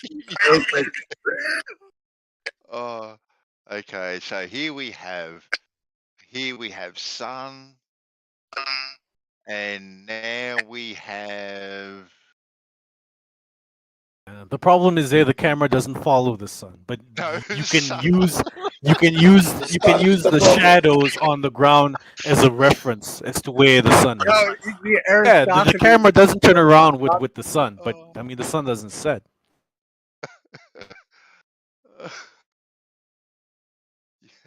Yes. Guys, it's so easy to prove. There's so many that I post these two that, well, aren't part of the so many. I did see the two earlier that it showed the 24-hour sun, but it was at the same exact height all the way around, which, you know, it seemed like it would be going up and down a little bit. You would think so. Yeah, it looked like just like a made up deal because it was too perfect almost. But who knows? If this is the best of the best you've got to show, Nate, oh my God. Of the loads, they've got loads, you know, there's many, remember? Many. Latest one I posted, what was wrong with that one? Well, A, the camera doesn't move and follow the sun. Do I have to say any more? Yep, say three things more. Well, I don't understand. So because it doesn't follow the sun, all of a sudden, are you saying the sun is now set? 24 hour. The question on the board has not been 24-hour daylight. The question on the board is and still will remain a 24-hour sun that can always be seen. Okay? It's a very distinct, right, point and request. Right? There is no ambiguity whatsoever in it. It's crystal clear. Crystal clear. Crystal clear.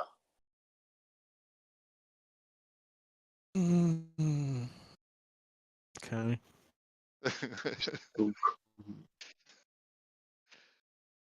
It's deplorable. They don't even have standards. They can hear the language. They can hear the language of our request, yet they put up this nonsense and then laugh in your face when you discover it's a hoax video, and then they laugh in your face.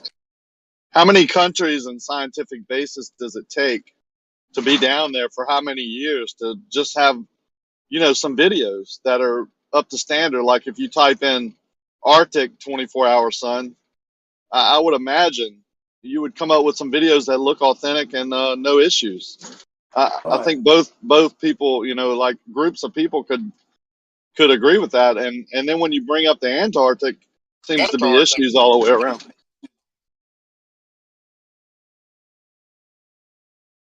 Have you guys ever seen the sun with rays like that? Has anybody ever taken a picture of a sun like that? Dude, they put that sun in Photoshop. I was trying to get this out earlier. They wouldn't let me. They wouldn't let me get it out though. They put that sun in. Yeah, they put also what Rocky has said. Red flag should be going off with everyone when you see that. Absolutely, Rocky. And for what you said, they actually put this sun in Photoshop, and you could forensically see that it was a fake. It's not even like it looks like a fake sun. It looks like not real. Well, it's somebody's Photoshop got an because it echo has going. to be. Sorry, it's Jeremy. Photoshop because it has to be. Yeah, you can even see when the clouds go over it, you can even still see the rays. Like it's so fake. It's not even funny.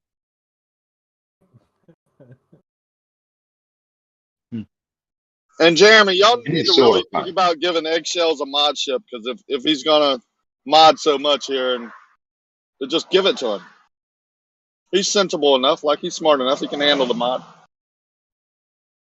Oh, I don't know, man. That's on Geo. All right, if you give him mod status, I want mod status. I've been here longer than he has. Not margin. And I don't want him muting me when I'm talking.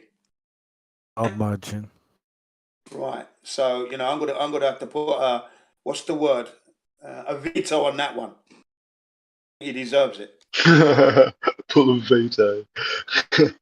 Yeah, absolutely. I'm putting in You got veto powers, do you? Is that Danny veto or Danny veto? Give Brenda mod ship if you're gonna give Eggshell. Might as well give Brenda. Oh, make sure I get my mod ship as well then in that case.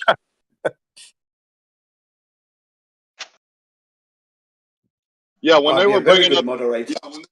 When they were bringing up the videos earlier, they brought up the one where the perfect sun made the perfect circle around the camera. It looked totally fake to me because of the way it was. Like, I've never seen anything like it. So it does bring up red flags. Now, if that's possible, that's fine, but should be replicated. Like, should be other videos that show the same thing, right?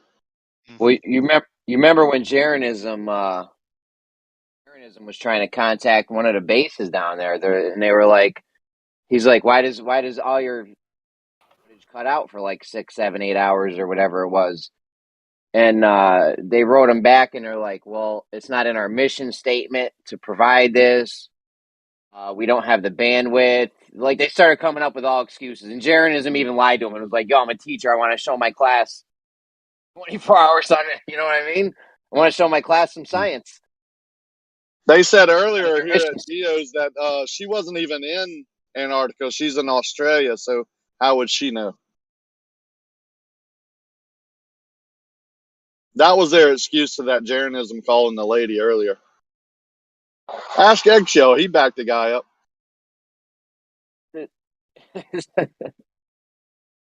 It doesn't make sense. Like, you're down there to do science. A science teacher calls you. You don't have the bandwidth. Really? Not in your mission statement? I mean, what the fuck, man? Yeah, so I mean, like, what's wrong with that?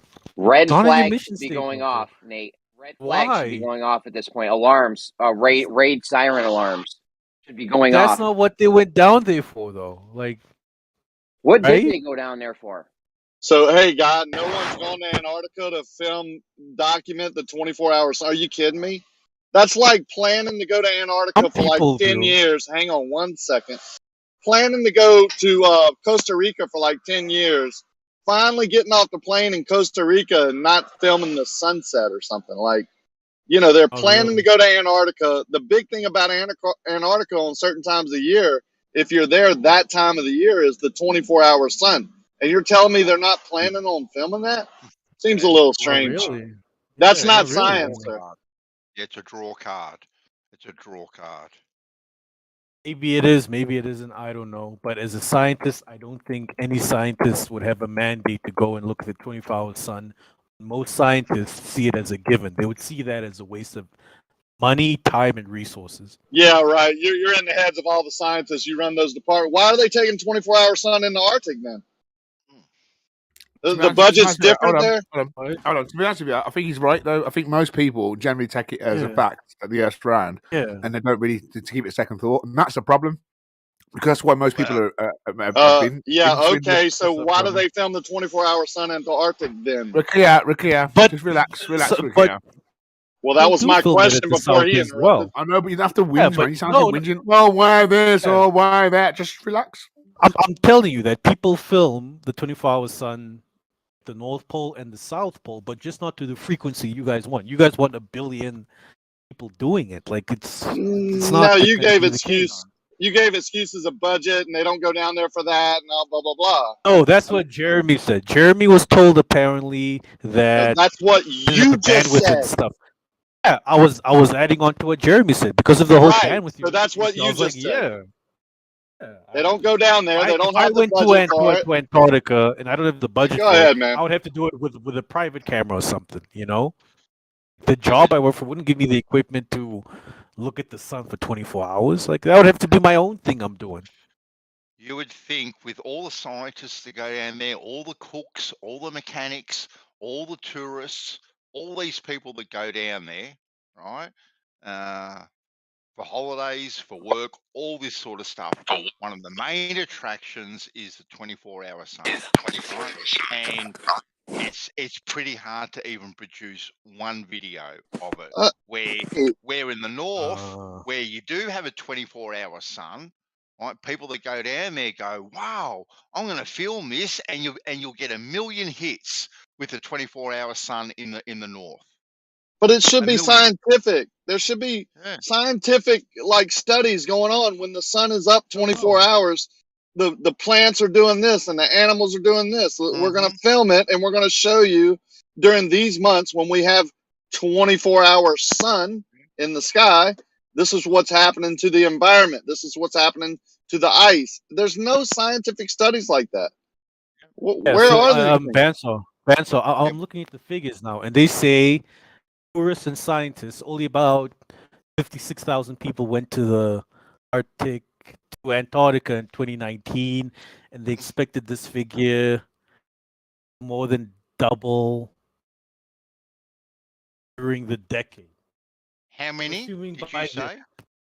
56,000. So I'm assuming by the end of this decade, year on year, we're not going to have more than 100,000 people each year going to Antarctica. When I look at the Arctic, nearly 1 million tourists flock to the Arctic region by AOC every year. It's a lot more people going to the North Pole than the South Pole, number one. Okay. 100,000 people or 50,000 people that you said have already been down there. There's already 50,000 been people 50,000 in 1 year. In 1 year, in yeah. 1 year, right? In 1 year, and there have been bases down there for the last 60 years. So God knows how many people have been down there over the last 60 years. Yeah. His argument is flawed. The fewer people that go down there, the more they would want to film the phenomena, because not that many people have done it. Jesus, man. But Dan, so this is what's going to happen, all right? There's this. Yo, hold I on, just Nate. posted. Nate, you got to fix your mic, bro. Nate, you got to fix your mic. Dude. And before you breeze on by what I just said, can anybody address it?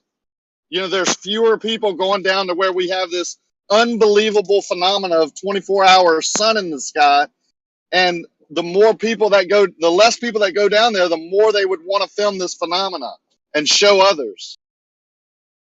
They're not going to be like, oh, there's so many people come down here, somebody else is going to do it. That's not how science works. That's not how people going down there at a certain time of year to see the 24-hour sun and don't film it. That dog don't hunt. Thank you for your opinion. That was really just your. It's not only his opinion. So, it's all right, something that's that makes most of the perfect sense. in this call's. That's left lane trying. Is someone Dan, talking? Because they're real low if they are. Yeah, SC, you're trying to talk. No, I heard LC. I thought there was someone else. Well, when they But film anyway, it, you just call it a lie. So I mean, that's there's just no. left lane. It's just That's a just delusion. left lane trying to, demean what I said, or to lessen the fact that people. Yeah. So you always pipe up and say thank you for your opinion to everybody else, right, left lane? Yeah. Yeah. Well, it's not a rational opinion. It's not based on. It's not. It seemed pretty logical, right? No, it's completely illogical. If there's only two people that get to travel to an exotic island that has this one type of animal on it, you think they're going to go there and not film that animal? Jeez. Really? That's your logic? If you want to bring in mental illness into it, Howdy, have a bit of a break for a second. This is the definition of not logical. Not logical. We have a phenomena of a 24-hour sun. We have all kinds of people going down there, and we don't have one viable video of this. And you ballers do not raise an eyebrow on this? Wow, man. Yeah, I don't have so, it. Banso, do you see? Go ahead, Howard. No, I don't have an issue with it, with this imagery in these videos, because I know it's there. You mean after everybody explained to you that they're not real, they're not viable, there's not one video of a 24-hour sun left lane, you don't find that suspect at all? Well, no one's actually proven. Yeah, no one's actually proven them to be fake or whatever. It's basically just observation. Yes, they have. Opinion. It's observation and opinion. No, yes, they have. It's been put in Photoshop. They showed how the sun was in Photoshop. I've never seen that. Well, it doesn't matter if you haven't seen it. Doesn't make it not true, sir. So they showed how the guy reversed the Arctic sun and put it as the Antarctic. They've shown these videos to be fake. Why are y'all denying this? It doesn't mean all the videos are fake. It just means the ones that y'all are posting are the ones that have been disproven. So let's come up with one that hasn't been debunked. One that is viable and hasn't been put through post-production or Photoshop. Just, a 24-hour sun in the sky. Oh, Bansal, you see that last video that I posted, right? That's a video that was taken by the University of New South Wales. It sounds like it's an Australian university, right? Yeah.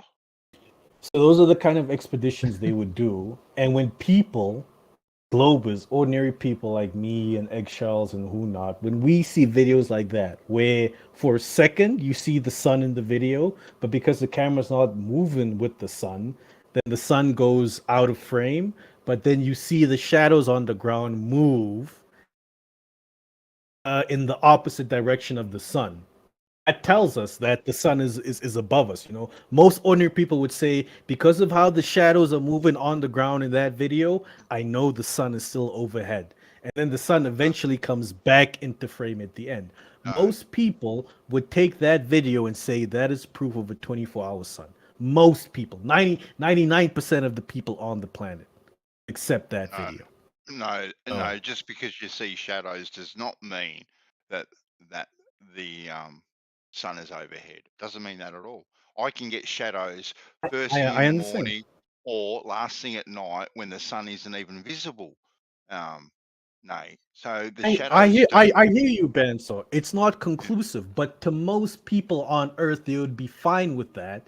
That is why, you know, there isn't this need amongst most people for more videos of a 24-hour sun. What would be fine with you? What would be fine with you, man? A non-conclusive video, that's fine with you. For real. Oh, that video is very conclusive for me. For you guys, it's not. You guys need higher levels of evidence. You need the perfect video that isn't clipped or edited, where the camera follows the sun the whole way in 4K. That's right. And the third. Most people don't need that, you know. Well, then there's something wrong on that insecure or that distrusting of the things people say. You know? Right? Are you done? Yeah. Okay. There is something seriously wrong with your logic, sir. We are wanting to see 24-hour of this sun that you claim. There is not one video that exists showing us this conclusively, and you don't have a problem with that, sir. I suggest to you that you are the problem, not us. Yeah, I don't have a problem with people not being able to post videos that meet your guys' very specific, extreme standards of evidence. That I don't have a problem with. The video that I just showed you guys now, me, I'm happy with that as proof of there being a 24-hour sun. Okay, perfect. And I think most people would be. Okay, let me show you how you're flawed now. Let me give you an example, okay? You're a married man now. I claim I have a picture of your wife kissing another man, okay? But I only have a picture of the back of her head. Now, I'm claiming to you this is your wife kissing this man. Would that be sufficient for you evidence, or would you want to see her face? Sir? That would be a bit different because that's something that would elicit an emotional response from me, right? No emotions, not at all. There's no emotions needed. Definitely. If it's my wife, I'm going to respond to it very differently, and I'm definitely going to want a higher standard of evidence as compared to a 24-hour sun at the Antarctic. It's my wife. So there's no way I'm just going to believe anything someone says about my wife, who I have a very strong emotional connection to, without evidence. You know, that's why you even see situations where parents are told your kid committed this crime or your kid did this, that, and the third at school, and parents still defend the kids because there's an emotional attachment between you and the kid. You know, you're saying logically in a situation like that. Okay, now, so you're telling me there's an emotional connection with your wife, and I agree with that. Is there not an emotional connection to the place that you live, to your leaders, that they could be lying to you? You don't think that's more important than your wife cheating on you? I think if my president was the one telling me there's a 24-hour sun at Earth, I would think twice about that. You know, 24-hour sun at the Antarctic, I would think twice about that. But it's not my president telling me that. It's ordinary scientists, ordinary individuals like me, you know, and that's a bit different. So it's a double standard then. It's a double standard. It's not your a double wife, you want to see the face, but the son, you'll accept any old thing. Got it. It's definitely a double standard, and I think I've explained why it's a double standard because it's my wife. I have this emotional connection. You know. So then you're a hypocrite, sir. Then you're a hypocrite. I'm not being a hypocrite. I'm being honest that different situations require different types of evidence. Yeah, that makes if sense someone to me. is accusing that someone in my family did something, it's very different to someone making the claim there's a 24-hour sun. Really? Somebody lying very about different. your whole existence where you live? That's not, you don't equate that as equal? I'm going to need different types of evidence. Not at all. Okay, Don't equate to my wife cheating on me as the shape of the earth. His whole worldview could be changed by this, but that's no big deal to him. Yeah, nothing there for you. Nothing. Do you realize what you're saying? Oh, listen, you realize they've what you're made saying? the claim. Oh, listen, they've made the claim there's a 24-hour sun at the Antarctic. I've seen the evidence behind the claim, and I'm happy No, you with didn't. it. You guys saw are not. that You guys picture. want You more. didn't see evidence. No, sir. Now we're getting into it. I saw videos of it. No, happy you with saw the back, the head of your wife only, just a blonde. Could have No, been it's- any you- woman. You can I'm not do talking it about. from I'm that talking about the 24 sun. I'm taking it back to 24-hour sun. If I see a video on YouTube and that video satisfies me, I'm good with it, bro. Like, what more do I need? But when it comes to So my it's- wife, That's called Look, if you have a delusional. belief- I'm sorry, but that's called delusional.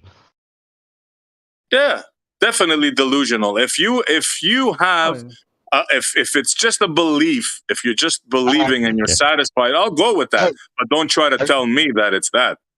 I don't know. I feel like that y'all are trying to force this down an emotional highway that you know is going to deteriorate the conversation.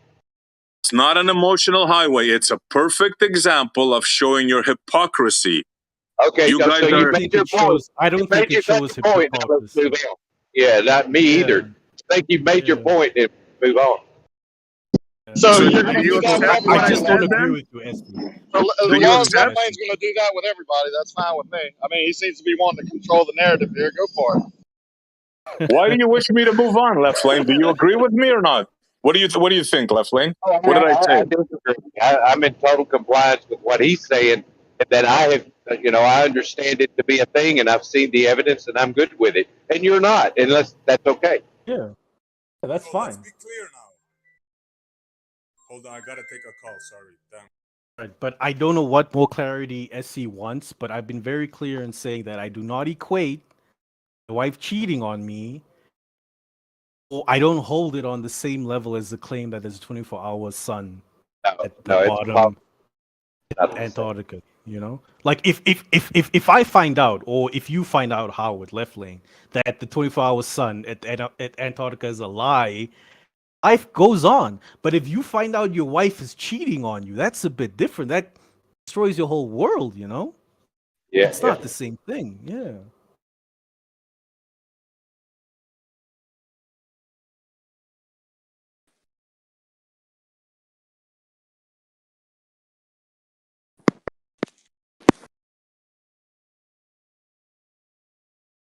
Like red flags, air raid sirens should be going off, and it's not. You're like, Jeremy. Right, Jeremy, can you hear me? Yes, Jen, you were hot micing. Right and now, I wasn't hot micing earlier. I was talking, and then you put me on mute. Okay, I was not micing. You were echoing. Everyone was If echoing. you have any, I was right there. I complaints? wasn't echoing. I could hear everybody. I was talking, and then you muted me for about 30 minutes. Can you not do that? Oh, wow. You think? If you have any complaints, You cannot do that, you cunt. Shut up. Don't do that again. Gene, you were echoing, Gene. All right, so I'm talking. Of course, I'm going to echo when I'm talking. That's the nature of my. No, while we were talking, you were echoing. Yeah. You could. Jen, you might if not you have could any- hear it, if but you it have was any definitely complaints- you. Yeah, I don't deserve to be muted for 30 minutes, though. That's bullshit. okay, it wasn't okay? 30 minutes. I sent you direct messages, and if you I have any didn't get complaints any about the DMs. modding, you're I didn't over get talking me any DMs. right It now, took me Jen. 30 You're minutes over to get talking on. me. I'm putting you back It on took me mute, 30 Jen. minutes to get on. Jen, I'm putting you back on mute. Shut up. Shut up. What the fuck is wrong with this guy, man? I sent him direct message. I tagged him in the side chat twice. Why am I muted? Like, dude, I can't tell you any more times. Actually do it for 30 minutes this time. Oh, ouch. Anyways, where were we? Son. Wives. Yeah, you know, they put this sun through Photoshop, and you can see it's not a real sun in Photoshop. You guys didn't see that video? What, the one Nate posted? I don't, Yeah, dude. I don't even have to watch him at this point. I already know the one that looks like a fake sun. They ran it through Photoshop. I forgot who did it. it's as fake as. And no one is saying at all that the world is going to stop when it is revealed that there is no 24-hour sun. No, but it is just another piece of evidence to say, hey, look at that. The sun's on a harness floating through space behind a green screen. Good one. Banso. I mean, if I see evidence that there's no 24-hour sun, I'll start believing in it. But I just mean to say it's not gonna change much in my life. You know, the world is not gonna come to an end for me. It's not the same as finding out that my girlfriend or my wife is cheating on me. You'd be devastated. No, it's more than that. Exactly. It's way more than that. You can always change your girlfriend. I'm speaking for myself. I'm speaking for myself, not for you. Maybe for you, the shape of the earth is more important than your partner. I don't know. But for me, it's not the same. Dude, this is the future of humanity we're talking about. Is not that important to me when compared to whether or not my partner is cheating on me. I know, we heard you. So this is way bigger. This is way more important. This is way more important than if your chick is cheating. Who gives a fuck? We're talking about the future of humanity rests on this. Bro, I care. I mean, Jeremy, what's more important to you? Finding out your wife's cheating on you, or the shape of the earth? Okay, either my chick's cheating, or there's a massive fucking giant conspiracy that's fooling all of humanity. And and all of our futures are being threatened by these people, basically. That's way more important than if my chick is cheating. Oh, like your wife right now? Yeah, my wife. Okay. Well, for me, it's not the same, bro. The shape of the earth, you know. Yeah, because I don't really care about it. You care more about yourself than others. That's all that is. I think some people that care more about others than themselves will put other people. No, Shut up! I'm speaking. Shut up! I'm speaking. You're not above me. I'm not above you. You think you're above me. That's why you're interrupting me. You're proving my point, right? Your importance to yourself is more than others. That's all that is. Shut up, man! Shut your mouth! Shut your mouth! Nobody's finished. I haven't finished talking. I haven't finished talking, you retard. I haven't finished talking, you retard. Let him go. I haven't finished talking. I haven't finished talking. He just shouldn't speak for me. I haven't finished talking. I haven't finished talking. Rebut him when he finishes. Exactly. Wait your turn. Like I had to wait for you to chase your shit, didn't I? You think your importance is more than others. That's all. Jeremy, obviously, he takes care of people. He puts up. He's already gone through a lot in his life. So for him, he knows he doesn't really have a lot of self-worth in a sense, but not in a bad way, in a good way. Like say, he's more humble. He knows he's a place in the world. So somebody to say like, I'm just a humble motherfucker with a big ass dick. So what's more important is the fact that the whole world is being manipulated. He understands. No one's saying that isn't. No one. He didn't say that it isn't important if his wife is cheating. Obviously, he would be devastated if it did happen. It is a personal thing to him that he would be upset about. That's obvious. But you try to use that as a comparison to try and make out it sounds stupid that people actually want to put this as an actual topic in the world. That's important. It is important. Just because you're an idiot doesn't mean everyone else is. No. Don't call him me. He's just expressing opinion. Yes, you sure may. Go ahead. Yeah, so Brummy, like you can't speak for me like that, bro. You know, I help plenty of people. I do a lot for me and my local community, for me and my family. To sit here and say I'm a person that doesn't care about the whole planet and this, that, and the third, that was just nonsense that came out of your mouth, But all I'm gonna say is, if I don't hold the shape of the earth on the same level as the personal relationships I have with people, that's my own personal prerogative. It doesn't make me a person that doesn't care about other people. It's just silly to come to that conclusion. I agree. I agree with that. And maybe what it is because what you were trying to say, the way you were putting it across to Jeremy, is that if his priorities are more important about the world's problems, then they were messed up. And I personally think that he's got not at all. Well, that's what it was implying. Okay, if that's how it came off, I apologize, but what point was you trying to make? I just assume. What point was you trying to make? Then Jeremy, it's all right. Then if I'm wrong, then please explain I'm what point you're answering trying to your make. question. I'm telling you what the point I was trying to make. I just assumed that Jeremy, being a family man like me, might agree with me that the relationship he has with somebody that he has kids with is a bit more important than the shape of the earth. If it's not, that's fine. Jeremy's entitled to his own prerogative and his own priorities. It doesn't bother me. Sees the bigger picture. Hold on. Yes. Bigger The picture. thing is, hold on. The thing is, remember you said the kids part? That's what I'm concerned with, because if there's a lie going on and whatever, now my kids' futures are in jeopardy by these madmen.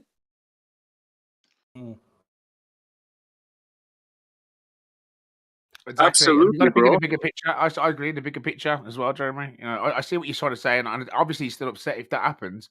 But I mean, to do that comparison and then say, oh, it wasn't kind of like a backhanded sort of attack on someone's intellect. It's kind of like I don't buy it. I don't buy it. I think that you was having a go at him and trying to make a comparison to make him look silly, and at the end of the day, it's just cool. you just showed the wives and it showed how shallow you was. From me, if you don't believe me, that's fine, bro. I'm not going to sit here and try and convince you, but I'm telling you the reason why I posed that question to Jeremy. If you don't want to believe me, that's up to you, bro. I really Why would you don't make care. that comparison? I mean, it sounds a bit. It sounded because the same comparison was made to me. So if it's made to me, why can't I make it to someone else? If Etsy can ask me what's more important, my relationship with my wife or the shape of the earth, why can't I ask other people? No, you can't.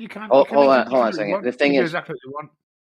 Hold on, Brody. The thing is, people's wives and girlfriends, they cheat on them all the time. So there's probably like 100 wives or girlfriends out there cheating right now. How often does a massive deception about our reality come about that could possibly be threatening our future civilizations? Definitely not that Exactly. often. I just smash don't backs feel after that. this is the deception. I mean, like, I'm with you on most things, Jeremy. I don't trust the government the same way you do, this, that, and the third, but I still think Earth is a sphere. If the government is lying to us, which I'm sure they are, it's not about the shape of the Earth, it's something else. Do you know what though? You sound quite rational. Let me have a try with this guy, Jeremy, a second. So you sound quite rational. You think it's a sphere? I actually don't want to try with you, Brummy, because you never gave me a chance, bro. You just came here jumping on me, being weird, man. So slow it down. If I knew that somebody had asked you that comparison first, then maybe that's where my ignorance were. That ultimately at the beginning. But if you're saying somebody did ask you that question, you're only asking it back, then fair enough. And then I was completely wrong, and I concede that. But the point being is, it did sound. It maybe the way that understood it wrongly, because I hear Jeremy being attacked all the time. So it's like the boy that cries wolf when I'm hearing people going at Jeremy and saying, "Oh, Jeremy, what's more important, the wife or obviously the shape of the world?" Like, obviously, it sounds stupid and it sounds like an attack. So if you don't understand that, now you want to shut yourself down to it. I say to you, look at the world that you live in. It does behave as if it's in a contained system that isn't moving, that's flat. There's no curvature. And you go, hell to there, tube balloon, and then you can see these minimal amounts of curvature. And that looks more like the light that's going into a lens from a large distance. It's refracting. Don't really look like a bent fucking surface of the Earth. The Earth isn't bending. Boats disappearing at surface level, but then you're like fucking you're like miles up in the air and you still can't see a curve. It's ridiculous. Just the question though. Like, There's a question in there. The Earth ain't curving, bro. Like, you go up in an airplane, right? If you've got a mountain that's covered by a fucking curve, and then you fly up in an airplane, you look at the floor, it's all fucking flat. But a minute ago, when he's on the floor, it was all fucking in the way. Where's it gone? Where does it go? It doesn't go anywhere. What happens is your viewing angle reduces things from the bottom up, and that's what creates that fucking illusion of curvature. It's not a curvature; it's just obstruction from your viewing angle. And your eyes are curved, your eyes are round, so this light naturally at the corner pieces, everything that goes into your eye, it's going to be not the same as where you focus in the middle. Oh.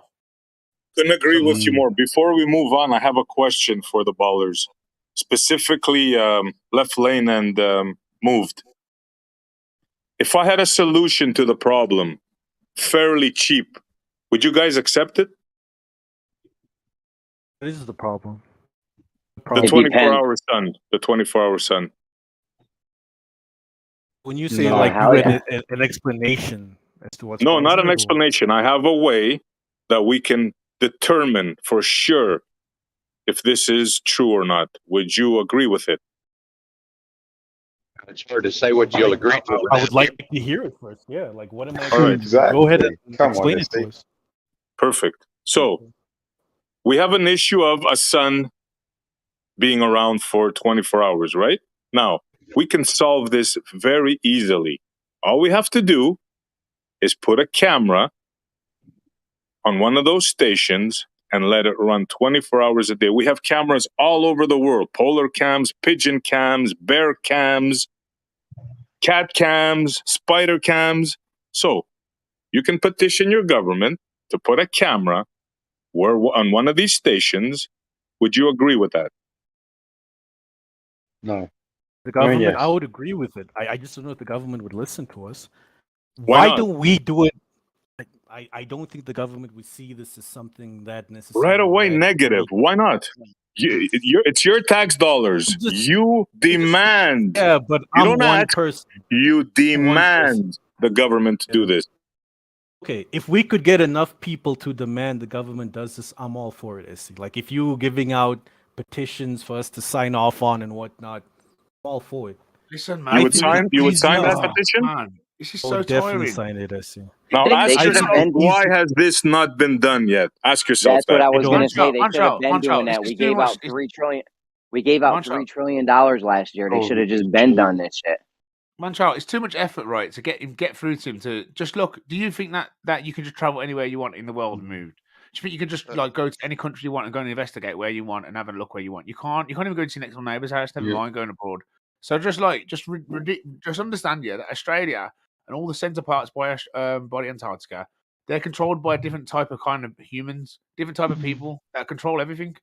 And whatever's over there, we'll never be able to get there. And no campaign, the whole world isn't going to work together ever. And you can't even organise a fucking, a drink up. Never mind the whole world going over there and investigating what they're hiding over in Antarctica. It's not going to happen. We're not going to uncover it. I'm talking about one camera, bro.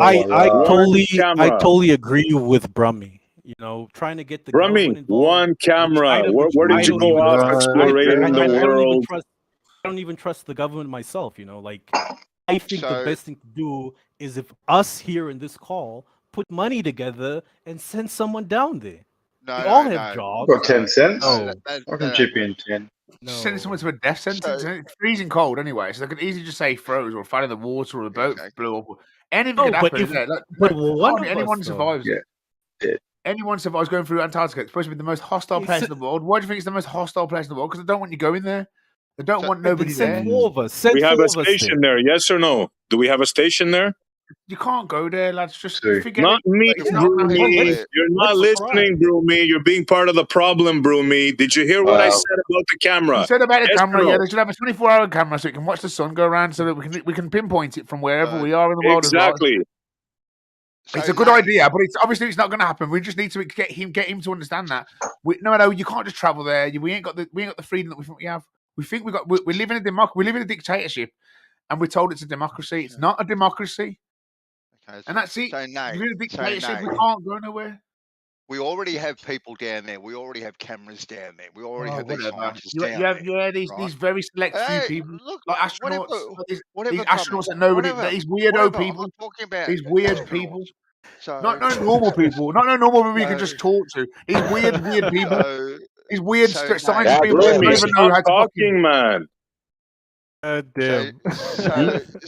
So Nate, if it could be arranged, right, that a petition was formed, and say you got 50,000, 100,000 signatures in America, right, and you petition your local congressman, and say we did the same here in Australia, right? So you've got these petitions, you send them to Congress to say, hey, look, we want to see footage of the 24-hour sun, the sun in vision for 24 hours, uninterrupted, straight.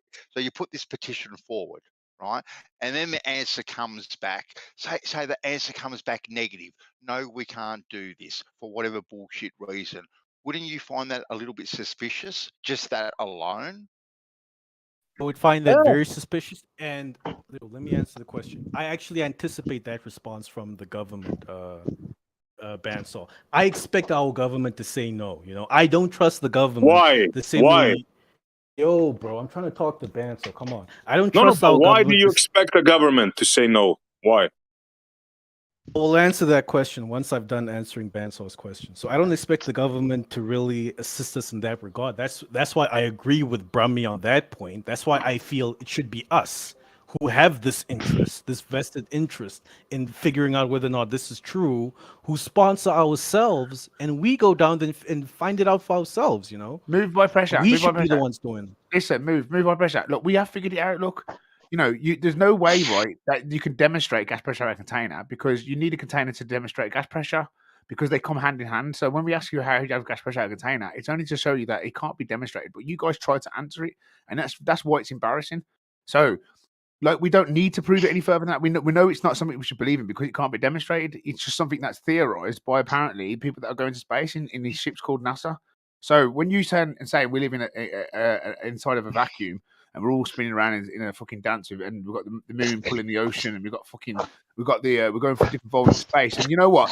While this is happening, while we've got a large body of mass floating around at the top of us, yeah, the moon that can pull the ocean. It doesn't do nothing to the atmosphere, by the way. The atmosphere stays like a fucking lockstep with the fucking Earth's rotation, and you don't say no deviation. Bruni, you just went over 5 different things that have nothing to do with what we're talking about, bro. I'm talking about the inconsistencies about the globe. I'm talking about proving to him that you don't need to really go and get a camera on the middle of the fucking Antarctica, prove nothing. You can just look at the gas pressure container.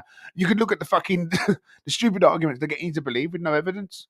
I agree with you on that, but we're specifically talking about the sun now, Brumi, the 24-hour sun.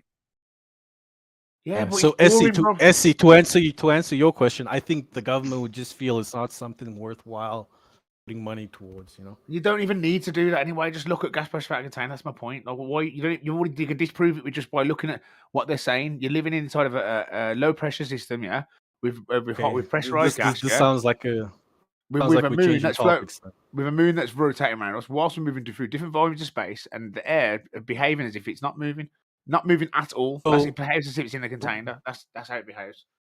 I mean, do you think that we live in a dome? I think that I think there's some sort of containment. I don't think space is an empty vacuum. I think it could be a liquid, maybe a different type of gas that kind of holds the air that's too thick for the air that we have produced to go through it, but thick enough to hold whatever else it can go through it. And when they do, if they do, think there's some sort of containment, containment, but not exactly.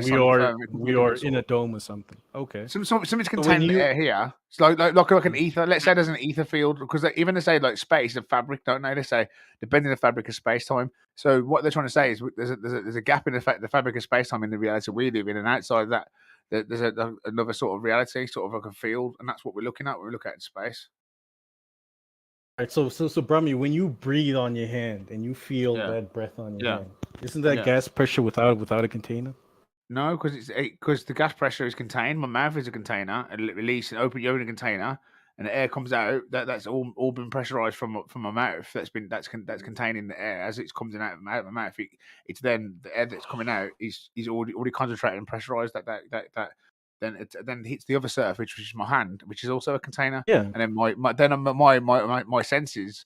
Oh, your hand is just a surface. Yeah, hold on. My senses on my hand can detect how intense that air is hitting it and how much pressure is on it. So I can then determine the pressure. A bit like you can do with a barometer, you can test the pressure of the air. But it doesn't mean that the air that because you're testing the air, the pressure of the air doesn't mean that it's contained. It means the air that itself, that your pressure, the pressurized air that's already here is contained. So therefore, the air that you're testing outside when you walk up the mountains is contained air. I don't understand what you just. Theoretically, you cannot have contained air without a container. That's the point.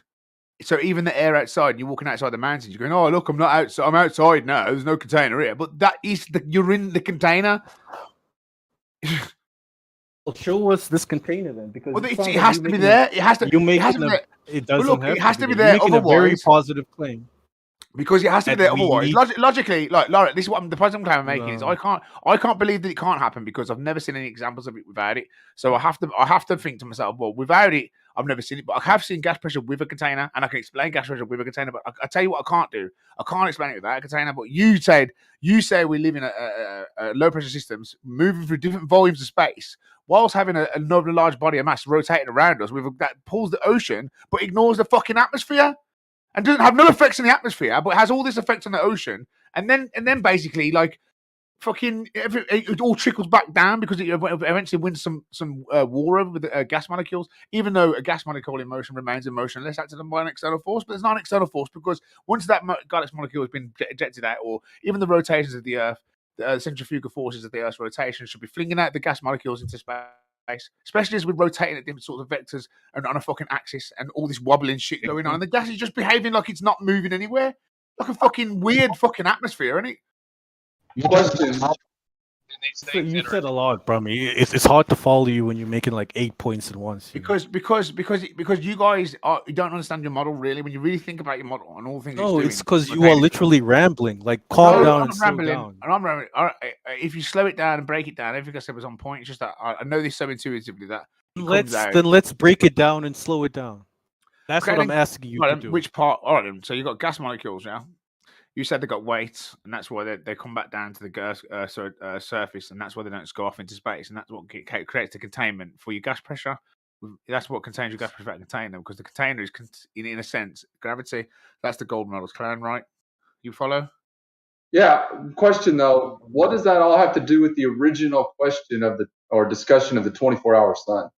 The 24-hour sun was like an argument. Brammy's changing the topic. I moved it on to saying that we didn't need a camera on top of the roof because I think we can just debunk whatever they're saying about the globe with just logical arguments about gas pressure at a container and the second law of thermodynamics.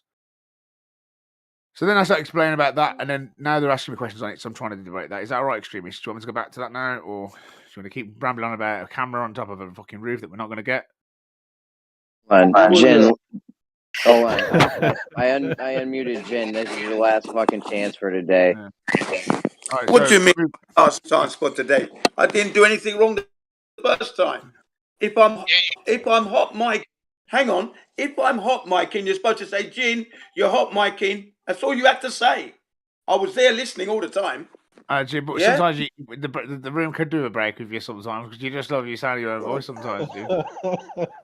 What? I didn't say that's what it's Jim, I'll be honest with you. You're a Leo, innit? You're a Leo like me. You just like the sound of your own voice. I'm not a Leo. I'm a Scorpio, mate. I'm a Scorpio, not a Leo. Oh, you lied to me then, you bastard. Now I thought you was a Leo like me. You lied to me. Nah, but anyways, I'm Scorpio, man. Oh God, man.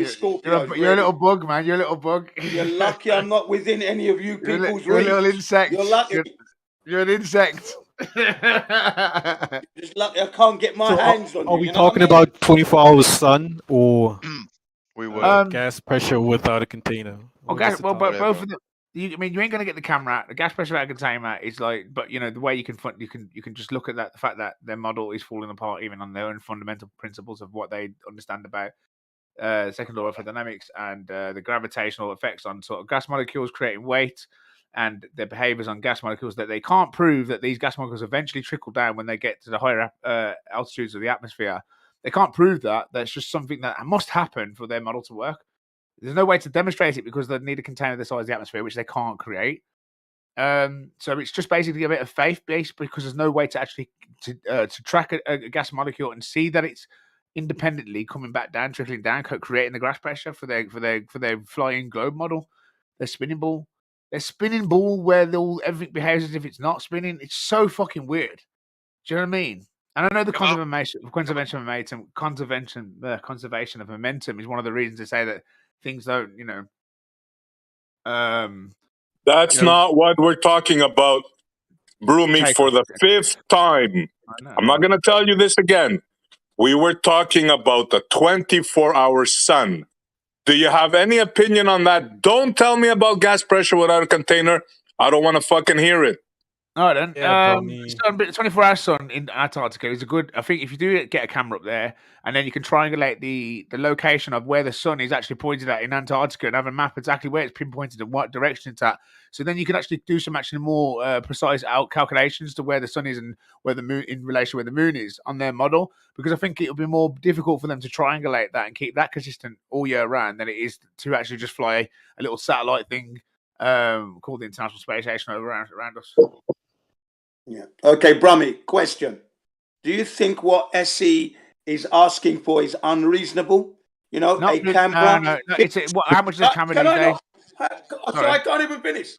Sorry, sir. I can't even fucking finish now. Sorry, sir. Hang on a second. Yeah, Brummy. Slow down. Jeez. Hit the brakes so I can get my question out to you properly. Yeah, Brummy. So do you think it is unreasonable for the taxpayers, kids who are going to be learning at school, to see a camera on the moon 24 hours looking at the Earth?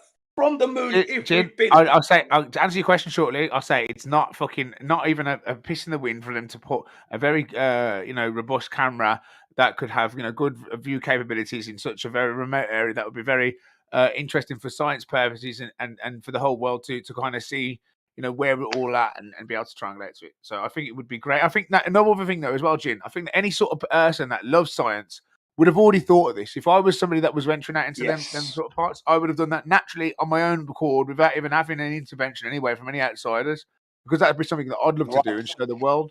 Because a lot of things. I'm glad you said that. I'm glad you said that, because that's been the theme, the line of questioning from Bandsaw, SE, myself, and others. That with the 24-hour sun, they've been down there supposedly for 65 years almost now. And we're still asking for a 24-hour sun above the horizon, visible sun. It's not there. And people are making silly excuses. Oh, it's not because it's not worth their time to do this shit. If it's too cold after 5 years, my hands will be blue and I'll be fucked up. No, that's not it. It's for children, schools and colleges, science. So they should have done this years ago. 30, 40 years ago. We should have hundreds of videos by now. We don't even have one. That's all. I yield. Yeah, lovely. I think another thing you can do with the sun, would be getting a high performance, high altitude airplane. The aircrafts that the army have, they go to 1,200 miles per hour. So you could go up into the high altitude, you could fly towards the sun and bring the sun back up effectively, or then you could slow down and let the sun set, and then you could fly over the globe again, and then you could bring the sun back up right into the sky and fly past it, because you can travel at 1,200 miles per hour. So you could actually do some sort of things on the globe model with the airplanes relative to the sun, without even going. Thank you, Brumi. And I apologize if I was yelling at you before. No, it's okay. It's okay. It's just that obviously, like, I hear what you're saying. You want to do some sort of things with the sun, and I can talk about everything. It's just that I don't know, man. You want something? You're going all over the place, but I understand. We tend to go on and on. You're like a fireman's hose, Brummy. You can't control Yeah, it. you want something, Brummy? Calm it down. Let it flow out. Yes. You want one, bro? Put a nozzle on it. Yeah, man. A nozzle and a switch. Because if the Earth is rotating at 1,000 miles per hour, right? If the Earth is rotating at 1,000 miles per hour, and then you are traveling in an aircraft that can go 1,200, effectively you can have a 200 mile per hour sort of effect on the horizon, positive or negative. So you could fly 200 miles towards it. Giving it you could counter the speed of the rotation of the Earth and catch up to the sun, and then effectively you could slow down and let the sun set again. You could be the what's the fucking independent variable in the aircraft, and you could show exactly how the globe model works in relationship to where you are flying over, etc. And you can do that way as well. You have to go to Antarctica, but that hasn't been done. It's called sun chasing. It hasn't been done either. I've been looking. I've also looked exactly. Yeah, exactly. And I wonder why it hasn't been done. Yeah, because it would be very revealing of a flat Earth. That is why it hasn't been done. Gene, if you think about it, though, if you're in the air, right, and the sun sets, yeah, don't they say that the reason the sun is moving in the sky is because you're on the Earth and the Earth's rotating? But even when you're in an airplane, the sun still moves. So how is the fucking Earth moving me from an airplane? Oh, you're moving with the atmosphere. You're in lockstep. No, I'm flying in an airplane. The Earth's moving. No way. Do you get what I mean? Like it's just a bit fucking weird. Yeah, exactly. It's like, nah, man, like, that shouldn't be moving, then. Like, obviously, the sun must be moving, not the earth. That's right. The sun is moving, not the earth. It's clearly obvious what we observe. But you can't. It is literally what you experience, isn't it? Like you're in an airplane separate to the earth. The earth is still fucking moving one way. You're going the other way, but the sun's still moving another way. So what the fuck's going on? Yeah. What's going on is that they're lying, and what you propose is correct. No one's done it because it would be revealing of the flat earth truth. That's what's going to happen. You see. And the whole heliocentric model will just be crumbled into dust. But there you go. They don't want that to happen, you see, so they perpetuate the lies.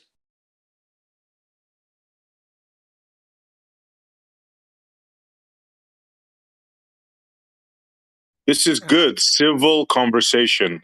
Now, a 24-hour camera on top of a freaking roof of $1 billion installation is not too much to ask. Come on, surely both sides can agree on this. Yeah, of course, easy.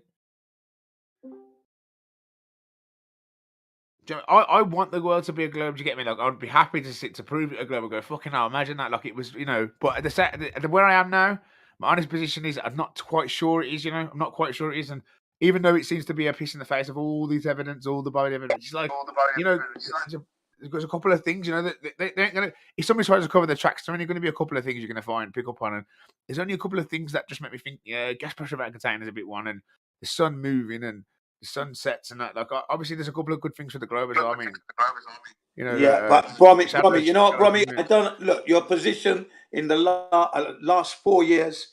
I don't know why you haven't committed to the flat earth yet. I just don't know. There's no evidence for I don't know why you keep saying, "Oh, there's a bit from the globe." There is nothing from the globe. Your last statement was anti-globe. There was nothing there. What's the globe got? All right, what has it got?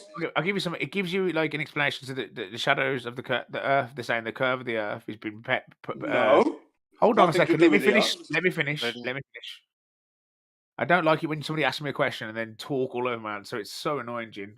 But at the end of the day, they've got with the shadows on the underside of the clouds when the sun sets. I've witnessed that person myself. Experienced that in Thailand. I watched the sunset and I saw shadows on the underside of the clouds, and I saw the angle of light change as the time went down. There's obviously it fitted with the globe kind of like explanation as to why the sun kind of like curves off into the air. And I thought like that was kind of the light's behavior was counterproductive to a flat Earth. So I thought that was that to me. I think they've got a couple of things that do make sense. But at the same time, that's not looking at the if you understand how light works, and light it is a local light, and light isn't infinite because then you have to think about light's behaving differently, and then you think, well, even though their model's correct, maybe there is maybe light has a kind of like a curvature sort of band on it because light's kind of round in it. Light itself is circular. That's why you see stars that are circular. So I feel like the purest form of light is a circle, like an atom, like it's round. But you're okay. Have you got it? Look, you said you saw the sunset, but then if you could raise your elevation from your position, you'd see the sun again. Now we don't see round corners, you know that. So that's nothing. That's debunked. Hang on a second. That's debunked.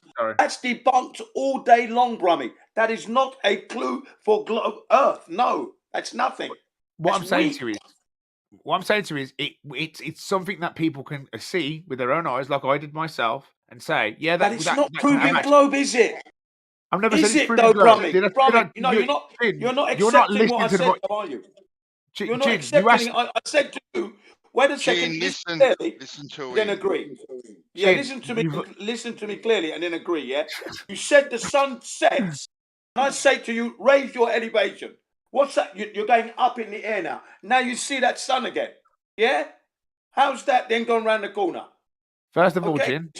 First of all, Jin, you interrupted me. You first said to me, explain how the globe has anything to go with it. I said it has a couple of things. Couple of things I said. I didn't say it proved anything.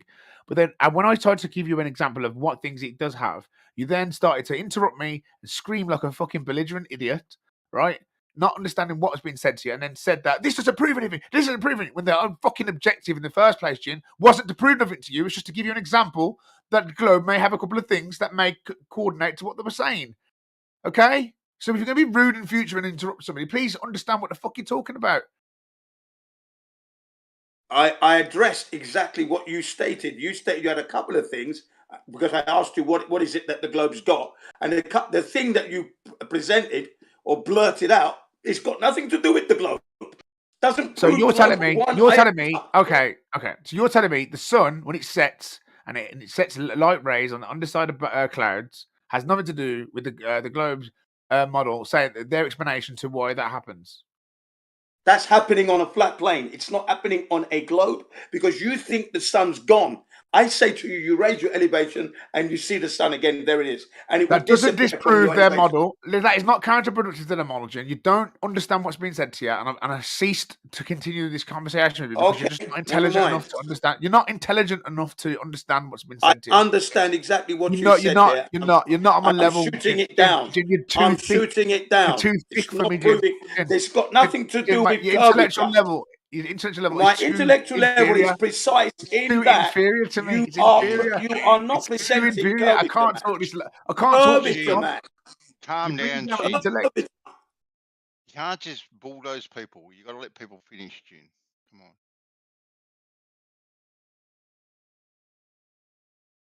Arrogance and God complex. Don't confuse. Arrogance. Listen, I'll give him plenty of time to keep. I'm not being arrogant. I'm being precise here. I'm not being arrogant. I'm addressing your curvature lack of problem. You're saying it's fucking not my problem, is it? You're a retard. All I talked about, was saying that there's a couple of things about the globe that fit what they're trying to say about the globe model. That was it. That was it, Jin. I didn't say nothing like I didn't go, Jin. It's got everything in the globe. It's got curvature. I didn't say any of this nonsense. I didn't say any of it, Jin. So why are you arguing that? I'm not everybody that argues. He should be muted right now. I didn't bring any of that argument up. Y'all say Jen is interrupting. He interrupted Jen also, and then insulted his intelligence and called him retarded. How's this man still here? He's acting retarded. Because you called him unintelligent and retarded. He's not even fit to be in this conversation.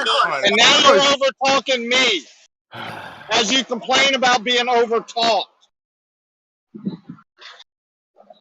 All I'm saying is that you offered up two things or one thing for the globe, and I questioned that one thing. That's all I did because it's relying on curvature here. Because you're saying it's setting, and I'm saying you raise your elevation, you can see the sun again. So it's not curving, is it? Yes. All right, Jin, that's brilliant that you raise your elevation. That doesn't disprove their model. What I'm saying to you is the globe model says that the light disappears at an angle, and you get shadows on the underside of clouds because the light rays are being blocked by the curvature of the Earth. Right, and that's something I've experienced. Okay. That's not for debate. That's something I've experienced. Yeah, that's not something you can just talk over. So when you say, "Oh, you raise your elevation, you see the sun," like I know that doesn't disprove their model either, because that they would say that it's relative to the elevation. So why does he have to use that voice? You're trying to put him down again? Do you not know you're doing it, or you're just doing it on purpose? Well, we've got history. We've got history, me and Brummy, anyway. We've got history. Yeah, it doesn't matter, though. We're the audience. We don't want to hear that. No, look. Yeah, I'm just getting frustrated because I'm getting frustrated because I'm somewhere else, man. No, Rikea, I'm getting frustrated. No, don't talk to me like that. Hey, God, shut up with that's trying to tell that other guy that he's unintelligent. You sound unintelligent when you say that. And when you talk in that voice, trying to sound like you're roboting. You're roboting. No one can hear what you're saying. You're roboting. I can hear him clearly. He's not roboting. What are you talking about? Anyway, he just tried to shut me down too. Maybe make fun of my voice too, calling me unintelligent. My question to Brummy is, I'll ask it again one more time. What has the globe got? Because your first point was totally useless. That doesn't prove globe. I'm sorry. What other things have you got for the globe that keeps you on the globe? That's all. Oh, Jin, we know earlier when I tried to put you straight on the conversation, and I said to you, I never sat here trying to prove the globe at any point anyway. You asked me to tell you what a couple of things they had, like a couple of indications, and that's what I went into, a couple of indications, nothing to do with proving the globe. So, can you remember when you first started interrupting me, mate? Do you remember that? Yeah, I do, because I said to you, your position for the last 4 years is that I'm surprised you haven't come across to the flat Earth. And I said, what is it that's keeping you on the globe? And then I never said this was keeping me on the globe. No. I didn't say this was keeping me on the globe. I didn't say this is I said cumulative that. growth. I said that. I said Okay, all right then. Well, I wasn't saying these things are. I'm not using these things as defense of what I'm. The reason I don't become a flat earther is the question you want the answer to, right? Then just ask the question. Ask the question then. Why? Well, I did. Ain't you a flat earther? I did. Not really. No. Not really. No. Not really. No. I said, Brummy. I said I don't know why you haven't come across to the flat Earth.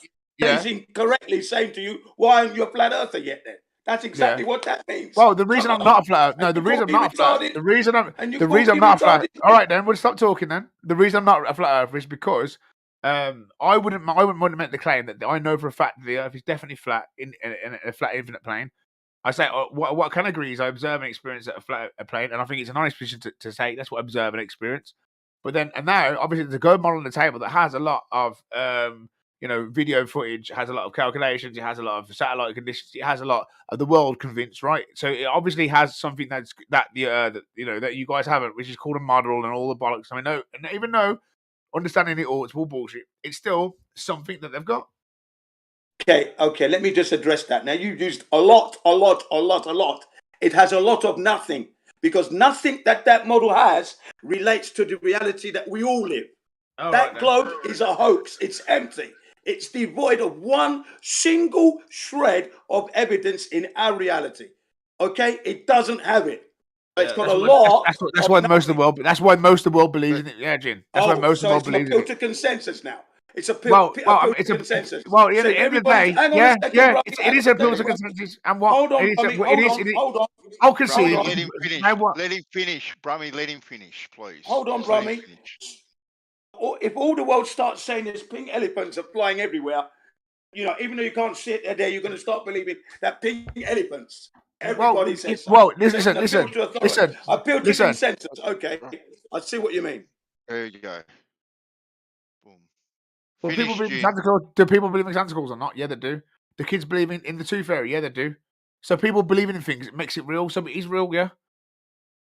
So if the consensus, or if the whole world agrees, hold on, if the whole world agrees that you're a retard, guess what? They're going to think you're a retard. Well, if everyone thinks you're a spastic, mentally handicapped, and I promote it properly, then everybody else will think you're a spastic, mentally handicapped. Do you know what I mean? Come on. Can we keep this on topic, guys? Come on. The only thing I heard you guys say was the sun setting. Let's take it from there. I'm trying to. The sun setting. Okay. Brummy, what I'm trying to say to you, Brummy, trying to say to you is that an appeal to the masses is not the way to go here. Where's the scientific I never said it was the way to go. What I'm trying to say to you is they have something that's working, yeah? And you're saying they have nothing. And I'm saying they obviously have something. Hold on a second. Don't interrupt. I'm saying they obviously have something because fucking most of the world believes in it. And I see it as well. What most people see, which is a fucking globe model that shows you where the sun goes, where you're going on holiday, where you're going on your sat nav. They've got some stuff that kind of coordinates with what they're saying. Nothing. You saying they've got nothing doesn't mean they've got nothing. You saying that doesn't take away. You saying there's no one out there with a Ferrari. You say no one drives a Ferrari doesn't mean there's people out there driving a Ferrari, does it? Yeah, you said that. Because I say no one's got a Ferrari. Yeah, you guys sound like two girlfriends or two ex, two ex lovers. No one has a Ferrari. Seriously, guys, come on. Move on. Like two roadmen spouting at each other. Brummy's hanging on to the model that don't exist. Sorry. No, you're saying there's no Ferraris. You're saying no Ferraris out there when there's plenty of people with Ferraris, mate. Fine. Okay, we're moving on. Change it up. Go SC. Change it up, buddy. Well, I'd like to further take the topic of the sun. One said it's setting, and the other one said if you raise up, you'll see it again. Or you guys want to talk about something else, but don't insult each other back and forth. I mean, that goes nowhere. That's what I'm saying. I'm sticking by what I said, He said it's setting, you raise your altitude, and you can see the damn thing still there. Beautiful, shining. So what's your rebuttal to that? You want me to argue with him again? I'm not arguing with him again, Jin. Like, Jin, at the end of the day, Jin, I just think that argumentation's a bit poor sometimes. You're not really listening to certain points. I think that but pretend you don't hate him and he doesn't hate you. What's your rebuttal to the raising sun? Like I said, in the globe model, as they said, with the elevation increased, your viewing angle to the sun will be the same, like at the rate of the curvature. There's neither of them both of them are indistinguishable to why you're seeing obstruction or not due to altitude. If you change a variable, you'll get a different result. So you change altitude, then you got different numbers. If you change the fucking the height of the object that you're trying to view, that changes all the numbers. So everything's proportional and relative. So it doesn't really matter just because you change the altitude. It doesn't debunk the globe, and it doesn't prove the flat Earth either. It just both models or both ideas are still very prominent. Nice rebuttal. Nice.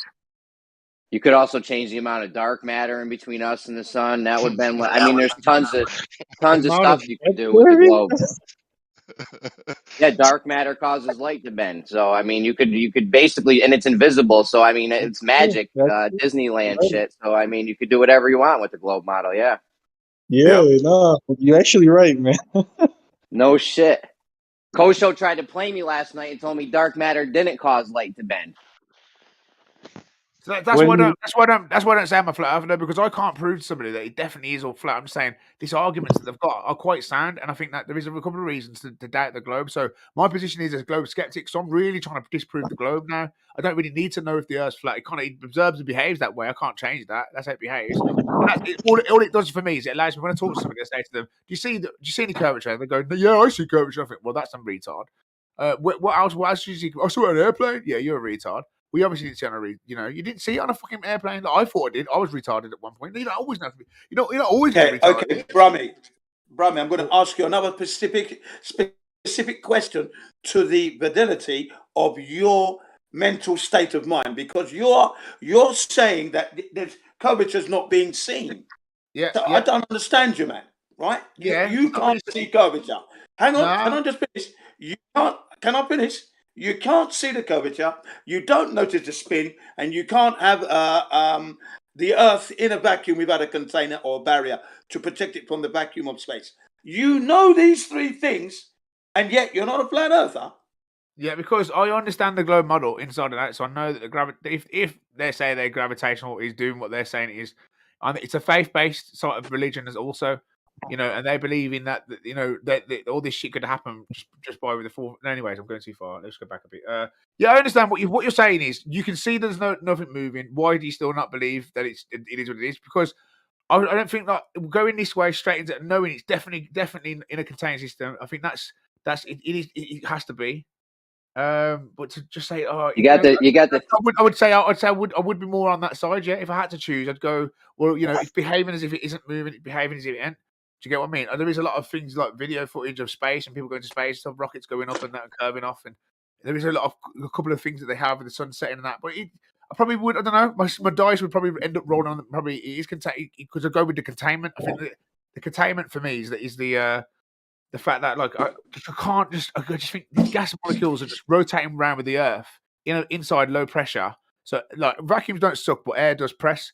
And yet the rotation of the Earth, the centrifugal forces from the rotation of this large body of mass that's swinging around. So, they're saying all that's negligible because of the size of its rotation. It's not really spinning, it's rotating. It's fucking spinning, you fucking retard. It's spinning, yeah? And it's fucking traveling through space. Just pass the mic. I'm having a go at the idea. I'm thinking about I'm attacking the idea in my own head. So yeah, he wasn't attacking. It couldn't be attacking me with that. It's kind of how I. It's kind of how I attack. Two more questions for you, right? Because you're the underlying theme about your spill is like we cannot know. So do you think that we are unable to, with today's technology, and remember I've got two questions, one more after this one, to discern whether the Earth is spinning, it's curved, it's flat? Can we not know this?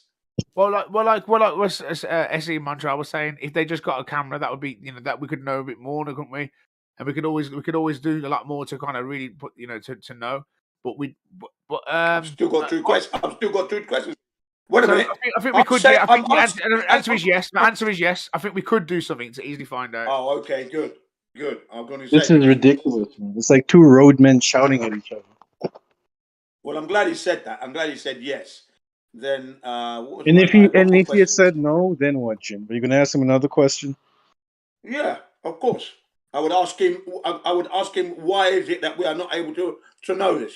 What's stopping us? I think it's easy to. I think with the technology we've got now, like I heard somebody say to me, because I've asked somebody, I said, talking to a rocket scientist, he was going, I said, why don't we just have a rocket go straight up? He's like, it has to turn because it has to go into orbit, and then we can get more momentum, and we can get high altitudes. And I goes, why can't you just fly the rocket straight up and out? He goes, because the rocket's proportional to the weight and all this crap. And I goes, well, surely, like fucking, you could probably design some sort of other rocket then, like take a rocket up on a fucking hot helium balloon, and then shoot it from there, and then like make it go fucking, get it up to high altitude, shoot it from there, like out into space. Like, no, I know you're for helium balloon. I was talking about because I have to think about it because I was thinking of doing a homemade one, like having like a little a flying device on a helium balloon, and then flying the flying device when you get into high altitude, and then you disconnect from the high altitude air balloon, then you can fly off into space like a little rocket device. And basically, then you could get like a really, really good fly like a camera right into space and have a look down. Do you get me? Like with some sort of real like the high altitude device that we could create, and that's what Jin's saying. Could we make something? I think we could make a rocket that just goes straight up and outwards, and that just has a camera on it, and it's just meant to just go out and all the way out into space, and like you could just shoot it at like the moon, or you could just shoot it at like where the moon's going to be in half an hour. Why don't you and Jin put money together to make a miniature-sized rocket, attach it to a giant helium balloon, and send it into space? What's stopping you two from doing that? One is my knowledge. My knowledge is stopping me. I already know it's not a cub. I'm not going to waste my time and money doing that. Mate, the same thing is stopping me. Hold on. Get arrested. How about that? This is the point. Look. The thing that's stopping me and Jin doing this year is the same thing that's stopping me from building my own fucking television. I don't fucking know how to build a television, do I? But obviously, that's not very scientific. But people can build a television, and people can build really, really advanced stuff. But it's funny enough, they can't build something that goes straight out into space with a camera on it. Yeah, but Brummy, I think you could just launch something space like that, willy nilly. Is that what you guys think? Huh? Yeah. Brummy's saying you can attach your rocket to a helium balloon and just launch it straight up into space. It doesn't have to go in a geodesic around Earth. It can just go straight up. So you guys should try it. The legal aspects. I'm not talking about getting the money first of all, planning getting the the right stuff. I'm saying, you think that you just shoot something up in the air just like that? No, they said that you can't. There's reasons why you can't, and that's what they're saying with the rocket engineers. They're all saying you'll have to go into the orbit. You get more rotational speeds and stuff like that. Like orbital mechanics work. I think SC is trying to say that legally we're not allowed to. Hold on. There's a legal limit. There is a limit you can go where you don't need any papers or anything. You just need to announce to the city hall that you're going to do this. There is a legal limit you can go to, but once you go beyond that, then you're in trouble. Then you have to fill in and jump through hoops and get all your papers and documents correct. Okay. You're going to go to the carbon line, for example. And all I'm asking is for one camera, the richest nation in the world. Exactly. We don't want to see fucking the moon. We don't care about like fucking Mars and fucking rovers and that bouncing around. We don't care about pictures of fucking Pluto. I don't give a fuck. Just shoot me a rocket straight up in the air and attach a camera to it, and let's all have a look what's going on. Yeah. I don't believe this shit, man. I don't believe. Now you're talking. Uninterrupted footage. Yep.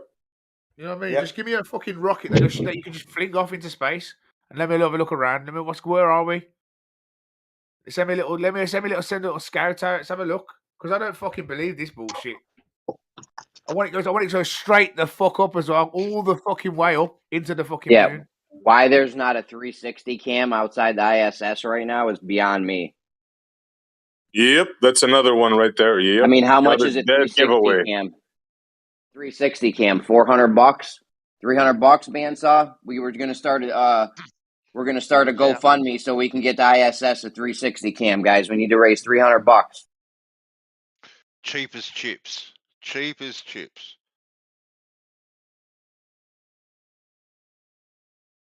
Hear the silence? You hear the silence? Yeah.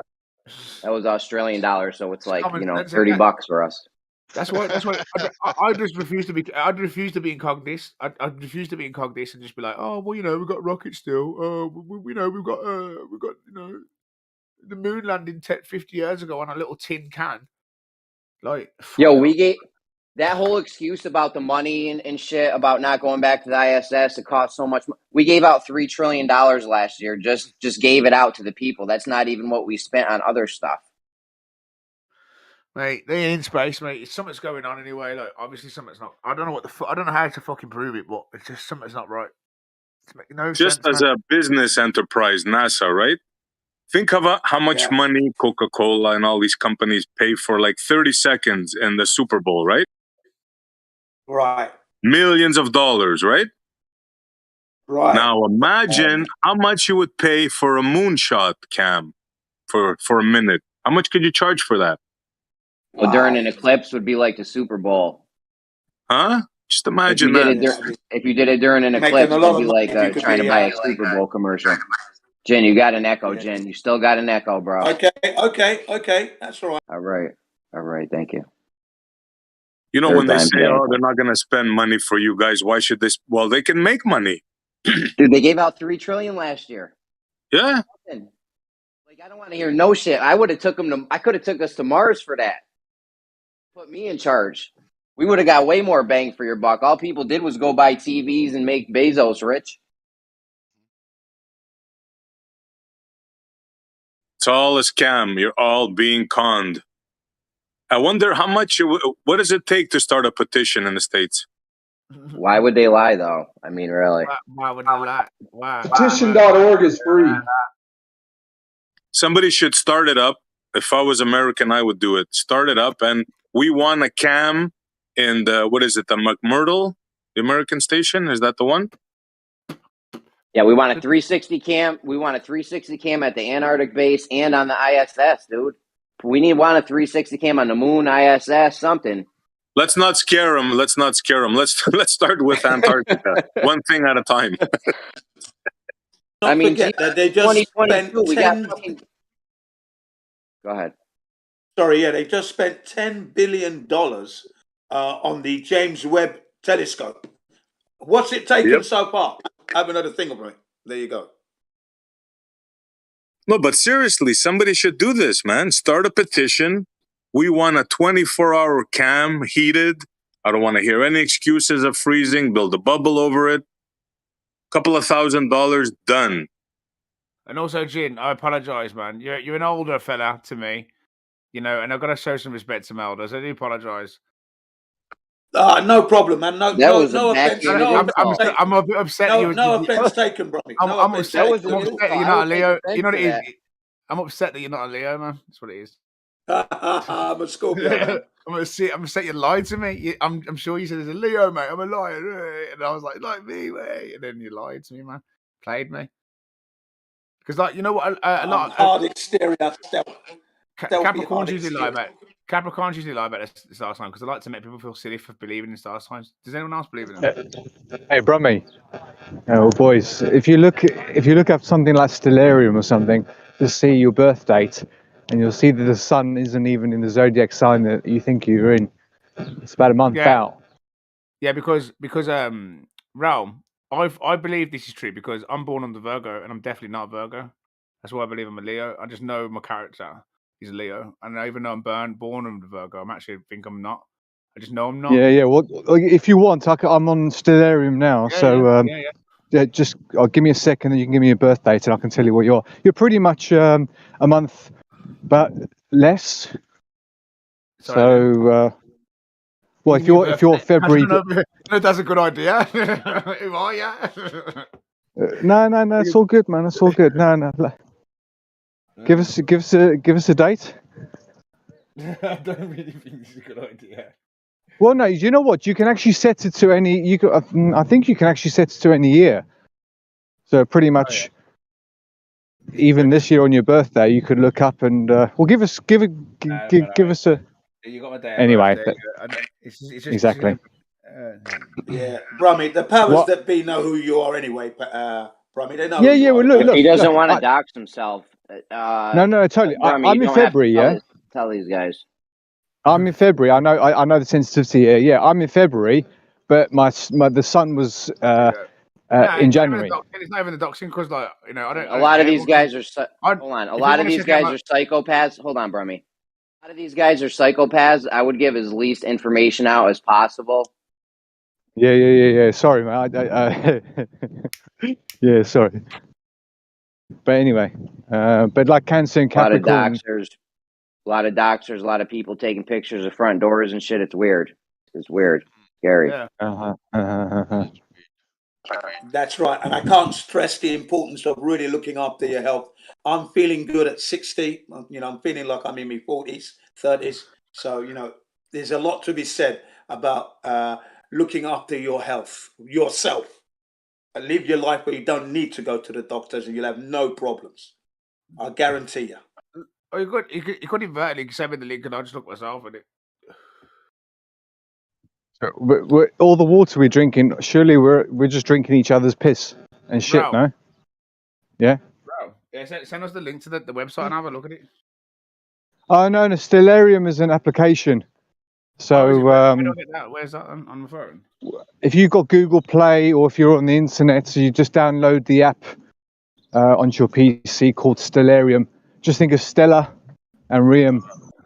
I'm on it now.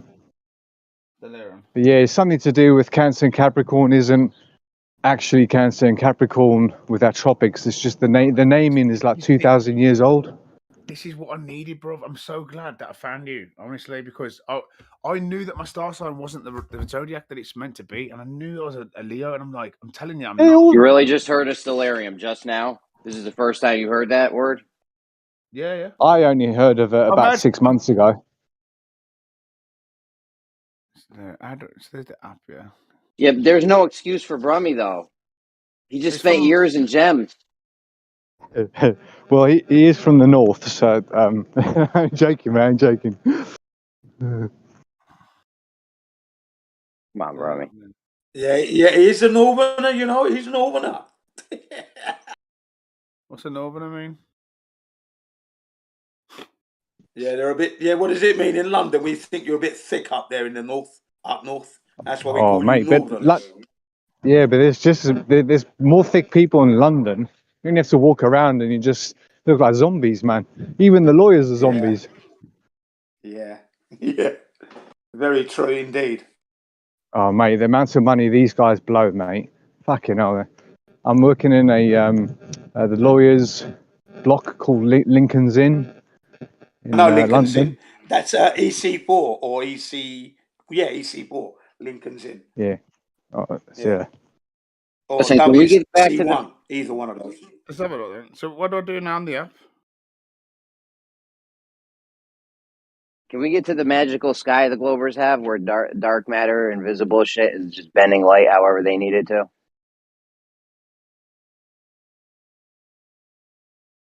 Kosho tried to dodge this last night and told me I didn't have time to give him citations, but I mean, he tried telling me that this didn't happen. Dark matter didn't bend light. I looked it up and it does. Yes, it does. Because that's how they predicted a supernova. That's how you just now you can just say whatever you want to happen in the sky. This is how dark matter, there must be dark matter there, light's bending. It is magical. This is magical shit. You got invisible shit bending light. But that's what could be doing the gravitational lensing that they're talking about, isn't it? That could just be like the atmosphere bending the light around these objects, but they're saying that's the gravitational waves. But who knows? That could be not what they're looking at into space, but that's if things are atmospheres are circulating around balls. Yeah, I'm just saying, if they can have. No, go on, You still got an echo. You still got an echo, Jen. So if they can have magical, invisible shit bending light, however they need it to, then I think we can too.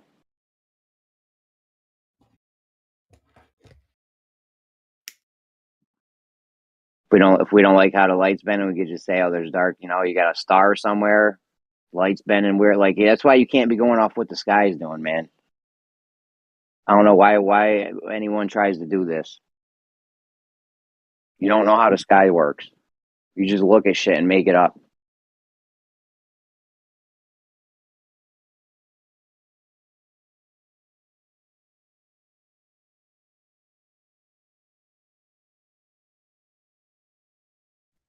Yep, You got no especially actual. the thing they say that disappears behind the curve. They have no clue what it is, how big it is, what it's made of.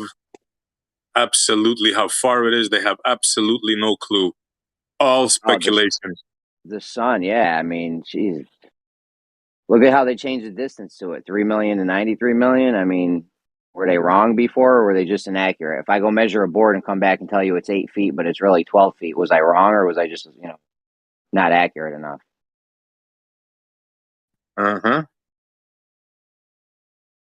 It's just a belief system of an establishment that has to have an answer for everything, because after all, the funding goes to them, right? If you're a physicist and astrophysicist, you're going to make shit up to to keep your funding, right? Well, what are you going to say? Oh, we got it wrong. Yeah, they'll only give you funding if you go with the mainstream narrative. If not, you're getting blackballed, blacklisted, no more funding, no more tenure, whatever they got going on. They just get ruined by it. It's happened a lot. Yep. That's how they do you if you go against the mainstream paradigm, the mainstream narrative. They'll just crush you. Yep. Somebody brought up dark matter before, right? I think it was you, Jeremy. It was. Yeah. Something they say, listen to this now. You can't see it. You can't touch it. You can't measure it. You can't interact with it. But it's there.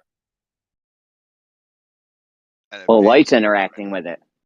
Light's interacting. It's causing light to bend. No. Well. Oh, it's dark. That's why it's dark.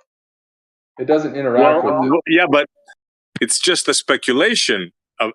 The light is doing what they say, right? What they observe. But what they say is doing it. You can't measure it. You can't touch it. You can't see it. You can't smell it. You can't interact with it. Get the problem? No, we don't even know if it's doing what they say it's doing. You just see a light in the sky and say, oh, this is what it's doing. Because dark matter. You can't prove that it's actually doing that. There's none. They say that the dark matter bends space-time and the light follows the space-time, therefore causing the light to bend. If you want to get semantical and say it doesn't interact with the light or whatever, fine. But it does cause light to bend. It's fantasy. It's sheer and utter In fantasy. their model, it causes light to bend. You don't even know if that's what's actually happening or not. There's a distinction between light bending and light interacting with it. EM radiation. What's the distinction? Are you saying light bending is not interacting with anything? What I'm saying is, if it was light interacting in the sense that they're using, it would be absorbed, it would be reflected, it would show a color, and it not necessarily be visible light. It might be, you could detect it using X-rays or infrared or some, gamma rays. I mean, it would show some wavelength. There would be a, reflection, so to speak. There is no reflection in any wavelength. Of what? Of light. To what? Well, I'm not following dark you. Matter. In other words, you're saying light does not react with something that we can't see, touch, smell, or detect or measure? That's kind of the definition, yes. So, do you not see how absurd that is? No. You're kidding me, right? Nope. I see it makes perfect sense to me. Okay, let me put it to you this way. I'm driving down the road, right? And I see like something isn't like, let me put it to you, something stops me, bang, dead stop. I'm not going fast, I don't get hurt. But my car, I get out and I see damage in the car. Right, I bring it to the garage and you come there and you ask me, what the hell happened here, bro? I go, I don't know, I was just driving down the road and bang. But what hit you? Dark matter. You're going to tell me how did it look like? I don't know, I couldn't see it, I couldn't smell it, touch it, measure it. What would you say to me? My answer would be, it had an effect on your car. It caused damage to your car, therefore it exists. You wouldn't think I was crazy? Like maybe you'd say, were you drunk? Maybe you hit a pole? Or maybe you hit a car? You wouldn't start off agent. Yeah, he should be a claims agent. Yeah. If there was other evidence of it being a pole, maybe, for instance, damage to a pole, maybe some splinters in your car. Or would have to be something tangible, right? There would have to be something tangible. Yes, you're right. Exactly. Well, this dark matter, it's not tangible. No, that's in the very explanation of. Sorry. That is the distinction. Is it warps space-time? That is the tangibility of it. No, you first of all, you're making up space-time. That's another fallacy right there. Space-time, what is that? What is space? Okay. What is time? Okay. And you're saying that this thing now somehow warps something. You can see its effects on the surrounding environment. How about that? I can give you that you look out and you see something happening, right? You look through your telescope and you see something happening, correct? Yes. Okay. And then, first of all, let's get to the crux of it. All this happened. You know why all this happened? Do you know why? This dark matter, do you know why? Because galaxies weren't behaving as they should be. Exactly. So now, they looked out with their telescopes, and what they previously thought these lights should be turning, they found out, according to their current theory of gravity, right, that it was wrong, correct? That they weren't behaving according to the model, correct? Basically, what they were seeing is the amount of matter that was visible in what I said earlier, X-rays, gamma rays, light, infrared, all of the visible matter did not account for the motion of the galaxy. So there was some dark force causing a discrepancy in the motion of the galaxy. Well, you're running now. You're running. So I was correct in what I said. They observed something. They observed lights in the sky, which previously they thought should have been rotating at a certain speed, and they found out they weren't. Correct? I mean, they always knew the speed. The discrepancy wasn't in the speed of rotation in terms of what it was before and what it was after. The discrepancy in the speed of rotation is what is causing that speed of rotation. It's no. Whatever was happening was happening. Nothing changed in what was happening. Correct. You agree with that, right? The speed was always the same, yes. Okay, so, but what they were perplexed about is their explanation to the lights in the sky was wrong, correct? According to the current model they had of gravity, Newtonian gravity. Correct or incorrect? Correct. Okay, so then instead of saying something is wrong... One small thing, I think it was the Einstein interpretation of gravity, not Newtonian. It was the Einsteinian interpretation. But small discrepancy. It was gravity. We'll go with that. Okay. We'll go with the bending space light then. That one, right? Okay. Okay, whatever. Whichever one, it doesn't make a difference, the point I'm trying to make. So, instead of saying this theory is wrong, right? And stepping back and saying, wait a minute now. Maybe it's not this bending space-time or matter attracting matter, whichever one it was, doesn't matter. Instead of doing that, they said, shit, man, maybe we should make something up, call it dark matter, and make our calculations work. Isn't that what they did? That is actually, they've done both, as a matter of fact. They did come up with dark matter, but they've also come up with options that say gravity is wrong. But why didn't they start off with that premise? Instead of coming up with a cockamamie idea, why didn't they just say, you know what? This is wrong. This bendy light shit is all wrong. Let's start from scratch, and let's just say we got it wrong. Why didn't they do that? Instead of coming up with crazy stuff like dark matter, dark energy. Because it works on planet Earth for the things that we use it for. What works? Newtonian physics. But it doesn't work. It doesn't work everywhere, does it? It works on the Earth. But wasn't it replaced by another physics? Wasn't it replaced by Einsteinian?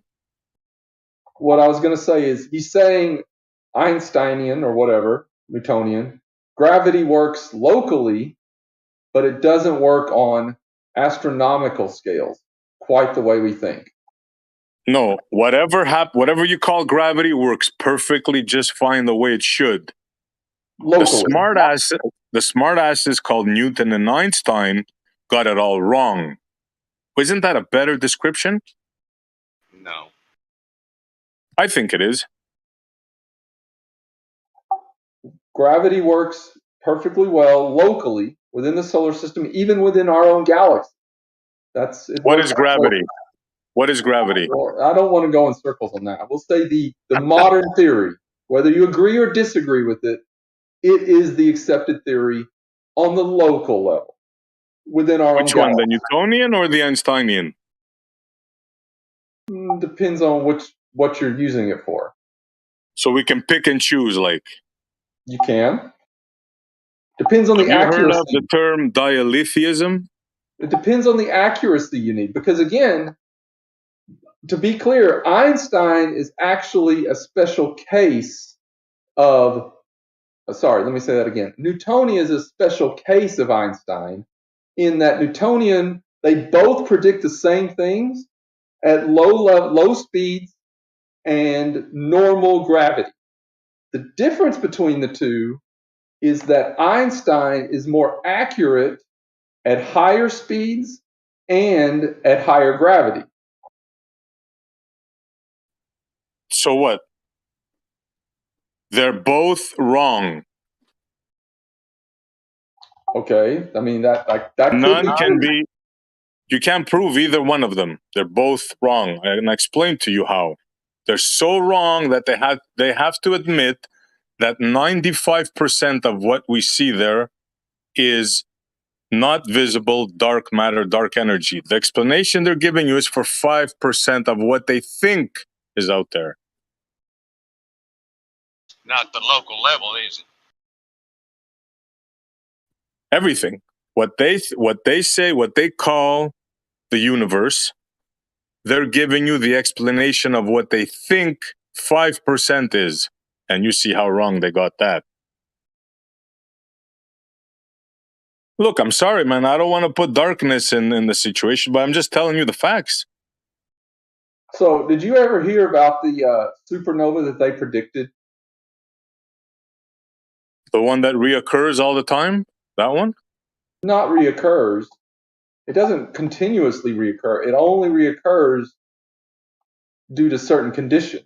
So it won't reoccur like every year. I mean, it's not going to be a yearly thing or anything like an eclipse. So if you look at it and for a while, and then you can predict when it's going to happen again because you've seen it happen. I mean, is that really a prediction? But that's not the case. It's not a cyclical thing. It doesn't happen every day, week, month. It might happen 30 days from now. It might happen 78.5 days from now. It might happen again 163 days from now. I mean, completely random. And your point is? And what's your point? Is if we predict it and it's completely random, how do you explain that? First of all, you have to show that you predicted it and that it's completely random. You just said it occurs more than once, right? So how? Yes. Yeah, so somebody could figure out the pattern. I mean, you find that difficult to understand? But that's the point is, if there isn't a pattern, how do you predict it?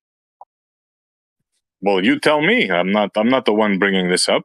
I don't claim this to be true.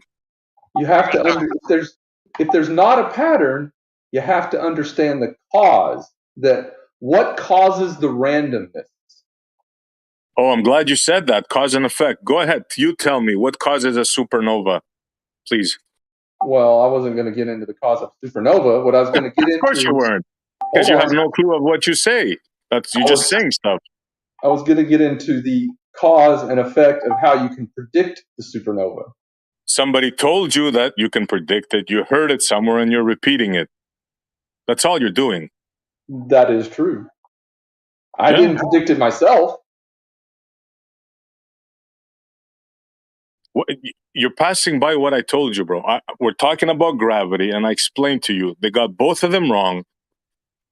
They had to come up with this dark matter. They had to admit that they know nothing of 95% of the universe, right?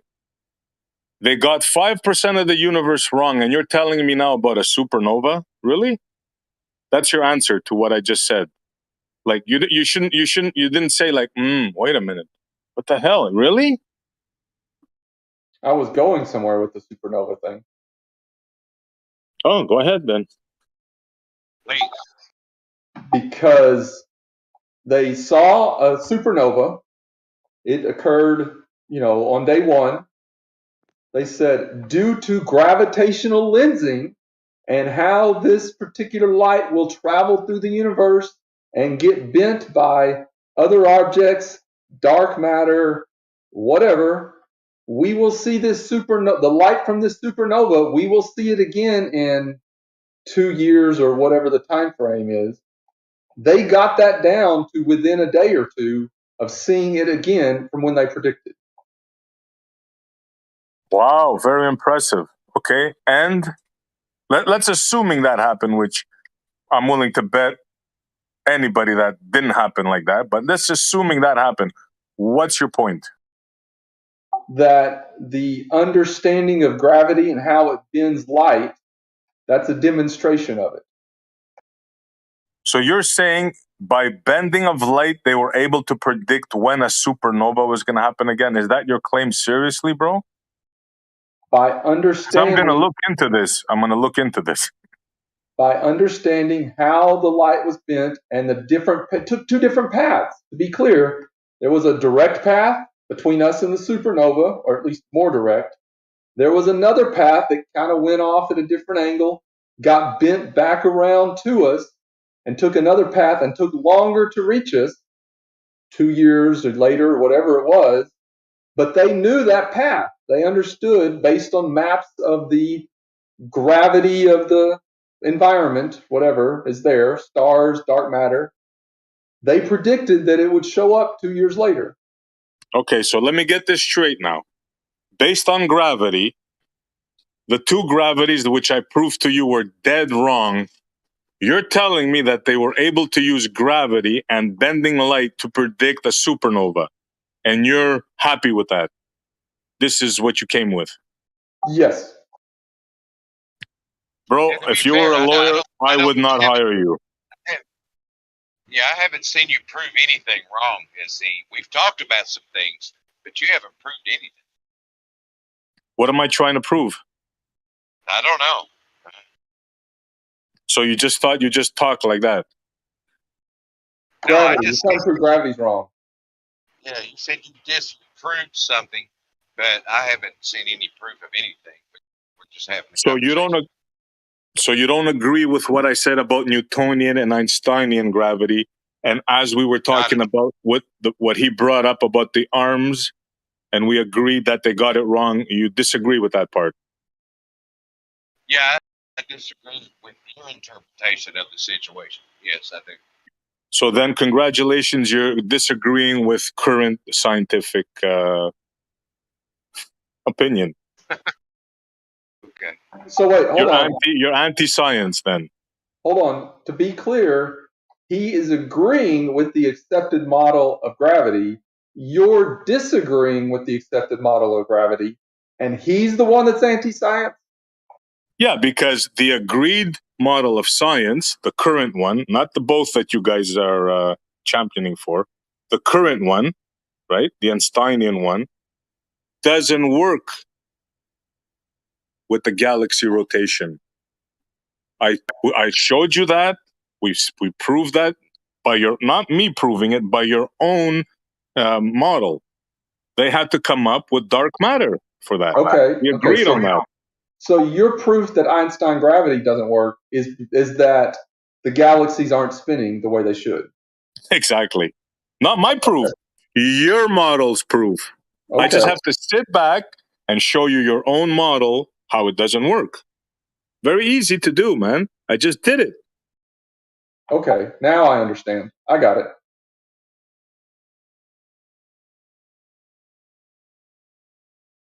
And by the way, I did say that there are alternative theories to explain that. One would be dark matter, but there are other theories that do actually change the way gravity behaves at certain distance scales.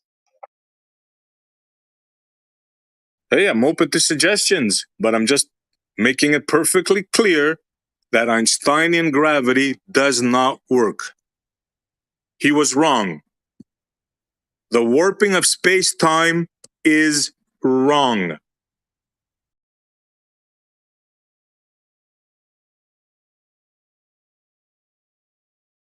I think I would go with incomplete. On the right track, but incomplete.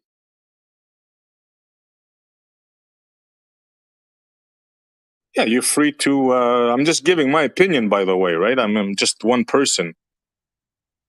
You can believe whatever you like. Just don't try to convince me of it. That's all. That's all I ask. So, okay, we'll go with that. If Einsteinian gravity doesn't explain the rotation of the galaxies, what are possible alternatives? Well, we can get into speculation now, something I don't really care to do because anybody's idea is just as valid as the next guy.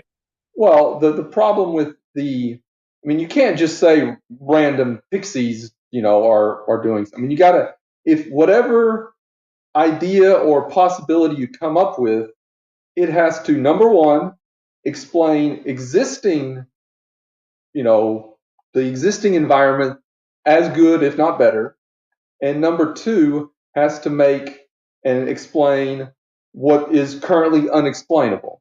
So it has to do better than the current theory. It can't just not explain the current, but only explain what's unknown. You're going by the rules that's got us in this place in the first place. No, thank you. No theoretical bullshit do I need to debunk. It's theoretical for a reason. Why would I need to replace it with something that's a better theory or a theory that works more in the theoretical nonsense? I mean, they're working on things now that no one even thought of. That's to replace dark matter. They just came up with dark matter and they're already trying to replace it. That's the whole point of science in general, is every idea or theory you come up with is better than the one before it. So the story can just get better and better, but the truth is unknown, right? Well, there's much uncertainty on the fringe, on the frontier. There's going to be things that are inaccurate and that are revised, and as you develop and get better and better, you're going to make mistakes. So I don't think it's a perfect where everything's exact. So why do you fear? I want to hear you say it. I bet you won't say this. Bet you anything. I want to hear you say, Left Lane, Einstein was wrong. I can't say that with any confidence. I know you can, bro. I know. You guys are brainwashed, man. Dude, I'm not qualified to refute Einstein. And again, I said it earlier, it's not that he was wrong, it's that the theory is incomplete. It doesn't explain everything. No, he was wrong. He was dead wrong. Not only wrong, dead wrong. Dead wrong. They had to make up 95% of the universe to keep up with the current theory. They pulled the wool over your eyes. They even call it a mathematical filler. Like it's a filler. Yeah. To make the math work. I don't disagree with that part. Well, when you're 95% wrong, if you got 95% of the test questions wrong, what grade would you get? Would you get a failing grade or a passing grade? That would be a failing grade. Yeah, I would say he was wrong then, right? When you take his theory and you have to fill it with 95% dark matter, which is a mathematical filler, the scientists agree, you know, are trying to say, they agree that it's a mathematical filler, it's an unknown, then I would say his theory is wrong, right? Wouldn't you? As I That's said, why. Pretty incomplete. I mean, you call it incomplete. Yes. Yeah, I might would write big red letters across your test paper, incomplete, if you got 95% of it wrong. Yeah, I might do that. It's still wrong. You can make all the fancy words you want. You can use incomplete all you want, but it's still red letters across your failing test, your failing theory. That's all we're saying. Current science is saying it now. I think part of the problem is you guys think that's a bad thing, that his theory doesn't explain dark matter or these discrepancies or whatever. And actually, most of science actually thinks that's a good and interesting thing. I think you just put that in there because no one said it's a good or bad thing that I've heard. I've just heard that why do y'all fight for Einstein to be right so much when obviously he's wrong about this?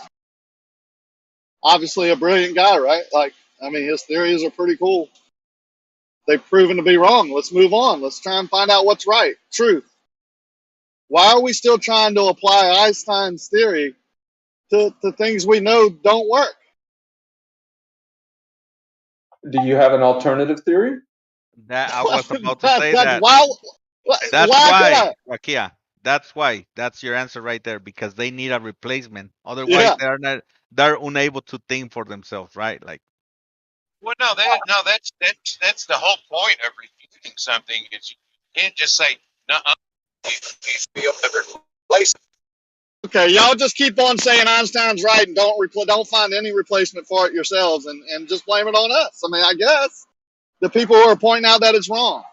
Is that how science moves forward? I don't think so. I think you're part of the problem, actually. So, to be clear, nobody in this chat is finding a replacement for Einstein's theory.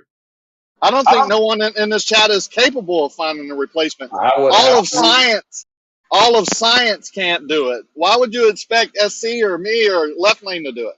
No, I don't. Nobody in this chat, but science is capable of doing. I don't know that. Science is the current science model.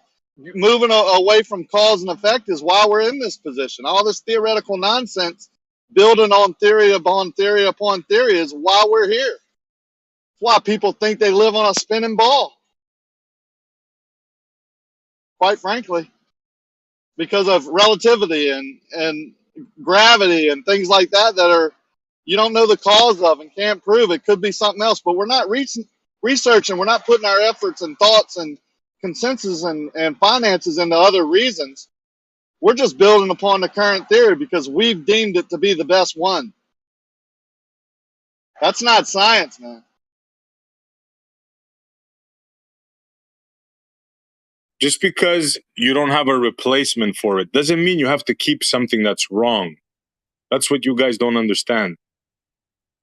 That's like having a girlfriend that beats you up every night, but you keep her because you don't have another girlfriend to replace it. It's dumb. Well said, Rakia. Kick that bitch to the curb. Yeah. See you later. And then once you get that nonsense out of the way, it might become more evident to others that, hey, he needs another girlfriend, so I'll introduce this and this and this, right? Now, relate that to science. Kick all that nonsense to the curb and let's start looking into what we see. Electromagnetism, superfluids, how the energy ignites things, how energetic our atmosphere is, how if the sky is a superfluid, a frictionless fluid, how it would affect how we see into the distance. They're already looking into this. I don't know why y'all don't talk about it more. It's amazing.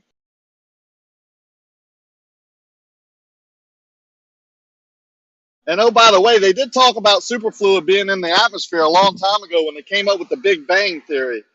Guess what came out of the Big Bang first? That's right, boys and girls. Superfluid.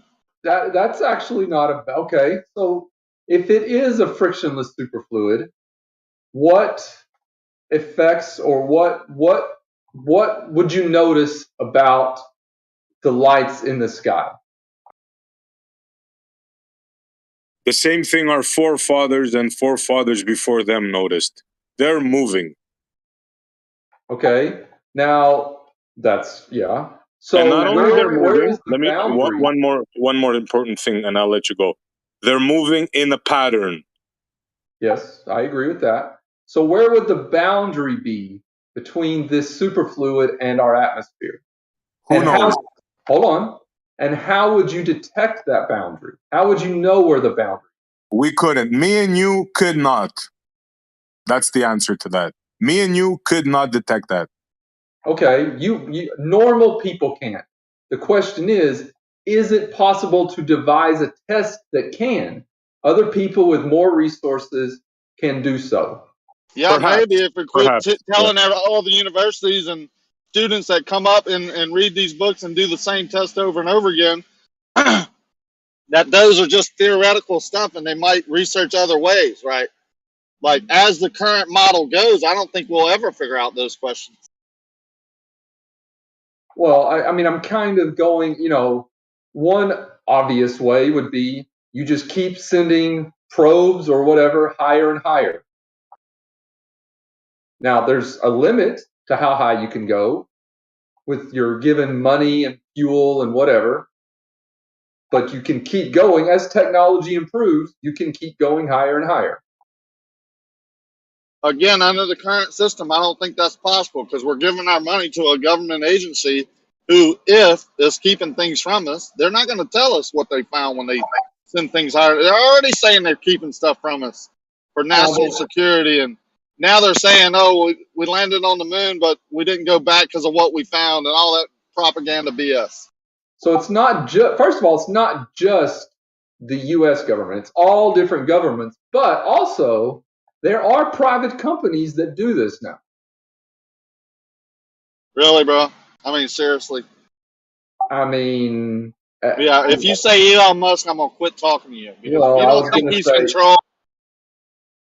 Bezos and Musk are a couple, but there's also the guy from Britain, the Virgin guy. Oh God. But again, it's not just the U.S. I mean, it's all different countries. Some countries have their own independent space agency. But again, what I was saying is, you can send, probes higher and higher. What about sending a laser beam? They have what's called adaptive optics. Have you ever heard of adaptive optics?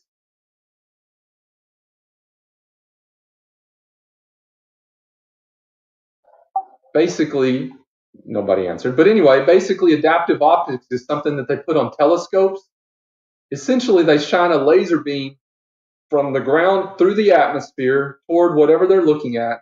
And this laser beam... I know what that is. Don't think we don't know what that is. It corrects for the atmospheric disturbance. Right. And I've got a quick explanation for those that might not know. Is it shoots a laser through the atmosphere and, as he said, corrects for temperature differences, humidity, and basically it allows the telescope to focus the image as if the atmosphere weren't there. Or pretty close. And your point is? So that laser beam, it detects changes in the atmosphere. Now the question is, how high does it go? And where would it detect a change from this atmosphere to the superfluid? Well, do you know where they claim that laser ends? Let's start off with that. I mean, it doesn't really have an end. Are you sure? I mean, it goes through the whole atmosphere, 50 miles, whatever, 100, I don't know. So you haven't seen the pictures then, huh? The green laser? I mean, I've seen them. They go a long way. But do they go on forever, or do they appear to stop somewhere? they appear to stop somewhere, but I mean, it's not like a lightsaber. It doesn't have a beginning and an end. It's a beam of light. Are you sure? Yes. All right. Have a look at what you're saying. Do a Google search right now. I know what you're talking about. The little green laser goes up in the atmosphere and just stops. Yep. But think about what that means. It's kind of like if you have a dusty room and you shine a flashlight through a dusty room, you can see the light, but it still keeps going even once it's past the dust part of the area. It keeps going. It doesn't just stop. Okay, so what's your point? I tell you, go have a look. I was surprised to see it myself. But go have a look at what you just brought up, the green laser, the one that they point to the Atmos, and the one that is, makes it clear. Have a look at how it looks. It looks like a saber, a lightsaber. So you think that it just stops? It goes for 50 miles. I said how it looks. I didn't say that. I'm just testing your knowledge of it.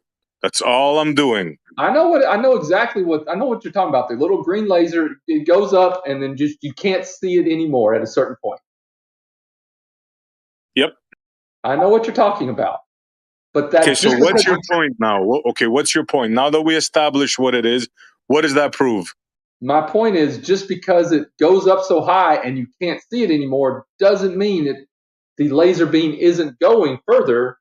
And the whole point of this is, could that laser beam detect the boundary between the edge of the atmosphere and this superfluid that exists? Well, as a matter of fact, that's why I brought this up. That's what they claim. The people that shoot this laser say that it reaches the edge of the atmosphere, the part that's waving back and forth, that's blurry. That's not my claim. That's what they say. Yeah. So so the edge of the atmosphere and then this superfluid just starts right there. Don't put words in my mouth. I have that wasn't a statement. What it is. You brought this up. We're just talking about the laser. I have no clue what the Atmos is. I have no clue where it ends or what's beyond that. My whole point in this is, how would we determine if there is a superfluid? Rakia brought this up.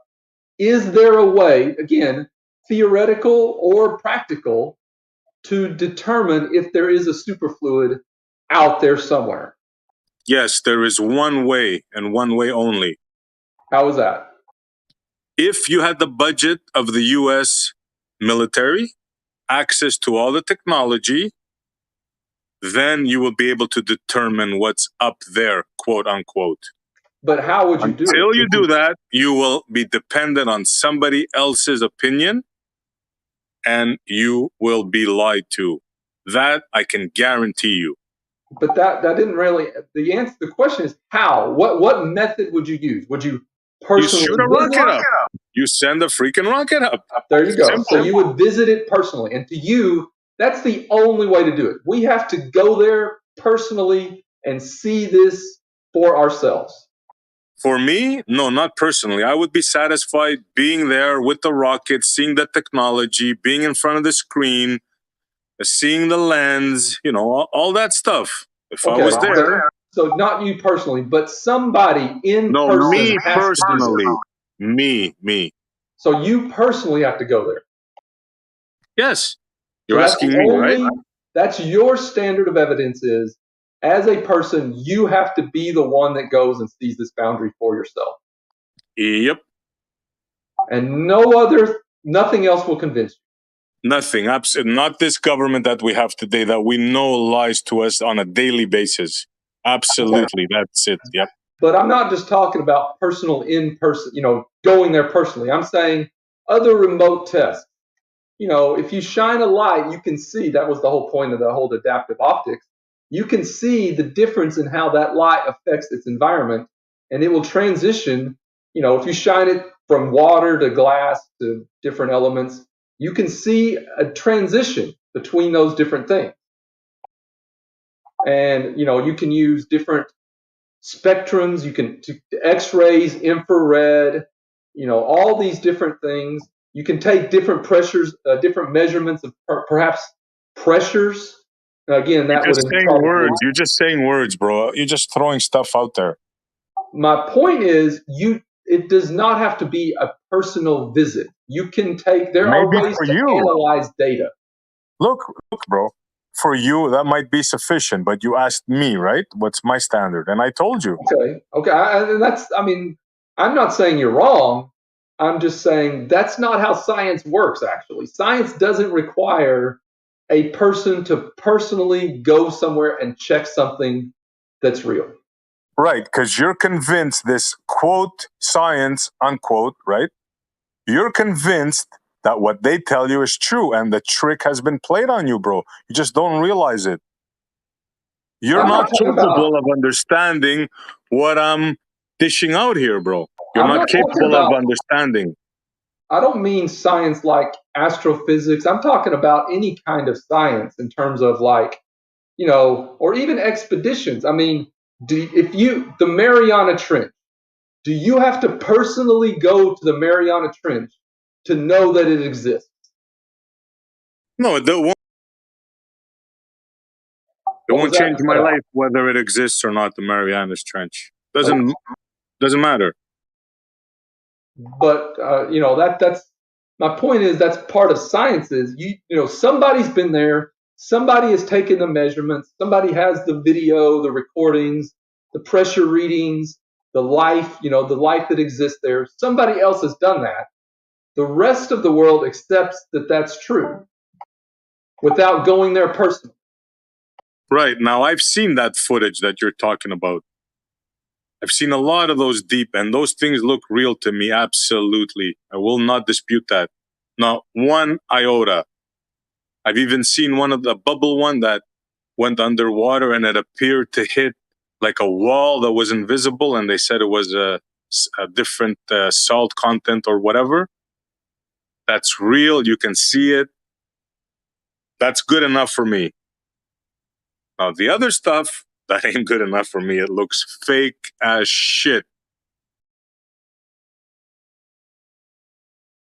That's just me. Now, if you want to accept it, Extremis, be my guest, brother. To me, that just seems like a little bit of a double standard, that you accept something that looks real, that people have proven, and other people, let me rephrase that. There is evidence that the Mariana Trench is real. People have been there. They have footage. They take the pressure readings. They have I guess they've probably taken life samples, whatever. People have been there. You accept that? Yeah, it's an ocean. It's a water with a hole in it, bro. Yeah, I accept that. What's so hard to believe about that? You have an ocean, which I've been in, and there's a deep canyon underneath it. What is so hard to accept and understand about that? Why should I question that? Because you've never been there personally. Okay. But I can go there, right? Tomorrow, if I choose, right? You cannot go to the Mariana Trench. You do not have the ability to do that. Yeah, but I can go to the area. I could like scuba dive a bit, look down and say, holy shit, it's pretty deep there, man. Yeah. I can do that. Why not? There's a difference between going scuba diving 100 feet and going 7 miles down. Okay. Agreed. So are you telling me now I can go to a spot where they say it's an ocean? I could go to that exact spot. I could look down and I can see a canyon. And you're telling me now that's the same thing as in space? What I'm saying is, you have not been to you can go to the area. Okay, so you can go to the area and you can look at the area and see it. Now, if you're going to go to space, what's the closest thing we have to space that somebody has been? Now, you could probably say not somebody. Well, I'm going to Can you go to the ISS, for example? Hold on, I'm going to start small. The first thing I'm going to say is the closest ISS. Let me build up on this before you ask that. Okay, hold on. Bro, you're wasting your breath. You're trying to compare water here on Earth to space. It ain't gonna work. Save your breath. There is no comparisons. Hold on. Absolutely none. His argument is that because you're saying that you only believe in things that you been there personally. That's kind of my argument. Yeah, belief. Yeah, it's my belief, and I'll say it. I can't prove it though. It's just a belief. If you wanna get me on that, you win. Yeah. Hold on. I'm kind of doing this a little bit at a time, step by step. So your argument was you can go to the ocean at the Mariana Trench. You can look around and you can kind of see down below, and you can scuba dive 100, 200 feet. So you can go a little bit of the way. So let's go the other way. We're not going to go down. We're going to go up. So instead of going down 100 feet, now we're going to go up. The closest you can get on the ground to space would be Mount Everest. So you can go to Mount Everest. And the atmosphere is thinner. Obviously, the terrain is different. It's cold, weather, pressure. So you can kind of take all of those readings. Now, obviously, Mount Everest exists, and that's the closest a normal person can probably get to space. Now, so the next step is you can get in a plane, and you can go a little higher in a plane, and you can, take pressure readings and see, I won't say the curvature of the Earth, but you can see the surrounding terrain. You can, obviously a little higher, 30,000 feet or 40,000 feet, colder. You can get into the military planes. You can go 80,000 feet. The pressure's lower, colder, different, all the different environmental effects. Now, the highest that a human has been is that Baumgartner guy, 120,000 feet. He needed a spacesuit. He needed air to breathe. Again, different pressures, again, I won't say the curvature of the Earth. But he didn't need a spacesuit. He didn't need a spacesuit. He didn't go to space. He needed a suit so he can breathe. Sorry. Yeah, pressure suit. Suit. He needed to be in quote breathing apparatus. The pressure was too low. He needed a suit for the pressure. Okay. Absolutely. Yep. So that again, do you accept that was real? You can't do that. Yeah, it appears to have been real. Do it personally, but somebody else did. It took all the readings, looked at all the things. Do you accept that? Me personally? Yeah, I accept that. Yeah. That's just me personally. There's no proof. It's just my acceptance. Yes. So that the highest that a human being has been is 120,000 feet. And that actually, no, there was a guy that beat him a little while after that. Well, whatever that altitude. But anyways, we'll go with that. Go 120, ahead. 130, 40, whatever. That's the highest that a human has been, and you accept that. Yep. So I guess, you didn't personally do that. Nope. But you accept that it's true. I accepted it myself, yes. Okay. But you said earlier that for this dome thing, your own personal, the only way you would accept that is true is for you to personally go there. Right. I can't prove it. You asked me if I accepted it, if I believe it, like a thing of faith. Okay. So. And I said yes. I guess that's the distinction you're making is acceptance versus proof. Absolutely. That's what this whole thing is about. Yeah. Okay. Like you can accept that a man stepped on the moon, right? And I'll say, fine, that's no problem. But you can't prove that. See the difference? You can accept that. You can accept the lie told to you that I think it's a lie, but you cannot prove it. I guess my confusion is, where do you draw the line between what you accept as just, I believe that's true, versus what you accept as evidence of truth? It's proof, I guess. Where do you draw the line between it's logic? It's using your common sense, using the brain you were given, and making up your mind, listening to the story and saying, does this story make sense or doesn't it? So this whole Baumgartner thing, that there's proof of that, or you just accept that it's true? Well, I did a whole research on that. It was actually my first debate. So I can't tell you that 100% proof. I wasn't there. I didn't see it. But I believe that it happened. It's a belief. Sheer belief. But not proof. Not proof, no. So the only way that you would prove it to yourself is to do it personally. No, if I was there and I saw him in the balloon, I saw him going up, I was checking out the instrumentation, you know. Yeah, none of us are going to the common line, you know. Sorry? No, I'm just saying to say that you would have to prove something like that to yourself. Like that's a bit difficult. Yeah, proof. As a matter of fact, I'm on doing a proof project. I'm asking people, what is proof to you? That's a whole different subject. That's a good question. What is proof? Yeah. Essie, would you say that people have varying levels or degrees of proof? I could be shown something and I accept it as proof, but you want a higher degree of proof? Of you course. you want to see a bit? Yeah, of course. Right? It's, yeah, all the way, yeah. On a trial, you see that every day. There are some people who believe that the proofs, and some people who don't believe. That's why they have to argue at the end of it. But then, is it fine for the people that don't share the same levels of proof as you? Like, if someone is showing something and they accept it and you don't accept it, does that mean that person that accepts it is not open-minded, not a free thinker? You know, is there anything negative about them, or it's fine that they have a lower threshold for proof than you do? This is how I take things, right? I don't judge anybody, right? You can believe anything you want. I say this all the time. You can believe anything you want, as long as you convince me of your belief, right? So your proof may be different than my proof, right?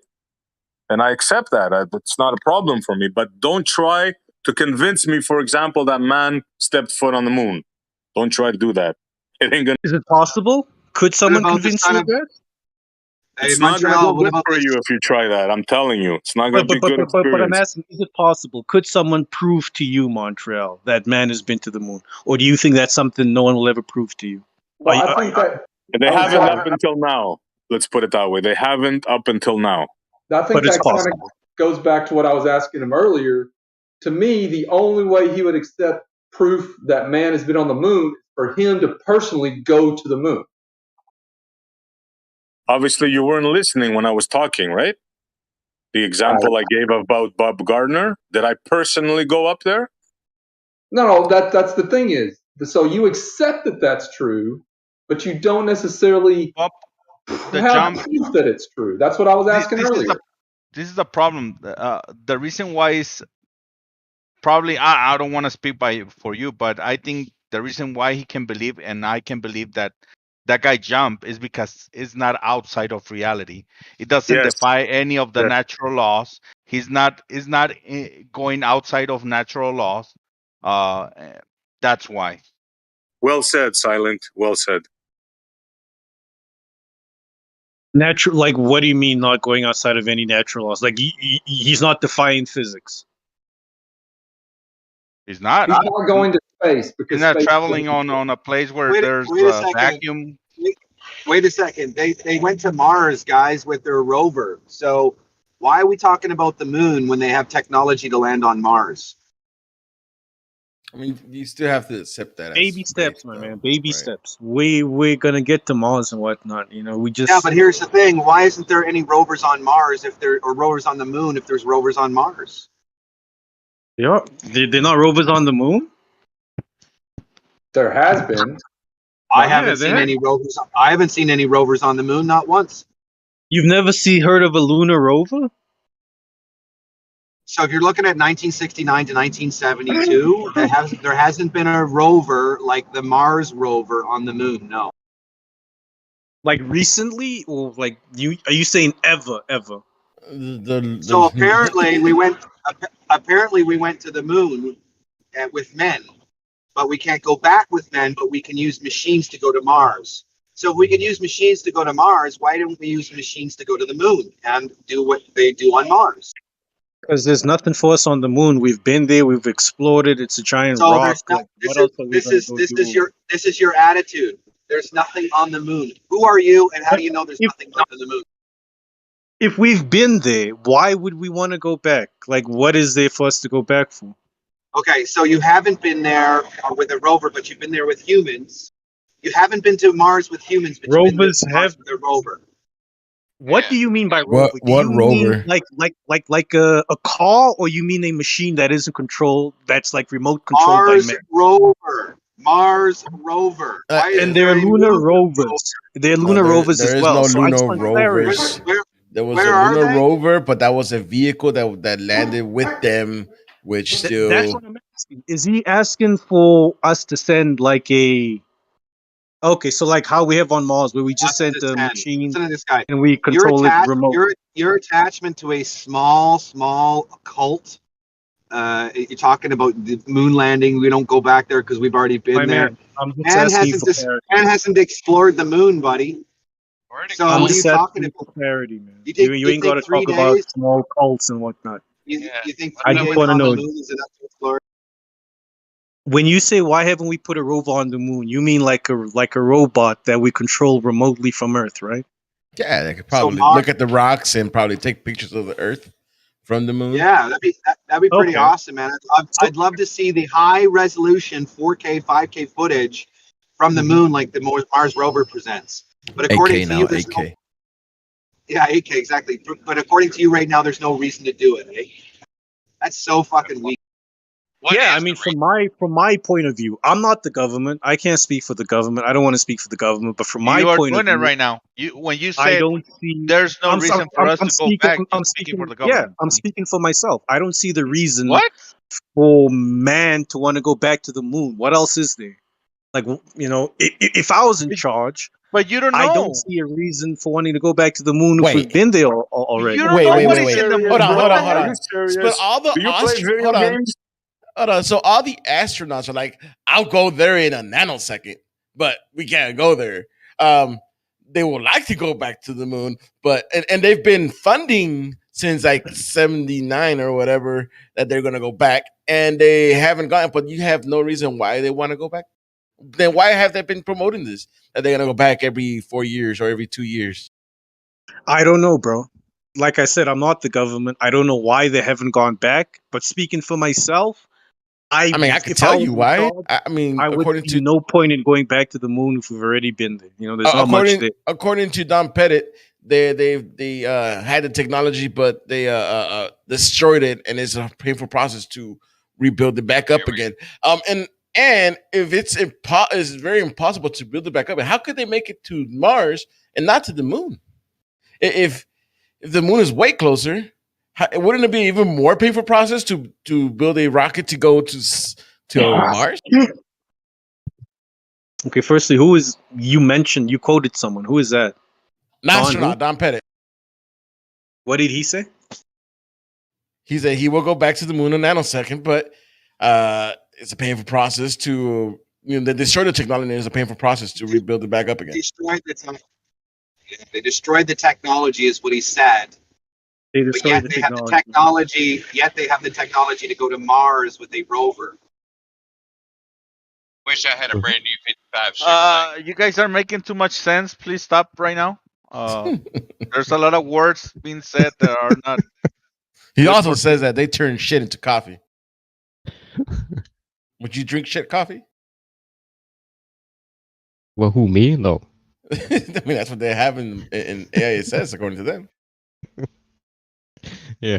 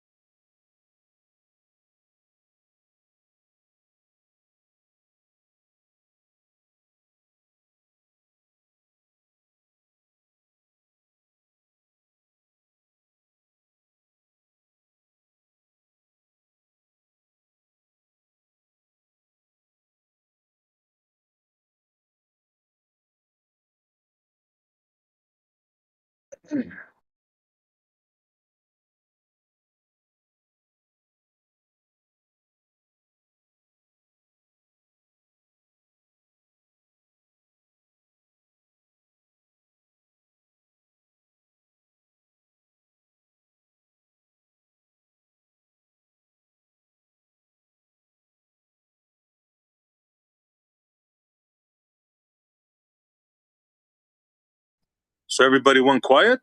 End of convo? No, sorry. I'm just reading up on this Don Petit guy. The guy's a clown. Wait, you didn't know about the guy? Come on, bro. Don Pettit is my favorite astronaut, guys. Please. Me too. Jeremy.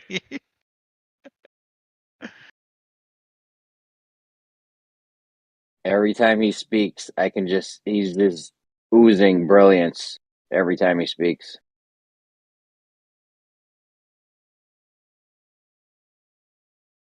You can tell he's a genius by how dumb he sounds. Yeah, the guy's a real clown. Anyways, I think I spoke enough today. Have a good day, gents. Catch you another time. No, it is, man. Right, Rakia. Later, I see. Oh, yeah, that was Essie. What's Essie? Mm-hmm. They have. I'm like, what? Rakia. Yeah, they have a similar tone of voice to me.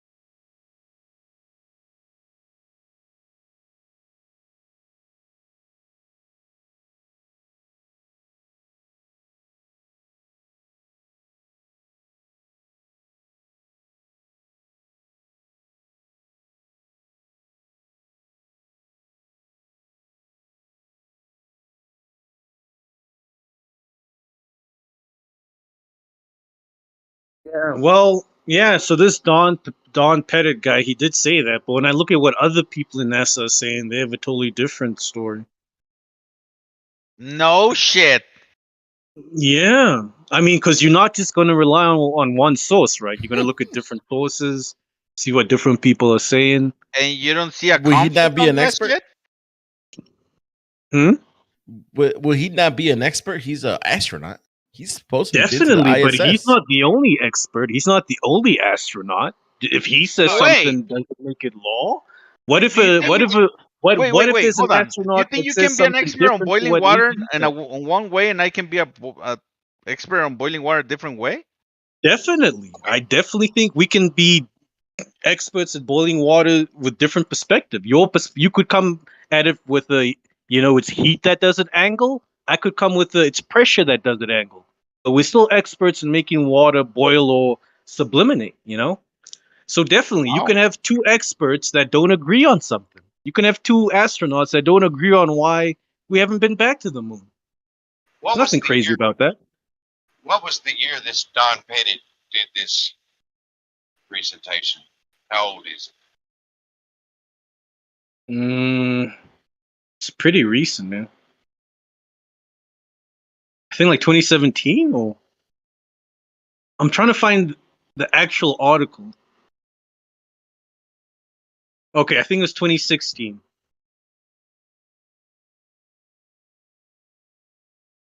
Yeah, September 2016.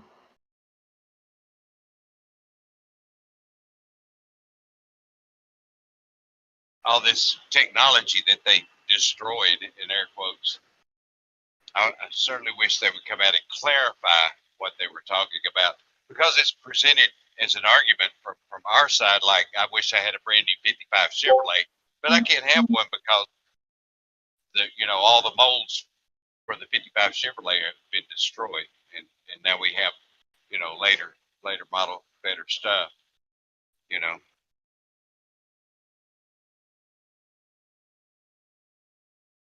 And then I've heard that they actually found some of the telemetry data, and maybe it was a copy that was, you know, it's just such a gray argument.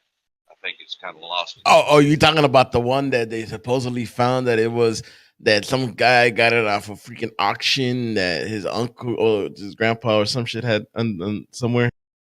Yeah, I heard about that. I mean, it's such a gray area now that it's just an annoying conversation to me at this point because it's been repeating over and over, you know, and it doesn't really mean anything.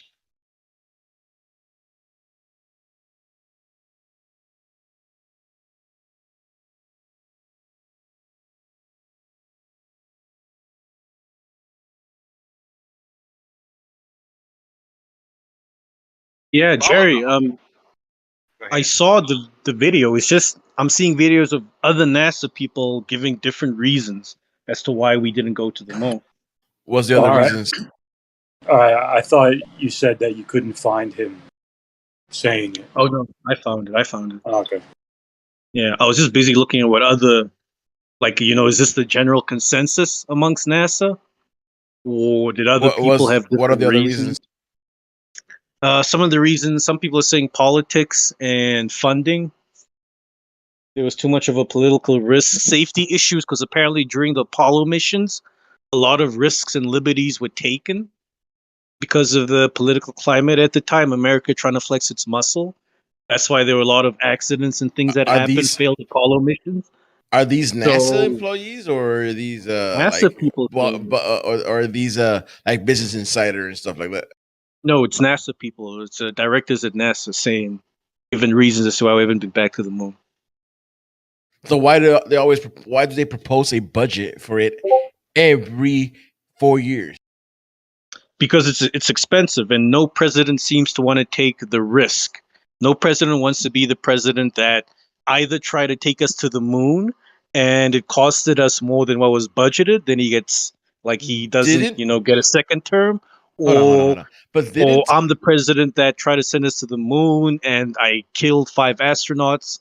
It seems no one wants to take that risk. Didn't Trump propose a blank check? Yeah, I think he proposed a blank check, and then they only granted like 1.6 billion towards his whole putting a what do they call it? A lunar lander or whatever. But have you heard of Artemis? Yeah, but so you saying hold on. wants to do have you heard of Artemis? Yeah, I've heard of Artemis. What's Artemis? Space program. No. This is a rocket. This is a rocket that's supposed to go to the moon that they're actually testing. But they call it the Artemis program. It's a space program. Yeah. Like we're saying the same thing. Yeah, it's the next program to get us back to the moon. Yeah. And that is what they're funding and working towards. But it seems they want it to be perfect. You know, they don't want to take the risks that we took in the past, like with the failed Apollo missions and whatnot. But this is what NASA people are. But they've done it already. What? Okay, so you're telling me I built a TV, I broke it, and I'm not going to do it again because shit, I had 3 TVs blow up on me or messed up on me, and I'm not gonna do it until it's perfect. No, this is what I'm saying. This is very dangerous. Let's do it with cars. No. Let's do it with human beings. This is very dangerous. No, human beings. Yeah, there's cars. Cars drive human beings drive cars. How many people get killed in cars? Listen to my example, because we heard your example and it doesn't work. How does that? There's a dangerous operation that we need to perform on people, but it's very risky, very expensive, and even the experts, the 1 or 2 experts in the world that know how to do this operation, even they have their reservations towards it. You're so full of crap, man. Bullshit, bro. We performed this observation before in the past. It's been a success, but there are times where we've had people die from this operation. So the next time we perform the operation, we want to be extremely sure when we do it. Wars. WAR. War. What Is about there a war? war going on now? So what? Like us? And So you're go to saying, war? oh, we're Someone? not gonna do it because we might kill a few people, yet we go to war. Definitely. That's what they're saying. That's what the NASA people are saying. Definitely. So they're full of They shit. don't want what to they're send people saying. to space right now. That is You not got That's what what no people they're from saying. critical NASA. thinking at all, man. So they're full of shit That's what I'm saying. because I'm they just have quoting wars what all they're the saying. time, and you're saying You know, that maybe. the U.S. government Maybe they're is full of not going to shit. tell his U.S. agency, "Yo, we're going to the moon." Who's up for it? Who's not going to say me? I would be like, hell, I'll go. Yo, bro, I totally agree with you. They're full of shit. But those are the reasons they are given. I'm just saying that there's more than one reason aside from we destroyed all of the equipment as to why NASA haven't sent anyone back to the moon. This is what What if NASA the said. reason is that no one ever went and they can't go back? They can't go there for the first time. What if that's the reason? How would you know? That could be the reason. That could be the reason. You could be Seems right. viable, I right? don't know. It seems like It's then they would plausible. start making all these excuses and just push it down the road, push it down the road. If you It's think definitely budget, plausible. yeah, anytime you use budget, that's a red flag Yeah. for me because they spend money on BS all the time. This is the greatest achievement in human. I mean, science would be so furthered, right, if we could get to Mars. We're on I'm with Mars you. with a rover. I'm with Do you you. think they're worried about budget? Well, it seems they Mars has more value to them than the moon. You know, I don't know what it is they're looking for on Mars, Seems like a but cool story they tell you, and you sop it up with a biscuit. Yo, I'm not saying I believe it. I'm just saying this is what they're saying. Why are you You know, saying it at all? I don't trust the government the same way you guys do. Then why are you saying what they say? Do you Because go I was around? told, Do you I go was around told, repeating what known Rakia, deceivers say all the time? And what's funny is before not only you that, joined Ricky, this you're repeating. before you joined Everybody's the giving VC, you a I was different told by story. Flat Earthers here So that NASA told No one them said anything that the about flat reason Earth. we haven't gone back to the moon is because we destroyed the No, technology. this is Like, you. I had never I heard know that they claim deceived me. before. They're probably I looked deceiving me into about this, the but claim.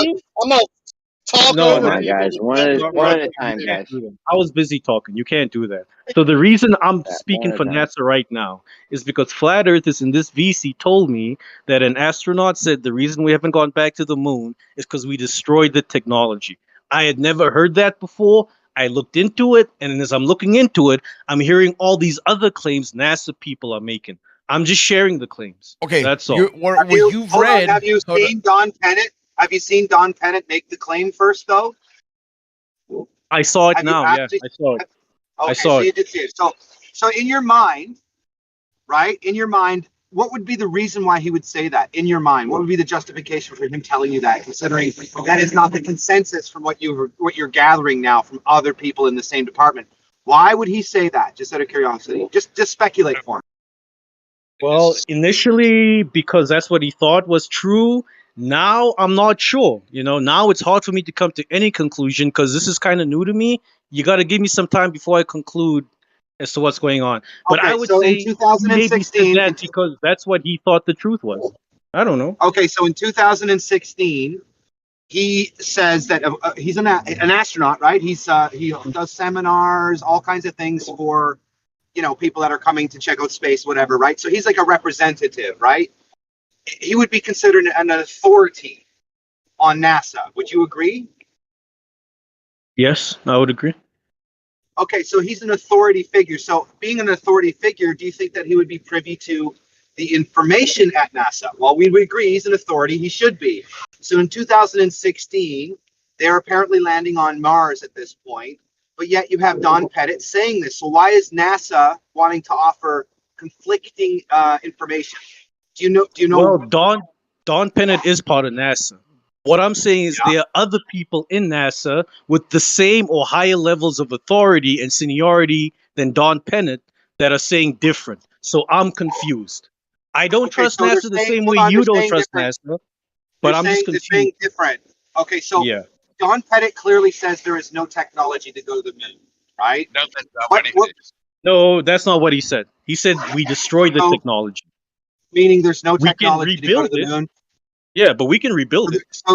So there's no technology at the present moment to go back to the moon, because if there was, he'd go back in a nanosecond. That's what he stated, right? That's what he said. So So he's conflicting NASA employees. Now, why would NASA want conflicting information out there? Do you know why? I'm not sure if that's what NASA wants, but it seems these people are speaking for themselves. The same way you have government officials or even flat earthers saying conflicting statements. I've heard flat earthers say things. So you're talking that about NASA though. I know, but now what you're doing though is you're trying to justify hearing what you're hearing for the first time and justify it as some sort of rational understanding. You have NASA telling you that there is no moon technology. Of course, I'm trying to. No, I have Don Pettit saying that. And then in your brain, and then in your, which is NASA, he's a NASA representative, he's authority of NASA, and then in your brain, somehow it doesn't. Alarm bells don't go off saying, "Well, wait a second. If they can't go to the moon, how can they go to Mars?" That doesn't compute with you. It's just okay. They can go to Mars. No, it definitely. Hang on, bro. It definitely does. Alarm bells are definitely going off. Red flags are going off. That's why when you guys made this claim, I asked someone to post a picture. I started Googling it. It's not our claim. It's NASA's claim. It's not your claim. But when this was brought to my attention, NASA made the claim. Right? I apologize. It's not your claim. It's right. It's not your claim. But listen, bro. Let me explain myself. It's not your claim. But when this was brought to my attention, it definitely brought alarm bells into my head. That's why I'm looking into it now. That's why I'm telling you that I'm confused, because NASA or people within NASA are giving conflicting statements. So I'm going to look deeper into this. I'm not going to come to any conclusions right now. What deeper? How much deeper do you think you can go? What are you going to do? Get another opinion from somebody else? I think I can. All you're going to get is an opinion, right? I don't know that. I don't know what I'll find. But you got to give me the opportunity and the chance to go down that rabbit hole. Flat earthers aren't making this stuff up. We're just looking at it for what it is, objectively for what it is and what we've been told. We've been told that they went to the moon. We've been told they went to the moon from 69 to 72, 66. They played golf on the moon. They brought Land Rovers up on the moon. They've done all of these things. 55 years later, roughly thereabouts, we can't go back to the moon, but we can land on Mars. You don't find that odd, do you? It is a bit odd, definitely. Okay, well, as long as you're being honest that way, that's all that matters. It's a good start. That's all we're saying. That's all we're saying. But I'm not going to take that and then jump to the conclusion NASA lies. They lie about everything. We've never been to the moon, and the Earth is flat. I'm not going to go to those conclusions. Add those red flags. Do you know that NASA? Hold on one second, Data. Nice to see you, by the way. Nate, take those red flags that you just had with this, add those up to the red flags with Antarctica and the red flags for the next thing we're going to tell you about, and you get all these red flags and alarms going off. Now, let's be honest, everybody here. There is a great reset involved. Okay, that means our governments are involved. Jeremy, what are the Antarctica red flags? So if you're going to have a government involved in a great reset, you're going to have purposely the doublespeak and institutions have clearly, they'll tell you two opposing views. This is by design by all governments who have done it in the past.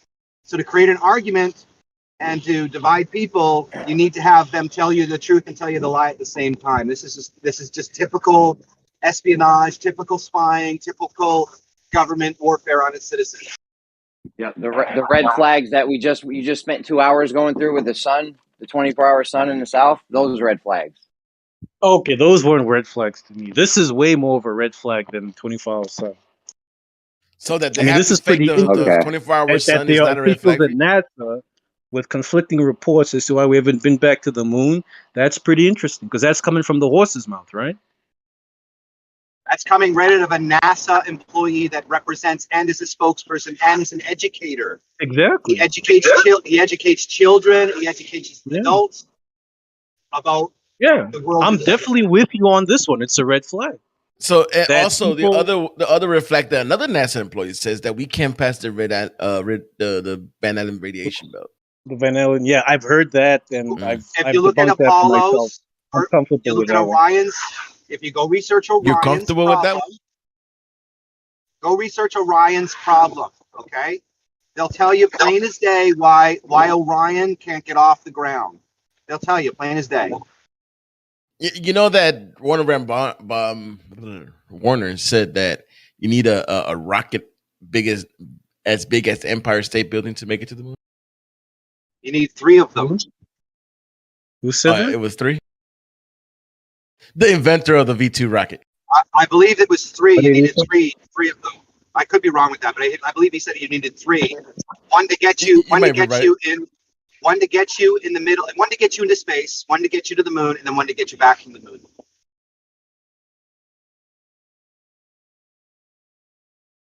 That doesn't add up, because once you get into space, shouldn't you just be able to fire the rocket one time and get up to a certain speed, and you would maintain that speed the whole entire way, right? Well, here's the problem. The moon lander's max velocity is 36,000 miles an hour. How does that work with the heavenly bodies or the sun apparently, or the Earth traveling 66,600 miles around the sun, traveling through infinite space at 500,000 miles, and you have something that's leaving Earth's reference frames, enters in another reference frame that has different velocity changes. So how does the moon lander work at a max velocity of 36,000 miles? How does that? And then not only that, you're forgetting the sun is traveling 500,000 miles. Oh, 500,000 miles an hour. So it's 500,000 miles that we're traveling through the solar system at 500,000 miles an hour. This Earth is traveling 66,600 around the sun, while it's rotating 1,050, whatever whatever it is at the equator. The point is, you have a max speed of 36,000 kilometers. So how does that work? How do you, with all those crazy speeds, how does this moon lander leave the reference frame of Earth, enter space? Is it being dragged along by the sun? Yeah, how does it keep up? How does it keep up? How does it keep up with what? With the sun, the moon, or the Earth? How does the space rocket keep up with the sun? What? Yeah, well, it's traveling. The moon lander's speed is only 36,000 miles an hour. So pretty much, what is it? Is it just continuing on the path? It's keeping the same path that it's just going on. I don't know, man. I don't know how. I'm asking him because he's asking how. What do you mean? How does it keep up with the sun? So the sun is moving at 500,000 miles an hour. Mm-hmm. But what does that have to do with the rocket being launched? I'm lost. So once you launch it, it's gonna take off, bro. Like the sun is how is it keeping up with the sun? Is the rocket going 500,000 miles an hour too? Is the rocket traveling at 500,000 miles an hour? No, it's not. So, but why does it need to keep up with the sun? Like when was it ever trying to? The sun is moving. But why is a rocket trying to keep up with the sun? What is the reason for this? We're all moving within the system of the solar system. It's not. Yeah. Like that. So why are we trying to keep up with the sun? Like I'm lost.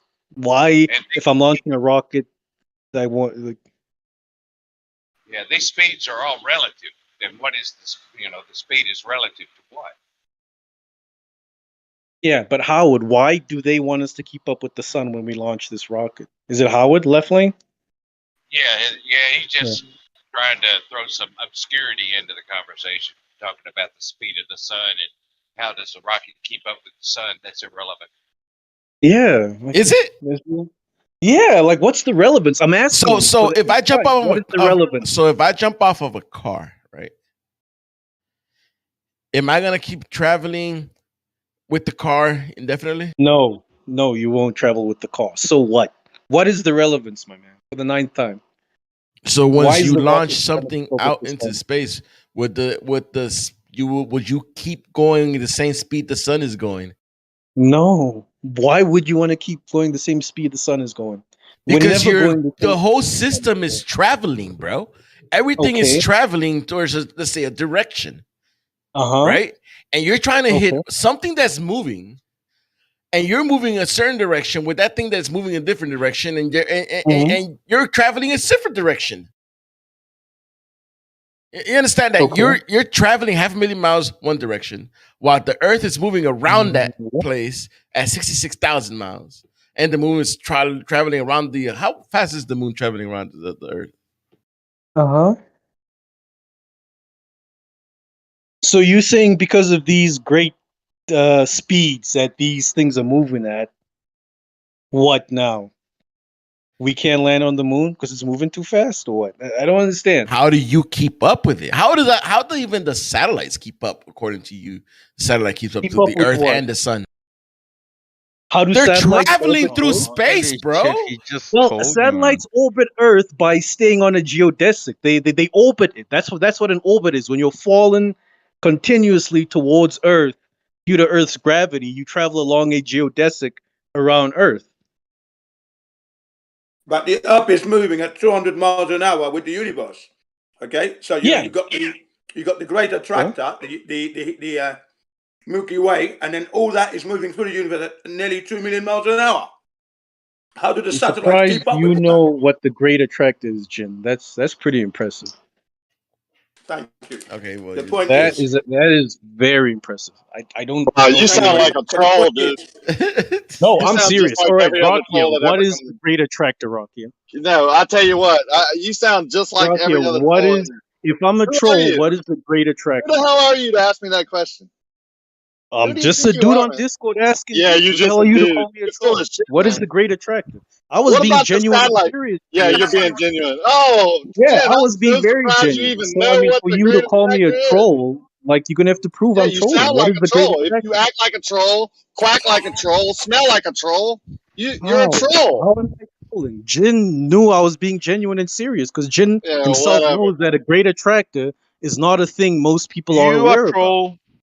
Whatever, dude. Are you What serious? about What the is the satellite? being If, quite tell us, if the Are you what Earth, is the great serious? That you attractor? think that flat earthers don't even know what the hell is the great attractor, bro? What if the is Earth, the great? I'm asking Rakia. What is the great attractor? Earth is hauling ass through space in one vector, and the satellite is orbiting the Earth, falling around it. When it gets on the side where the vector is going forward, what pushes it forward? The gravity? You're a troll, Rakia. Keep Yeah, ducking my question. You're a troll. yeah. You get my question You though, see right? how that feels? You see how that Yeah, feels? no. You're a troll. Yeah, Yeah. right. Yeah. Yeah, Let's just that. call each other Hey, things. You're a troll. good for you, man.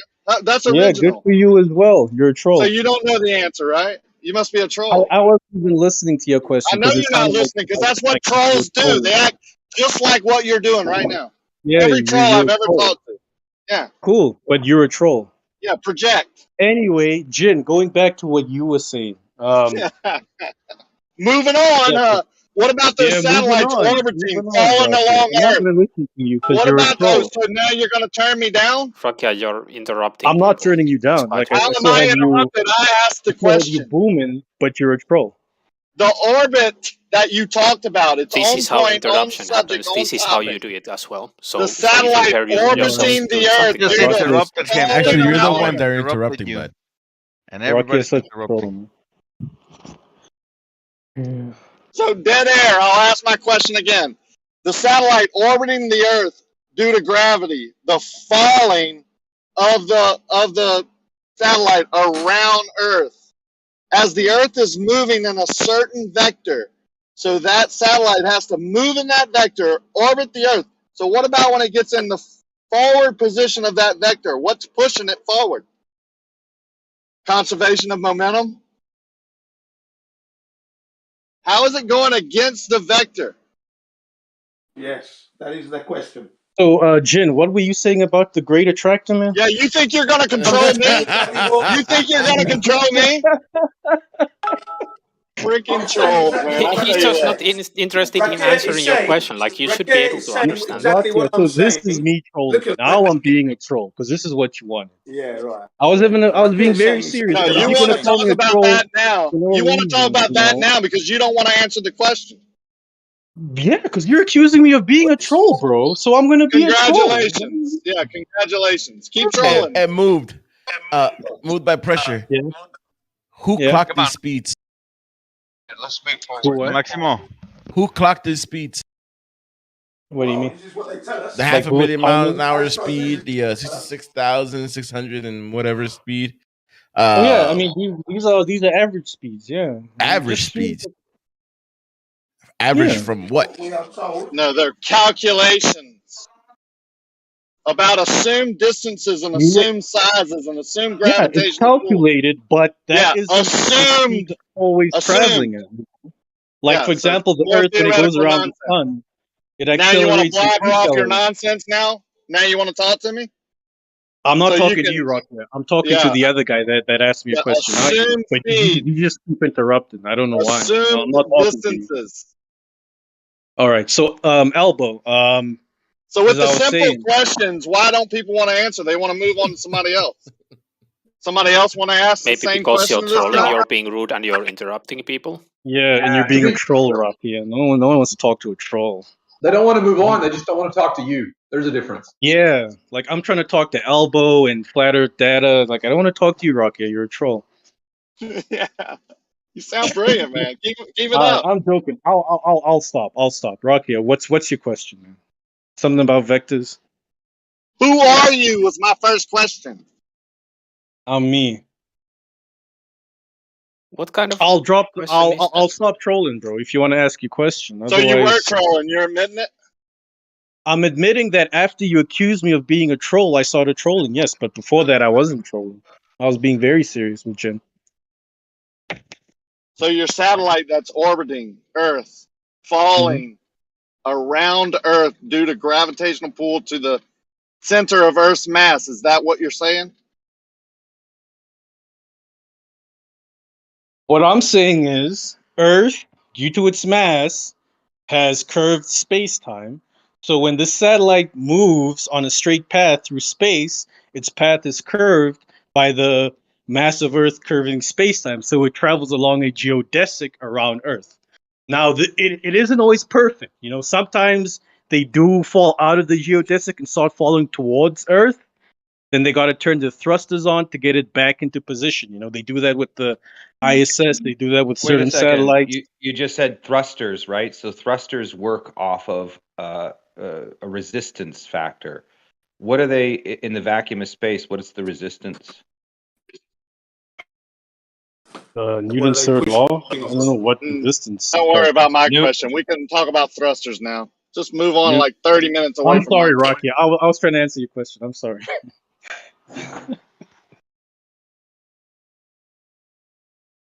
So the straight path that the satellites are following is now a curve due to bending space-time caused by the mass Yes, of the Earth.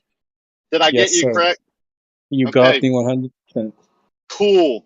So the Earth is going in a certain vector towards what? What do you mean? The Earth. The Earth. I'll speak more plainly.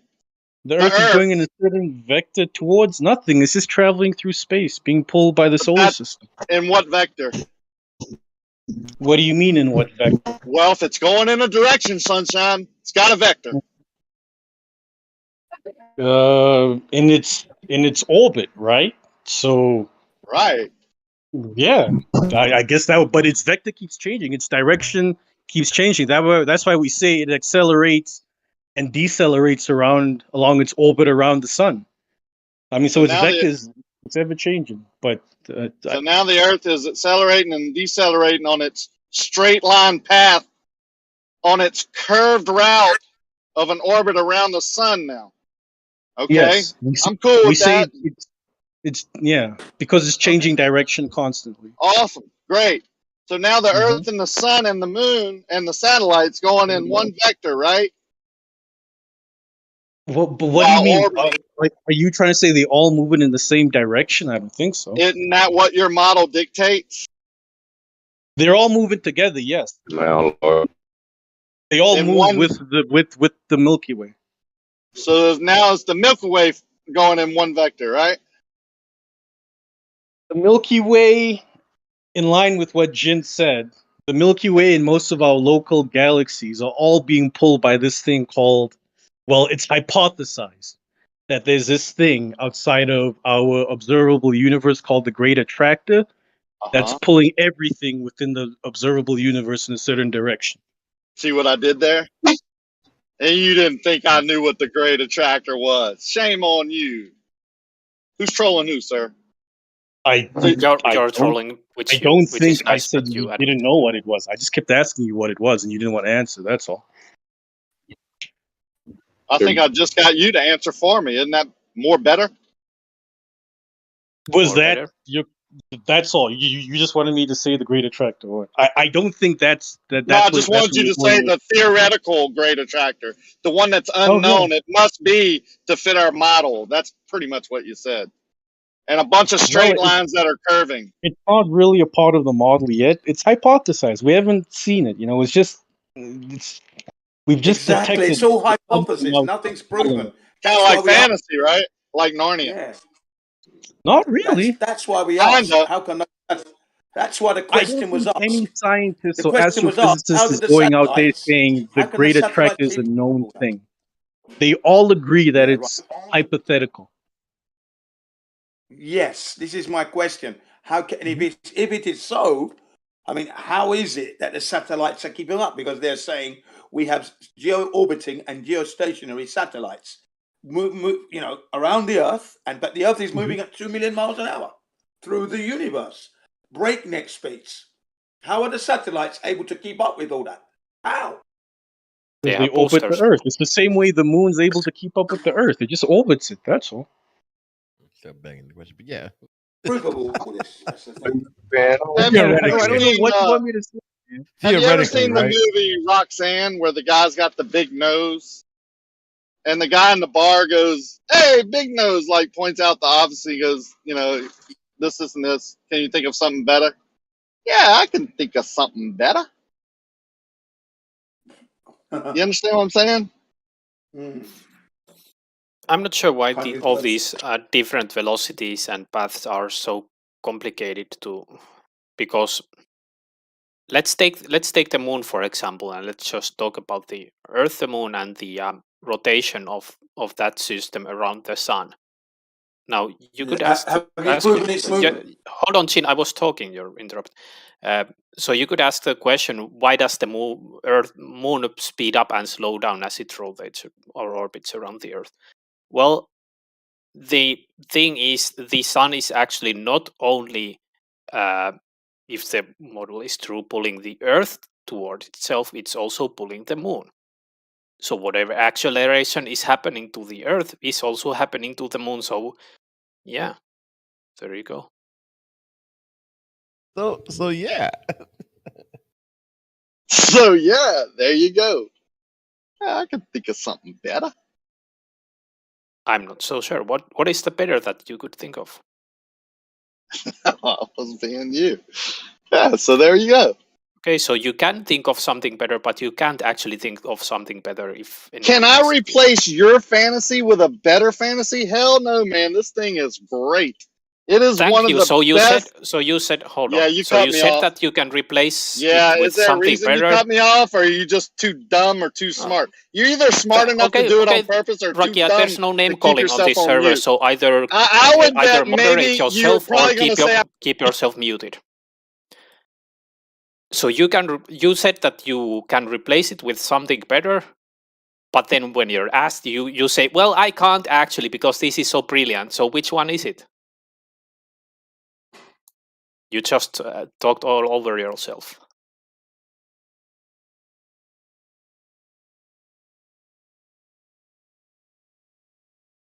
Just a bunch of words, man. No proof in anything you say. That's the only problem. It's a fantasy. And it's not been proven. Do I have substance for anything, me? Because dark energy is theoretical. Dark matter is theoretical. Big Bang is theoretical. Evolution is theoretical. Where's the proof, bro? Yeah, there's nothing there. It's all theories. Nothing is actually real. Nothing. So, Chin, can you perhaps replace the nothing that we have with something better? With I'm nothing, just going to replace another it with the nothing. stuff I see every day of the week. For me, it's simple. The Earth is flat. The sun and the moon are never late, so they orbit above our heads every day. Never late. They don't slow down, speed up, slow down, kind of thing. They're there all the time on their plotted, allotted paths. Right? Okay, and we go through the seasons, right? And that's it. There's nothing else. All this, we go to the moon and we're going to go to Mars. That's all lies. Paid for at the taxpayer's expense. That's the painful thing, that they're lying and we pay for those lies. You know, you understand? It's costing us money. They're lying, no proof, and we pay for it. Don't be surprised when we're angry when we know what's going on. Yeah. To be clear, I don't think Jim pays American tax. Yeah, well, we got the British one, then you got the Japanese one, you got the European one. So the taxpayers, I'm a taxpayer, I pay taxes. Some of my money's going to that shit. Okay? I don't want my money going to that shit. And I paid before. I paid in Britain, lots. So I don't want my money going to that nonsense. And I'm speaking on behalf of all taxpayers. I have that right. I don't think you actually do, because every taxpayer has their own opinion as to where the money should Well, go. of course they do. You can speak for yourself, sure. No, I speak for myself and the taxpayers who agree with me that it's a waste of money. Sure, but not all taxpayers. We cannot. Yeah, not all taxpayers, because they're the dumb ones. But not the fact is, we can't verify anything they say. The laws of nature is totally against the things that said by the astrophysicists, astronomers, and scientists were saying can happen, and it's all theories because nature won't allow it. That's why it has to be a theory only. And when it's a theory, it's not real. Don't be believing in things that haven't been proven. Don't walk around thinking you're on a spinning ball when you haven't proven it to yourself. You've never seen this thing. Never have you seen it. But yet you're going on like it's a real thing. All of you. I've seen the ISS. The ISS is not up there. That thing is not the ISS. It cannot be up there if what we're told back in 1962, and they set up several megaton nuclear bombs up there that created a third radiation belt, which most people don't talk about. And at the time in 1962, it was at 250,000 rems. It's still there today. Okay, so there's no chance. The very zone that the ISS is supposed to be in is that very zone. So they would all be dead. They're not up there. See, I read something on Van Allen. Van Allen himself was writing about these belts, and he himself said that this shouldn't propose a significant hurdle for space travel. Well, you see now that's wrong, because the whole reason for Operation Starfish Prime was supposed to be that they could create a corridor through the Van Allen radiation belts so that their Apollo missions could take place, apparently. But unfortunately, it created a third belt. I thought it was to put a hole in the dome. I don't really know about that, you know. You mean they introduced more radiation? All I know is we've never left the Earth and gone through space that you think is there to the moon and landed and put. No, that's never happened. It is a fantasy. That is. It's never happened. It's never going to happen. And you can keep on dreaming, wishing, but it's not going to happen. It's never happened. It's more lies. And the whole point of all this is that they're using the technology as it advances to fool people as well. Okay? That's what they're doing. They're deliberately pushing the date back as to landing on the moon as the technology improves to the point where they feel that we won't be able to tell the difference between the fiction and reality. They're trying to blur that. That's what they're doing by using all these. But at the moment, they're still making a mess of it, and we are able to discern. So we're lucky like that at the moment. But I do believe there will be coming a time when we won't be able to tell, and that's when they kind of like half won. Say half, because half of us would say we know they're not there, and the other half would say we are there. But you know, that's how it is. The environment is not conducive. Too many anomalies in the Apollo missions as well. Just peppered with it. How did they protect the cameras and the films that they took with them, you know? Because the camera didn't have any radiation protection. How was it protected from the cosmic ray particles? Just impossible for them to be there and not have any radiation impingement on the negatives. They were too perfect. No sign of radiation impingement on there. And we know that radiation can affect the negatives of the camera because we have the Chernobyl pictures when the nuclear reactor blew up and the helicopter shots were all foggy. We have those images. Us photographic experts have subjected negatives to certain amounts of radiation, and when you look at just 5 rems and what it does to the negative, and then they're on the moon at 960 rems, it doesn't make any sense that they could have been there. So, you know, I'm just telling you. I don't know. Maybe the cameras were protected the same way the astronauts were. Shit, I don't know. No, well, the astronauts were not protected from the radiation. They had no radiation protection. The suits did not offer that.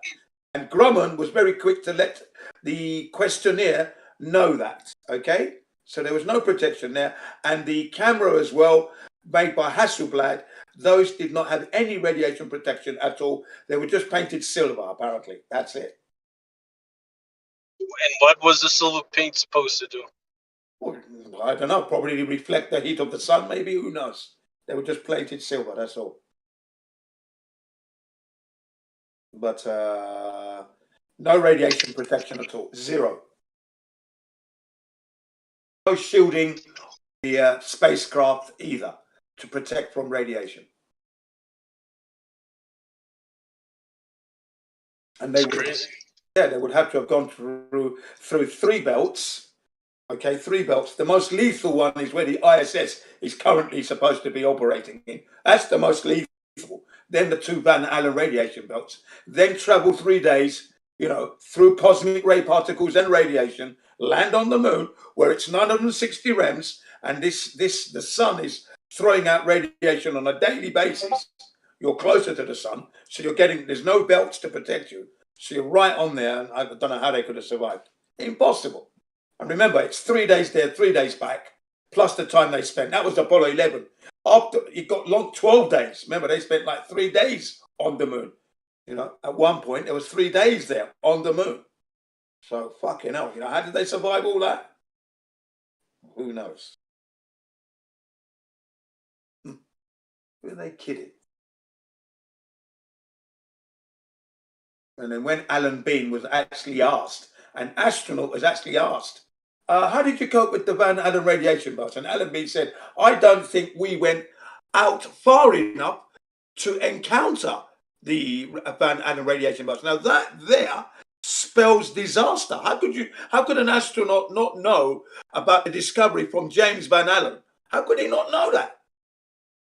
Just impossible. And then when he was told the distance from Earth, he then changed his tune and he said, oh, we went right, then we went right through them. And then Bart Silver said, oh, what, and no effects to your body? Nothing? Well, and then he started to Alan Bean tried to explain the little flashes he got in his eyes and that, you know, and one blossomed, you know, exploded and blossomed and they whooshed past you, you know. And at the very end, oh, mind you, they weren't discovered before we went. Kind of nonsense. Well, a lot of hog posh shit he chatted to try and escape his gaffes and mistakes. You know what I mean? No, this is ridiculous. Come on, Matt. You first got to believe that when you leave the Earth and you keep going up, you will begin to float when you get to 60 miles up. That's what you've got to believe. You've got to believe that first. And I know that's impossible. There's no way you can just fly up and then you start to float. Zero gravity. Zero gravity. So then, if it's zero gravity there, how is it the sun has got gravity pulling the moon and all this nonsense? If there's zero gravity, I don't get it, man. I don't get it. It's quite clear that you do because you're actually confused about that. Not confused at all. Just leave it at I don't get it. That's good enough. Yeah, I don't fucking get it, man. You know, you go up, it's zero gravity. So now you're floating, okay? Cool. But yet the sun's gravity is keeping the Earth in its position. Who actually says that it's zero gravity where exactly? Like 60 kilometers where? Well, you start to float, don't you, when you're up there? That's what they say. Do you? Is that what they say? 60, low Earth orbit. and you start to float. Falling down to Earth. You're not being pulled Really? back down to the Earth. Oh, sorry, you're not being pulled down. Okay, so and then if you keep, hang on, and then the rocket ships with their thrusters, no air there to push off of, just keep going. So who? That's floating, isn't it not? Once they fire their thrusters, okay, now this thing is now floating towards the moon, yeah? It's floating, isn't it not? It's not dropping. Hold on. Or anything. It's actually floating. Like I just came. I haven't heard of this ever. So things just start magically floating. Why would they need to put stuff into orbit? Because they could just leave it floating up there. They wouldn't need the bloody orbits for any purpose. Hang on. They power up by their rockets supposedly to the appropriate altitude, low Earth orbit or wherever. Okay, with their thrusters. Then their thrusters are off. Now it's not falling. Now they're floating up there, aren't they? They're floating up there. Floating. Who the hell says they are floating? No one says they are floating except you. What's happening to them? How come they're not falling? That's not what happens. What's keeping? Now, hang on. What's keeping them in that position? They are not floating, Jin. I'm trying to tell you. No one says what that. What are they doing then? What's happening to this heavy 100,000 tons of bloody equipment? What's happening? So let's take the rockets for example. They go to orbit, right? They are actually rotating around the Earth. They are not just floating still in the atmosphere. Well, that's why you put them into orbit, because if you stationary, you've got satellites that are not orbiting; they are stationary. So that means they're not moving; they're just there, fixed in position. How can that be? Great question, Jen. That's a great question. Yo, Jen, I just posted an article explaining how NASA managed to deal with Van Allen belt radiation. So I don't know, man. Everything you're saying, it just sounds like it's coming from Jen's mind, No, he actually has a good question with the geostationary satellites. If I'm that's a little more complicated. I'm going to be that bold and actually say shows, Jen, you hear me addressing you. Why would you start talking? Jen, you hear me talking, and then immediately you just start talking over me. Jen, I'm addressing you, and then you start talking over me. Even you're doing it now, you're still lighting up. Come on, Jen. So yeah, you had a good question. I'm giving you a compliment. That's a good question. That's a little more complicated to think about how something could be straight above your head or at some point in the sky, which is really above the equator, and how does it stay there and not move? Geostationary satellites. You think you just go up in the air and go up real high and then just stop? Jen? That actually is a good question. You're going to have to tell me. You're going to have to tell me that, because as far as I'm concerned, they deploy. Look, I've never seen them do this. They tell us that the satellites are up there. Now, how do they get up there? They go up into a rocket, maybe the space shuttle, whatever. They get deployed, and then they're fixed into their position. How is that they can stay there and not drop back down to the Earth? Oh, fantastic question. And so what they do is they go high enough to where their speed matches the speed of the Earth, and the centrifugal force that it produces counteracts the weight of the... Okay, you're just going to talk over me? It counteracts the weight of the actual satellite. So it stays, and it's very tricky to do this. It's not an easy task, but they can do it because their technology and the mathematics are very advanced. They can put it in a spot like they do with all the DirecTV satellites and the EchoStar satellites and the all the others. They're all, and any other satellite that is geostationary will stay in one spot because its velocity is an equilibrium with the spin of the Earth. So the thing is, right, the further you move away from the Earth, and if you're going to be in geostation, that means you're still moving. So you're not actually, the satellite is still moving, but it's going to be moving faster than it would be if it was on the Earth. Yes. Right. So now, how does all this equipment stay in good shape? Well, that's the beauty. That's the beauty about understanding angular. Because they're in the third. You asked a question, Jen. I'm trying to answer. I'm trying to answer, Jen. You asked a question. I haven't finished though. I haven't finished what I was saying. Right. Why don't you And they're say in the over and out when you're thermosphere. done? When you're done talking, Jin. When you're done talking, say over and out so Zanuck knows you're done. I usually say I yield. I usually say I yield when I'm finished. Now, That'll everybody work. pay attention. That'll work. Don't worry. That's what works. Now, hang on a second. Now, the satellites are in the thermosphere where it's quite hot there. How comes they don't melt? I yield.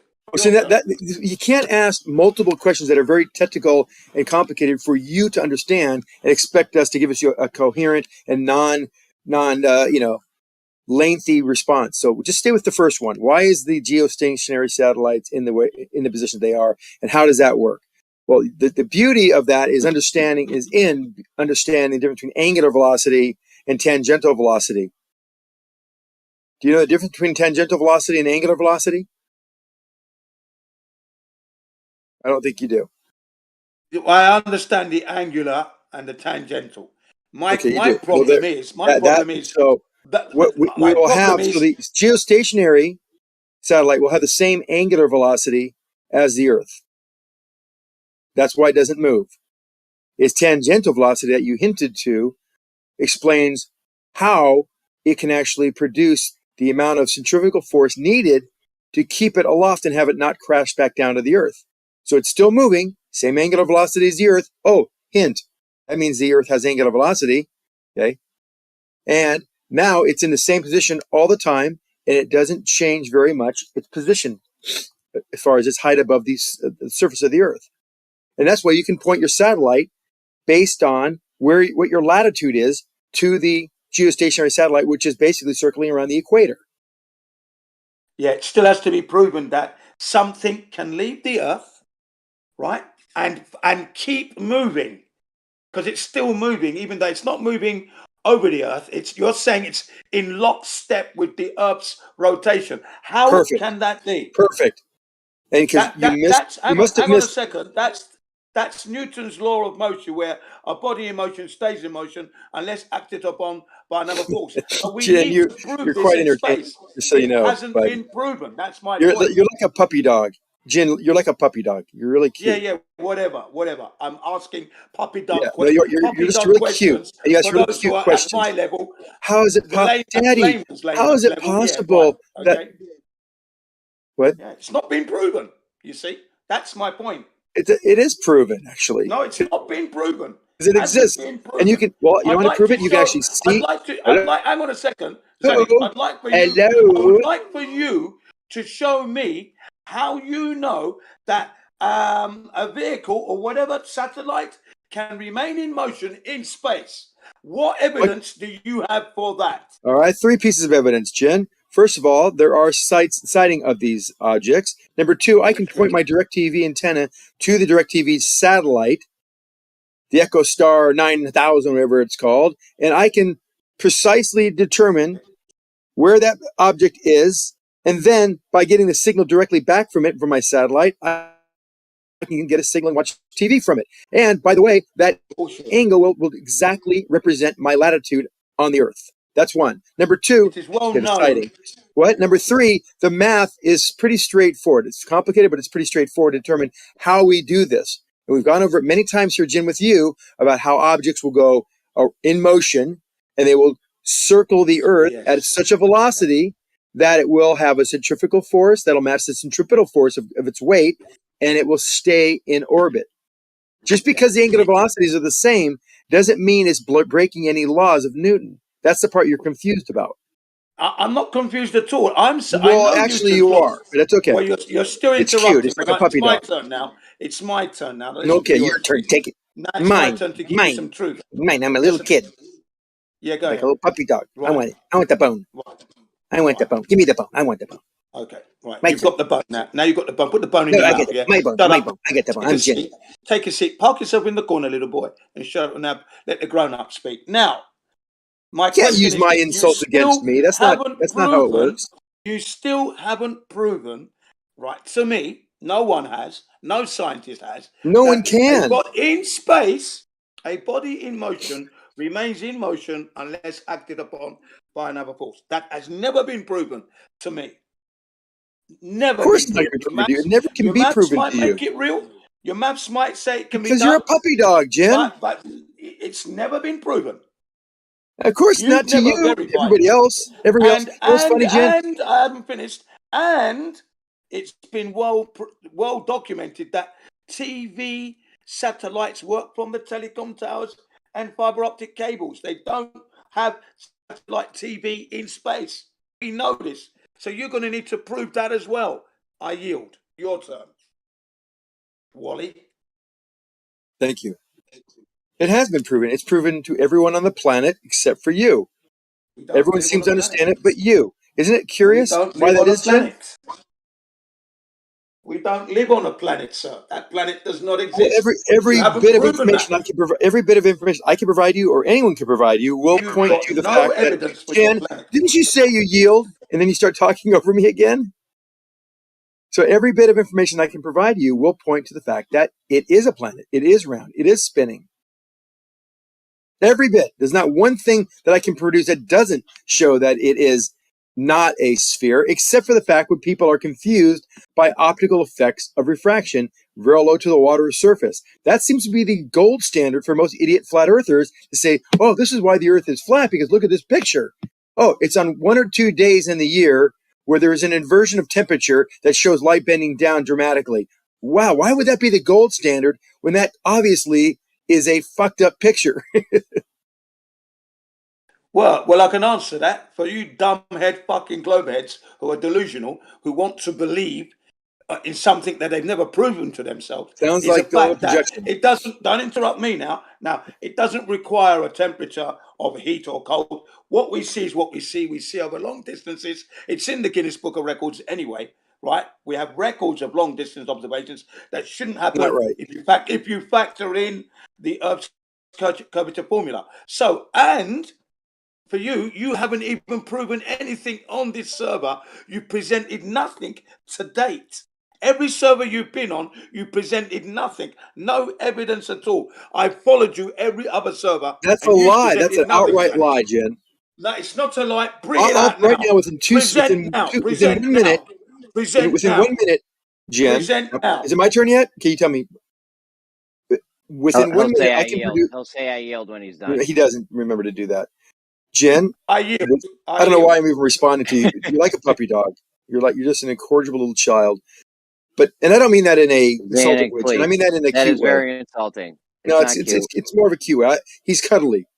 Jen, listen, because you know that not to be true. I can produce in a minute about 3 or 4 solid pieces of evidence, and they are evidences. They will be evidence. And you can say I don't like them or they don't make sense to me, but they are evidence. So by saying I haven't produced evidence is a lie, because the evidence I brought is clear, concise, and everybody knows about it. I will say to you, you have not presented anything that relates to the reality that we live in. Yeah, You haven't again, done another that. lie. Bring it in. Bring it on. Jeremy's here. There's people here who are interested to see your evidence of globe Earth. Bring it on. Go. Okay, here it comes. Let's see it, you man child. See, it's not nice. I meant that in a cute way, but it's not nice, is it? I didn't take it insultingly. You're a man child. It's fine. I am. Fuck you, Zanuck. That was meant in a nice way. I take that. Hey, you know what? Always better to be mentioned than not to be mentioned at all. It's not always true, but okay. Yeah, can you show me evidence for that? I can make something up that's not appropriate for chat. Let's try to keep it on topic.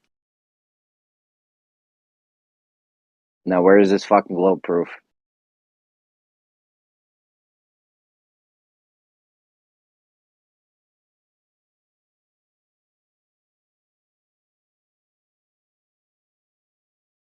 I mean, you guys got light bending because of dark matter. So, I mean, we could, and that's invisible. You don't even know. Like, we can just say light, we can have our invisible shit of light bending and our magical ways. And you guys got your magical ways of light bending, and we're all good. What is this you're posting, Zanuck? This is not Earth. Is this proving Earth? Earth as a globe? This? Is this it? What is posting? Look at that horizon. Okay, there we go. There's 2 globe proofs. Now that's proof. That's evidence. We talked about evidence. You're saying proof now. Proof's a little more. It has more ambiguity there. Let's stay with the evidence, because that way there's no ambiguity. This is evidence that the Earth is curved. I've shown a picture of the horizon and a very accurate level line showing the horizon is below level. Now, you may say that, oh, we can't see forever because of the atmosphere, blah, blah, blah. Well, that's true, but that's why I have the one picture above the horizon there that shows the moon below level too. So at least we know we can see as far as the moon, because there it is, and it is also below level. So that right there, because, hold on, let me just finish. Now, that right there, I can calculate fairly accurately, as others have done before me, by horizon drop, what the circumference of the Earth is. There's the curvature, the Foucault pendulum example, which is live right now. You can go to France and look at this data. At every second, you'll see it moving. And that data can be extrapolated to tell what latitude you're on the spinning globe. So that's two pieces of evidence. Very simple, very straightforward, Jen. You may not like it, but it's evidence. And I'd like you to try to dispute it, or maybe show me an example where this is not happening or cannot happen on the Earth. A spinning round Earth, Jen. So there's two pieces of evidence. I have hundreds, but that's just two. And nothing I can provide will ever be disputed successfully. Oh, you And came I with yield a my parent. time. You came with a what time, dude? We're not clocking you. Listen, you came with apparent positions of things in the distance. That doesn't do anything for you. Yeah, we see, so therefore things are apparent to us. No, it's in an apparent position, not as in not actual position. An apparent position as in a very accurate example no. of these positions. Yes. No, accurate according to you, but you don't know if it's accurate. Well, all we do know is that it's an apparent position. No, but we can do further tests to see if it is accurate, i.e. What test? Well, as in the scientific method, we would change an independent variable in this experiment. That independent variable, Jeremy, would be, for one, could be altitude. So we would continue to make this test as we decrease or increase our altitude. Now, if we don't see a change in the position angularly with respect to what we've measured, then we know that the refraction value is very low or non-existent. Moving up and down doesn't give you an actual position. You still have an apparent position. It changes the angle. It changes the angle to the horizon. I thought you were done. Yeah. You said it doesn't change. You said it doesn't change the angle position, and it does. No, I said going up in altitude doesn't change the fact that you still have an apparent position. You didn't go up or down and all of a sudden get an actual position. You still have an apparent position.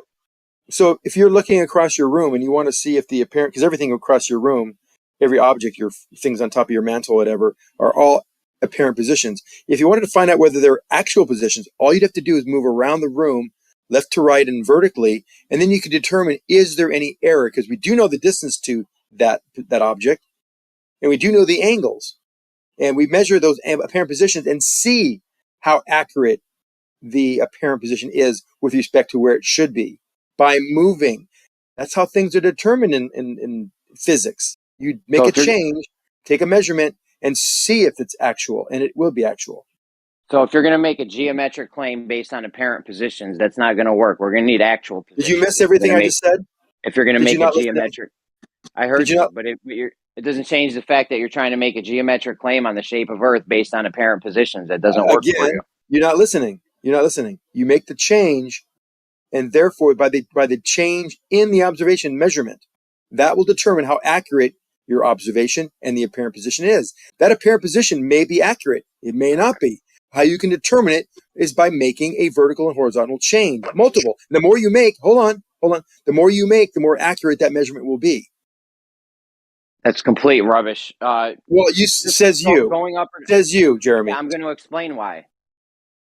Because when you go up or down, you still have an apparent position. You didn't all of a sudden get an actual position. You're making a geometric claim based on Earth due to this apparent position that you don't know where you it aren't listening. Is. You really You're weren't not listening to me. You're not listening to me. I am. You just told me you are looking at an apparent position and you don't know where you actually are. The fact that you make the changes and you know the distances and you know the angles will determine whether the apparent position is the actual position. What is so hard about understanding that? Why can't you understand that? Angles to apparent Yes. positions don't mean any. Yeah. They don't mean anything because I they're just not got done actual. telling you. Okay, look. Not Let's say, actual angles. They're only apparent angles. let's They're say not you're even. in your They're room. not even. Let's, They're not even let's real say, angles. let's say you're in your room again. You got an You echo. missed this altogether, and you look at an object. You look at a candle on the mantle, and you're across the room, 50 feet away. You don't know whether that's actually where the candle is, or whether it's some kind of optical illusion because there's smoke in the air or something, right? Could be underwater too. By the way, you could do really some dramatic stuff here. You move left or right and vertically, and see the delta, see the change that it makes. And if it doesn't make a change, that becomes the actual position. The actual position becomes the actual position because you're looking at the apparent position, but you're doing measurements of all the apparent positions to determine whether it is actual or not. That sentence right there, ram it in your brain, Jeremy, because that's how it works.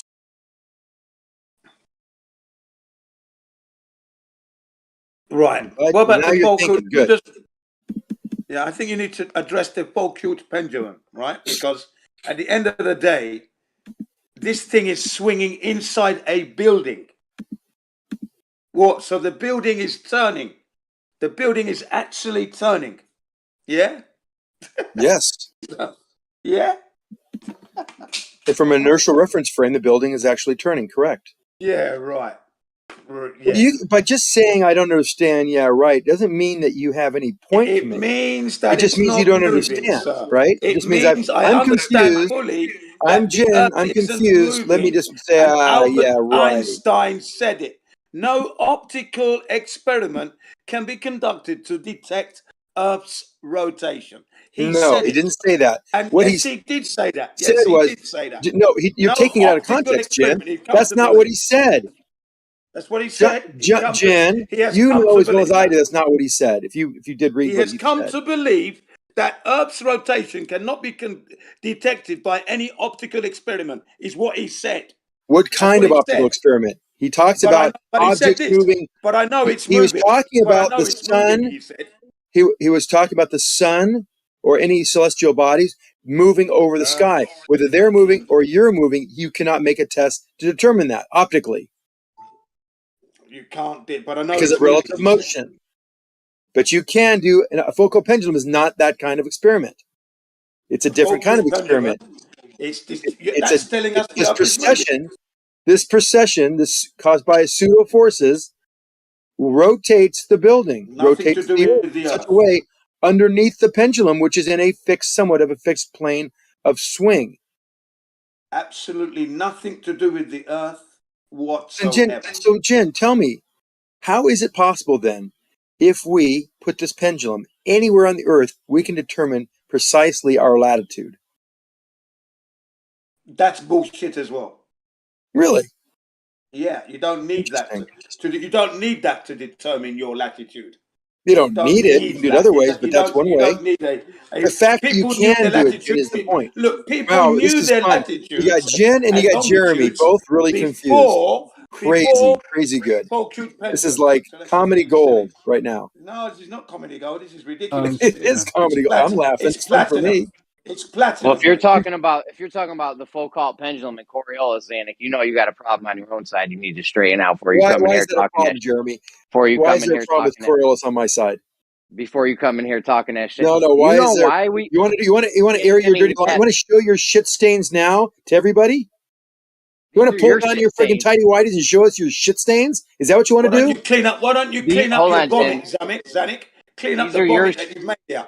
You've made a mess here. Clean up, will you? Zanuck, clean up your language, dude. There's no sense of going on about shit stains and stuff with Jeremy. He wasn't being rude or anything. No. Jeremy and I, we have a good relationship. We can actually. I know, but still, you're just coming What out. about the listeners? Coming out hot Clean and it up for heavy. the listeners. What did you do, Zanuck? I've got you muted. That's weird for you. I don't normally mute people. Fine, because these are complete dick. No, Jeremy was telling me I got a these real are problem here. Hold on. And I was telling him he should clean his own house before he starts attacking me for Coriolis. Now, you think there's a problem, Jeremy, with Dr. Bob and me not agreeing on some colloquial definitions of Coriolis, or maybe an application or a description of Coriolis? Is that what you're doing? That's what you're not doing. Big time. There's a big time problem. Okay. How is that a big time problem when we already had this discussion? We already went through it. He agreed with me as well as Rumpus. And now suddenly he walked it back because maybe you phrased it differently too. I don't know how this happened, how he walked it back with you, but he did. And I will still stand by my guns and saying, Coriolis is simple. Doesn't matter who's involved, who's throwing what. It's observation of an object in motion from within a rotating reference frame. When you look at objects that are moving from a rotating reference frame, you will experience Coriolis. You will be able to observe Coriolis. Okay, the point is, these are your shit stains, not mine. Hold on, Jen, you got an echo still. Jen, you still got an echo. Hold on, Zanuck, hold on.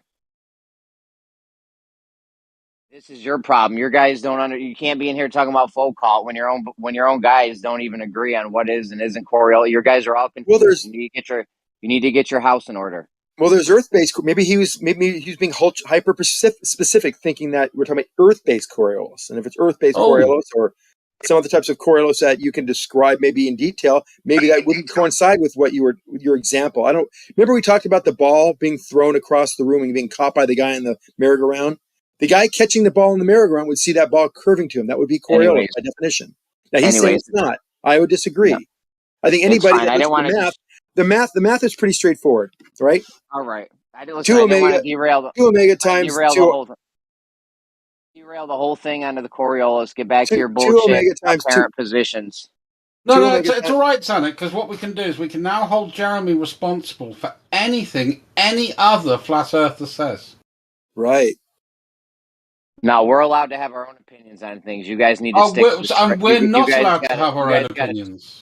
Jeremy, when I give you 2 omega times VR, that equation, where does it have you can't be on, but in parentheses, can't be on a merry-go-round or can't be in this area or can't do this, can't do that. Where's the requirements in that equation? What Coriolis is? I don't remember seeing any of that in math, in physics. There's never been any. Oh, your boy Bob saying that I don't know. Your boy Bob has a problem with it, not me. Well, the smartest thing you said right there is I don't know. So that's good. Now, what you do is you get Bob. The one that has a problem with it. Your boy Bob has a problem with it. Your Glover daddy. Well, it sounds like you have the problem. Bob is saying what he's saying. I'm saying what I'm saying, and maybe you're not. Maybe you're misunderstanding what we're saying. One of your head guys, I understand very well that one of your head guys, he's a lot of your Glover daddies. Bob, the science guy. He's saying you're fucking wrong. Okay. About what? Coriolis. Well, how am I wrong? Please articulate. You already admitted that you disagreed with him, Zanuck. Why are you playing because of what Jeremy last I heard. We disagree. Last I heard. I'm going off what Jeremy said. Let me speak real quick. Hold on. I'm going off what Jeremy said. Last we spoke live, he understood the way I explained it. He said, "Oh yes, well they put in those terms. I see your point. I agree." And that's the last I heard from Dr. Bob. Now, somehow something changed between that conversation and the ones that Jeremy have had with Dr. Bob since then. I don't know what those are. I'm not privy to those. The thing is, you're misremembering or something. He said, well, at the end of the conversation, he said, well, that's something I'll have to think about. And he left it at that. He didn't agree and say, oh, you're right, Zanuck. Well, I don't want to I don't want to be too hard on him because he is the Dr. Bob, but he was wrong. If he thought I was wrong, he's wrong. Daddy. I'm not wrong about it. Zanuck just goes on. I could be wrong. There could be some specific things that say, you know what, this is the requirement of the word Coriolis because it is this particular term. It has math behind it, but it is a term. Other terms can have that math in it as well, but that particular term Coriolis has math behind it. There could be another definition somewhere that I have never seen that says it has to be under these specific conditions, which I have not seen. And if that's the case, then how about Atlantic conditions? Atlantic conditions.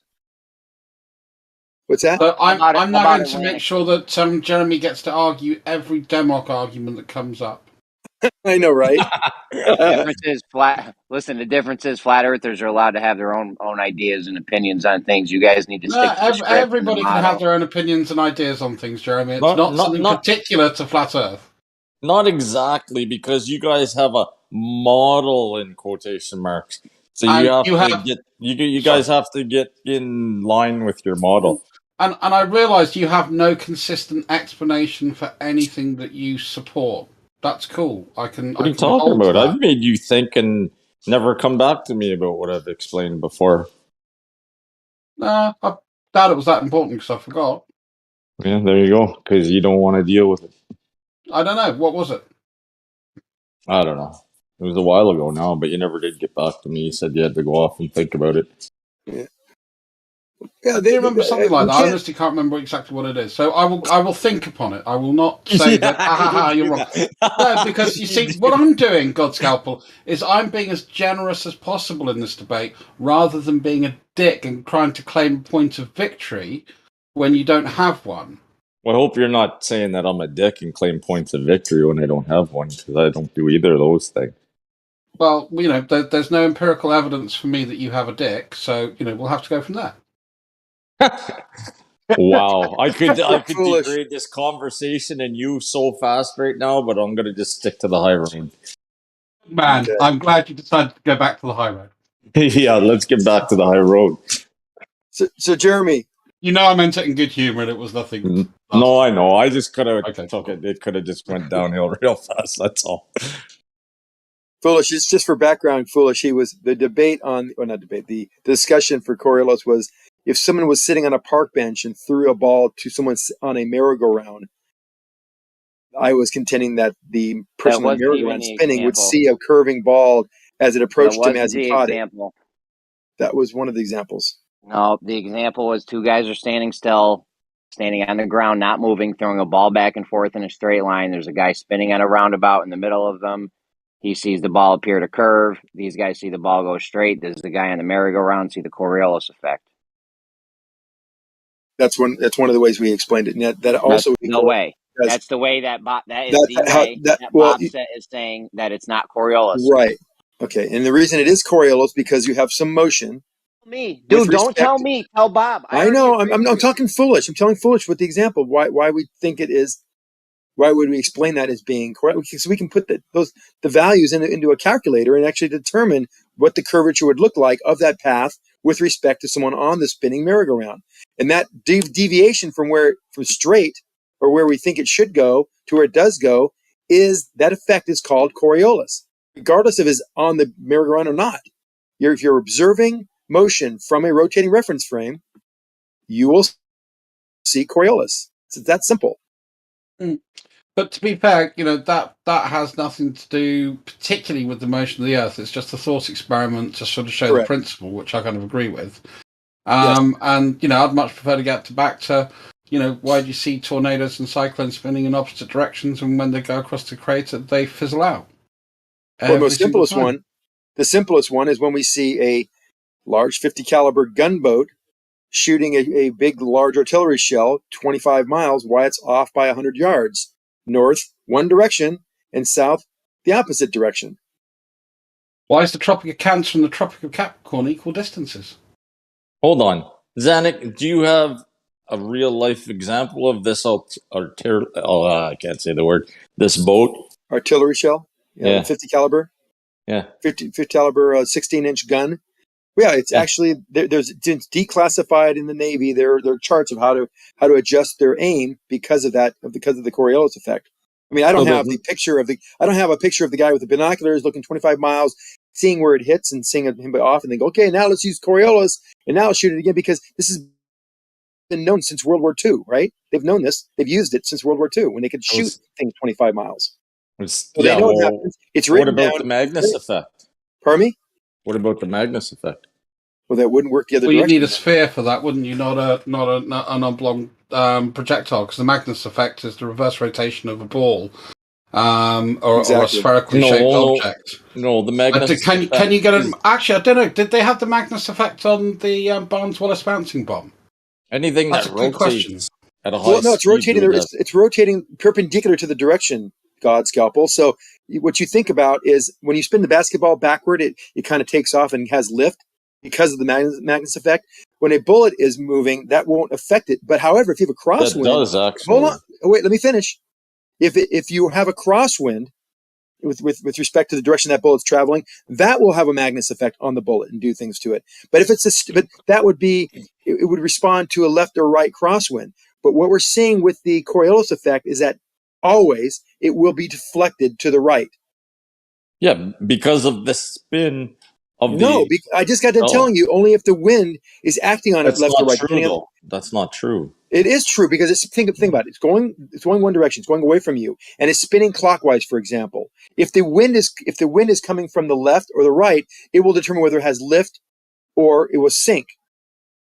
See what I'm saying? So the wind, if it's opposite wind, it will do the opposite. It will sink.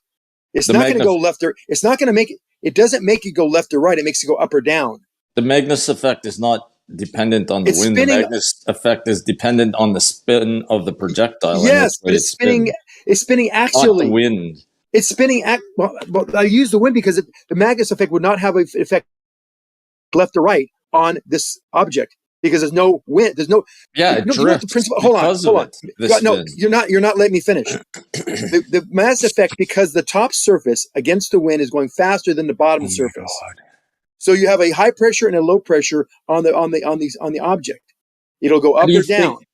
Well, hold on. Okay, How go back do to the you basketball. say? Wait a second. You can't say the top surface of the projectile is spinning faster than the bottom surface. Yes, of the because it's projectile. rotating clockwise. Dude, are you really this? Dude, you got. Let's back up. Let's go to the basketball. We're talking about. Dude, you're thinking way too quick for your brain right now. You're just really off. God. I'm just telling you. You mean I'm talking way too quick? No, you're off. You're thinking way too fast. You're not. You're trying to talk. That's the problem, God Scalpel. Yeah, right. Listen. You got a basketball. You spin it backward. The bottom of it is having a higher velocity with respect to. There we go. Good picture. Now there you go. I thought it's much easier if we put a picture in because that kind of explains thank you for what doing you're that. trying to explain. So, but the bullet is not going in the direction of any surface of that spin. It's going opposed, 90-degree opposed to that direction. So the spin is not related to the direction of the bullet. It can only affect it going up or down. Because the spin is clockwise or counterclockwise.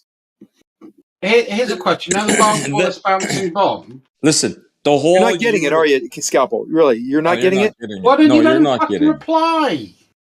Yeah, exactly. He's getting all rumpusy. So the whole unit is spinning at one rate.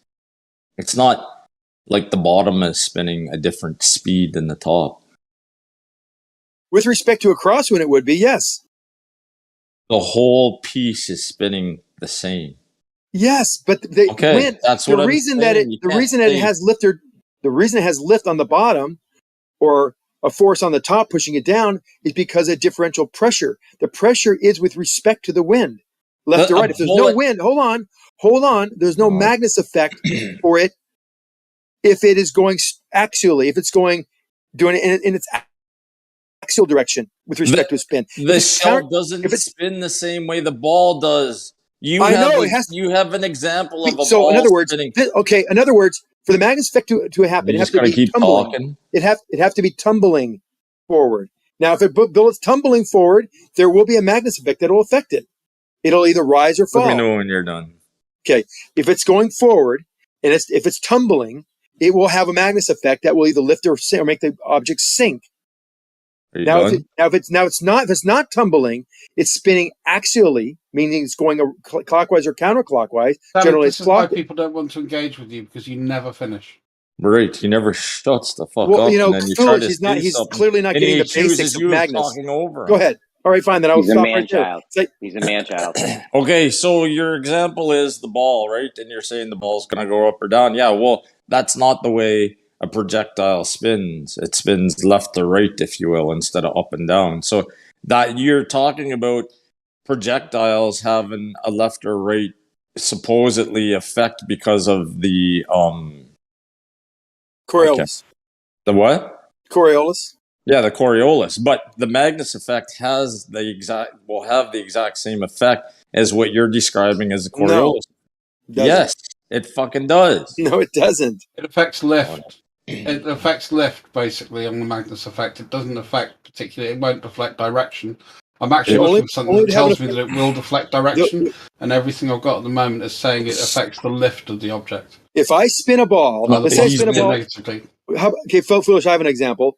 If I spin a ball axially, and then I shoot it. If I shoot a ball axially out of a cannon, and I somehow are able to put a spin on it, just like the Magnus effect on a bullet, what are the forces on it as it traverses, as it corkscrews through the air? What forces would make it go, come on? What forces would make it go, hey, What forces would make it go right or left? What your wife said. Scalpel. Which forces would make it go left or right? If it's spinning axially, which forces would make it go left or right? Friction. Did you hear my question? I'm looking for something for you right now. I didn't Flying know. through a medium, it has friction. Gonna go Right. in the Yes. right. Yes. Yeah. Right. But there's no So- different. There's no difference. Hold on. There's no. God damn it, Racky. Just bite your tongue for 1 second. Well, 'cause you're friction driving me would crazy. affect the That's rate of pretty rich of deceleration. you, wouldn't it? Zanuck, my So God. so Yeah, the come on, speed, Zanuck. the speed of the object with respect to the air on top. I'm sorry, Zanuck, is- but I'm turning you down to virtually nothing because this is just getting boring.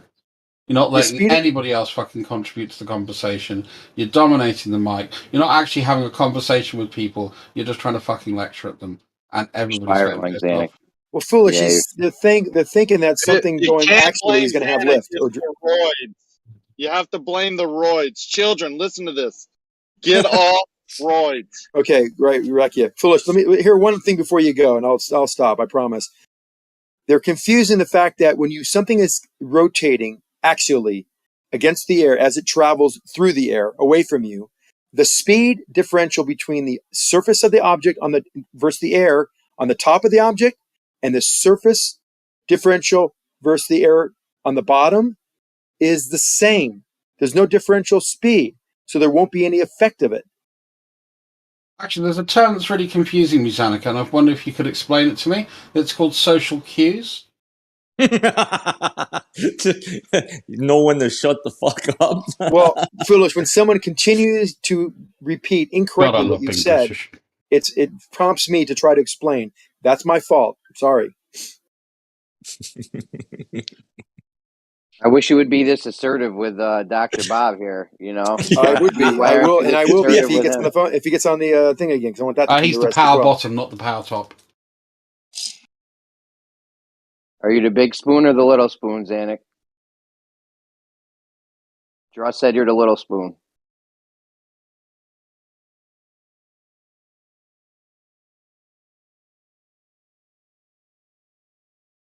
Yeah, the Barnes-Wallace bouncing bomb does actually utilize the Magnus effect, which is kind of cool. I thought it might. I just wanted to see if it did.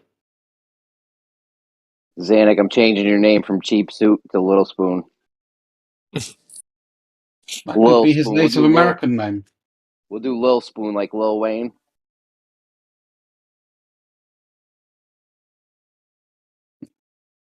That ball that is curving around that branch just posted. The reason that ball spins and turns is because it's not spinning axially; it's spinning laterally. Does that make sense? Scalpel? I know Foolish thinks I'm Well, lecturing. how'd they but I'm just curve the trying to get bullet? you to understand the forces involved. The reason that things will rise or fall or go left or right, it's an aerodynamic effect. Yeah, there's How'd they drift cur- on a bullet, and it's not from the fucking whatever it's called effect that you guys. That's are also from the projectile itself having a wobble. That's different also. and How do you spinning. explain them curve? How do There's you a explain spin, there's a curving magnet, the- and there's mainly not really magnets. There's a spin. There's a wobble. The nose of the bullet is scribing a circle, and that will affect its direction as well. You were saying something, Jeremy? I was just gonna fuck around. It's fine. Go ahead. Yeah, go ahead. I was just gonna say how does Zanuck explain the bullet curving in the Wanted movie with Angelina Jolie? I just Yeah. told you it's spinning laterally. Oh, so the spin, the same shit I was talking about. I've already acknowledged how magnets works. Oh my It God. can't work if it's No, rotating. it's called If it's special effects, rotating, and remember I told it's you not tumbling. This is a famous Zanuck thing to do is, oh, you're wrong, and then start to explain exactly what If you it were was like saying a frisbee, moments if ago. the bullet was now spinning like loves a that all the frisbee, Yeah, I if the know. bullet was spinning like a I noticed frisbee, years ago, I lateral think it's spin. funny. If Sometimes the he'll bullet wait had a lateral days to do spin, it. if the bullet had a lateral spin, it would do that. So there's a tumble, there's a lateral spin, and then there's a rotational spin. Which one puts the force on it, Scalpel? Can you in your mind understand what's going on? I mean, this is not that complicated. Did you see that? You never played baseball? You never threw a curve or a drop? Did Are you gonna Hello? let me You ever play talk baseball? I know now? you're Are you from gonna Canada. interrupt me when I talk? Oh, you are. Okay, continue. Okay, you ever play baseball? You ever have a I don't know. You're gonna curveball? interrupt me when I try to answer? No. Okay, good. So, did you see the GIF that Branch posted just now? Do you think you could make a bullet do that? I've been addressing the branch GIF for a long time now. You haven't been paying attention. It has So to you have a think? lateral spin for that to happen. That's why. So my question to you is: you ever thrown a curveball with a baseball? Why it spins? Why it curves? You can make balls curve, but it has to have a very very specific type of spin. Yeah, and the bullet has a spin too, right? No, the spin it. So, Okay, there's and three types of that spin. spin. You know, it's like there's roll, yaw, right, and airplanes. Same thing happens with bullets. They can either be spinning axially, they can be spinning vertically like a tumble, or laterally like a frisbee. Do you agree? And the bullet has all of that. But the Oh, weird really? thing is, Bullets, Scalpel, like when I've done frisbee. shooting, and okay, I've only done up to sort of about 500 meters. Yeah. You know, I count for windage. Right. I count for drop, but I Right. never account for fucking spin. Well, right. You don't account for Coriolis either. You Not do at if you're shooting 500 25 meters, no. miles. But if I was shooting sort of 1500 Did he meters, say he was shooting 25 miles, Zanuck? For I fuck's did. sakes, dude. I wasn't actually talking to you, Zanuck. I didn't need you to reply to the point. They're being dense. They're You're being fucking willfully dense. dense. I will catch you guys later, because otherwise I'm going to not follow Yeah. Geo's rules of the server, and I'm going to get annoyed. No, Because you're it's good, just dude. getting beyond the point. You might get some leniency on this day. I'll take it for you if you want. Grim, I'm handing you the baton. You know my style, employ it. Zanuck, you sure do know how to fire people up. I love it. Well, you know, it's when I fight people that just aren't getting it. It's just beyond me why you, because you're one of the smartest guys around in this group. How could you not get this? There's 3 types of rotation. Would you agree? Everybody already agreed to that. We're just not shooting Okay. 25 miles. Well, the only reason though. it's going to curve is if it's spinning laterally. Would you agree? You wouldn't have to use it unless you were shooting that way, would you? That was the whole point. Now you're just talking about shooting 25 miles. You don't need it if you Yes. ain't shooting like 25 that. miles is a spin of the object. Is it lateral, vertically, or axial? I don't know what Depends on happens the type in of gun 25 and miles. barrel and No one bullet. can answer, huh? Nobody can answer that question? Isn't that going to do pretty much everything after No. 25 miles? It's going to have No. every kind of wobble No. going on. No. It'll Sounded land like your point brain's first. wobbling. It'll land point first, and its deviation is due to Coriolis and is predictable due to Coriolis. Okay, Zanuck, if you say so. I don't say so. The Navy says so in their declassified Okay, information out of their manuals. Think they just wrote it for fun? Just to, oh, you know what? Let's make this up, print it, and then we can screw all the fucking flat earthers. You're pretty funny today.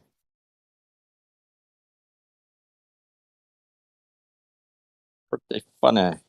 Not funny to Foolish, who's got his freaking little teetotaling thumbs up his ass. Oh, you do get a little bit annoying, Zanuck. I just have spent They so many years declassified dealing with you that I don't Operation care Northward. anymore. Well, you're pushing my buttons by declassified not getting it. So yeah, Operation when people Northward. don't get something real simple, I get a little bit jacked up, and Hey, yeah, maybe Zanuck. steroids taking over Rakia. Where's the 25 mile number come up? Just curious. In the Navy manual. Cool. Interesting. Why is it cool and then why is it interesting? Because you're being facetious. You don't believe me? Because we were talking about No, him shooting can I not remark and say that that's cool? Oh, I've just been using. I'm so used to sarcasm. Sorry if you're No, not you're being good, bro. sarcastic. It's interesting info. Yeah, that's cool. The steroids talking. I'd shoot I it know, just right? dual. And last week it was 200 yards, not 100. So 100 yards. So not No, it 200. started out to be 1,000 meters. Remember, I for a while I had the number wrong. So yeah, I can admit my mistakes. Yeah, last week it was 200 yards. No, We it was did never like 200. It was 100. It was 100 yards. Don't you guys get used to him 300 changing feet. what he says? 300 feet. Yeah. 100 yards. Should I post it? Maybe I should just post it. Only when you're shooting. Only when that artillery shell traveling 25 miles is going from north to south. Yes. That's another reason. God, thank you, Rakia. God bless you for that one. Scalp.